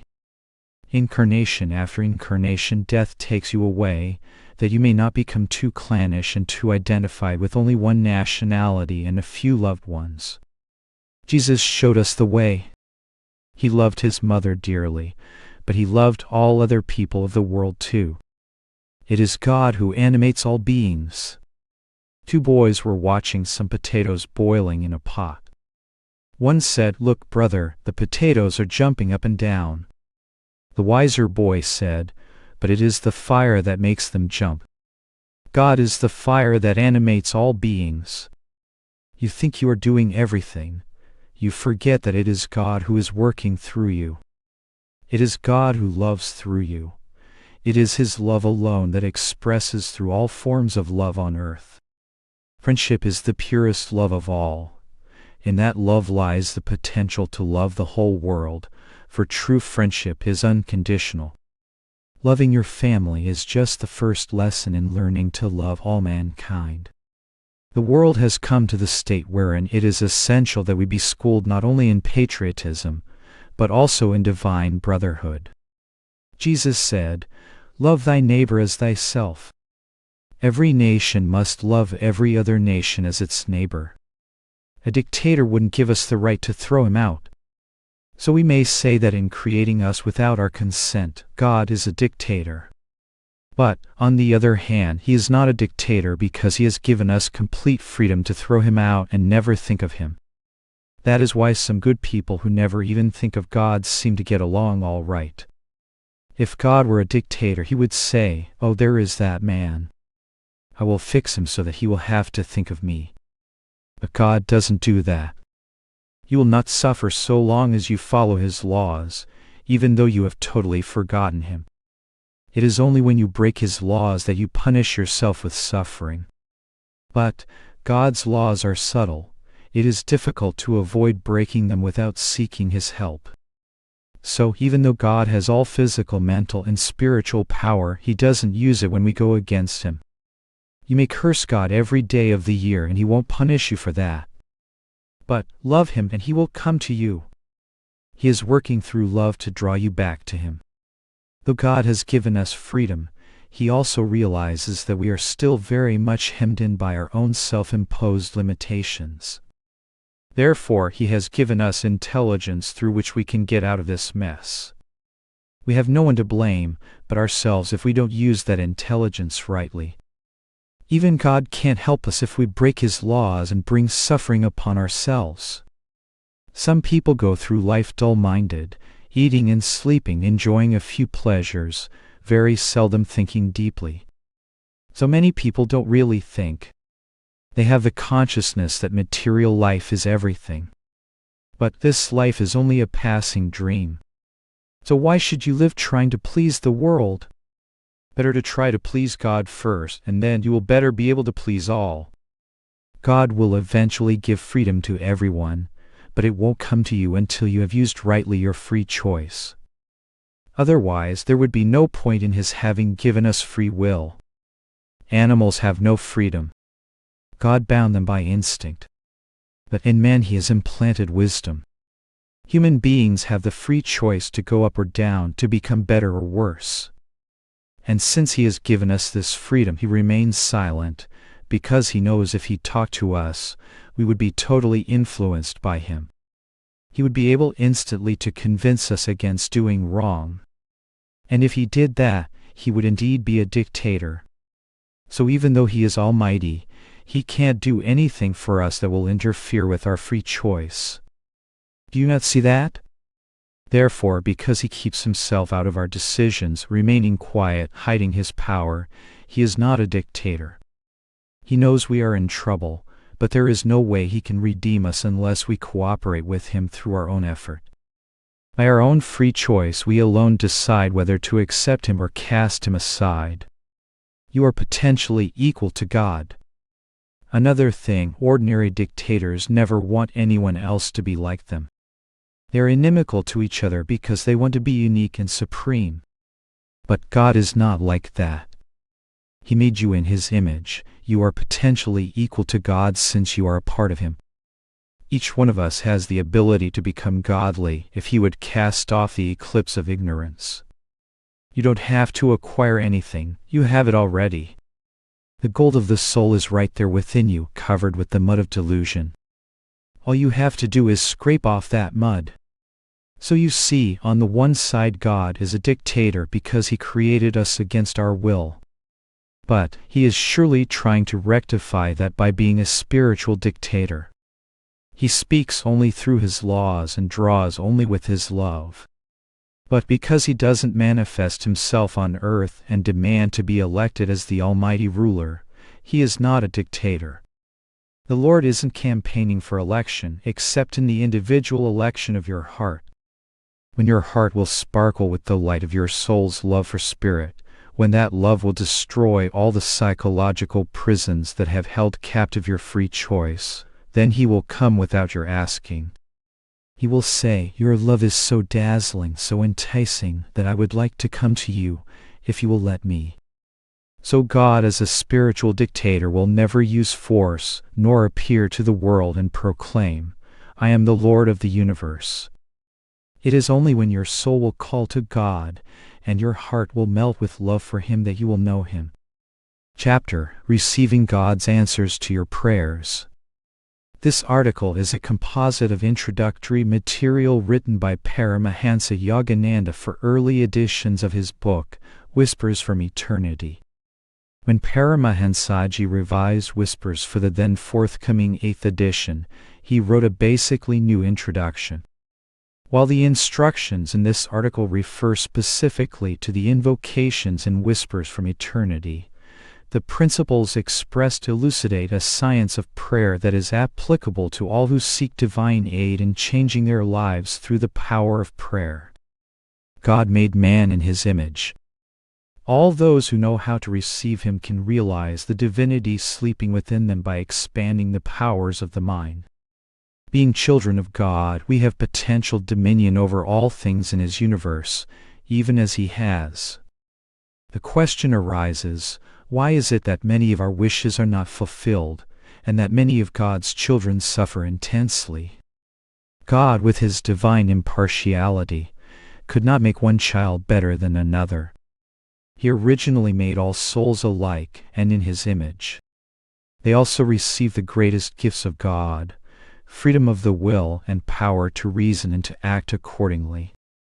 Somewhere, sometime in the past, men have broken the various laws of God, and accordingly have brought about lawful results. All men have been given absolute liberty to use human reason wrongly or rightly. Misuse of God-given reason leads to sin, which is the cause of suffering. The right use leads to virtue, the precursor of happiness. God, with His infinite nobility, would not punish us. We punish ourselves through our own unreasonable actions and reward ourselves through our own good conduct. This alone explains why God's responsibility ended when He endowed man with reason and with free will. Man has misused this God-given independence and thus has brought upon himself ignorance, physical suffering, premature death, and other ills. He reaps what he sows. The law of cause and effect applies to all lives. All the todays in one's life are determined by the actions of all the yesterdays, and all the tomorrows of one's life depend upon the way in which all the todays are handled and lived. Thus it is that man, although created in the image of God and potentially endowed with His powers, loses his claim and birthright to dominion over his Father's universe, through his own faults and self-imposed limitations. The misuse of reason and the identification of the soul with the transitory body, or with environmental or hereditary or world influences, are responsible for man's despairs and miseries. How a sleeping son of God may become an awakened son of God. Yet the fact remains that every human being, however wrong outwardly, is potentially a son of God. Even the greatest of sinners is but an unawakened son of God, a sleeping immortal who refuses fully to receive His light by clarifying his consciousness. In John 1:12 we find written, "But as many as received Him, to them gave He power to become the sons of God, even to them that believe on His name." The ocean cannot be received in a cup unless the cup is made as large as the ocean. Likewise, the cup of human concentration and human faculties must be enlarged in order to comprehend God. Receiving denotes capacity acquired by self-development. It is different from mere belief. How the belief of being a son of God can become a realization. The purport of St. John's words is that those sleeping sons of God who awake, by following the law of spiritual discipline, receive or feel God by developed intuition, and thus regain their latent powers as sons of God. It is ignorance that prompts man to imagine his littleness and limitations. Ignorance is the sin of all sins. It is the man sleeping in delusion who acknowledges and emphasizes his dream of human weaknesses. It is wrong for a soul in the garb of the ego to believe itself limited by the body, instead of knowing itself as part of the unlimited spirit. It is good and right to believe that one is a son of God, rather than the son of a mortal only, for it is metaphysically true that man is essentially made in the image of God. It is an error, therefore, for one to imagine that he is a perishable creature. Even by belief alone, one may gradually cultivate his intuitive knowing and someday realize his true soul nature as a son of God. Hence, a wayward child must start by believing this truth, as belief is the initial condition for testing and knowing a truth. When in trouble, one automatically prays to an unknown God and expects relief. If free from trouble, even incidentally, he believes his prayers were heard and responded to by God. But, should his prayer request remain ungranted, he becomes confused and begins to lose faith in God. Demand versus prayer. My purpose in presenting these sacred demands in whispers from eternity, received in the course of my various fruitful communions with our Father, is to enable my fellow beings to contact Him effectually. I prefer the word demand to prayer because the former is devoid of the primitive and medieval conception of a kingly tyrant God whom we as beggars have to supplicate and flatter. There is a great deal of beggary and ignorance in ordinary prayer. People pray haphazardly. Few know how to pray and touch God with their prayers, nor do they know whether their prayers are responded to or not, or whether things happened, unaffected by prayers. Nor do they distinguish between things that they need and things that they want. Sometimes it is very good that we do not receive what we think we want. A child may want to touch a flame, but to save it from harm the mother does not grant the child's wish. God, though all-powerful, does not act unlawfully or arbitrarily merely because one prays. He has given independence to man, who does with it what he pleases. To forgive human shortcomings so that man can continue his misbehavior without consequences would mean that God contradicts himself, disregards the law of cause and effect as applied to the law of action, and handles human lives not according to the laws created by himself, but according to his whim. Nor can God be moved by flattery or by praise to change the course of his immutable laws. Must we then live without the intercession of the grace and mercy of God, and remain helpless victims of human frailties? Must we then inevitably face the fruits of our actions as if by preordination or so-called fate? No. The Lord is both law and love. The devotee who with pure devotion and faith seeks the unconditional love of God, and who also brings his actions into harmony with divine law, will surely receive the purifying, mitigating touch of God. Any sin, and its consequence, can be forgiven the repentant devotee who loves God deeply enough, and thereby puts his life in tune with the all-compassionate Lord. The best way lies neither in begging for favors or for amnesty from evil results, nor in being resigned and sitting idle, inviting the law of action to take its course. What is done by ourselves can be undone by ourselves. We must adopt the proper antidotes for our poisonous actions. For example, ill health can often be overcome by obeying laws of good health. But, when chronic diseases and sufferings are beyond the control of human care, when the power of human methods fails to cure ills physical or mental, revealing its limitations, then we must ask God to help, He who is unlimited in power. And we must lovingly demand as sons of God and not as beggars. Every begging prayer, no matter how sincere, limits the soul. As sons of God, we must believe that we have everything the Father has. This is our birthright. Jesus realized the truth, I and my Father are one. That is why he had dominion over everything, even as his Father had.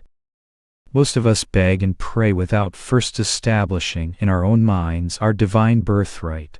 That is why we are limited by the law of beggary. We do not have to beg, but to reclaim and demand from our Father that which we, through our human imagination, thought to be lost. It becomes necessary at this stage to destroy the wrong thought of ages, that we are frail human beings. We must think, meditate, affirm, believe, and realize daily that we are sons of God, and behave accordingly. This realization may take time, but we must begin with the right method, rather than gamble with the unscientific beggary of prayers and consequently be subject to disbelief, doubts, or the jugglery of superstition. It is only when the slumbering ego perceives itself not as a body, but as a free soul or son of God, residing in and working through the body, that it can rightfully and lawfully demand its divine rights. Deep attention and devotion are necessary. These sacred demands reveal a few of the attitudes of the soul that have met with successful response from God. However, it is not enough merely to demand in another's language. One should not rely on a book on love when he meets his beloved, but should use the spontaneous language of his heart. If one uses another's language of love in demands addressed to God, he must make the words his own, by thoroughly understanding and dwelling upon their meaning, and applying to them the utmost concentration and love. Even as it is not amiss when a lover addresses his beloved in the language of a great poet, and enlivens those words with his own love and feeling. Blind repetition of demands or affirmations, without concomitant devotion or spontaneous love, makes one merely a praying Victrola, which does not know what its prayer means. Grinding out prayers vocally and mechanically while inwardly thinking of something else does not bring response from God. Blind repetition, taking the name of God in vain, is fruitless. Repeating a demand or prayer over and over again, mentally or orally, and with deepening attention and devotion, spiritualizes the prayer and changes conscious, believing repetition into superconscious experience. The divine being cannot be deceived by a mockery of prayer because he is the fountain of thoughts. He cannot be bribed at any time, yet it is easy to move him with sincerity, persistency, concentration, devotion, determination, and faith. Furthermore, repeating a long intellectual prayer with the mind absent develops hypocrisy, and to pray or demand without understanding develops ignorance, fanaticism, and superstition. Repeating a demand with deepening concentration and faith is not mechanical repetition, but a changing, progressing power and mental preparation which, step by step, scientifically reaches God. These sacred demands are logical, devotional, deep soul outbursts. If one prepares the mind by concentration, and then deeply, with ever-increasing faith and devotion, mentally or aloud, in congregations affirms these scientific divine demands, one is bound to receive results. To re-establish your unity with the Divine Father as a Son of God is your most important demand. Realize this truth and you will have received everything. Demand unceasingly and you will receive. After sowing the demand seed in the soil of faith, do not dig it up now and then in order to examine it, or it will never germinate to fulfillment. Sow your demand seed in faith and water it by repeated daily practices in demanding rightly. Never be discouraged if results are not forthcoming immediately. Stand firm in your demands and you will regain your lost divine heritage, and then only will the great satisfaction visit your heart. Demand until you establish your divine rights. Demand unceasingly that which belongs to you and you will receive it. In demanding rightly, there is no room for superstition, disappointment, or doubt. Once you learn to operate the right chain of causation that effectually moves God, you will know that He was not hiding from you, but that you were hiding from Him behind the shadow of self-created darkness. Once you feel, through intuitive knowing, that you are a son of God, then by the steady effort of mental discipline and devotional meditation, you will have dominion over all things. If your demand remains unfulfilled, unanswered, you can blame only yourself and your past actions. Do not become despondent. Do not say that you have resigned yourself to fate or to the preordained commands of a whimsical God, but try with increased effort after each failure to get what you have not, what you did not receive because of your own fault, but what is yours already in spirit. Demand with sacred devotion the recognition of your divine birthright as a son of God. To know exactly how and when to pray according to the nature of our needs is what brings the desired results. When the right method is applied, it sets in motion the proper laws of God. The operation of these laws scientifically bears results.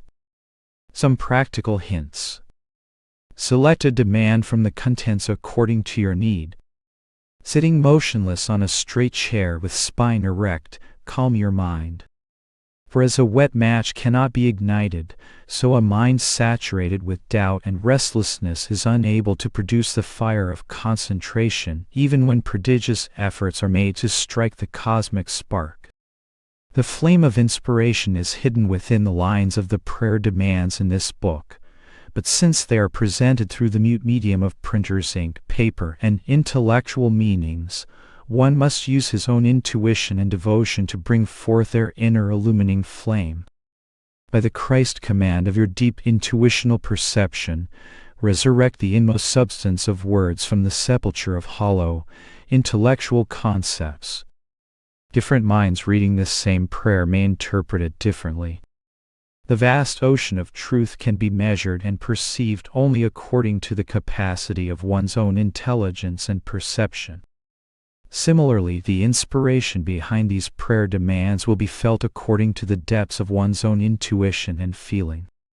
In order to benefit fully from the God warmth within these prayer demands, one should take only a paragraph at a time from any demand, mentally picture the meaning, visualize the imagery of the figure of speech, and meditate deeply on it, until the fiery essence emerges, free from word limitations. One may wish to read a complete prayer demand to get a quick view of its entire meaning. But, if he will then reread it over and over again, many times, and then with closed eyes repeatedly try to feel the deep inspiration behind and within it, he will spiritualize the prayer, that is, rouse the inspiration slumbering beneath the thick silken quilt of words. With eyes closed and lifted to the point of spiritual concentration between the eyebrows, meditate on the meaning of the demand you have selected until it becomes a part of you. Saturate the demand with devotion as you meditate upon it. As your meditation becomes deeper, increase your devotion and mentally offer the demand as your own heart's outburst. Imbue yourself with faith that your heart's craving expressed through this specific demand is being felt by God. Feel that just behind the screen of your devotional demand God is listening to the silent words of your soul. Feel this. Be one with your heart's demand, and be thoroughly convinced that He has listened to you. Then go about your duties, seeking not to know whether God will grant your demand. Believe absolutely that your demand has been heard, and that you will know that what is God's is yours also. Unceasingly meditate on God, and when you feel Him, you will acquire your rightful inheritance as His divine Son. Daily blossoms from the ever-living plant of prayer demands. These demands were given to me by the Universal Father. They are not mine. I only felt them and gave them expression through the avenue of words that I might share them with you. My blessing goes with them, and I pray that they may strike an answering note on the living heartstrings of your heart, so that you may feel them just as I have felt them. Prayer demands are like ever-living plants that ceaselessly put forth new blossoms. A prayer plant retains the same branches of words, but daily yields fresh roses of God feeling and inspiration, if one regularly waters the plant with meditation. The prayer plant must also be protected from the ravages of doubt, distraction, mental idleness, leaving meditation until tomorrow, the morrow that never comes, absent-mindedness, and thinking of something else while imagining that the mind is wholly on the sole force of a prayer. Such parasites on the prayer plants should be destroyed by faith, devotion to God, self-control, determination, and loyalty to a teaching. Roses of immortal inspiration may then be gathered daily from the plants of these prayer demands.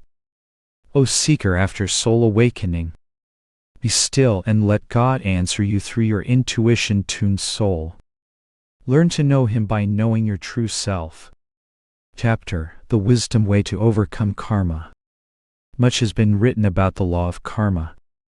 But I am afraid that the karmic theory, as sagely explained by the masters of India, has been so distorted by non-understanding minds that the Western peoples have garnered a wrong idea about this great cosmic principle of cause and effect. You have relegated the word karma to a limited meaning to refer only to the past. But this is erroneous.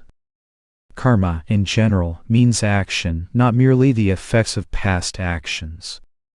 It can refer to action performed in the past or now, or that might be done in the future. When you say water, you may be referring to water in general, or you may specifically mean fresh water or salt water or any other kind of water. So the real meaning of the word karma is any action you perform, and the sum total of all your actions, both good and bad, present and past. Actions that you are performing now are called present karma. Actions that have already been performed are called past karma. And when you refer to the effects of past actions, you would say, "This is the result of my past karma." Even then you are not telling what kind of karma, beneficial or pain-producing. Then comes the question, what are the springs of action? What influences you to act and behave in a certain way? Now we have launched into the heart of the matter.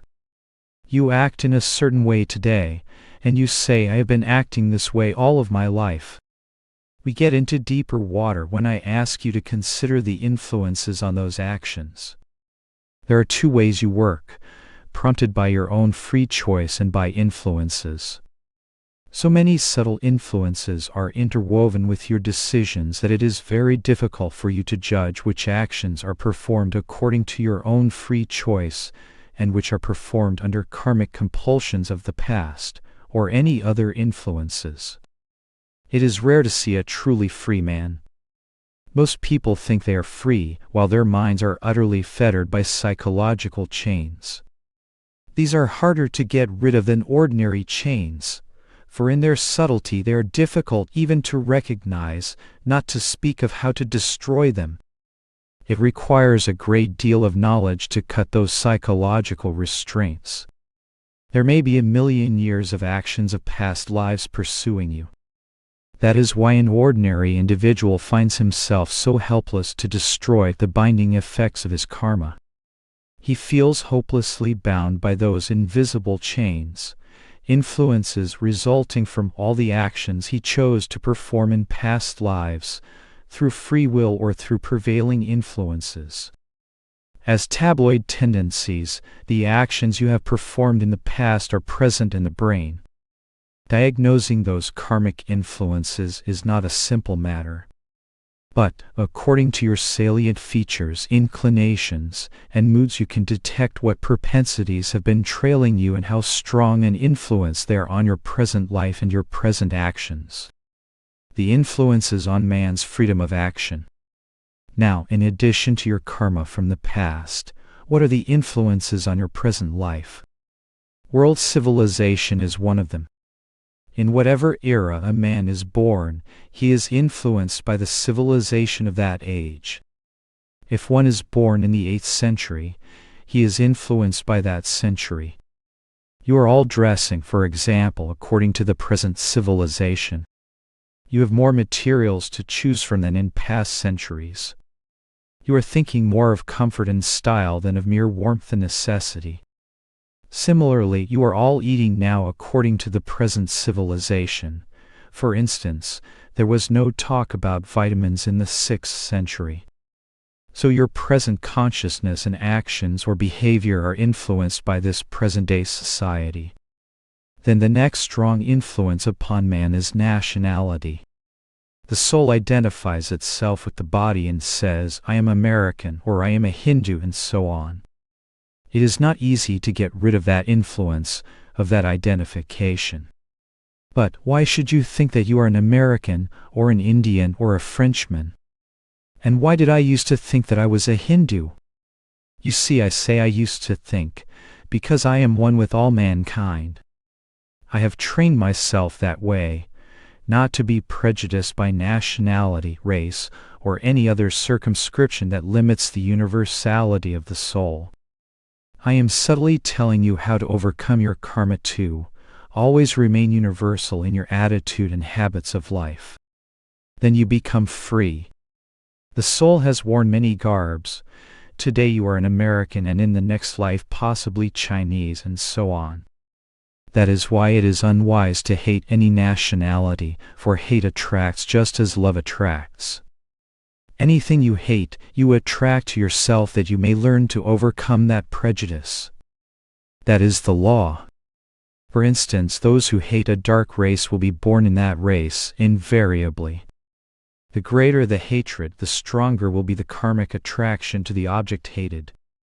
The origin of the light and dark races was influenced by climatic conditions. Climate will so change that someday it will be natural to see the white races in the east and the dark races in the west. That will happen, but many years from now. Then man is influenced by the community in which he lives. He is influenced by his neighbors. If he lives in an aristocratic neighborhood, he tends to behave in an aristocratic way. If he lives among businessmen, he behaves like them. Different kinds of people have different kinds of habits that influence you. Mix with artists and you will think that is the only way to be. I am not condemning artists, but they need to be more practical-minded. You cannot live on beauty alone. I slept and dreamed that life was beauty. I woke and found that life was duty. You must see beauty in duty. Remain in the company of spiritual persons, and you will think spiritual thoughts. Environment is stronger than willpower. If you want to be spiritual, seek good company and don't mix with those whose bad habits may wrongly influence you. You are also strongly influenced by your family. You think that you belong to a particular group of people, the family unit. They have put a trademark on you, and their habits encumber you. Lastly, everyone is drunk with some habits. Sometimes man is crazy about money, and sometimes he is crazy for love, and then for fame, and so on, all the time battered and bludgeoned by the influence of his own habitual past actions of this life and past lives. That is the hypnosis of karma. Regaining your God-given freedom. Where is your freedom? How little freedom you have left. The freedom that God has given to you as His own, to touch the Milky Way, and to feel your presence in the flowers and in the stars. That freedom has gone completely because of the many influences upon you. Most people are like psychological antiques, brittle with set ideas, with set influences. The minute you sit on them, they break. That is why our Indian astrologers say we are all puppets. I do not believe that. I believe you can destroy any karma you want to. If you close all the doors and windows in a room, darkness is there. But if you bring in the light, that darkness is gone instantly. Even the darkness that has permeated a cave for thousands of years is vanquished immediately when light is brought in. Will you reason that it will take light 100 years to destroy those aeons of darkness? That is foolish. So we may have karma of past lives under whatever civilization, nationality, community, and family we have lived, and of this life with the influences of this present civilization, nationality, community, and family. But if we realize we are gods, we will be free from that karma now. Every human being is made in the image of God. If you find that image within you, how can you have any karma? God as the master of this universe has no karma. If you know that you are one with God, there can be no karma for you. A venomous snake is not affected by the poison within it. It is also true that while delusion, or Maya, is in the manifestation of God in creation, and that it affects us, it does not affect Him. That is not fair, is it? That is why He has to give us salvation, but it will not come unless we demand it. Being made in God's image, we can be free from karma provided we claim our divine heritage from Him. You have been led to believe exactly the opposite. To believe in karma is to give strength to it. Why should you believe you are bound? You should think, I am not a mortal being, I am a child of God. Then you cut at the root of karma. Beyond the flights of fancy, formless am I, permeating all limbs of life. No freedom do I crave, nor bondage do I fear. For I am free, ever conscious, ever new bliss. I am free. I am He, blessed Spirit, I am He. But as soon as you give in to the delusion that you are a human being, you have permitted all the karma of the past to envelop you.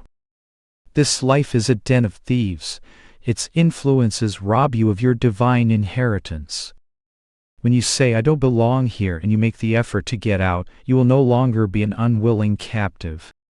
Salvage your freedom with wisdom and discrimination. You must salvage your freedom. When you have made certain resolutions, have you been able to carry them out? If you have not, you are bound by karma. But, if you have been able to do the things you wanted to do guided by your discrimination, and not because of the influences of your past or present karma, or because of your national or social or family life, that is freedom. Judge everything from the standpoint of discrimination and wisdom. Let not your actions be governed by habits or blind obedience to social customs, according to what other people think. Be free. Once in a while you see a free man, one who doesn't walk in dead men's shoes, one who is free because his actions are not influenced by anything but wisdom. That is the mark of Mahatma Gandhi's greatness. When he went to England and visited the king and queen, he didn't put on a dress suit as was the custom. He was received by them in his simple village loincloth and shawl. He enjoys great freedom because he lives his ideals and is not bound by social custom. Whenever you do anything, ask yourself whether it is merely because of what other people may think about you, or whether you are following discriminative wisdom. That is the criterion by which I act. Even as freeborn Americans, you do not know what real freedom is. Many people think that whatever comes into their brains they may do, and believe that to be freedom. But true freedom lies in doing what you should do when you ought to do it. Otherwise you are a slave. Be actuated by wisdom alone. If you are not able to do that, you are going to remain a slave for centuries of incarnations. Now, to follow truth doesn't mean you have to bludgeon others with your convictions. Share truth only when it is welcomed or asked for. Otherwise, learn to be quiet. Keep your own counsel. But when you feel you should speak, speak. Stand against the world if necessary. Galileo said that the earth goes round the sun, and he was crucified for that. Later it was found that he was right. But never do anything out of pride. To do so is to fall. Learn to act wisely by attunement with the true Guru. In every action be guided by wisdom, never by a desire to hurt anybody. But if anyone is hurt because of your doing the right thing, you should not be afraid. You have to answer to yourself, not to anyone else. Even God is not your judge, you are your own judge. If you act wrongly, you are going to punish yourself. If you act rightly, you will free yourself. That is the justice of the law of karma. You are dictated to neither by God nor His angels, but by the law of action. What you sow, you reap. Whenever you meet with misfortune, do not put the blame for it on God. The blame rests with you alone, resulting from your past actions. If you lack the wisdom to discern what is right, then tune yourself in with the wisdom of a wise man. Often what you think to be wisdom is not wisdom at all, but your own desires and karmic inclinations. That is why you should have a guru. Guru is one who is sent by God to free you. When you are in tune with His wisdom, you find freedom. Otherwise, you remain a slave to your whims. The way to freedom is to follow those who themselves are free. When I met my Guru Swami Sri Yukteswar, he told me to tune in my will with his will. He said that my will was strong but governed by instincts, but when I tuned my will with his will, I found it governed by wisdom. No one can incite me to do anything I know I should not do. I know what I am doing, guided by wisdom now. I am fully responsible for my actions, and I do not blame anybody else for the outcome of my actions. That freedom which Master gave to me I have never parted with. Understand this. By surrendering thyself to the Guru, by questioning the Guru in thine inner perception, and by service to the Guru, the sages who have realized truth will impart that wisdom to thee. Comprehending that wisdom from a Guru, thou wilt not again fall into delusion. It is so hard to progress on your own on the spiritual path, but it is the easiest thing if you have a true Guru to whom you surrender yourself, and whose interest is only in your spiritual welfare. I gave myself completely to my Master, and I found he gave his all to me. And through that surrender I found freedom. That freedom every soul craves. That is the way to overcome your karma. A Guru's only interest is to help you progress spiritually. If the teacher wants something from the disciple, he is not a master. The master's only desire is to give, not to take. But if the disciple has the wish to help the work of the master, that is to his credit, he is helped by giving to God's cause. The masters create a few disciples who carry on their work. Masters are interested in souls rather than in crowds, souls that will follow and are really willing to discipline themselves. A true disciple is one who seeks liberation by accepting the Guru's discipline, and who disciplines himself by the wisdom-guided instructions of the Guru. But most disciples want to be gurus instead. Here in the West, the church members expect the minister to cater to them. He becomes their slave. I never ask for anything from you, all for myself. I have suggested at times that you help the work, but I have kept myself free from enslavement to people. Even when sorely tried by financial problems of the work, I have not bowed down to anyone nor compromised my ideals. I have kept myself free. If Washington is blown away from me, I shall not mind, and if it is left with me, I shall joyously carry the burden of concern for it to my last day. Such is my principle. Wherever God keeps me, I shall carry on. For the will of the Father is my will. How Guru's discipline frees one from imprisoning whims and habits. All your life you have been a slave following your own whims. I remember in my youth I couldn't eat this or that food, but when I came under Master, he ironed out all those kinks of thought. First he found out what I didn't like to eat. He said, "So, you don't like this, you don't like that." After 7 days he asked me how I liked the food I had been eating in the ashram. I said that it was marvelous. He told me then that I had been eating in the various preparations the very foods that I thought I couldn't eat. He helped me to conquer likes and dislikes by such discipline. Most people of the West think only of comfort.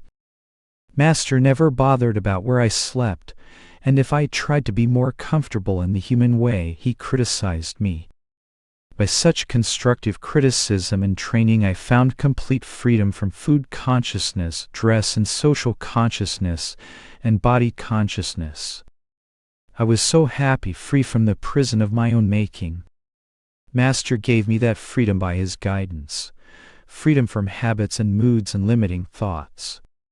So let not your will be the prisoner of your habits and whims. That doesn't mean you should not use your will. Learn to use it with discrimination, for then you are using the will of your Father. Learn to compare your developing discrimination with the wisdom discrimination of the Guru, for only then can you be sure when you are right. We are much too fond of our own thoughts. Whatever our notion, we want to drag out a whole body of scripture to support it. But when you compare your will with the Master's will, and are guided by his will, then you know whether you are following wisdom or following instincts and your past karma. The scriptures say you must have a visible master, that is, one who lived on earth. To follow the counsel of a true guru is the only way you can be sure your actions are leading you to freedom from karma. A wise man has no personal desire for you to obey him, but if you volunteer to be obedient to his guidance, he will certainly tell you the truth. He will tell you what is best for you, and no matter how many times you falter or leave him, he will always speak the truth to you for your own good. He cannot be bribed in any way. Such was my master. He was the one among many who never hesitated to tell me my faults. He used to say, "There is the door, and at time you want to go, you are free to leave." Many fled, but I didn't leave. I knew he wanted nothing from me, but I wanted that something which he had. Master told me his discipline would smart sometimes, but if I promised to be obedient, I must honor that promise. And I did. Here in America, the teacher is made to feel he must deal with the church members with kid gloves. But Master's way was strong. He told me, "Your methods will be much milder than mine, but this is my way. Take it or leave it." I took it gladly. It made me a free person. But no one can free you unless you make the effort to free yourself. God wants you to be free. He has given you free choice to follow the path of wisdom or to follow the path of karma. Try to do everything with wisdom, and at night examine yourself and see if you have succeeded. Be self-disciplined. If you can obey Guru's guidance and remember to do what he says, and be ever watchful of yourself, you will suddenly see that you are free. Then every day you will feel freedom. Wisdom destroys the roots of all misery. Imagine what freedom you feel when you are free from the influences of this world, or your past, or your family, or neighbors, or your habits. You realize you are pure spirit. You belong to no group, no nationality, no family, no habits. Karma belongs to the den of thieves where karmic people live. Always think I and my Father are one. I have no karma, I am free. O Arjuna, as enkindled flame converts firewood into ashes, so does the fire of wisdom consume to ashes all karma. Verily, nothing else in this world is as sanctifying as wisdom. In due course of time, the devotee who is successful in yoga will spontaneously realize this within his self. When you destroy the causes of karma, you have destroyed the roots and future seeds of all suffering, all misery. You become the true sons of God. You have claimed your own true nature. It does not matter then what happens to the body. Those who are bathed in wisdom know that nothing can hurt them. Jesus knew he was going to be crucified, but he was not touched by this knowledge. By rebuilding his body temple after death, he showed that he was free from karma. To admit karma means to accept yourself as a mortal being. Do not admit you are a helpless mortal governed by karma. Affirm, "I am a child of God. I am His." That is the truth. Why shouldn't you proclaim the truth? As soon as you realize this truth, your status is changed. But when you admit you are immortal, you bind yourself with the chains of the mortal being. You are the sons of God. You are gods. How could karma influence you? Refuse to be bound by karma. It is an old superstition of the ignorant to believe you cannot change your destiny. Never say you are a sinner. How can you be a sinner? God is your Father. If He created this world with its potential for many evil ways, you would have to say that He too must be a sinner. That is the way I talk to God. It never hurts to speak truth to Him. If God can be away from the evil of His creation, so can we. As He is free, we can be free. Never again identify yourself with evil. You may have made a mistake, but it doesn't belong to you if you give it up. Destroy your karma by wisdom. Live in the consciousness of spirit. Today you say I am spirit, and tomorrow you do something wrong and want to give up. Don't accept your weaknesses. Jesus on the cross didn't give up. Even in the midst of the greatest torture or temptation, if you can hold on to your perception of wisdom, you will in the next minute be free. The wise retain that freedom even when facing death, but the ignorant fall back on their old mortal habits. If you give up and think that there is no chance for you, you have pronounced your own fatal judgment. You are the one who created your good and bad karma, and when you say there is no hope, you have failed. But when you think I am free, I am strong, even though bad karma strikes me, still I will not give up, then you will see your good karma coming forth. No matter how bad your karma is, try to diagnose your life and strive to do good, to do right, according to your wisdom. Your karma will change. You will see that your bad karma will change into good. Every night keep a mental diary. See if your habits have crushed you. Whenever a person does wrong and says he can't help it, he is a slave. He should rather admit he did wrong and then try to do better. He may fall again, but he must say, I will try harder. That is the way to overcome. Do not give in. You are not a sinner, and anybody who calls you a sinner is himself a sinner. True purpose of religion. Do you see how much the church movement needs reformation? They expect people to follow religion by proxy. But truth has to be lived, it has to be realized as a part of one's own being. The church movement has done a lot of good, but it must really reform each individual.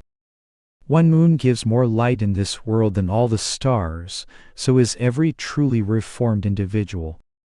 To keep your minds on God, I seldom think of socials for our churches. I only discuss wisdom with you. I do not divert you from the real purpose of religion, to know God. That is why Self-Realization Fellowship is creating churches of all religions, that all people can feel the spiritual barriers gone and come together to really seek God. Jesus said, "For where 2 or 3 are gathered together in my name, there am I in the midst of them." The primary goal of the church should not be to build more churches and gather in more converts, but to give God realization. Hives without the honey of God communion are nothing. Jesus warned that the blind cannot lead the blind. If you have not God, you cannot give God to others. I told Master I would never stand before a congregation and talk about God unless he gave me the experience of God. That is the important thing, to have that divine experience of God.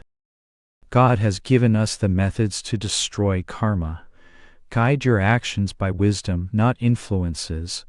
Be self-disciplined and follow the wisdom guidance of a true guru. Believe in your divine inheritance as a child of God made in his image. Associate with good company, such as coming here to church regularly, and practice the techniques that will give you actual personal experience of God. Hear about the wisdom of yoga, equipped with which, O Arjuna, thou shalt shatter the bonds of karma. Here we teach you what to do in the silence of meditation, especially the practice of Kriya Yoga, so that you truly experience God communion. That is why Self-Realization Fellowship is reaching all over the world. This path is sent by some of India's greatest masters to Christianize the churches and to show that the real meaning of religion is to realize God. Each of you, by the example of your life, must be a messenger of this light. Chapter: Realize Your Christ Immortality. On the screen of time, a drama of life is being enacted in the mundane movie mansion. Cosmic Motion Picture Director has been projecting on the screen the many and varied pictures of ancient, medieval, and modern times. He films pictures of war, famine, poverty, tragedy, comedy, good and evil, to keep the audience entertained throughout eternity. The appetite of entertainment-loving minds being enormous, the cosmic movie director is trying to film and play an omnibus of pictures. This earth is meant to be a place of mirth, a temporary pleasure house for immortals. Because we forget this and become identified with the earthly drama, we suffer. We must remember that our real home is in the mansion of changeless, ever-new, blissful, omnipresent immortality. Unwise souls who play truant and get intoxicated with mundane desires and delusions want to dally in the earthly movie house, experiencing the excitement of pleasure and pain, health and disease, life and death. Creation came into being through a desireless desire of spirit. The Lord was one and alone with no one to enjoy his joy. So he wished to express his bliss through many. He sent on earth immortals, individualized images of himself, to watch the short ever-changing dramas of life and death. Contrarily, while the immortals were enjoying their individuality, they fell into the trap of duality. Through identification with the characters in this earthly movie, the godly immortal souls succumb to the disease of delusion, the mortal consciousness of change. As one wealthy prince thought himself a poor miserable beggar when he was drunk in the slums, so immortals imagine themselves to be sick or well, alive or dead, happy or miserable when intoxicated with the delusion of change in the mortal show of this earth. I would prefer even to be bored with my immortality rather than undergo the nightmare of earthly dream death from a malignant disease. Unwise immortals, while playing in a tragedy on earth, identify themselves with that temporary role.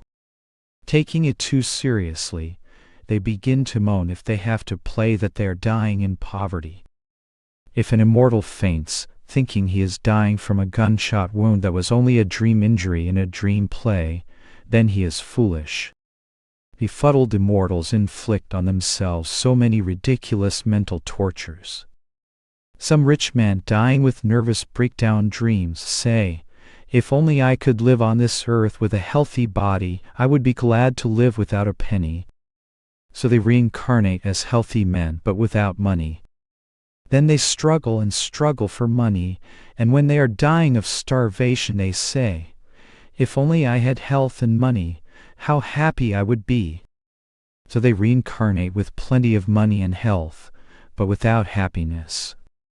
On their deathbed they think, "If only I could have happiness, I would forego health and riches."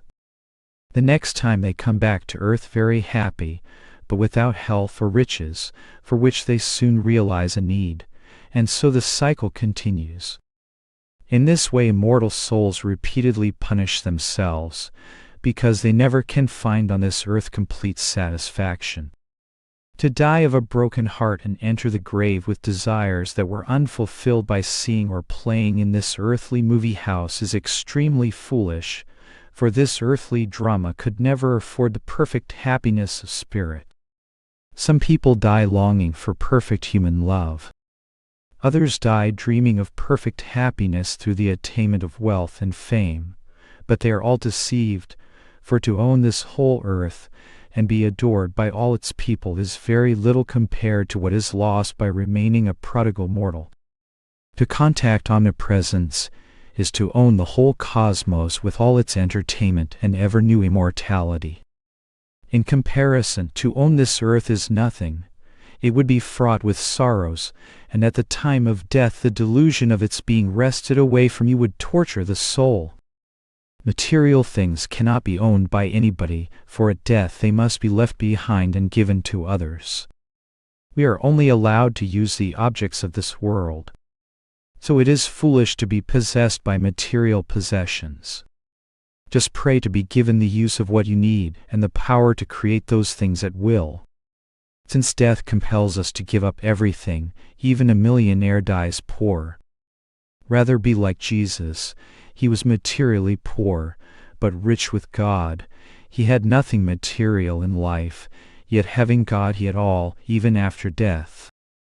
Worldly-minded rich people have everything in this life and nothing hereafter. Remember, no matter who you are or what your condition is, do not think your trouble is the worst in the world. Even if you are playing a part fraught with poverty or disease, there are others who are enacting a part worse than yours. In this earth life, to be a millionaire or a poor man is the same if you but understand. If you see yourself as an actor in this earthly movie house, all you have to remember is to play your role, small or big, cheerfully and well. That is all. During the playing of your part, agreeable or otherwise, do not wish to play somebody else's role. Complete your own assignment, or you will have to spend eons of time in the enactment of imperfect human parts, changing from one to another according to the change of your desires. Get away from this entrapment. The only way to foil disappointments of will-o'-the-wisp prosperity, fame, and earthly happiness is not to feel sorry when you are denied what you think you want. Of course, you will say, our desires are conditioned by our needs. We want food because hunger was given to us. I admit that, but I am talking of a greater freedom in mind and soul. When you attain that, not even tattered robes or death by starvation can produce inwardly an iota of unhappiness. When you possess the all-in-all God consciousness, even if you have nothing of material possessions, yet you have all. People who really contact God can never feel poor or left out, nor can they consider the rich as more fortunate than themselves. Instead, the man who is intoxicated with God happiness pities everybody else. When Jesus said, "Foxes have holes and birds of the air have nests, but the Son of Man hath not where to lay his head," he was not bemoaning his poverty. Rather, he was signifying that he was the owner of the cosmos, one with omnipresence. Thus he could not remain caged in a small place as earthly creatures do. Jesus had no bank account, nor did he exhort people to demonstrate prosperity first, as some modern religious organizations do, teaching their members to pray to God or to go into the silence with both eyes fixed on the granting of material desires. Jesus warned, "Bread the men of the world matter-loving, short-sighted people seek after, but seek ye first the kingdom of God, and all these things, prosperity, wisdom, happiness, riches, shall be added unto you, without your having to pray for them." The person who finds God owns the cosmos, and owning the cosmos he owns everything in it. Jesus had full realization of his oneness with the Father. That is why he could do many things that deluded mortals could not do. He raised the dead. He rebuilt his mutilated body. Compare a millionaire on his deathbed, forced away from his home and fortune without a penny, with Jesus Christ after death, who owned the kingdom of omnipresence. So do not desire to be a millionaire. It is a waste of time to delude yourself with material desires. Rather wish and strive to be a Christ. Invest your time in daily meditation, ever longer and deeper. This is the quickest way to become a Christ. What of it even if you became a millionaire? You would then want still more, and would perhaps die of heart failure working for another million. To strive for God contact and meditation is pure joy.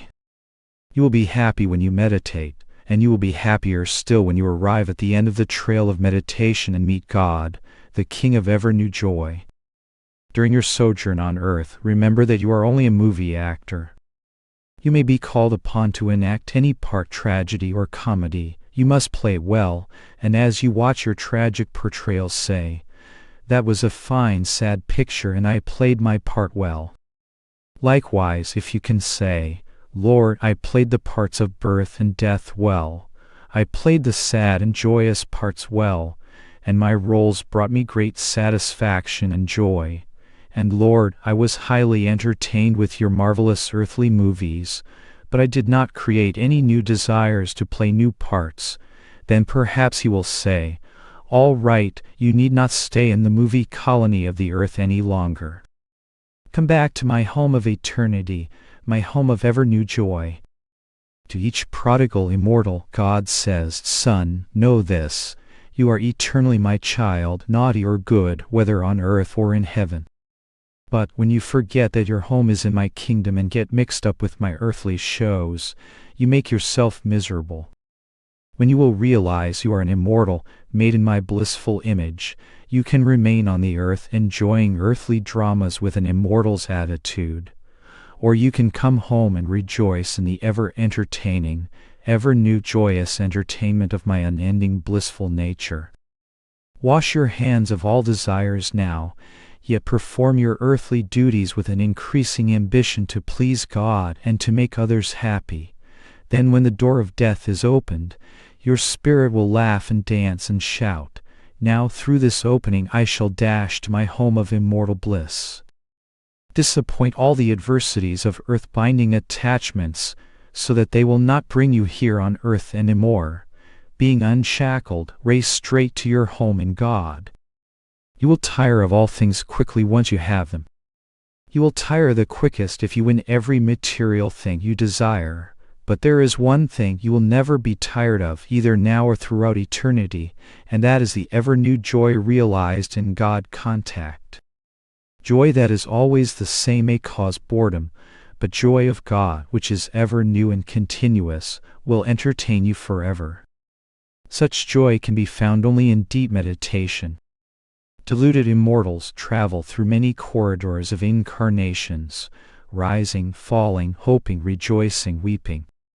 Nature keeps excitement-loving individuals entertained with variety, a mixture of sorrow and pleasure. Christ-like souls are busy with the ever-new, continuous, changeless joy in everything, in God. Christ, one with God's omnipresent consciousness, is blowing with the wind, laughing in the brooks, twinkling in the stars, blushing in the sunset, and gently smiling in the blossoms with his fragrant presence. Christ is dancing on the sea of human emotions and thoughts. Christ is joy in all hearts and in all things. Those who have their eyes of wisdom closed perceive the dark qualities of suffering, death, disease, sorrow, and fleeting pleasure. With open eyes, Christ sees naught but light, laughter, and beauty, which he prays will become manifest to earthly souls, when with devotion they too have opened their all-seeing wisdom eyes and reawaken to their blissful immortality. Chapter: Increasing Your Magnetism. Thought is infinite. Whatever your branch of study, once you have put your mind on a particular subject, your thought can go on indefinitely in that direction. There is no end to the wisdom or information you can draw upon. Do you know that each one of you is interpreting what I am saying in a slightly different way? Each person experiences a mental process that differs from everyone else's. What is that mental process? Suppose someone pinches you. First you feel a physical sensation. From the stimuli of the sensation comes perception. Then, having perceived the sensation, your mind forms the thought, "I have been pinched." That is conception. The process from sensation to perception to conception is an individualized response. Because the inner being and working of each person is unique, the sum total of his reactions to any given experience will be different from that of any other person's. This totality of what you are inside, your thoughts, feelings, responses, motivations, determines the quality of your magnetism, your power of attraction. Magnetism is the greatest force through which you can draw into yourself friends and goodwill. We all like to be noticed. No one wants to feel ignored or forgotten. Even a child will deliberately act up to get attention. We also like to be thought well of. We want others to like us. But how many of us give to others the understanding and consideration we think we merit from them?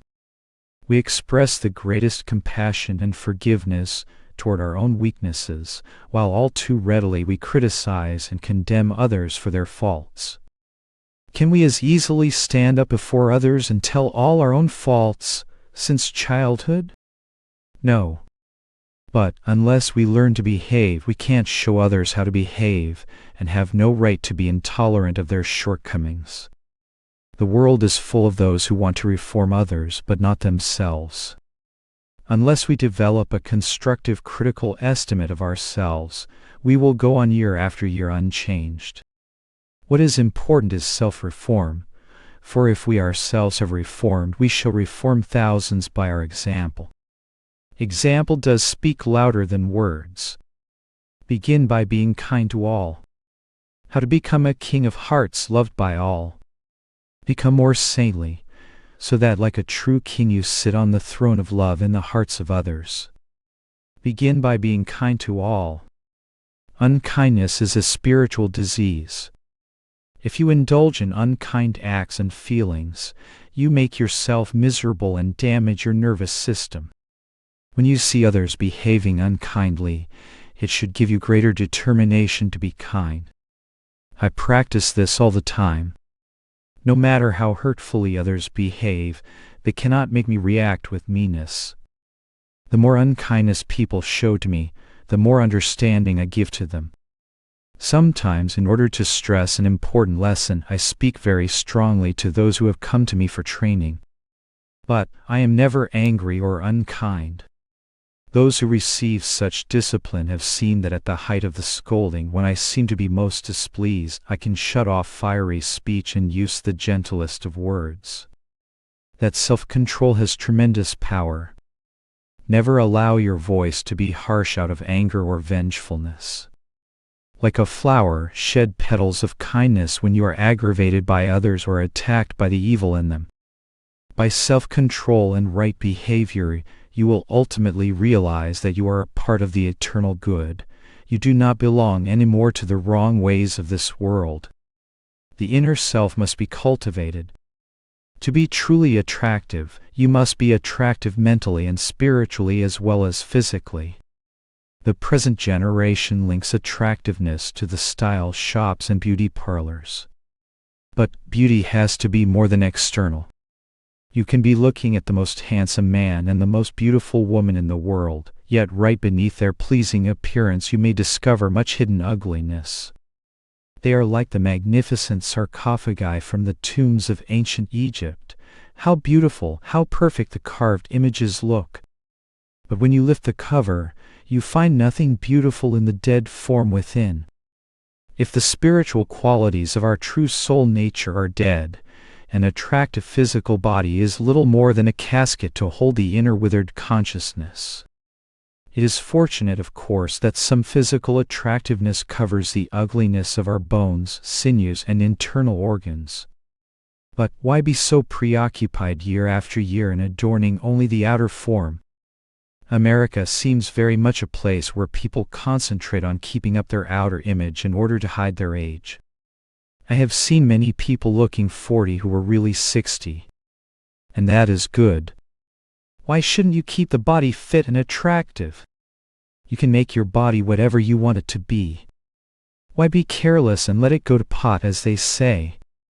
Watch your weight. If your form is disproportionate, it is most likely because of laziness or overeating.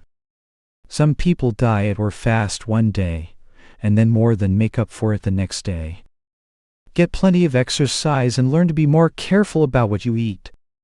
But such are the infinite potentials of life, so much to learn and to do, that if you are primarily intent on enhancing your physical being, you won't have time to do anything to improve yourself inwardly. Beautifying oneself before the mirror, painting the face, coloring the hair, may help one to be noticed in the business or social world, and there is nothing wrong with that, but it will not improve the inner personality, the inner self. My point is that you have to give some time to the inner self also. In the East, the concentration is mostly upon inner attractiveness, and in the West, more emphasis is placed on physical attractiveness. What is necessary is a combination of both. I would rather be mentally attractive than physically attractive. But, if I can be both, that is even better. We must learn to simplify the externals of our life and take time to beautify our inner self. That is the way to develop true magnetism. You might be quite conscious of someone's homeliness at first meeting, and then realize that his inner personality is very attractive and magnetic. Socrates was like that. So was Lincoln. They had a magnetism born of beautiful inner qualities that drew others to them. When you have that kind of divine attractiveness, the physical features are of less importance. Your physical appearance, especially the eyes, shows more or less what you were like in previous lives, so deeply does the inner being impinge on the outer form. The eyes are one's most significant physical feature. You should learn to make your eyes beautiful. How? The eyes clearly reflect what you are within. So there is but one method that can beautify the life and expression in the eyes: the inner cultivation of beautiful thoughts and feelings. Some eyes are very cruel, others are mean or selfish. No matter how sweet such a person's words or actions are, you can see what he is really like through the expression of the eyes. He cannot hide himself behind those open windows. So think wholesome thoughts, constructive thoughts. As a being privileged to be made in God's image, you have no right to disfigure your inner life. Develop peaceful eyes, calm eyes, strong eyes, divinely loving eyes by cultivating these qualities within. By this method alone you can develop an inner attractiveness that completely transcends the limitations of physical appearance. Turn your trials into triumphs. It is never too late to improve oneself. Watch your thoughts, feelings, and actions and guide them rightly. At the end of each day, analyze yourself. How have you lived this day? To be really living is to strive constantly to improve oneself, physically, mentally, morally, spiritually. A person who has not become stationary, but continues to change for the better, day after day, year after year, develops magnetism. Use every trial that comes to you as an opportunity to improve yourself. When you are passing through the difficulties and tests of life, you usually become rebellious. Why should this happen to me? Instead, you should think of every trial as a pickaxe with which to dig into the soil of your consciousness and release the fountain of spiritual strength that lies within. Each test should bring out the hidden power that is within you as a child of God, made in His image. Our tests are not meant to destroy us. Only those who are cowards, and who don't acknowledge the all-perfect image of God within, become rebellious and surrender to their trials as though those tests were unconquerable destructive forces. It is an injustice to your potential as a human being to so regard your tests. The right attitude is to use each trial as a stimulus to strengthen your inner self. The wrestler doesn't fight with stronger opponents, he will not become stronger himself. So when you face all your difficulties bravely with spiritual strength, you become even stronger and more powerful. By conquering when you are tested, you will revive the forgotten image of God within you, and become consciously one with the Father again. So we must remember to use our God-given strength to overcome our trials, and thereby strengthen our inner lives. That divine inner strength is the source of our magnetism. The power of good company and deep attention. Another help toward developing your magnetism is deep attention. By this power you can draw on others' magnetism. Learn to put your full attention on everything you do. Whenever you are with someone, be a good listener. By attentiveness, tune in with people who have those attractive qualities you wish to develop. If you want strength, mix with those who are strong. If you want to develop your business sense, be with businessmen. If you want to develop all-powerful divine magnetism, mix with those who love God. You will develop much faster this way than if you merely read books on these subjects. Saints and others who have accomplished much in this world have had great magnetism. By thinking deeply of great men, you can receive their vibrations. Ordinarily, we receive knowledge through the senses of sight and hearing, by reading books or listening to discourses. But greater than these is direct contact with a man of wisdom. You gain knowledge much quicker through such association. Even if that great soul lives 10,000 miles away from you, if you think of him and concentrate on him with deep attention, you can receive his vibrations. You will begin to get something that is beyond mere words. You can receive another's magnetism through the mental channel of thought. Krishna, Buddha, Jesus, these great ones manifested the highest quality of magnetism. Every time I see an image of one of the great ones or think of them, I get their vibrations. When I contact Jesus, I feel the consciousness of God as the Father. When I think of Ramprasad, I feel the vibration of God as the Mother. This attunement with divine ones does not come about merely by thinking of them for a few moments. It is only by meditating day after day on a great saint that you will begin to receive the spiritual vibrations of that saint. There is also great value in visiting places where saints have lived. Assisi, the abode of Saint Francis; Bodh Gaya, where Buddha attained enlightenment; Jerusalem, where Jesus preached. Such places are forever permeated with the vibrations left there by the divine souls who walk those grounds. Their vibrations will remain until this earth is dissolved. Where souls have communed with God, there you will find greater communion and response from God. Often such pilgrimages completely change one's life for the better. Direct association with a God-realized man of wisdom may be through personal contact or deep meditation. The important point is to attune your consciousness with His. When you are in tune with a great soul who loves God, that attunement gradually changes your life in a most wonderful way. Your will does not become enslaved, it becomes expanded. This is the difference between attunement to an ego-centered person and being in tune with a true guru.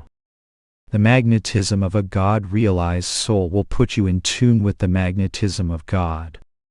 God is the supreme magnetic force. Jesus said, "Seek ye first the kingdom of God, and all things will be added unto you." God is the supreme power behind all powers, the supreme love behind all loves, the supreme artist behind all art. When you put your mind on God, the supreme magnetic force, you surcharge yourself with divine magnetism, and you can attract unto yourself all things. If you think of God in deepest meditation, if you love Him with all your heart, and feel completely at peace in His presence, without wishing for anything else, the divine magnetism of God will attract unto you everything you ever dreamed about and much more. In every department of my life I have demonstrated this truth. If you love God for His own self, not because of what He can give you, and if you are completely attracted by His divine magnetism, that power from Him goes out of your own heart and mind, and by your slightest little wish, you will attract unto yourself the fulfillment of that desire. If you have unconditional love for God, He drops thoughts in others' brains, and they become instruments to fulfill even your unspoken desires. So divine magnetism, by which you can attract anything unto yourself, is the kind of attractiveness you want to develop. Always desire that which is good, that which is noble, that which is pure. Then, as a divine man filled with the magnetism of God, you can never fail to attract anything you want. Meditate deeply and send forth the call of your soul to God. Lord, Thou must come into my body temple. Whether it is broken by disease, old age, or other imperfection doesn't matter. Whatever the condition of my temple, I know Thou wilt enter it as soon as Thou knowest I truly love Thee, and I know that Thou dost love me. When this realization comes, the body that was so dear to you does not mean that much to you anymore. You want to give more importance to your inner life than to vain material pursuits. The divine man who loves God more than self finds that the attractiveness within himself is God. He then loses his attachment to the gross body. O Lord, whether my body walks the pathways of earth singing Thy name, or falls asleep in the ocean of death, I am ever with Thee. Life and death may sing their songs, but I am one with the song of eternity. I cannot die, for I am the breath of eternal life. Now please pray with me. Father, I have thrown off all negative thoughts. I was bound by the iron chains of materialism, but Thy magnetic presence is changing me. I realize I am made in Thine image. I am a divine magnet. Thy magnetic current flows through my hands. The magnetism of Thy wisdom flows through my brain. The magnetism of Thy love through my heart. The magnetism of Thy joy through my soul. Aum peace, Amen. Chapter: Preparing for your next incarnation. Our subject today is to help you understand why you are here on earth, so that you can free yourself from compulsory future incarnations. Reincarnation is not compulsory unless you make it so. Life is a vast school. There is a lesson to be learned in everything. But, just as naughty boys in school engage in mischief, try to distract the other children, pay no attention to the teacher, and then fail to graduate and have to take the same class again, so it is with most people. They're bad boys in the school of life, always getting into trouble because they don't listen to the teacher. Life is teaching you all the time. You are a bad student if you don't pay attention. Think about that. It is the sum of what I want to tell you. Bad boys who fail their exams have to return again and again in shame to confront the same lessons. Good students, however, develop into wise men. Christ, Krishna, Buddha, and all the enlightened ones finished their training, graduated with honors, and went back to God. They don't have to come to this school of life anymore unless of their own free will they return again as teachers, saviors to help others. Reincarnation means that you did not finish your schooling. You have yet to pass in all the grades of physical, mental, and spiritual unfoldment, which will earn for you a diploma of perfection and freedom. What is the cause of failure? Understanding why we are here. Primarily, we do not understand why we are here. Most people think life is just for acquiring necessities and wants, seeking pleasure and human love, and surrendering at last to the grave. Human beings start life programmed with set tendencies and unfulfilled desires from the past. Then, with their little remaining free will, they imitate each other's desires and actions. If they associate with businessmen, they want to be like them. If they are with artists, art becomes everything. God meant us to be practical in this world. He has given us hunger that has to be satisfied, but to go after only food and shelter, money and possessions, is to forget the true source of happiness. Satisfy your needs, pursue your worthwhile goals in life, but give yourself to God first. Your schooling will then come under His wise and loving tutelage. He knows all your stored-up karma and what is best for you. Don't resist Him. Unfulfilled desires are the root cause of reincarnation. You don't have to be a king in order to have complete fulfillment. Nor do you end desires by giving up everything and becoming a poor man. You have your own self-created destiny with its lessons to be learned, and you must play well that part for which you were sent here. If everybody on the stage wants to be a king or queen, there will be no play. An actor with even a minor part can ruin the entire production by a poor performance. Every role is important. Everyone should interact harmoniously for the success of the play. The Lord has been trying to make a good drama out of His creation, but I am afraid that most actors have bungled it. The ideal is to do your best but be objective, not attached. Pay attention to the studies life places before you. They contain the lessons you must learn. Don't play at random and create new desires, endless desires. The Hindu scriptures say that it takes about 8 million incarnations progressing upward on the scale of evolution before one becomes a human being. And now, after gaining a human form, how can you waste so much time on things that are fruitless? Time is so precious. At long last, your soul has a vehicle capable of the full expression of divinity, of manifesting the image of God, in which you are made. Every morning ask yourself, what do I want? Nothing but you, Lord.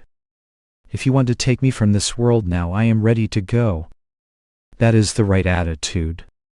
But it is not easy to hold on to it because 1,000 temptations will come in your path to see if you have finished your desires. Once when talking to Amelia Galli-Curse, the famous operatic prima donna who had such an angelic voice, I asked her, "Have you finished your desires?" She replied, "Of course." I continued about other things, and then suddenly asked her, "What are your feelings about music?" "I love it," she said. "I want to sing in heaven." Then you will have to come back to earth again, I replied. That desire is not finished. Then she understood. When I started on the path to God, my family tried to interest me in other things. An important position was offered to me, and I prayed to God for guidance. He said, "What do you want with it? Go after supreme happiness first." My cousin Prabhas Chandra Ghosh got my job and also my wife-to-be. Through God's grace I was free. If you keep your mind with God, you will be free. When desires come, be guided by wisdom, not by whim or stubbornness. If you can control your senses and keep your mind with God, you will be free. But if on the last day, when the time comes to go to the Heavenly Father, the angels say, "Do you like strawberry shortcake?" and you answer, "Oh, yum yum," they will tell you then you have to go back to America. Or they may ask, "Do you like curry?" "Yes, Lord." Then go back to India. You can't stay with the Father because your earthly desires are not finished. The divine man enjoys everything, but is not bound by anything. He appreciates the use of the objects in God's creation, but when he is through with them, he is through. Do not harbor traces of desires. Live in this world working only to fulfill God's will. Tell him, "I did not ask for this body, but you gave it to me, so I will look after it and see to its needs, and use it as an instrument to serve your will on earth." When you are impersonal with the body in this way, you become personal with God. I want you all to get to that state. But it will not come by reading books, nor if you fritter away your time in diversions. Meditate.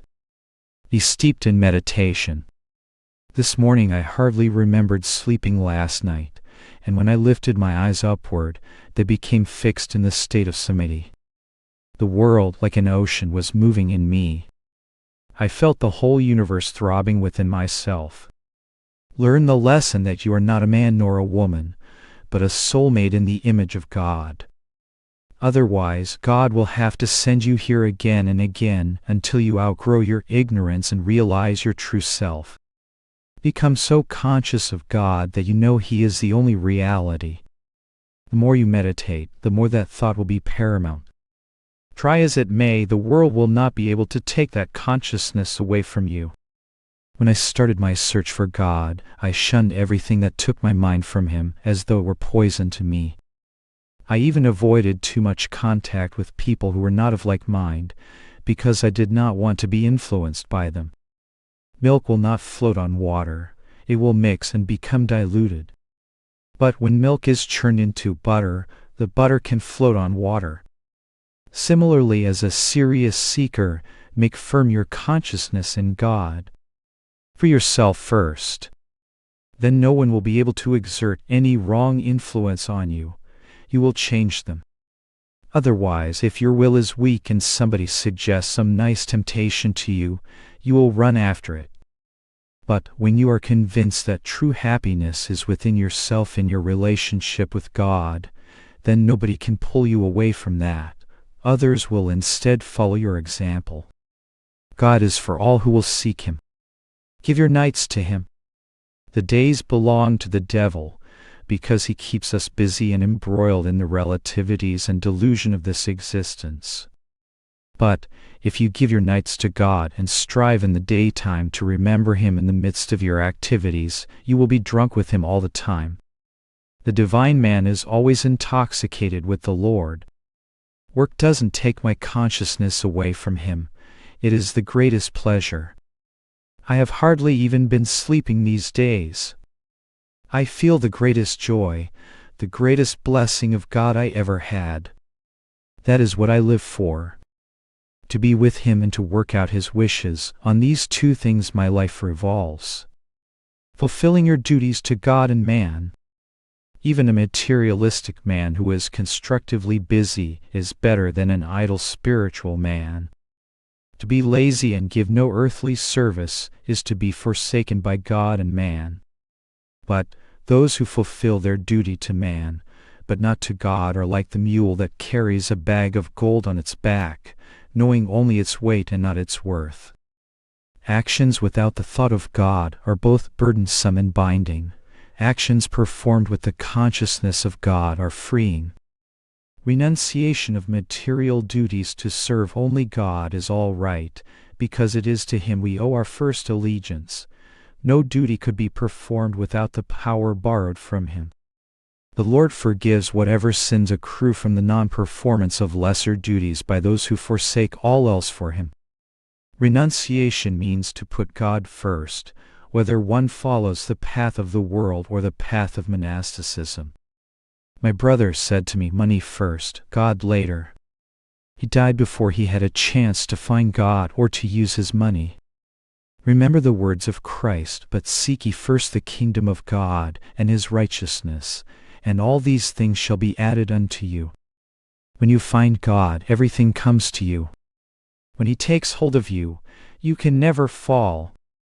Your mistakes will be righted, your errors will be transformed into wisdom. That is what I have found. The right attitude towards suffering. There are two kinds of seekers, those who are like the baby monkey and those who are like the kitten. The baby monkey clings to the mother, but when she jumps it may fall off. The little kitten is carried about by the mother cat, content wherever she places it. The kitten has complete trust in its mother. I am more like that. I give all responsibility to the Divine Mother. But to maintain that attitude takes great will. Under all circumstances, health or sickness, riches or poverty, sunshine or gray clouds, your feeling must remain unruffled. Even when you are in the coal bin of suffering, you don't wonder why the Mother placed you there. You have faith that she knows best. Sometimes an apparent disaster turns into a blessing for you. When the Golden Lotus Temple went, I at first thought it was a terrible catastrophe, but it turned out otherwise because it made me go on to found other temples and ashram centers. Gloom is but the shade of Divine Mother's hand outstretched caressingly. Don't forget that. Sometimes when the Mother is going to caress you, a shadow is caused by her hand before it touches you. So when trouble comes, don't think that she is punishing you.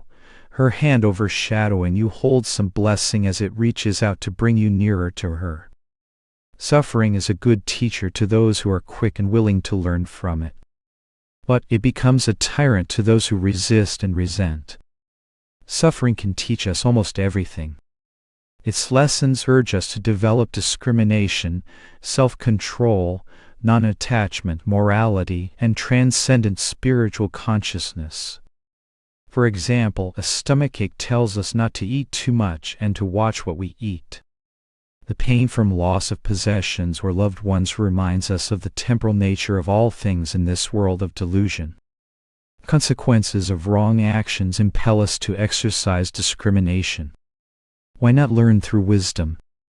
Then you won't subject yourself to unnecessary painful discipline from the hard taskmaster of suffering. Finding the divine love behind human love. There is suffering inherent even in the satisfaction derived from human love. Devoid of the quality of divine love, human affection is a blind alley that entangles and limits us. I realized this when my mother was taken away by death. How disillusioned millions of people have been who thought human love was the only thing to live for. They were fooled and thereby did themselves a great injustice. Where are all those they loved and lost? What is the lesson to be learned? It is to love the love behind human love. Who is your father or mother, but the divine Father-Mother who has taken human form to love and care for you? Why doesn't someone else's father feel for you in the same way as your own?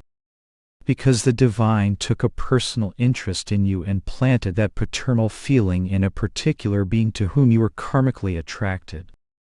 God also became the mother to love you unconditionally. Hers is a blind love unless it is imbued with divine consciousness.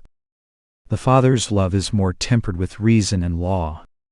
The Bible teaches, honor thy father and thy mother, but it further commands, thou shalt love the Lord thy God with all thine heart, and with all thy soul, and with all thy might. When I say father or mother, These words have an absolutely different meaning for me now. I have realized the father-mother behind my parents, the someone else who is loving me through their parental love. If you remembered all the mothers and fathers you have had through incarnations, you would not know which ones to love as your own. You think of your present home as where you belong. But if you were to die and be born next door to your former parents, they would not love you in the same way as they did before. Who loves you but God? It is He whom you must seek. I once had a vision in which I realized it was the Mother Divine who had taken the forms of my mothers in many lifetimes to love and guide me. Now in every woman I behold the motherly quality of the Divine Mother. Thus should we learn to see the mother behind all mothers, the father behind all fathers, and the friend behind all friends. Friendship, the purest form of love. Friendship is the purest form of God's love, because it is born of the heart's free choice, and is not imposed upon us by familial instinct. Ideal friends never part. Nothing can sever their fraternal relationship. I have never lost a true friend. Even though two to whom I gave sincere love became inimical, I am still a friend to them. To be a true unconditional friend, your love must be anchored in God's love. Your life with God is the inspiration behind true divine friendship with all. True friends bring mutual progress to one another. The guru-disciple relationship is the highest expression of friendship, for it is based on unconditional divine love and wisdom. It is the loftiest and most sacred of all relationships. Christ and His disciples were all one in spirit, as are my Master Swami Sri Yukteswar and I and those who are in tune with me, because of the common bond of God's divine love. Drinking His love together from the chalice of sincere hearts is the unifying sacrament of this relationship. In human friendship, familiarity should be avoided, or after a little while friends may take advantage of each other. But in divine friendship there is ever-increasing respect. Each one thinks only of the highest welfare of the other. That is the nature of the divine friendship between guru and disciple. One who partakes of this relationship is on the way to wisdom and freedom. Whenever I speak to others, as in these services, one form appears before me, my guru. His influence is paramount in my life. Even now, though he is no longer on this earth plane, he is always with me. Spiritual ideals for a fulfilling marriage. If you seek the one friend behind all friends, true friendship can be established in all of your relationships, familial, fraternal, marital, and spiritual. Friendship is vital in a marital relationship. Sex alone will not bring a couple closer together. In fact, it will all too soon throw them apart if the higher instinct of true love and friendship is not predominant. When sex is made the most important part of a marriage, the couple lose interest in one another when the initial blush of sensual gratification pales. Those who do not discriminate between true love and sense attraction are disillusioned again and again. People who want to marry should first have to learn to control their emotions. Two people placed together in the arena of marriage without this training battle worse than opponents in a world war. Wars, at least, come to an end after a time, but some marital partners engage in combat throughout life. You would think that in a civilized society people should know how to get along, but few have learned this art. A marriage should be nurtured on high ideals and the wine of God's inspiration. Then it will be a happy and mutually beneficial union. Once in Boston, I was invited to speak at the silver wedding anniversary celebration of a supposedly ideally happy couple. The moment I entered their home, I felt something was wrong. I asked two trusted students to quietly observe the couple throughout the evening. They told me that when the husband and wife came before others, they smiled and addressed each other sweetly. Yes, my dear, of course, my dear. But when they thought they were alone in the kitchen or pantry, they fought like anything. So I talked with them. Why do you behave like this? I feel great in harmony in this home. There is a lot of iron in this silver wedding. At first they were offended. But I pursued the matter. What do you gain by fighting all the time? I gave them a good talking to. They approached me later and asked my forgiveness. I told them, you stay together just because of your reputation as an ideal couple, but I want you to truly live that way for your own happiness. One's ideals should be lived in behavior, thought, and speech. If two people come together and their moods are wrong, they become insincere with each other. When deception creeps in, the marriage is on the rocks. Why this hypocrisy? Such mistakes should be prevented from the very beginning. Balancing feminine and masculine qualities. It seems there has always been a rivalry between man and woman. But they are equals, neither one is superior. Be proud of what you are in this life.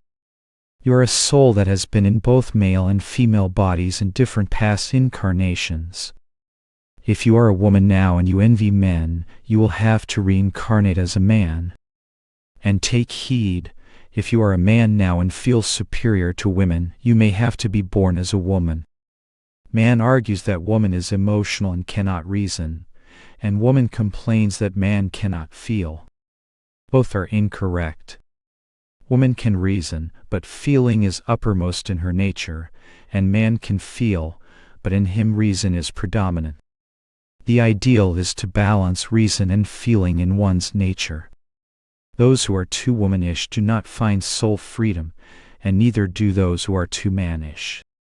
Each sex should strive toward a balance by learning from one another through friendship and understanding. In the great saints we see combined the ideal masculine and feminine qualities. Jesus was like that, so were all the masters. When you have attained that perfect reason-feeling equilibrium, you will have learned one of the major lessons for which you were sent here. Life is meant for God realization. Don't live in a one-sided materialistic way. Have self-control, master all of your senses, act with wisdom, conquer life, and find freedom. The average lifespan is 70 years of schooling. When death comes, you will not have finished your education and will have to come back to this school again, unless you have found God and acquired all His wisdom and expressed all His blessings in your life. Start in earnest on this path of learning. From the beginning, saturate yourself with God. Love Him more than His gifts. He has everything except your love. He created us that perchance we would use His gift of free will to seek Him. The only reason we are here is to find God and go back to Him. Love God first and make your body a temple of God. Do everything with the thought of Him. Go after the supreme happiness and share Him with others. Perfect your love in God's love, and include all humanity in your love. If you have children, train them in the right ideals to help bring them back to God. Every one of you has a tremendous work to do. Convert others to God by your spiritual example. To help others find God is the highest gift you can give. So remember, God first. Start today, not tomorrow. If thy hand offend thee, cut it off. You need willpower and right guidance to succeed. Exercise your will guided by your Guru's wisdom, and you will overcome all impediments in your path. Free yourself from the school of troubles. Don't expect perfection or permanent happiness here. You will not find it. This world will always be full of troubles. Why be interested in this school of discipline?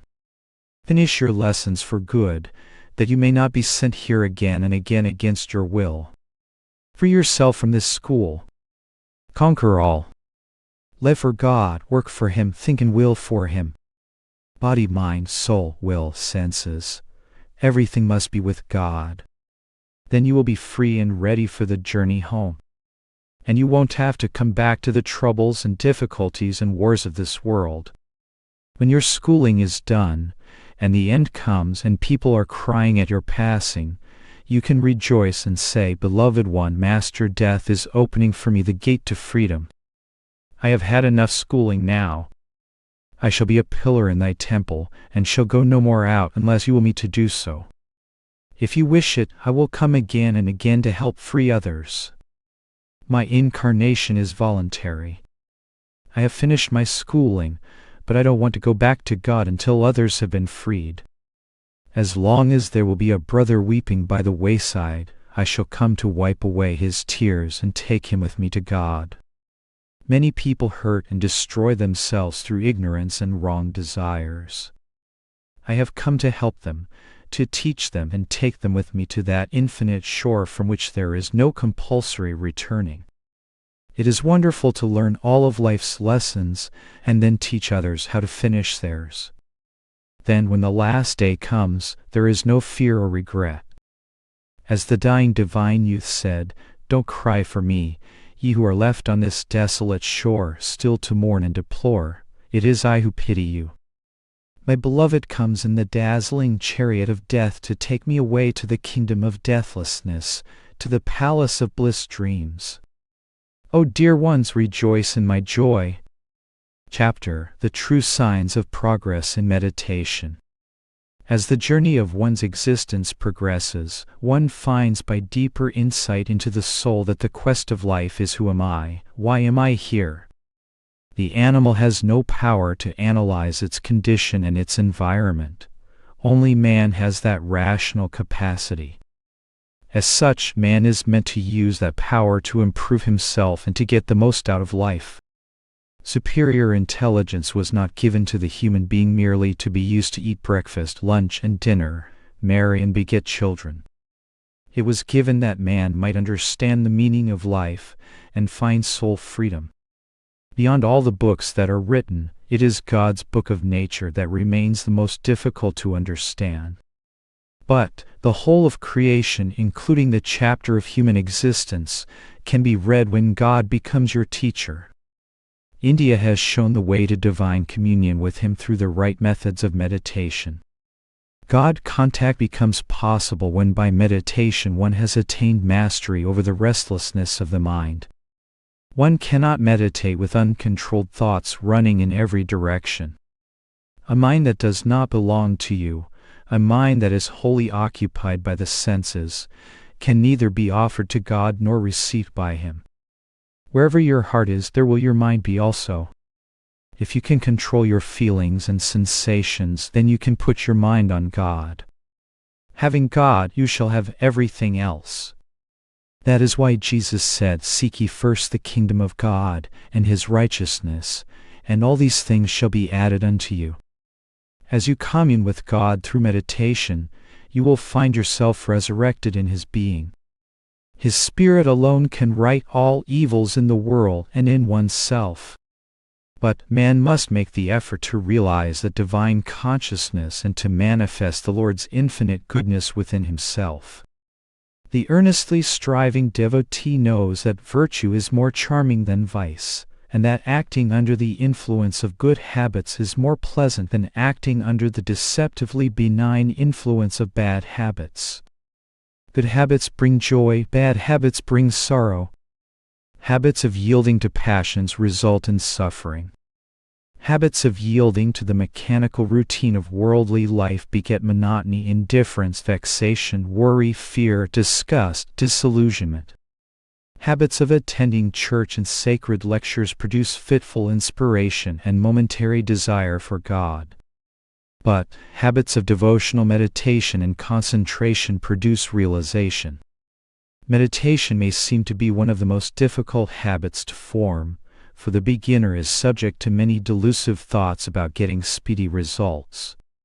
The results of meditation come slow but sure. Many novices desire some form of spiritual entertainment.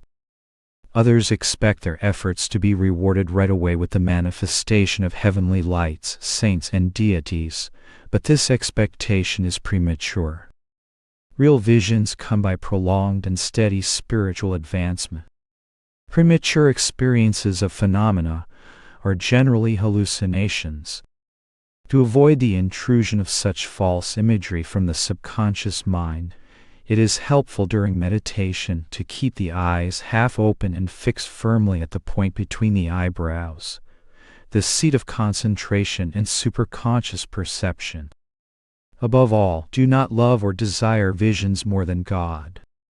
The true signs of progress in meditation are the following: an increasing peacefulness during meditation, a conscious inner experience of calmness in meditation metamorphosing into increasing bliss, a deepening of one's understanding and finding answers to one's questions through the calm intuitive state of inner perception, an increasing mental and physical efficiency in one's daily life, love for meditation and the desire to hold on to the peace and joy of the meditative state in preference to attraction to anything in the world, an expanding consciousness of loving all with the unconditional love that one feels toward his own dearest loved ones, actual contact with God and worshiping Him as ever new bliss felt in meditation and in His omnipresent manifestations within and beyond all creation.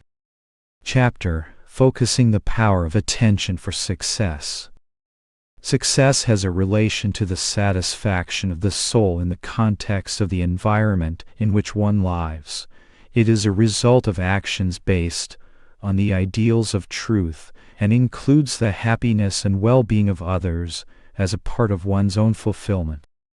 Apply this law to your material, mental, moral, and spiritual life and you will find it a complete, comprehensive definition of success.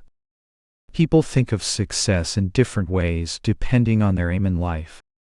You even hear of it in connection with stealing. He was a successful thief. This shows that not all kinds of success are desirable.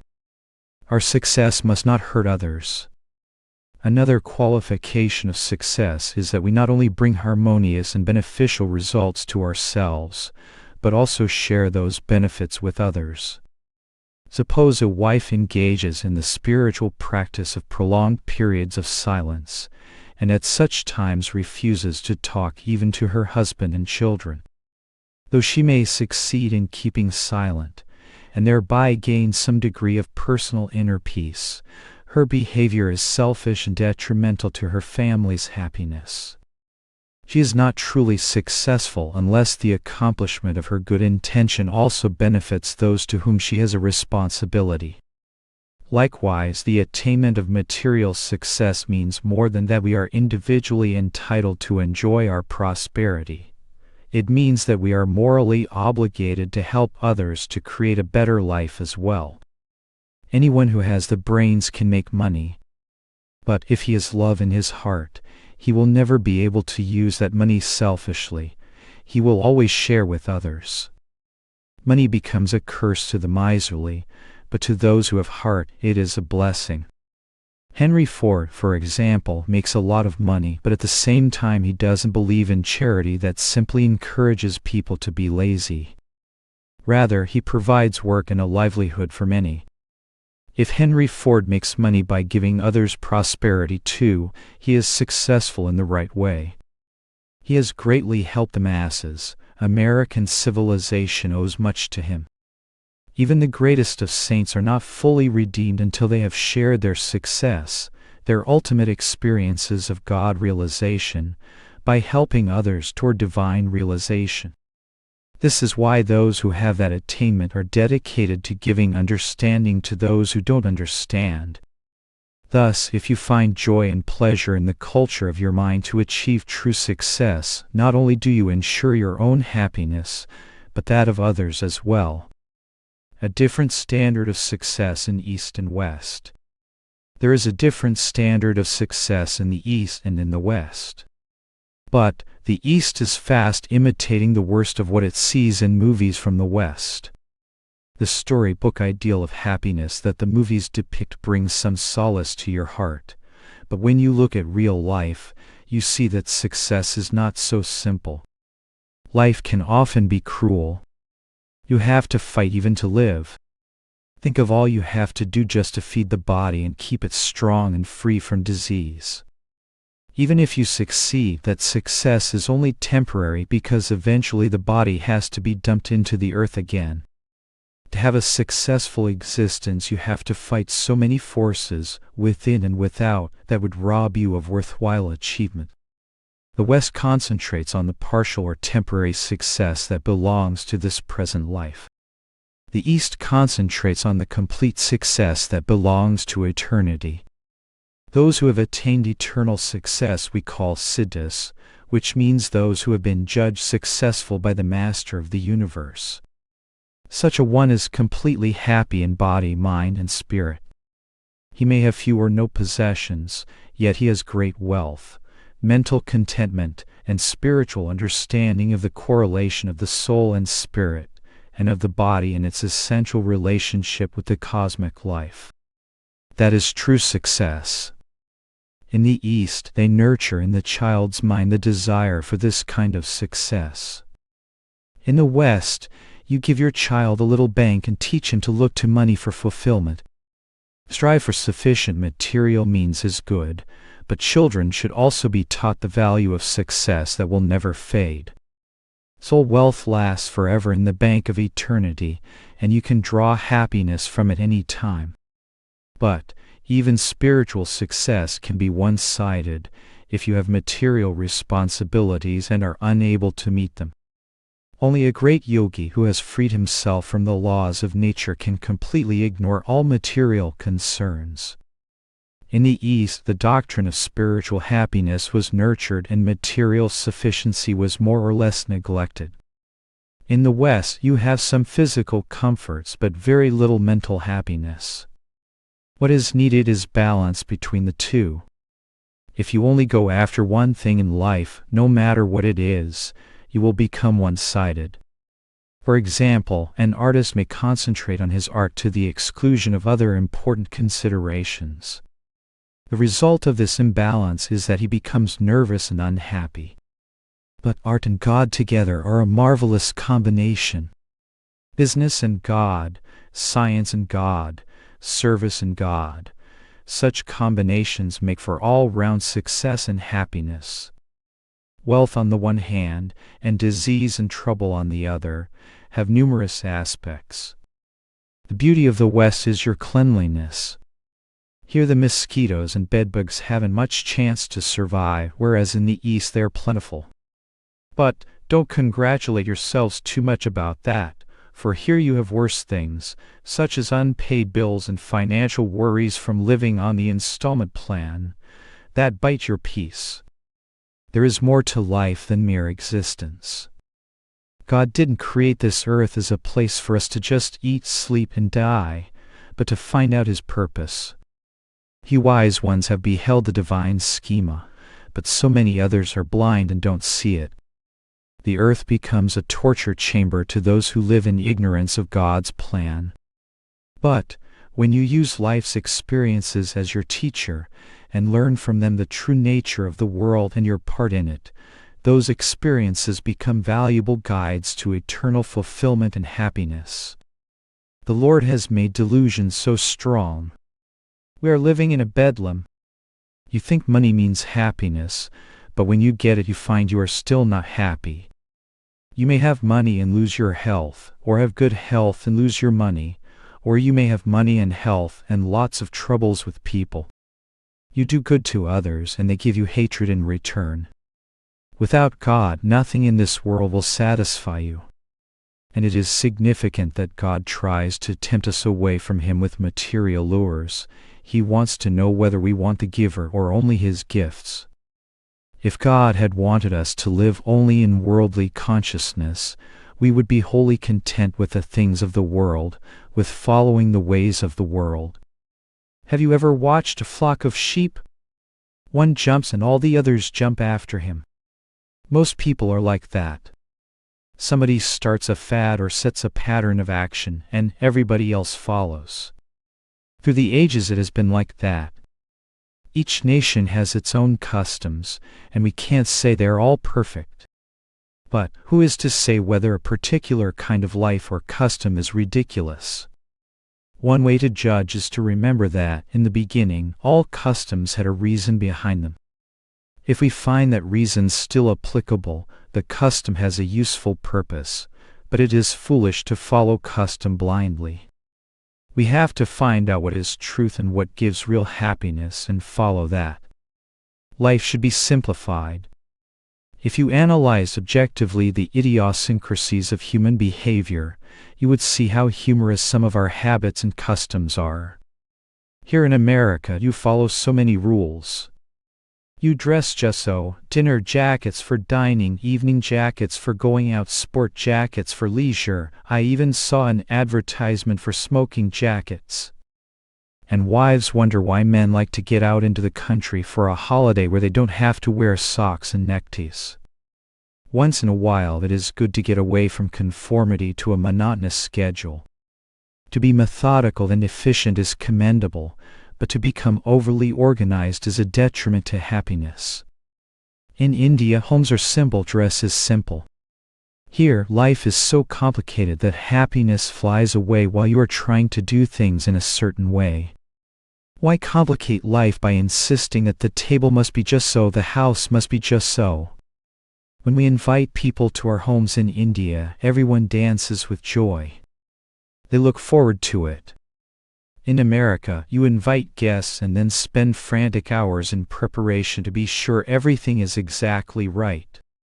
By the time your guests come, you can hardly wait for them to depart.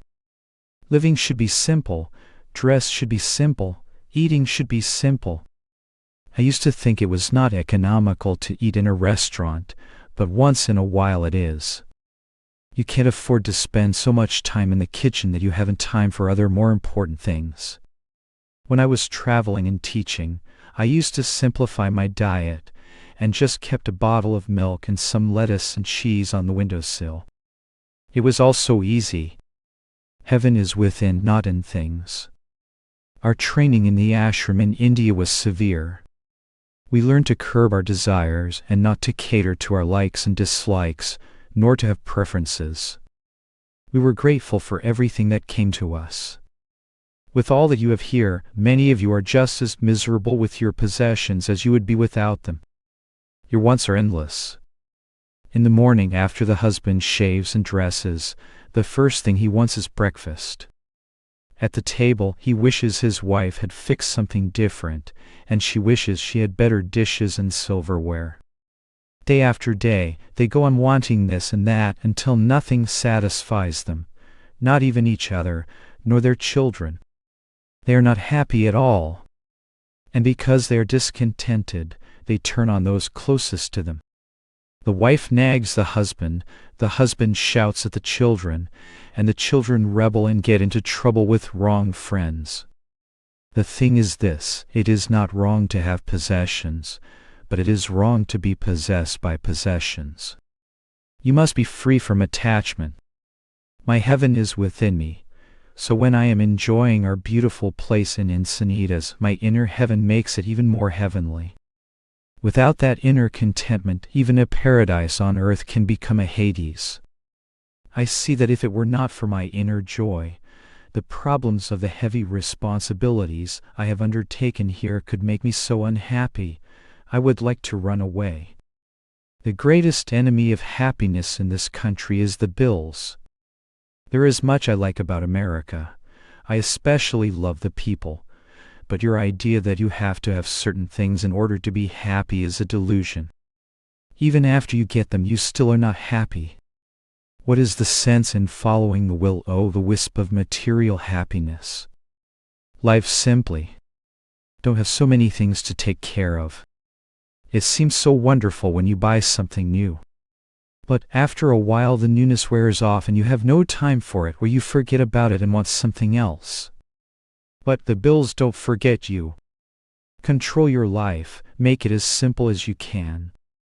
Have money in the bank for needs and emergencies. Save more than you spend on unnecessary necessities. And always include someone else in your happiness. When you do for others, you yourself will never be left wanting.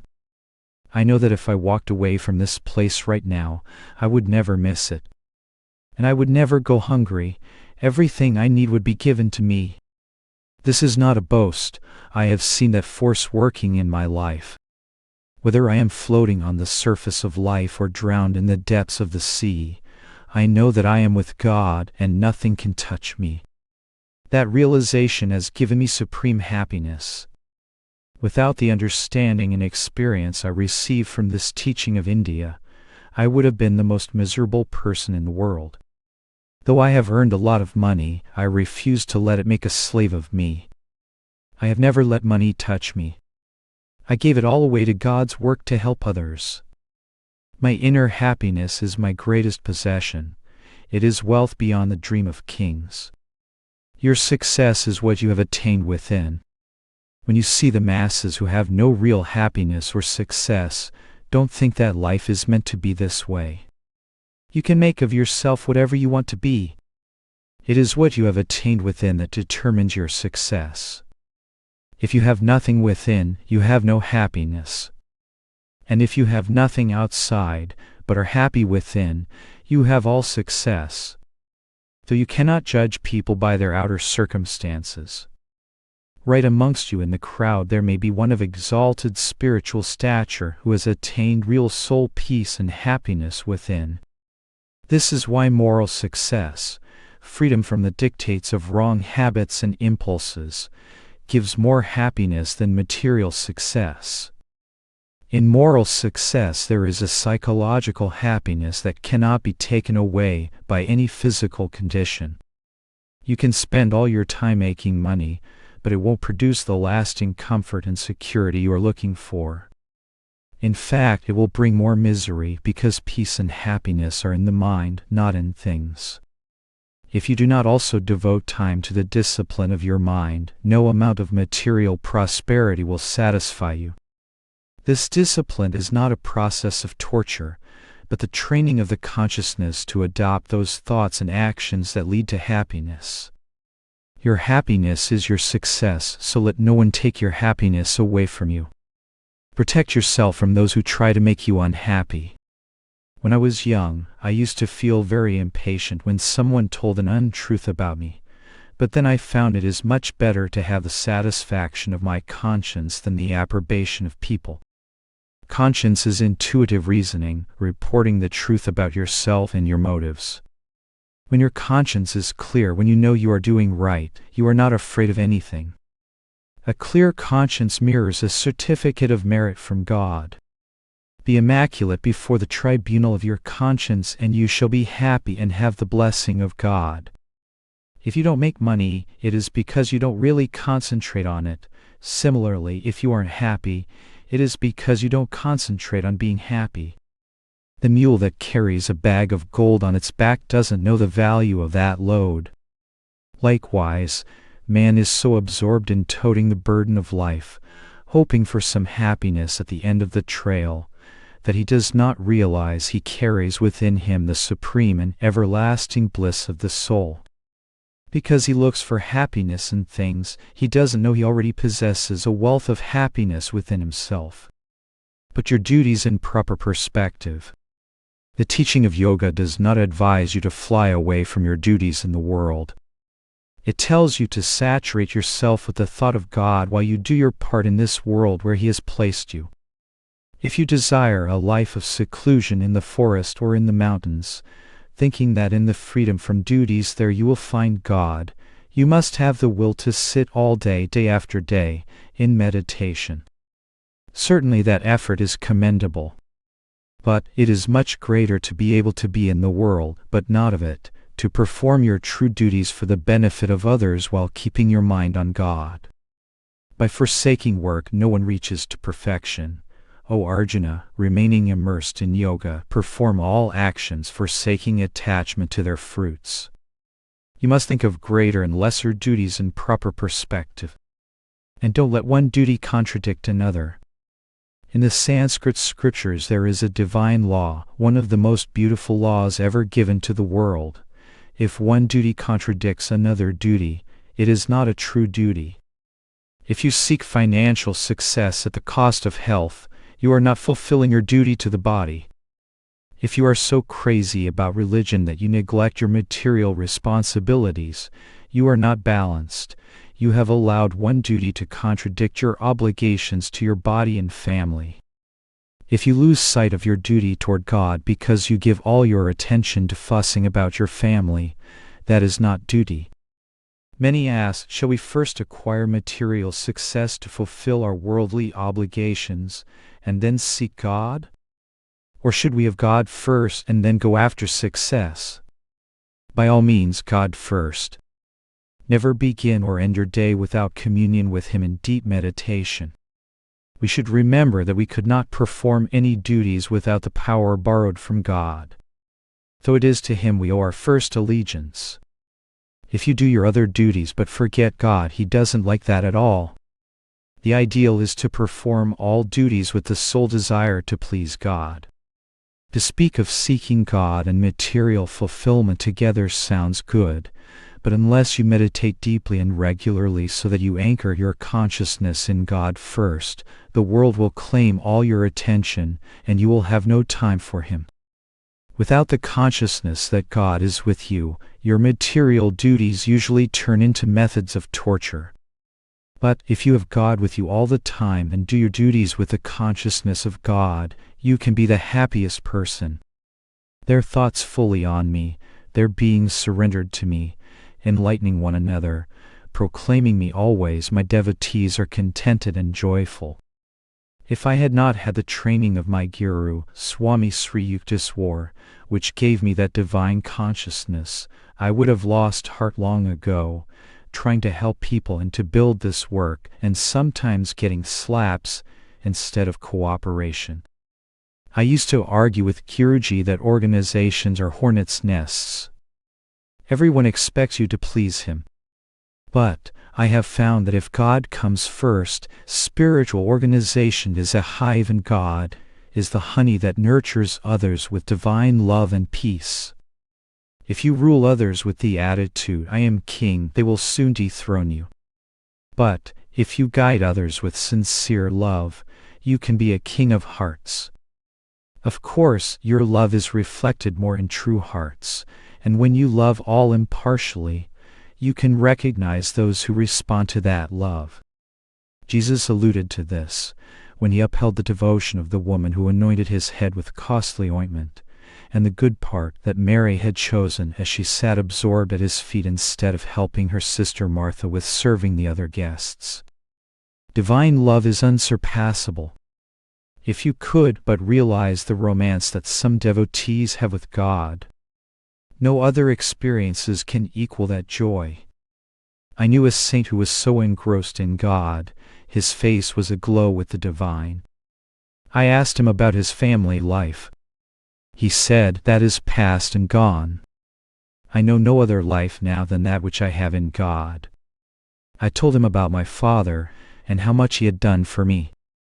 He said, "You are ungrateful. You have forgotten that the Heavenly Father gave you your good earthly father." When I felt the call of God, I reasoned, suppose I died, who then would look after my family? The one who has given me life will look after them. I knew that he would. And God did help him because he sincerely gave his life to God alone. He who walketh me always, him do I watch. He never loses sight of me, nor do I lose sight of him.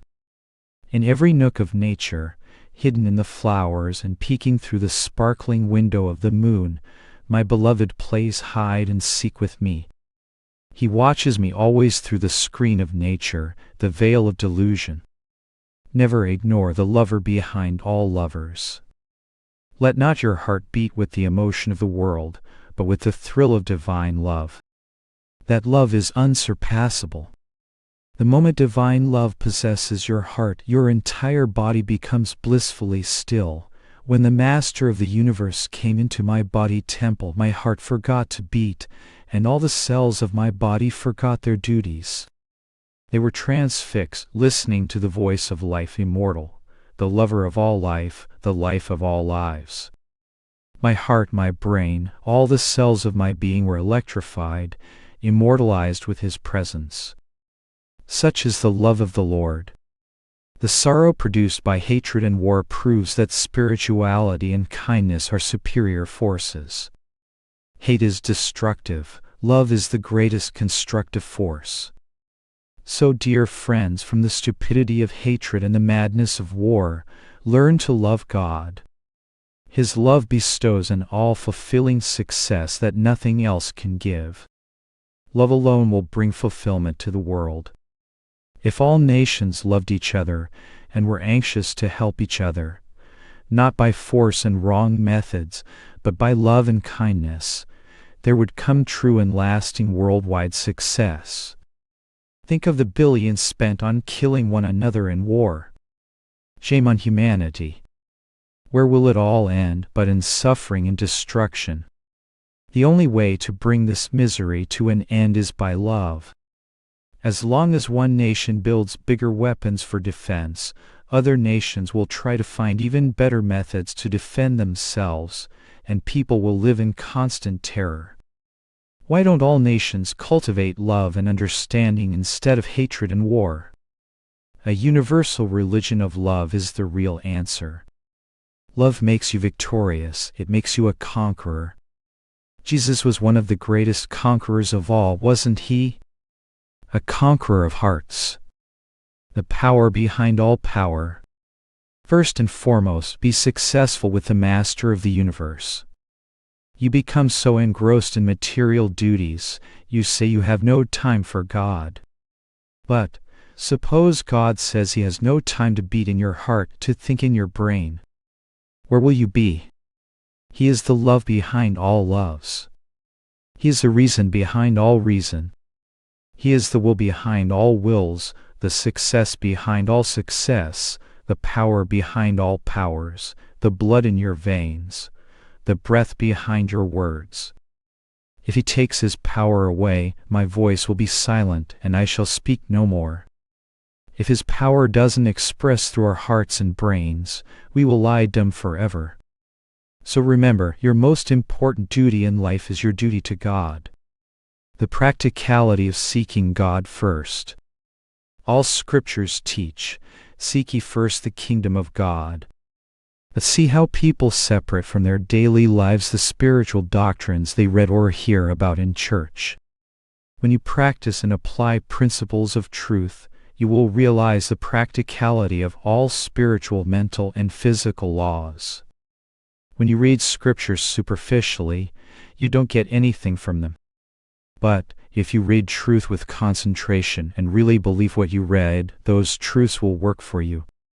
You may want to believe, you may even think you believe, but if you really believe, the result will be instantaneous. There are various degrees of belief. Some people don't believe at all. Some want to believe, others believe a little bit, and some believe until their belief is tested.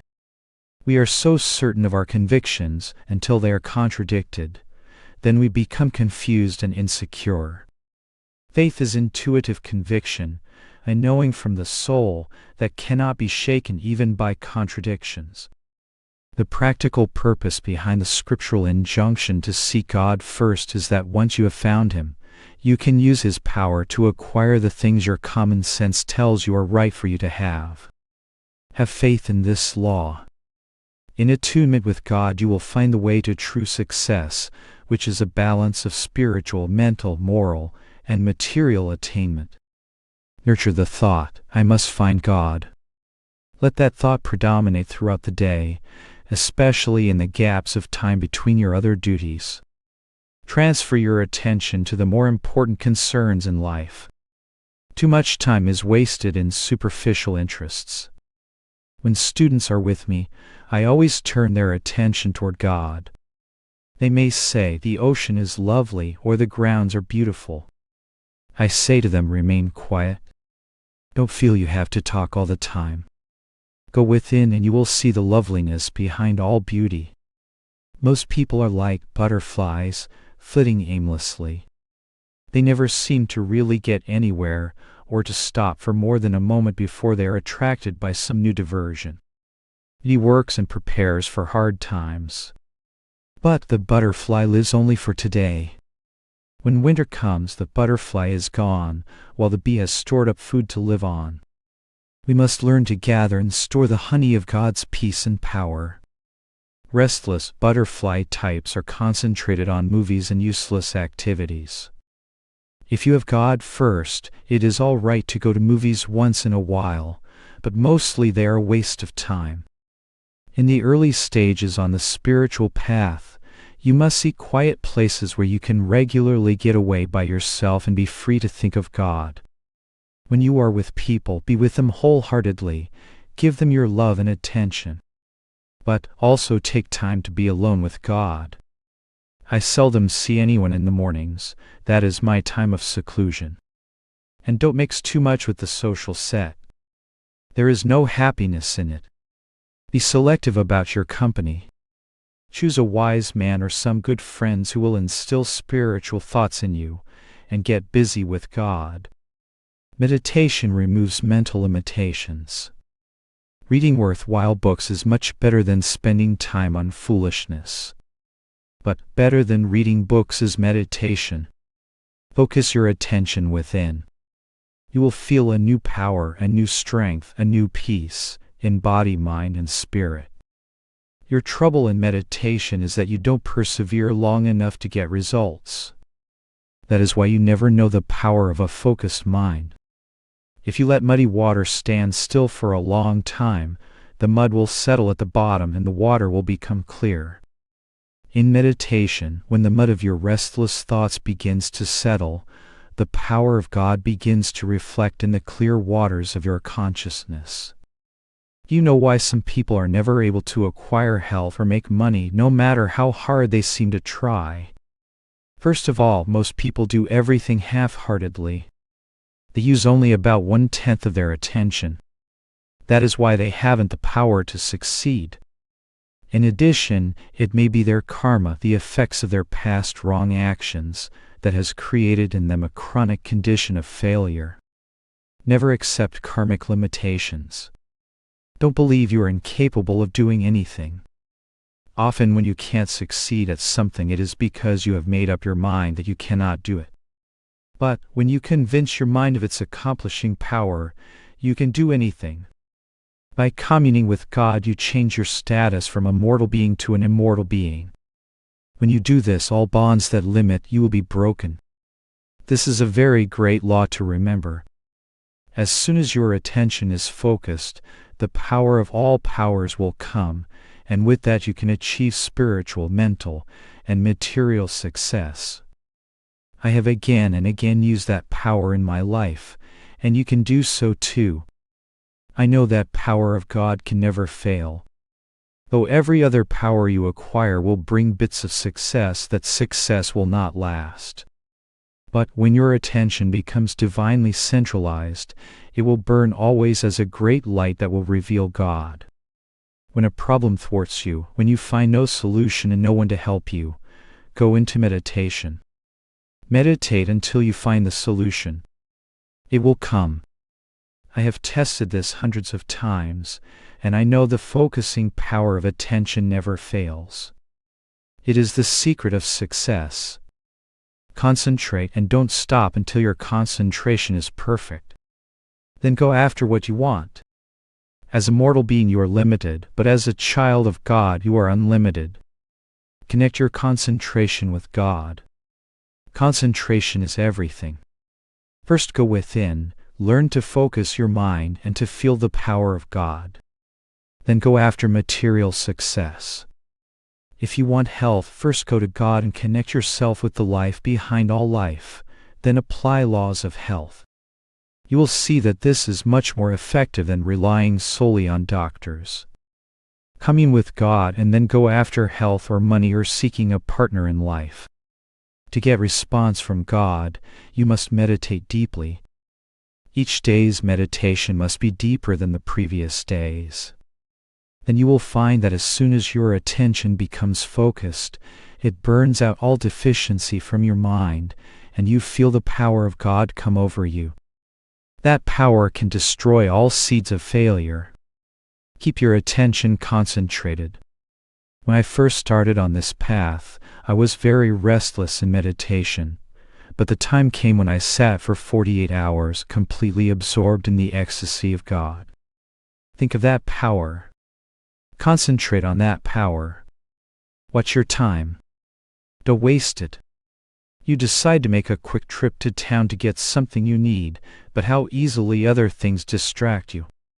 Before you know it, you have been gone for hours. At the end of the day, you see how your attention was scattered. It lost all its accomplishing power. The mind is like a bag of mustard seed. If you spill those seeds on the floor, it is hard to pick them up again. Your concentration must be like a vacuum cleaner drawing those scattered seed thoughts together again. When you have finished your duties at the end of the day, sit quietly alone. Take a good book and read it with attention. Then meditate long and deeply. You will find much more peace and happiness in this than in restless activities in which your mind runs riot in all directions. If you think you are meditating when all the while your mind is scattered, you delude yourself. But once you learn to concentrate on God, there is nothing like it. Test yourself. Go on a picnic, go into town, socialize with friends. At the end of the day you will be nervous and restless. But if you cultivate the habit of spending time alone at home in meditation, a great power and peace will come over you. And it will remain with you in your activities as well as in meditation. Seclusion is the price of greatness. Focusing the attention on God's power assures success in any endeavor. The great man always does everything with the power of attention. The full force of that power can be attained through meditation. When you use that focusing power of God, you can place it on anything and be a success. Use it to develop body, mind, and soul. Therefore, friends, my last word is this: focus your attention on God, and you shall have all the power you want to use in any direction. And if you faithfully follow the scientific self-realization methods of concentration and meditation, you will see that there is no quicker or surer way to unite yourself with God. Chapter: Quickening Human Evolution. Do you realize how you spend your life? Very few of us are aware of how much we can put into and get out of life if we use it properly, wisely, and economically. First, let us economize our time. Lifetimes ebb away before we wake up, and that is why we do not realize the immortal value of the time God has given us. Too much time is spent in rushing and getting nowhere. We should stop, think, and try to learn what life can give to us. Most people do not think deeply at all. They just eat, sleep, work, and die. 60 years is the average lifespan, but do you know how many years you actually live? Most people sleep from 6 to 10 hours a day. 1/3 of their life, 20 to 25 years, is gone, spent in unconsciousness. Thus only 40 or 35 years are left. About 5 or 10 years are spent in gossip or talking about nothing, and amusements.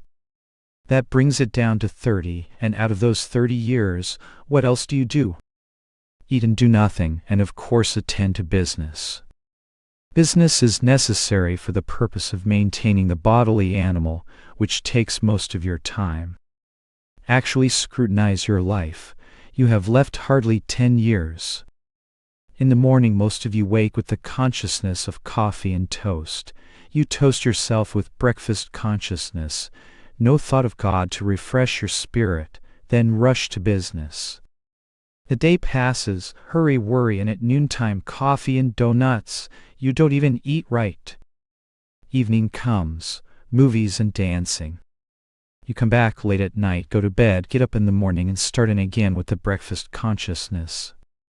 This is the way you spend your life. Life's purpose is to grow in knowledge and wisdom. In your 60 years of life, many things are necessary just to keep the body vehicle all right, but that is not the sole purpose of life. Do not think that in order to be well clothed and fed you have to have millions. You don't have to lead a sophisticated life in order merely to feed and care for the bodily animal. Life's goal is much more than that. This world is a vast school in which we ought constantly to strive for greater knowledge and wisdom. Ask yourself now this question: how many good books have I read in this life? Every day about 24 new books are being printed in America on ethics, music, literature, botany, logic, science, the scriptures, immortal truths. How are you going to pack all this knowledge into your 10 years of life? Then again, 60 years is not the life of everyone. Just the lucky ones have even that. What assurance have you got that sickness will not come and shorten your life? And yet you are idling and having bridge parties. I have no objection if you have a good purpose for doing so. But are you going to fritter away your time standing on the sidewalk, watching the crowds pass by, or looking through the windows at many things you don't need and want to buy? Are you going to waste your time by the wayside? How are you going to learn all the things you want to learn? Doesn't your heart throb to learn everything worthwhile that is going on in the world? How is it possible for the average human being to attain all wisdom? How are you going to find time to read of Jesus, of Aristotle, of all the great poets? Life seems hopelessly short when you think of that. You read a few books and think you know it all. In the cities you have wonderful libraries, but few people go there. Think of all the knowledge and wisdom that human beings have gathered from the school of life. How in these few years are you going to pack it in your brain? Is it possible? As long as you live on this earth, as long as the power in the eye enables you to see the stars, as long as you enjoy God's sunshine and breathe His air, so long will you yearn for knowledge. Most human beings walk through life with an empty skull. They think there is a brain there, they think that is all, they walk in emptiness. Oh yes, I have a wonderful library at home. Come on, I will show it to you. Beautiful but untouched. Music, poetry, science, everything is there. With all the things you want to learn, you don't want to waste your time. You are filled with unhappiness most of the time because you do not keep the mind worthily engaged. Think of Plato, Shakespeare, Maeterlinck, Lord Shankara and their works. Think of the privilege you have. You can converse with all of them at will through their wonderful books. Instead of that, you are wondering all the time what show you are going to see next. It is good once in a while to be entertained, but if you spend your life in useless pastimes and in gossiping about others, being interested in others' faults rather than recognizing your own, the loss is yours. You have lots of house cleaning to do yourself. You create such a limited sphere of interest around yourself. A tailor died one night and went to heaven. In the morning he began looking around for a Singer sewing machine. His narrow habit was still with him, even though in heaven he had no need for clothing. He was clad in garments of light. You too are wasting priceless time on non-essentials when the treasures of God are around you ready to be received. Wisdom comes, knocks at your gate gently asking, "Let me in," but there is no answer, no thought, no response there. Cheap sensational novels call you hoarsely with their grossness, and your thoughts rush out to receive them with open hearts. You develop a taste for inferior things thus. If you cultivate a liking for rotten cheese, you lose your taste for good fresh cheese. As you develop a taste for inferior things, you lose the taste for better offerings, and you think yourself unable to be otherwise, because of the compelling power of bad habits. Cultivate the good habit of using this life for pursuing interests that are more worthwhile. Schedule your life. Read the world's best books. Don't waste time reading this and that indiscriminately. Read of medicine, astronomy, science, the scriptures. But one field needs to be your first concern. You must find your vocation. By contact with the cosmic vibration in meditation, you will be led to the goal that is right for you. You will be led to the work you ought to do. Concentrate upon making yourself proficient in that. Many try 10 kinds of endeavor without getting really acquainted with any. As a beginner in self-development, you cannot absorb everything about many things. Learn a little about everything and everything about one thing. Evolution can be accelerated. Still, knowledge is so vast, spiritual wisdom is so vast. And though the earth is but a speck in the universe, it is immense to us. Yet with the march of human progress, our world is becoming small, Every day it is growing smaller due to modern transportation facilities. Soon we will have to take a trip to other planets to have adventure in travels. Electricity goes anywhere in a second. Why can't we, whose bodies are essentially electromagnetic waves? But we are progressing in numerous ways, doing ordinary things more quickly. The adoption of better methods in business and transportation, mass production by huge machinery, have quickened evolution. Think of the time of life used up just in weaving of cloth by hand in the past. That time has been saved by modern machinery. So the evolution of society has been quickened by the adoption of increasingly better methods. Why can't we accelerate human evolution as well, to learn how to weave lives more quickly into all-round success? How is the human brain going to acquire in a lifetime all knowledge and wisdom? That is my question. When I met Luther Burbank, he showed me a walnut tree and said, I took off more than 100 years from its usual period of growth. I grew that tree in 12 years. And you could see that the tree was already bearing walnuts. If the walnut tree can be made to mature in 12 years instead of 150 years, there is a chance for human beings also. In 60 years of existence, it is possible for a human being to develop so that he can be a center of all knowledge. That is the point I want to drive home in your mind. I have cited how machinery hastened world evolution. Where did machinery come from? From the factory of human minds. As man quickened evolution in society and business, so he can quicken his evolution in all branches of his life, including the faculties of his inner life. Burbank also made almonds have soft shells, made over the tomato, and created the Shasta daisy from bulbs and the cactus without thorns. In primitive times, the different animals used to eat the cactus, so the cactus developed protective thorns. When one life begins to hurt another life, that life develops weapons of defense. Burbank told me that during his experiments in developing the spineless cactus, every day he went into the garden and talked to the barked plants. Please, beloved cactus, I am Luther Burbank, your friend. I am not going to hurt you at all, so why develop thorns? And so the thornless cactus was developed. By talking, by attention, by thought force and knowledge of nature's laws, you can impress certain vibrations on protoplasm, and thus consciously guide and hasten the process of evolution, increasing the receptivity of the brain.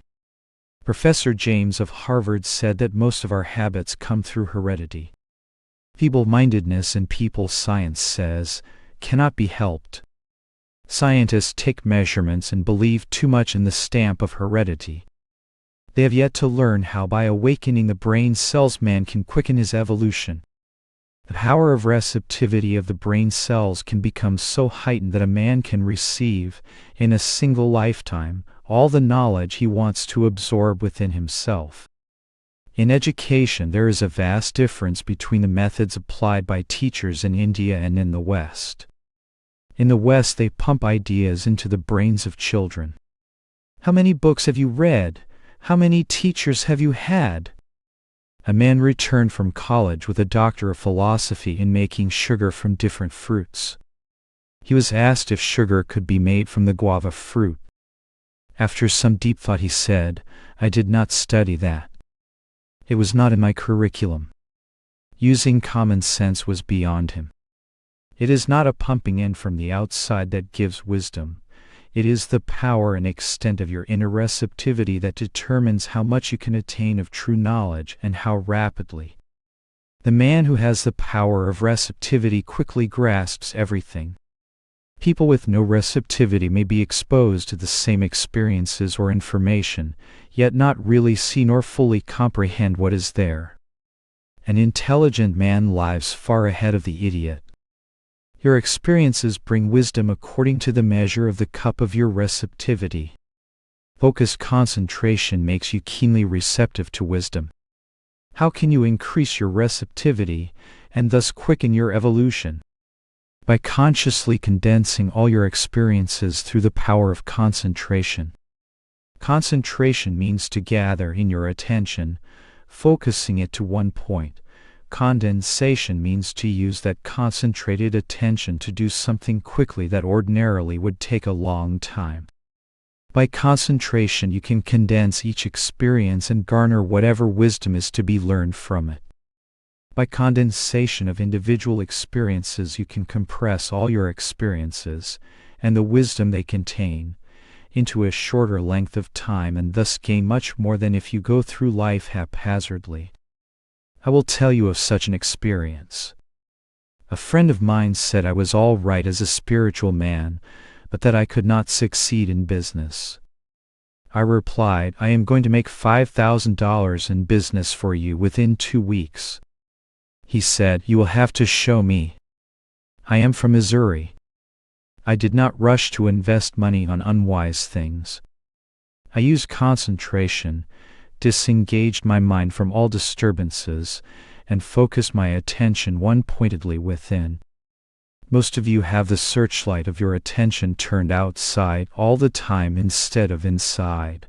You should turn the searchlight of the mind within to reveal the divine source. We are living on the outer side of the universe. The inner side is more tangible and real, for there the subtle laws operating behind all outer phenomena can be perceived. Every change in business, every change in the planetary system, in our physical bodies, everything is recorded there. Ordinarily, men do not concentrate. The mind is restless, and the restless mind jumps at conclusions and races for something that does not rightfully belong to one. You must obey divine law. Remember, concentrate, and then ask divine power to help you. So I touched that source, and as soon as I had made that contact, there were shown to me lots of houses. But I did not sit quietly in my room and say, the Heavenly Father will open the ceiling and drop $5,000 in my lap, because I had favored him with a fervent prayer. I bought the Sunday papers and looked at real estate advertisements. I picked out a few houses and told my friend to invest his money in them. He said, everything seems pretty shaky, and I said, never mind, doubting Thomas, don't spoil success by your doubts. In 2 weeks there was a real estate boom and prices of houses went way up high. He sold the houses and had a clear profit of $5,000. I showed him that the power of God works through the mind wherever we apply with faith. Concentration, when directed by divine power, does not allow you to ramble through wrong investments. You go straight to success. If that mind power can be applied in business, it can be applied in other things, in music and writing, for example. I always start from within to bring knowledge out, and not from without to pump knowledge in. All the musical instruments I play, I learned that way. Perhaps I was too proud to think about going to a teacher. I thought, well, the first man who started to make music did not learn from anybody. Why can't I do the same?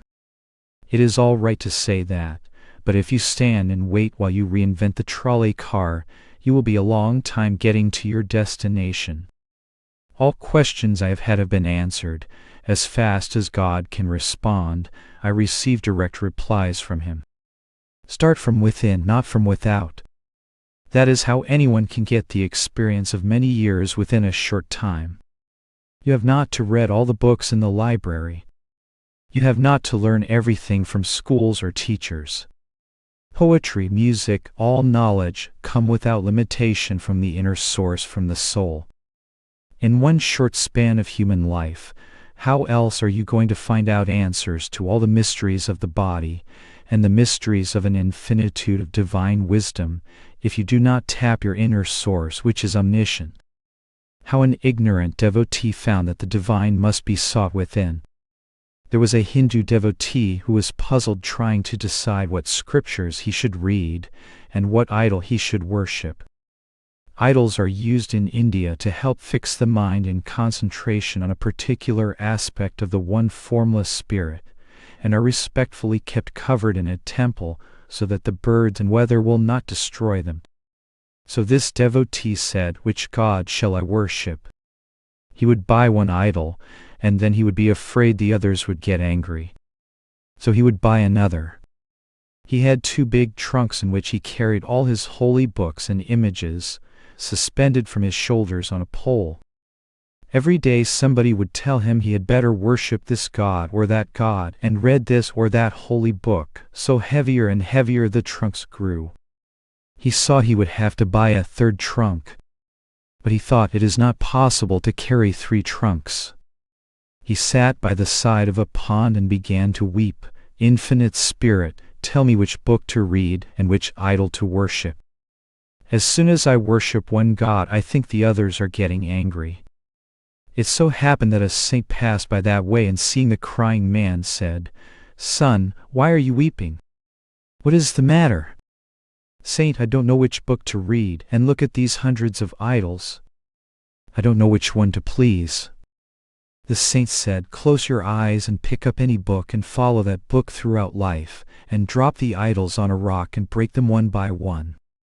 The one that does not break, worship that one." So he picked up one book. Most of the idols were made of clay, and all broke except one that was made of solid stone. Then the saint suddenly came back and said, "I forgot to tell you something. Now that you have found your God, go back home. But if you find a more powerful God than this one, worship him. Always worship the more powerful God." So the man went home, and on his little altar he put the stone idol, worshipping and offering fruits. Every day he discovered the fruit was gone, so he thought, "The saint certainly told me of the right idol. Since he has eaten the fruits, he must be a living God." One day, overcome by curiosity, he thought he would watch how a god eats. He opened his eyes just a little, and while he was praying he saw a huge mouse come and eat the fruit. Then he said, "Look at that stone idol. It cannot eat the fruit, but the mouse can, so it is a more powerful god." He caught the mouse by the tail and tied it on the altar. His wife said, "You have gone crazy." "No, I have not gone crazy. I am just following the instructions of the saint to worship whatever form of God is the most powerful." So he put the stone aside and began to worship the mouse instead. One day he was meditating when suddenly he heard a great noise. Opening his eyes, he saw a pussycat eating the mouse. He thought, "That is interesting. The pussycat is more powerful than the mouse. So I must worship the cat." He got hold of the cat and made a place for it on the altar. The cat did not have to catch mice anymore, receiving an offering of milk every day without any labor on its part. Day after day the man's meditation grew deeper and the cat got fatter. After each meditation, the man used to drink a bowl of milk placed before him by his wife. The pussycat was not satisfied with what she got, so she concentrated on the man's bowl of milk. One day she drank it up and went back and sat on the altar. The wife came in, saw the milk gone, looked at the cat sitting on the altar feigning innocence, and went and got the broom. Her husband's meditation was broken by the noise of the broomstick falling on the yowling cat. He looked at his wife chastising the cat, and he thought, "That is interesting. My wife is more powerful than the pussycat, so she is a better god than the cat." Then he demanded that his wife sit on the altar. So she sat, and every day he meditated on her. Of course, the wife still cooked food for her husband, and after he finished worshipping her, he would eat his meal. It so happened that one day he bit down hard on a piece of charcoal in the rice. "Why did you put charcoal in the rice? Why did you do that?" the man shouted at his wife. To which the wife apologetically replied, "Master, I did not deliberately put charcoal in the rice. Forgive me, I am thy servant." Then he said, "Ah, that's interesting. So you are my servant, you like to serve me. Then I am more powerful than you are. Then I am the most powerful God. God is in me. I have found him now within myself. You won't find God anywhere unless you find him within. Find him within, and you shall find him without, everywhere. If you find him in the temple of your soul, you find him enshrined in all temples and churches, and in all souls. Kriya Yoga, scientific method of accelerating human evolution. It is impossible in this life to read all the Vedas and Bibles, and to follow all the systems given to be godlike. How then are you going to achieve the goal of your evolution? You must search within, just as the devotee in the above story found out. You cannot possess all wisdom unless your brain is evolved accordingly. Everything depends upon the receptivity of your mind, brain cells, and the subtle astral centers of life and consciousness in the spinal column. This body changes every 12 years. That is why at 12, 24, and 36 years we find distinct changes occurring.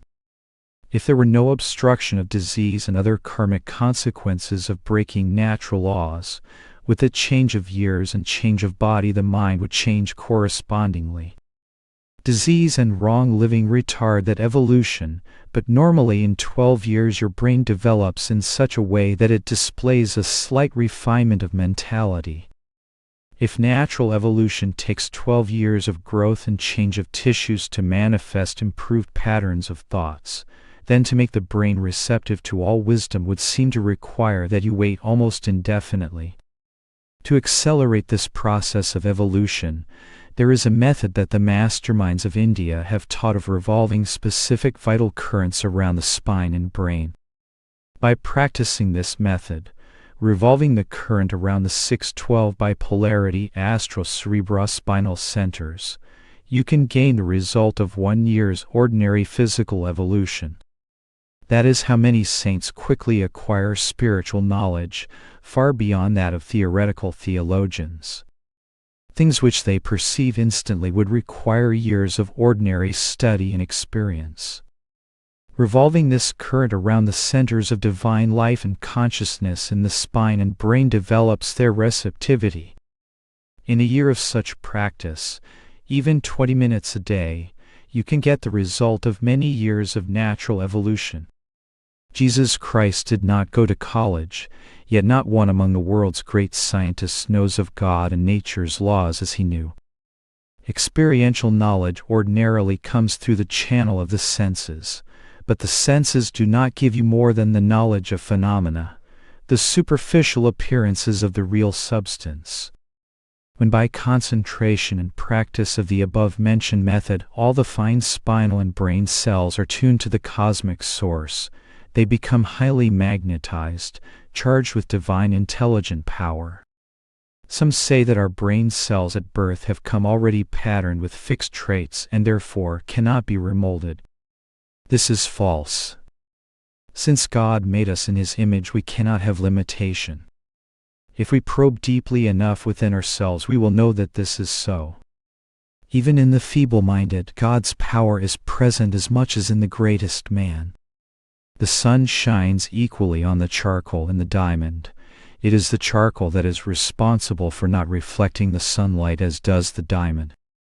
All congenital limitations come through man's own transgression of a law sometime in a past incarnation.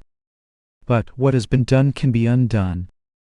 If the brain cells of a feeble-minded person are awakened with the searchlight of concentration focused within by the above method, he will display the previously eclipsed intelligence, the same as the intelligent man. Your body is made up of 27 trillion cells. Every cell is like an intelligent being. You have to educate the dormant intelligence in each cell in order to know all there is to know in this world. But you have never trained those cells. That is why you are all the time full of melancholia and passing fancies and suffering from lack of understanding. The great scientific method of mental and spiritual progress is to magnetize the cells by sending life current around the brain and spine, thereby securing the evolutionary advancement of 1 year's healthful, harmonious living. 20 minutes of this practice daily will greatly refine your mentality. When you have revitalized the brain cells, when the divine magnetism touches them, every cerebral cell becomes a vibrant brain, and you will find within yourself myriads of awakened brains ready to grasp every vestige of knowledge. With these awakened brains, the multitude of cellular mentalities in the body will awake, and all things will be apprehended by you. You will study the vast book of nature and truth with 27,000 billion awakened and spiritualized microscopic brains and mentalities. Why be satisfied in half-educating a small part of your brain only? All knowledge, all success are achievable in this life. Whenever you want to know something, don't start with data. Retire within and concentrate. Seek guidance from within. When the mind is receptive, then bring the data. Start working out the business or mental solution. Do not be filled with discouragement and say it cannot be done. Every human being is a representative of the infinite power. You should manifest that power in everything you do. Whenever you want to produce something, do not depend only upon the outside source. Go deep within and seek the infinite source.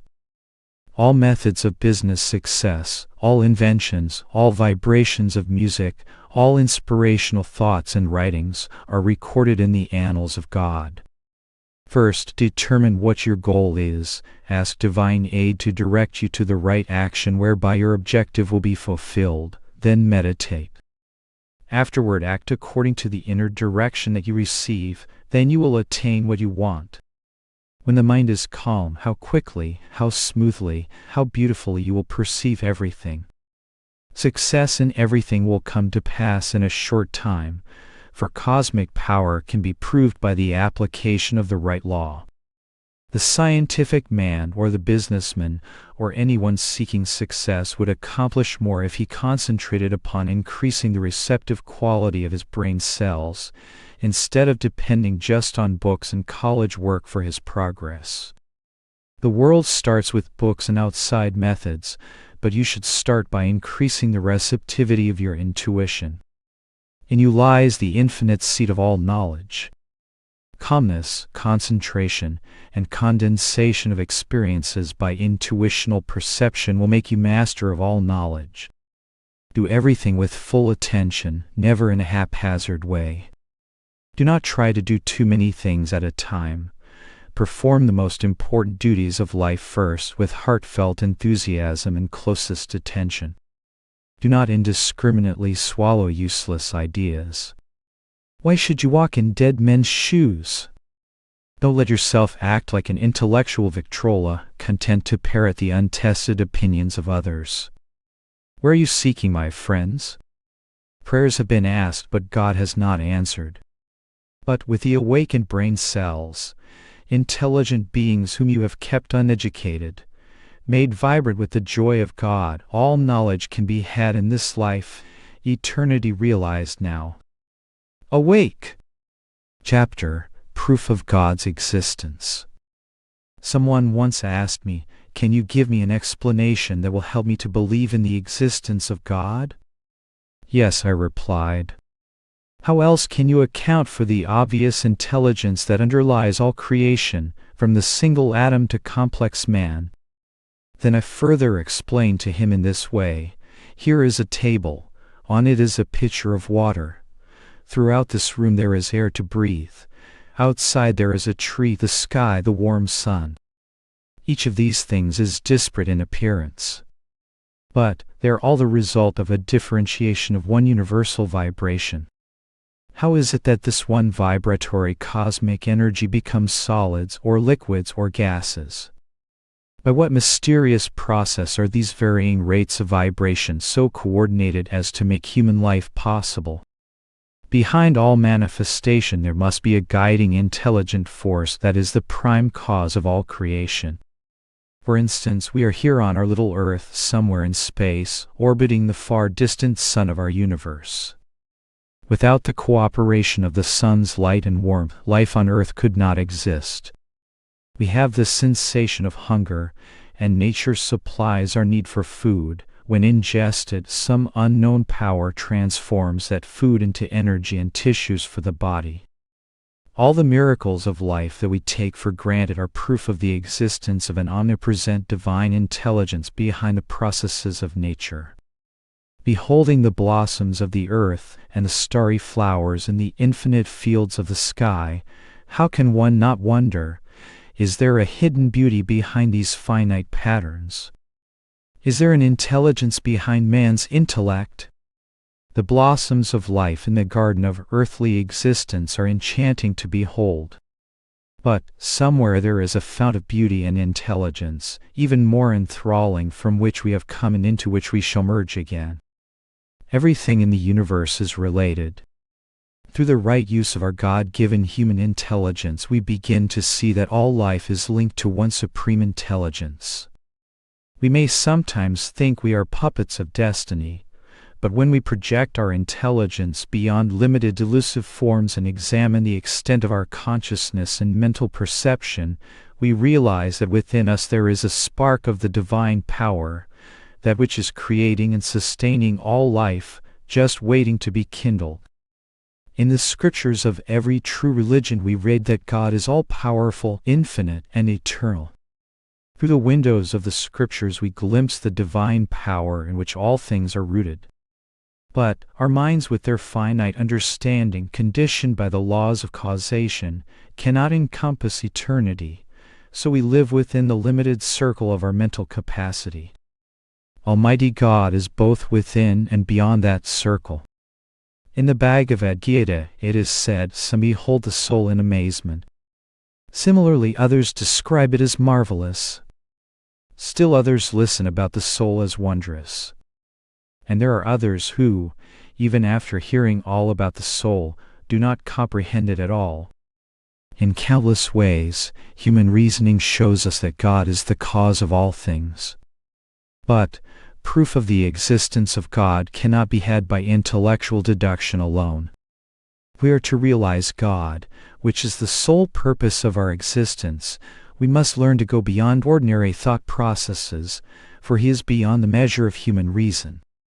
He cannot be fully grasped by a mind always occupied with objects of desire and with emotional disturbances of pleasure and pain. To attain a higher state of consciousness and divine perception, it is necessary through meditation to withdraw the mind from its continual restless activity. In that interiorized state, spiritual sensitivity or intuition awakens. Intuition is that power of spirit inherited by the soul by which truth is perceived directly, without the medium of any other faculty. As the vastness of the ocean cannot be contained in a small cup, so it is impossible to receive infinite wisdom in the finite cup of human intelligence. Man's consciousness must be expanded, if it is to hold the illimitable ocean of truth. Proof of God's existence is felt in meditation. As confined water rushes out in all directions when the walls that hold it are broken, so also the consciousness of man is freed when the embankments of bigotry, egocentricity, and restlessness are broken. By the practice of meditation, the consciousness expands and merges with the blissful, omnipresent consciousness of spirit. The purpose of meditation is to calm the mind, that without distortion it may mirror omnipresence. Calmness in meditation is the primary positive state of mental expansion. The bliss of divine union with God is the final state. The ultimate proof of God's existence will come through your own experience in meditation. Once you have found Him in the cathedral of silent meditation in the depths of your soul, you will find Him everywhere. Chapter: Doubt, Belief, and Faith. Everything in the Lord's creation has some specific utility. All matter, however insignificant, has a particular purpose and effect.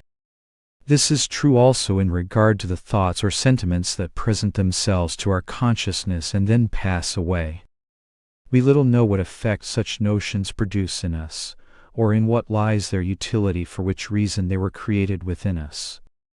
If you think of a piece of copper, you know its usefulness. But when you consider a single thought, what is its utility? Analyze that query. As the world is composed of atoms and molecules, so the inner being, the nature or character of a person, is composed of atoms and molecules of thoughts. If you wish to understand the quality of your inner light, trace the growth of every thought and in the balance of your judgment weigh its relative utility. Today we shall weigh the sentiments of doubt, belief, and faith. These are the crux of controversy in religion. Great teachers exhort people to believe and have faith in God and Scripture, and warn against the potential devastation of doubt. But, without discrimination, the utility of this counsel may not be understood. Since nothing has been created without having some use, I cannot agree with scriptural moralists who at the very mention of doubt turn up their noses at an angle of 120 degrees. Instead, let us judge why the principle of doubt has come into the world at all. Wherein is doubt bad or good for human beings? Unless we analyze the psychology of doubt and of belief and faith, we cannot reasonably adopt or reject these sentiments on the basis of their being beneficial or destructive. By analysis, we find in the concept of doubt a constructive as well as a destructive element, according to its application. I need not discuss at length the destructive element, for its adverse effects are commonly acknowledged. Because of its potential harm, some religionists, particularly those who hold blindly to dogmatic beliefs, advocate the eschewal of all doubt in favor of unquestioning acceptance. But, to avoid doubt is to choose not to think. Destructive doubt is paralyzing. It inhibits constructive thought and the power of will. It blocks receptivity to the beneficent workings of higher forces and laws in the universe, and to the ever-ready-to-help grace of God. It produces an inner disquietude and sense of hopelessness. It resists progress and rejects ideas on the whims of ignorance, prejudice, or emotion. But let us consider the constructive element of doubt. If man could not doubt, he could not progress. The predominance of matter before our eyes in the form of objects and beings prevents our perception of the whole of truth. It is by doubting the preeminence of matter that the existence of God is established. If matter, a conglomeration of atoms, is all there is, then how do these invisible particles hold a parliament and bring forth and govern such an organized universe? It is impossible that inanimate atoms could put themselves together and produce intelligent beings. So the acceptance of God, an intelligent consciousness as the creator of this world, was established from materialism by applying the constructive, progressive element of doubt. This constructive element is the scientific current of thought by which we question in order to know what is true. Without this, if we merely accepted things as they appear to be, man would become as animals. Some ancient civilizations held the view that the sun, moon, and stars were deities governing their lives. Man outgrew that concept by the process of doubt. Through constructive questioning, such belief was found to be wanting. If man could not doubt, he could not progress. The world would be mired in ignorance. We would not be able to differentiate theory or fallacious arguments from the truth if we did not question. It is therefore right to apply the laws of reason. Doubt decides a hypothesis. Scientists take such a theorem and investigate it along with their ever-present examiner, Mr. Doubt. Nothing is taken for granted. The proposition is carried to a conclusion to see whether it works or not. If it doesn't, it is set aside or restructured. If scientists remain satisfied with the status quo of knowledge, there would be no furtherance of civilization. There is a great lesson therein. In regard to religion, scientists should employ the same openness of the constructive element of doubt with which they approach their research in science. For far too long science has been locked into the destructive element of doubt in dismissing religion offhand as superstitious dogma. If it were the aim of the consortium of construction workers only to demolish all defective buildings rather than reconstructing them, or without replacing them with improved structures, that would be disastrous. It is the same with those who would do away with morality and religion, leaving behind no structure for the housing of divine principles that can be proven essential to the welfare and happiness of human existence. Of course, even the destructive element of doubt may be necessary to rid us of long-held errors, but if that process obliterates truth as well, then it is harmful to humanity. Constructive doubt moves us toward truth. Doubt is dynamic energy that should be properly harnessed to move us to progressive actions. If by constructive doubt we destroy some of our cherished theories, even that is better than just blindly and dumbly following others, the blind leading the blind. Constructive doubt in regard to divine matters will move us toward truth more quickly than will dogmatic belief. The latter makes us lack the clarity of mind necessary to perceive correctly the truth already given to us by God. Dogmatism confounds the ability to fathom the depth of the verities preached by the great ones, such as Jesus in the New Testament and Lord Krishna in the Bhagavad Gita. Religion, like science, should be given a proper test. That is how the God-knowing rishis of old attained their realization. They investigated, found, and proved for themselves those invariable principles that demonstrate and make manifest the eternal reality. The great masters ask us to believe, but they do not say we should not use constructive doubt to question. Suppose some error is printed in Scripture. Instead of "do not steal," the word "not" is left out so that it reads "do steal." To accept blindly is to accept errors that creep in, the slip of the pen of the writer, the error of the printer. Apply the test of reason. If you can analyze ideas with unprejudiced respect and discrimination, you will more readily apprehend truth and discern what is untruth. You are endowed by God with the power to understand if you but use your instruments of intelligence according to the laws He has given. Treat religion with the same spirit applied to the sciences. Without doubt and investigation, many will not reach truth. Reasonable questioning will destroy the shaky supports of dogmatic fanaticism and help to build instead a strong foundation of beliefs whereon the superstructure of faith might rest. Faith begins with constructive belief. Belief and faith are often used synonymously, and thus not always correctly. Faith is something much more than mere belief, as will be shown. In belief, as in doubt, there is a constructive and a destructive element. Applied constructively, adherence to valid beliefs leads to realization. Nominal truths cannot be understood by the sensory mind. Phenomena can be interpreted by the intellect from sensory experience, but not the substance or noumena underlying it. This requires inner enlightenment. Thus does the teacher who has attained realization say to the undeveloped disciple, "Until you are able to understand, believe and follow me." That does not mean blind acceptance.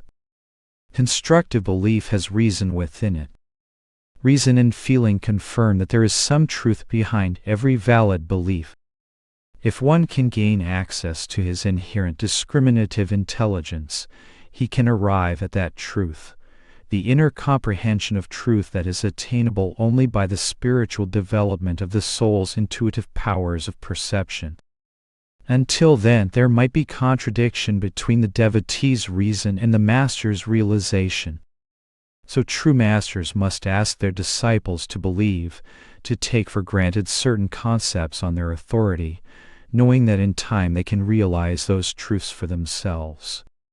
Such is the principle of any investigation.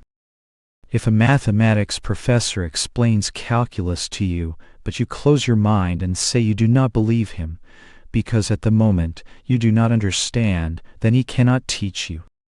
First you have to take pencil and paper and obey his instruction.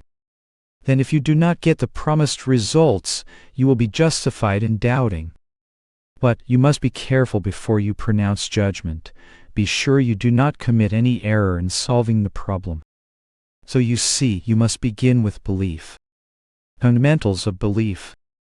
Belief is a state or habit of mind in which trust, confidence, is placed in some person, thing, or doctrine, such as a persuasion of the truths in religion.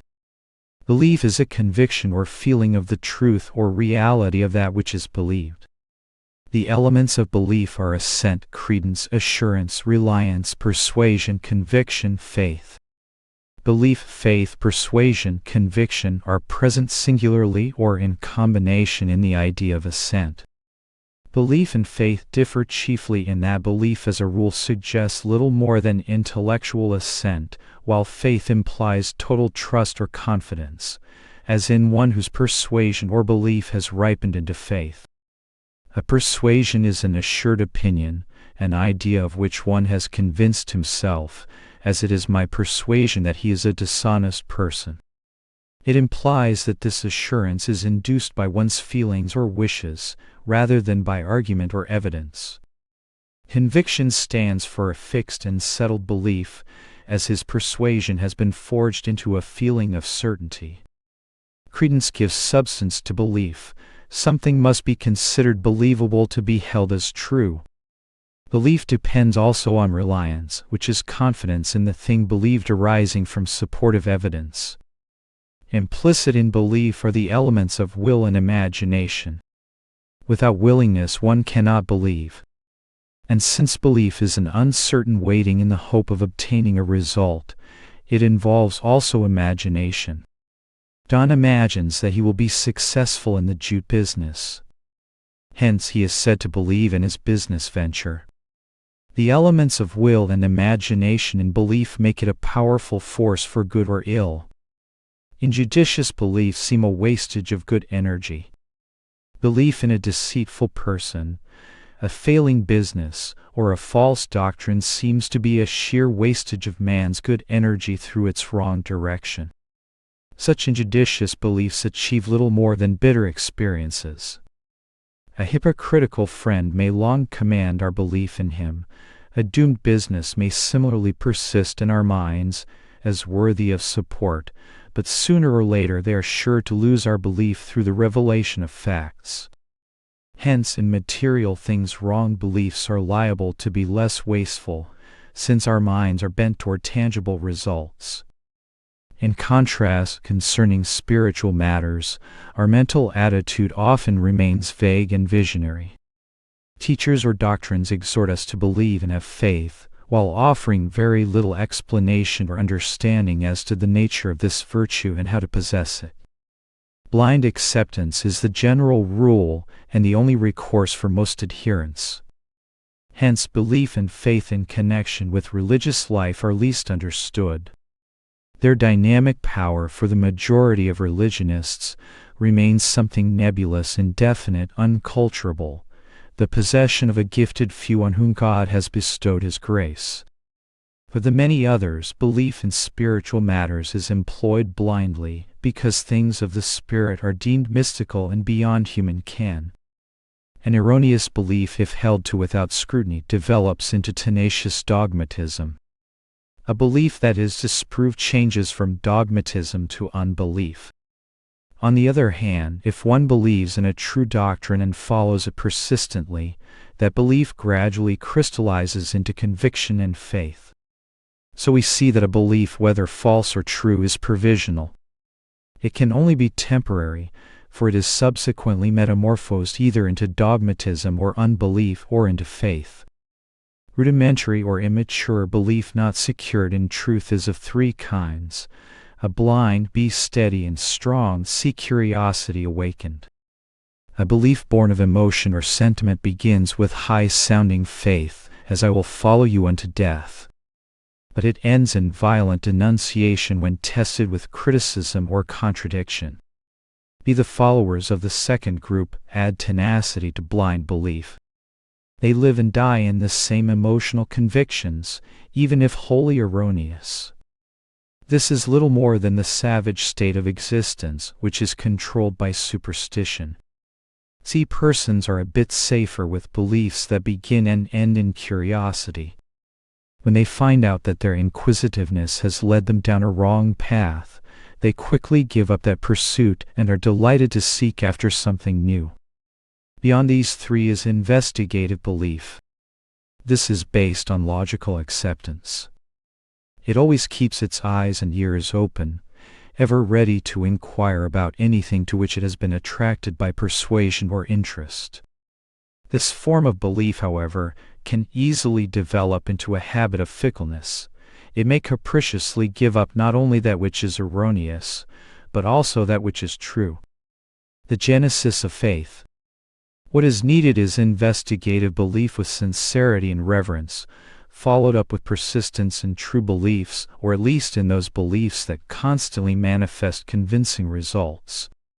Through the aperture of patience, drop by drop, the chemical of truth enters and crystallizes such belief into solid faith. But, unless belief is founded on truth, it will not sustain a conviction that produces progress toward faith. Faith may manifest itself in many areas of belief if there is truth inherent in one's sincere convictions. Firm belief or trust as in a person, thing, doctrine, or idea, such as faith in God, faith in medicine. Recognition of spiritual realities and moral principles as supreme. Historical faith, as in the truthfulness and authority of scriptural narrative and teachings. Or practical faith, through the acceptance by the intellect, affection, and will, in God's favor extended to man through his divine emissaries. The aggregate of that which is believed, a system of religious beliefs as the Christian faith or Vedic authority. The result of faith is the stable quality or state of faithfulness, fidelity, loyalty. Have intrepid faith despite life's enigmas. Life, its substance and purpose, is an enigma, difficult yet not unknowable. With our progressive thinking, we are daily solving some of its secrets. The minutely and scientifically calculated devices of this modern age are certainly remarkable. The proliferating discoveries of physical science are creditably giving us a clearer vision of the ways by which life can be improved. But, in spite of all our devices and strategies and inventions, it seems we are still playthings in the hands of destiny, and have a long way to go before we can be independent of nature's domination. To be constantly at the mercies of nature, surely that is not freedom. Our enthusiastic minds are rudely seized by a sense of helplessness when we are victimized by floods, tornadoes, or earthquakes, or when, apparently without rhyme or reason, illness or accident snatches our dear ones from our bosom. It is then that we know we really haven't conquered much. In spite of all our efforts to make life what we want it to be, there will always remain certain conditions introduced on this planet, infinite and guided by an unknown intelligence, operating without our initiative, which preclude our control. At best, we can only work and make some improvements.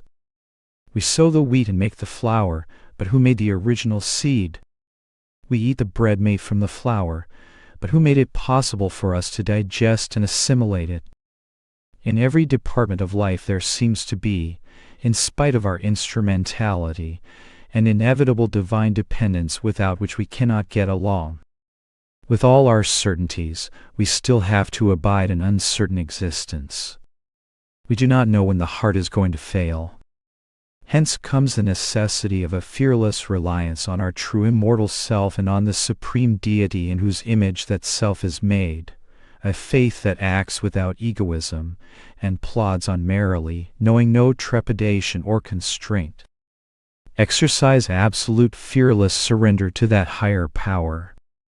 Never mind that today you make the resolution that you are free and undaunted, and then tomorrow you catch the flu and become miserably sick. Don't weaken. Command your consciousness to remain steadfast in its faith. The self cannot be contaminated by sickness. Maladies of the body come to you through the law of self-created habits of ill health lodged in your subconscious mind. Such karmic manifestations do not disprove the efficacy, the dynamic power of faith. Hold to the helm of faith and mind not the buffeting of untoward circumstances. Be more furious than the fury of misfortune, more audacious than your dangers. The more this newfound faith will work its dynamic influence on you, the more your slavery to weakness will wane proportionately. Not a corpuscle of blood can move, nor a puff of breath enter your nostrils without the commandment of the Lord. Hence, absolute surrender to God is the criterion of faith. This surrender is not laziness, expecting God to do everything for you. Your utmost effort to bring about the desired result is also necessary. Rather, it is a surrender through love for God and veneration of His supremacy. No matter what the obstacles, I would work to the last breath in me in complete surrender to God, but I would never surrender through cowardice or fear of failure. Faith is ever secure, direct perception of truth. Faith not only produces results in healing or in other successes, it is also the power that reveals the outworking of spiritual laws that underlay all so-called miracles. Faith is the substance of things hoped for, the evidence of things not seen. Hoped for impossibilities will be realized through the power of this faith, which believes without seeing, which believes even in the face of all odds. Faith is realization itself. It harbors no destructive element as does belief. Belief can be swayed or destroyed by contrary evidence and doubt, but faith is ever secure because it is direct perception of truth. Once the world was believed to be flat, but with the progress of science it was found to be round, so that was only a belief which had to be given up. But faith cannot be contradicted, for it is the developed expression of the unerring intuition within us, which brings us face to face with their tough or unseen realities. One may thus rightly refer to blind belief, but not blind faith. The soul's realization of truth expresses itself to us through intuition, and the resultant knowing is faith. Intuition is that point wherein a conviction suddenly changes into the direct perception of the truth of that belief. It requires no intermediary, no proof from the testimony of the senses or reason. For example, how do you know you exist? You know because you know. There is no doubt. Nothing in this world would make you believe otherwise. Even if you were paralyzed and could not see yourself, still you would feel or experience your existence through the perception of the soul. Faith is the A, B, C, D of intuition. It is a deep feeling of knowing within you. Most everyone has experienced a hunch that has come true. That is a manifestation of developing or uncontrolled intuition. Intelligence directed to the outward world interprets phenomena. Faith turned inwardly interprets by its contact with noumena, the intuitions of the soul. All things can be brought to light by the power of faith. In calmness, intuition gives birth to faith. The Sanskrit word for faith is wonderfully expressive. It is visvas. The common literal rendering to breathe easy, have trust, be free from fear does not convey the full meaning. Sanskrit svas refers to the motions of breath, implying thereby life and feeling. Vi conveys the meaning of opposite, without. That is, he whose breath, life, and feeling are calm, he can have faith born of intuition.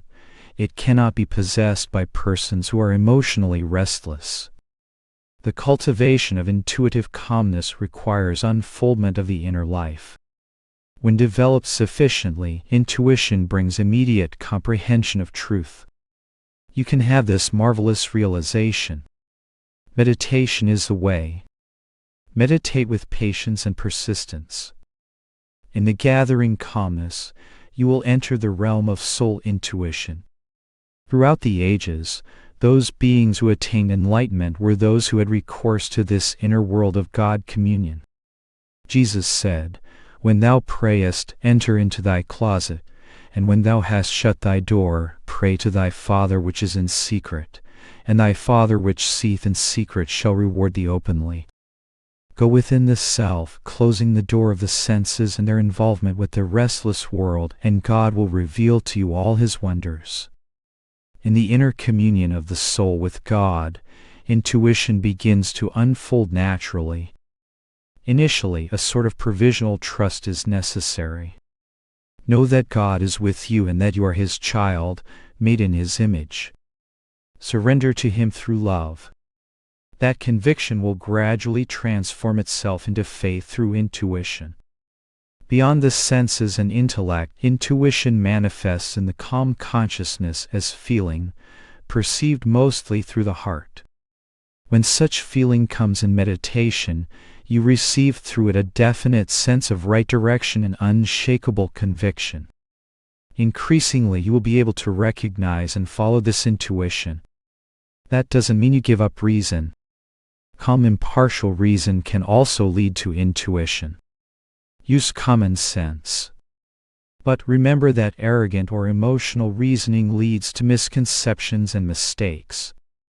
Reject the destructive element in doubt and belief and apply the constructive element. March on to the kingdom of faith. This is the way of development. In the calmness of meditation, your consciousness will be able to focus on truth and understand. In that state, faith develops. Through unfolding intuition, you receive the evidence of things not seen. Chapter: Visions of India. Evolving the Higher Self. Uniting East and West culturally and spiritually by an exchange of their finest distinctive features is an ideal for which Paramahansa Yogananda was noted throughout his life's work. The following article is one of his early commendations of his spiritual motherland and what India had to offer to and receive from the West. Though the passage of many decades has wrought changes in circumstances and conditions in India and throughout the world, the underlying premise of this vision of India in the 1920s remains both valid and valuable as an overview of East-West unity. The central theme of India's spiritual message to the world is the importance of the unfoldment of the higher self, which inspired Paramahansaji's words in the second half of this article. India is an epitome of the world, a land of diverse climates, religions, commerce, arts, peoples, scenery, stages of civilization, languages. Her civilization dates back many thousands of years. Her great seers, prophets, and rulers left records behind them that prove the great antiquity of the Aryan civilization in India. Many Western travelers visit India, see a few of the street magicians, sword swallowers, or snake charmers, and think that is what India has to offer. But these men do not represent the true India. The real life and secret of India's vitality is her spiritual culture, from time immemorial, which has made her the motherland of religions. Although the West can teach India much about methods of sanitation, business, and development of resources, and although India needs business missionaries like Henry Ford and Thomas Edison, yet the Western lands too are thirsty, consciously or unconsciously, for the practical spiritual lessons in which India has specialized for centuries. In Western cities, science has progressed so far that the physical man is usually well taken care of, fed and clothed and sheltered. Yet physical and material comfort without mental and spiritual peace and solace is not enough. As the spiritual model of all religions, India has been the unproclaimed reformer, the grand inspirer of human minds and souls. Her greatest and richest legacy to mankind has been the techniques for the scientific spiritual culture of man, discovered and handed down through the centuries by her saints and seers. India is a land of mystery, but of mystery that reveals itself to the sympathetic inquirer and seeker. India has the grandest and highest mountains in the world, the Himalayas. Darjeeling in the north is the Switzerland of India. The unique ruins of ancient castles and spacious palaces of princes in Delhi, the vast extent of the Ganges made sacred through the centuries by the meditation near its banks of many God-realized saints, the sun-gilded teeth of the Himalayan mountain ridges, the ancient places of pilgrimage and the caves of meditation where yogis and swamis saw the faggots of ignorance set ablaze with the wisdom of God, the Taj Mahal at Agra, the finest dream of architecture ever materialized in marble to symbolize the ideal of human love, the dark forests and jungles where the lordly tigers roam, the blueness of the Indian skies and the bright sunshine, the sumptuous varieties of oriental fruits and vegetables, the multifarious types of people, all tend to make India different, fascinating, romantic, never to be forgotten. A land of great contrasts. India is a land of great contrasts, untold riches and utmost poverty, the highest mental purity and coarse, plain living, Rolls-Royces and bullock carts, gaily caparisoned elephants and quaint horse wagons. In the north we find blue-eyed and blonde-haired Hindus, and in the hotter south, the dark sun-kissed skins of the tropics. From start to finish, India is a land of surprises, of contrasts and extremes. Life becomes prosaic with too much business, too many dull certainties. So in India one feels that life is a great adventure, an experience of mystery and surprise. India may not have material skyscrapers and all the sometimes spiritually enervating comforts of modern life. She has her faults, as all nations have. But India shelters many unassuming, Christ-like spiritual skyscrapers, who could teach the Western brothers and sisters how to glean the fullest spiritual joy out of any condition of life. Those scientific mystics and seers, who have known truth by their own effort and experience rather than remaining satisfied with ordinary, personally unverified beliefs, can show others how to develop their intuition and bring forth the fountain of peace and satisfaction from beneath the soil of mysteries. Though I have had the advantage of some Western education, yet I feel that in India alone I found the true solution to the mysteries of life. Visions of India's life-giving philosophy.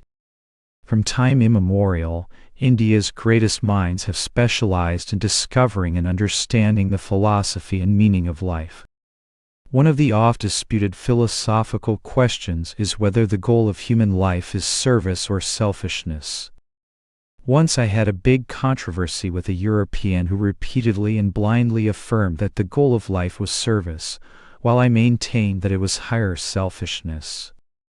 I asked him again and again for his reasons in believing in service, but instead of satisfying my discrimination, he kept on reiterating service is the goal of life.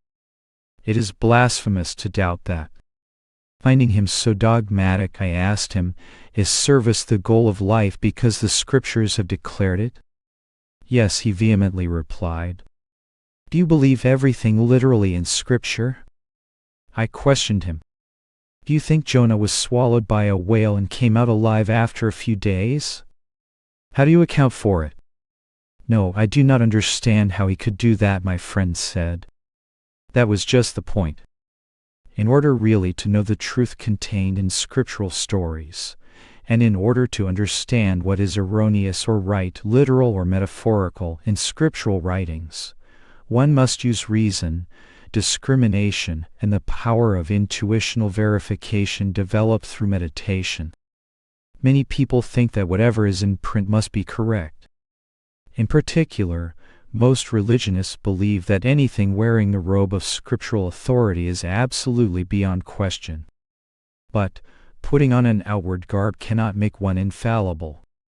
Writers of scriptures can also make mistakes, or more traditionally, hide truths in the veils of allegories, metaphors, and parables. In order to know the truth of a given doctrine, we must live it and find out if it works or not. Give it the acid test of experience. Let us get out into the world beyond dogmatism and compare our religious beliefs with the religious experience and realization of true teachers. Let us be iconoclastic of errors within us that need to be abolished. We should not harbor an undigested mass of theology and thus suffer from chronic theological indigestion. The ideal of service as explained by India's sages. The law of service to others is secondary and corollary to the law of self-interest or self-preservation, which may be termed selfishness. No sane man ever does anything without a reason. Religious doctrines and instructions may be based either on blind superstition or on real religious experience. The real reason behind the scriptural injunctions to serve thy fellowmen, and love thy neighbor as thyself, is that the law of service to others is to be obeyed by all devotees who would expand the limits of their own self. No action is performed without reference to a direct or indirect thought that is selfish. The very giving of service is indispensable to receiving service. To serve others by giving financial, mental, or moral help is to find self-satisfaction. If anyone knew beyond doubt that by service to others his own soul would be lost, would he serve? If Jesus had felt that by sacrificing his life on the altar of man's ignorance he would displease God, would he have acted as he did? No. He knew that although he had to lose the body, he was gaining his Father's favor and the emancipated rejoicing of his own soul. Such immortal sons of God, and all martyrs and saints, make a good investment. They spend the little mortal body to gain immortal life. Nothing worthwhile is gained without paying a price. Thus not even the most self-sacrificing act of service to others can be shown to be done without any thought of self. It is logical, therefore, to say that higher selfishness, or acting for the good of the higher self, rather than service to others without thought of self, is the motive of life. Man knows that he must give service to others, or otherwise he cannot rightly receive service from them. All beings are to some degree interdependent. Farmers gave up agricultural work, and businessmen gave up their service of transportation and distribution. Not even the renunciant could maintain himself. Nowadays, with increased population and wealth, even forests are divided off and owned by big landowners who placard the trees with signs warning the trespasser that he will be prosecuted for coming onto another man's property. So the renunciant cannot logically say, "I will not work or earn my living. I will subsist on the wild fruits of the forest." He must contribute some service for which, in return, he is entitled to receive material sustenance. Hence, service given and received, whether by the businessman who serves in a material way or by the spiritual renunciant who serves in a divine way, has reference to the goal of a lower or higher selfishness. 3 kinds of selfishness: evil, good, and sacred. We should, however, clearly distinguish the 3 kinds of selfishness: evil, good, and sacred. Evil selfishness is that which actuates a man to seek his own comfort by destroying the comforts of others. To be rich at the cost of others' loss is sin, and is against the interests of the higher individual self of the person who engages in such selfishness. To delight in hurting others' feelings by carping criticism is also evil selfishness. This malignant pleasure is not conducive to any lasting good. True and good selfishness motivates a man to seek his own comfort, prosperity, and happiness by also making others more prosperous and happy. Evil selfishness hides its many destructive teeth of inevitable suffering beneath the apparently innocent looks of temporary comfort assurances. Evil selfishness encloses one in a small circle and shuts out the rest of humanity. Good selfishness takes everybody along with one's own self into the circle of brotherhood. Good selfishness brings many harvests: return services from others, self-expansion, divine sympathy, lasting happiness, and self-realization. Good selfishness should be practiced by the businessman, who by sincere, honest, wholesome, constructive actions and labors enables himself to look after his own and his family's needs and provides a useful service to others. Such a businessman is far superior to one who thinks and acts only for himself, with no regard for those he serves or those dependent on him for support. The latter is acting against his own best selfish interests, for according to the law of cause and effect, he himself will in time attract suffering. The wealth of many misers is left to relatives who often squander it on wrong self-indulgences. Such selfishness in the end helps neither the giver nor the receiver.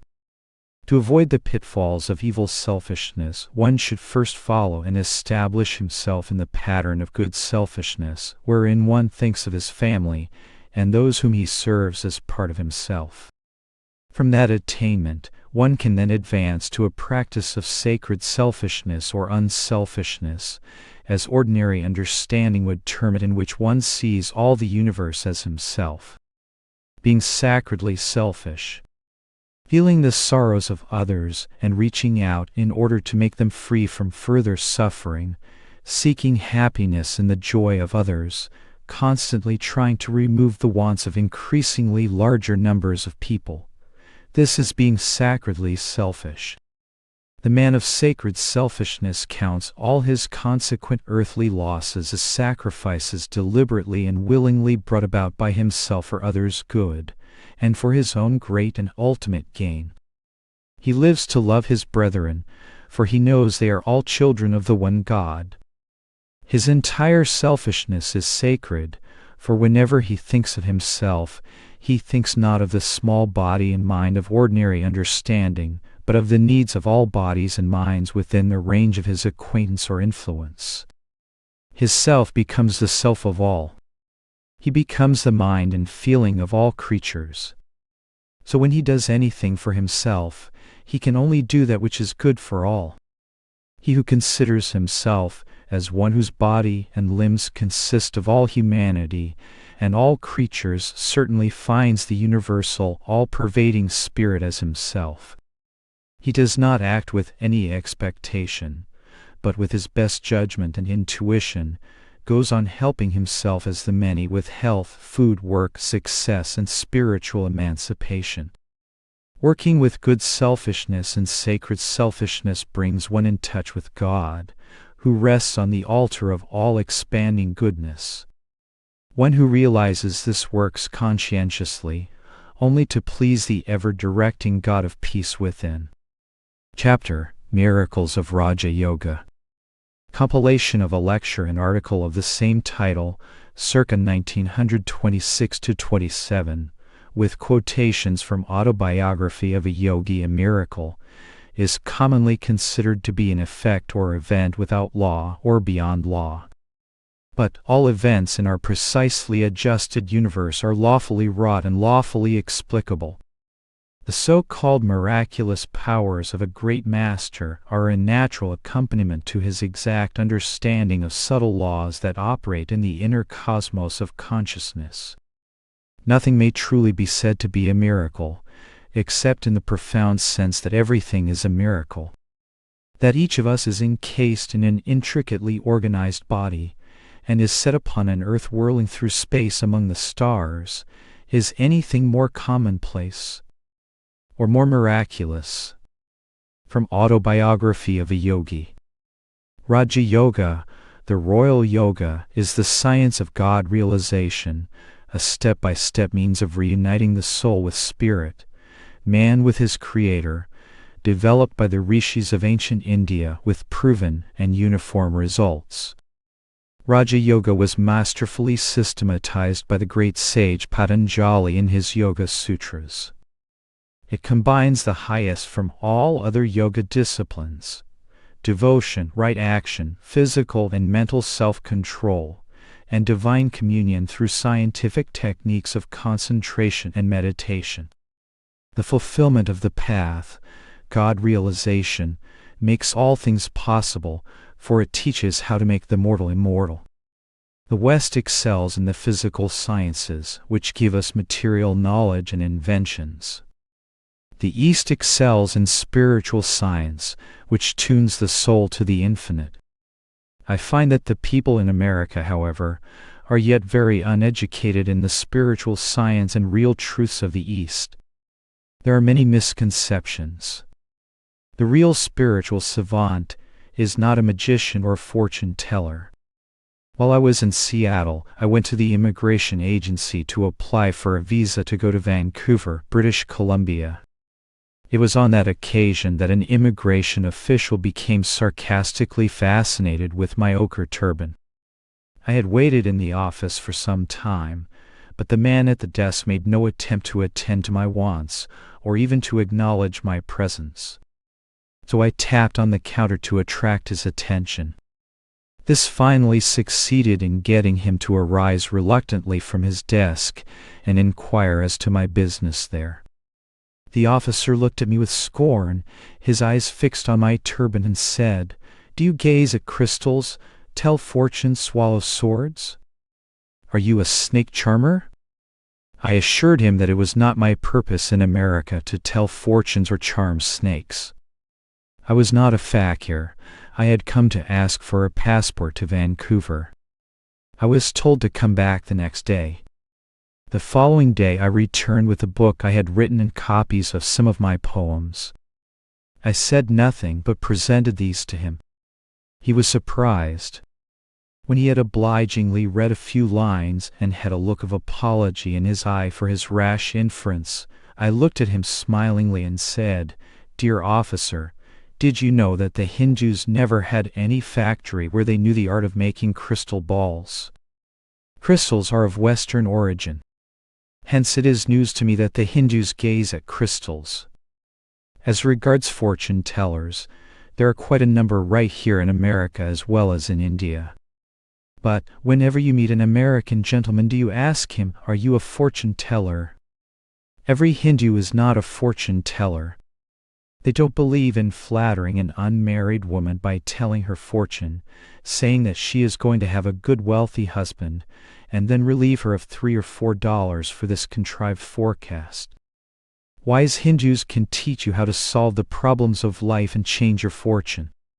Your present poverty or opulence, disease or health, is brought about by your own past actions, and your present life and actions will determine your future.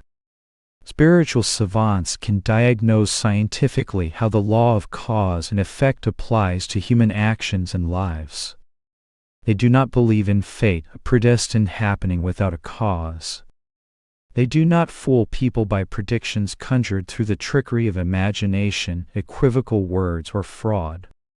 The real Hindu astrologers make a scientific study of the law of causation governing human actions. And they do not merely tell you your past or predict your future, but rather teach you the art of averting an unwelcome event or stimulating the fruition of a desirable event coming to you as a result of your past evil or good actions. Good astrologers tell their students only what will benefit them, not what will merely satisfy idle curiosity. They say there is no use in telling you what is coming to you anyway, unless there is a way to control or regulate that self-created destiny. Sometimes ignorance is bliss. I said to the immigration officer, "Sir, I haven't had the singular, dangerous experience of swallowing swords or taming cobras, which our masterful street magicians often do in open daylight before the scrutinizing gaze of people.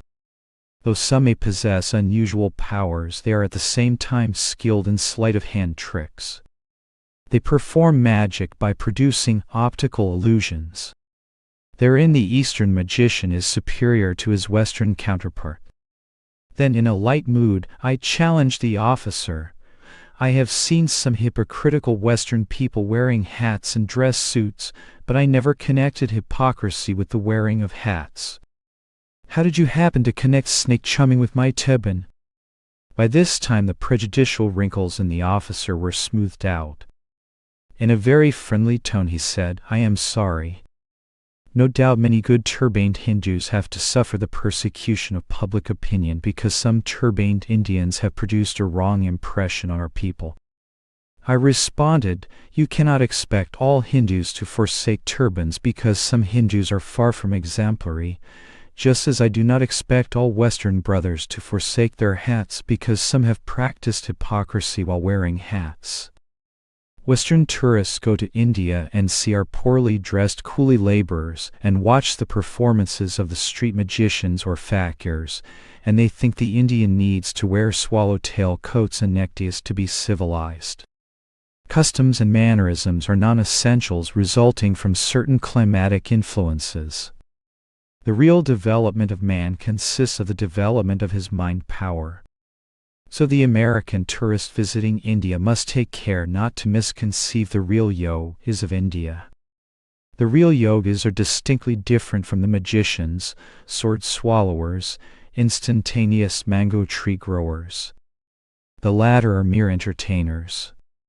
The former are great souls, very difficult to recognize because of their quiet, unassuming ways and simplicity, yet possessing divine knowledge and miraculous powers like those demonstrated by Christ. As Jesus said, "Except ye be converted, and become as little children, ye shall not enter into the kingdom of heaven. Whosoever therefore shall humble himself, he same is greatest in the kingdom of heaven." It is through divine simplicity and humility that one can attain great breadth of power and vast wisdom. Physical and mental miracles, the need for Raja Yoga. All creation is governed by law. The principles that operate in the outer universe, discoverable by scientists, are called natural laws.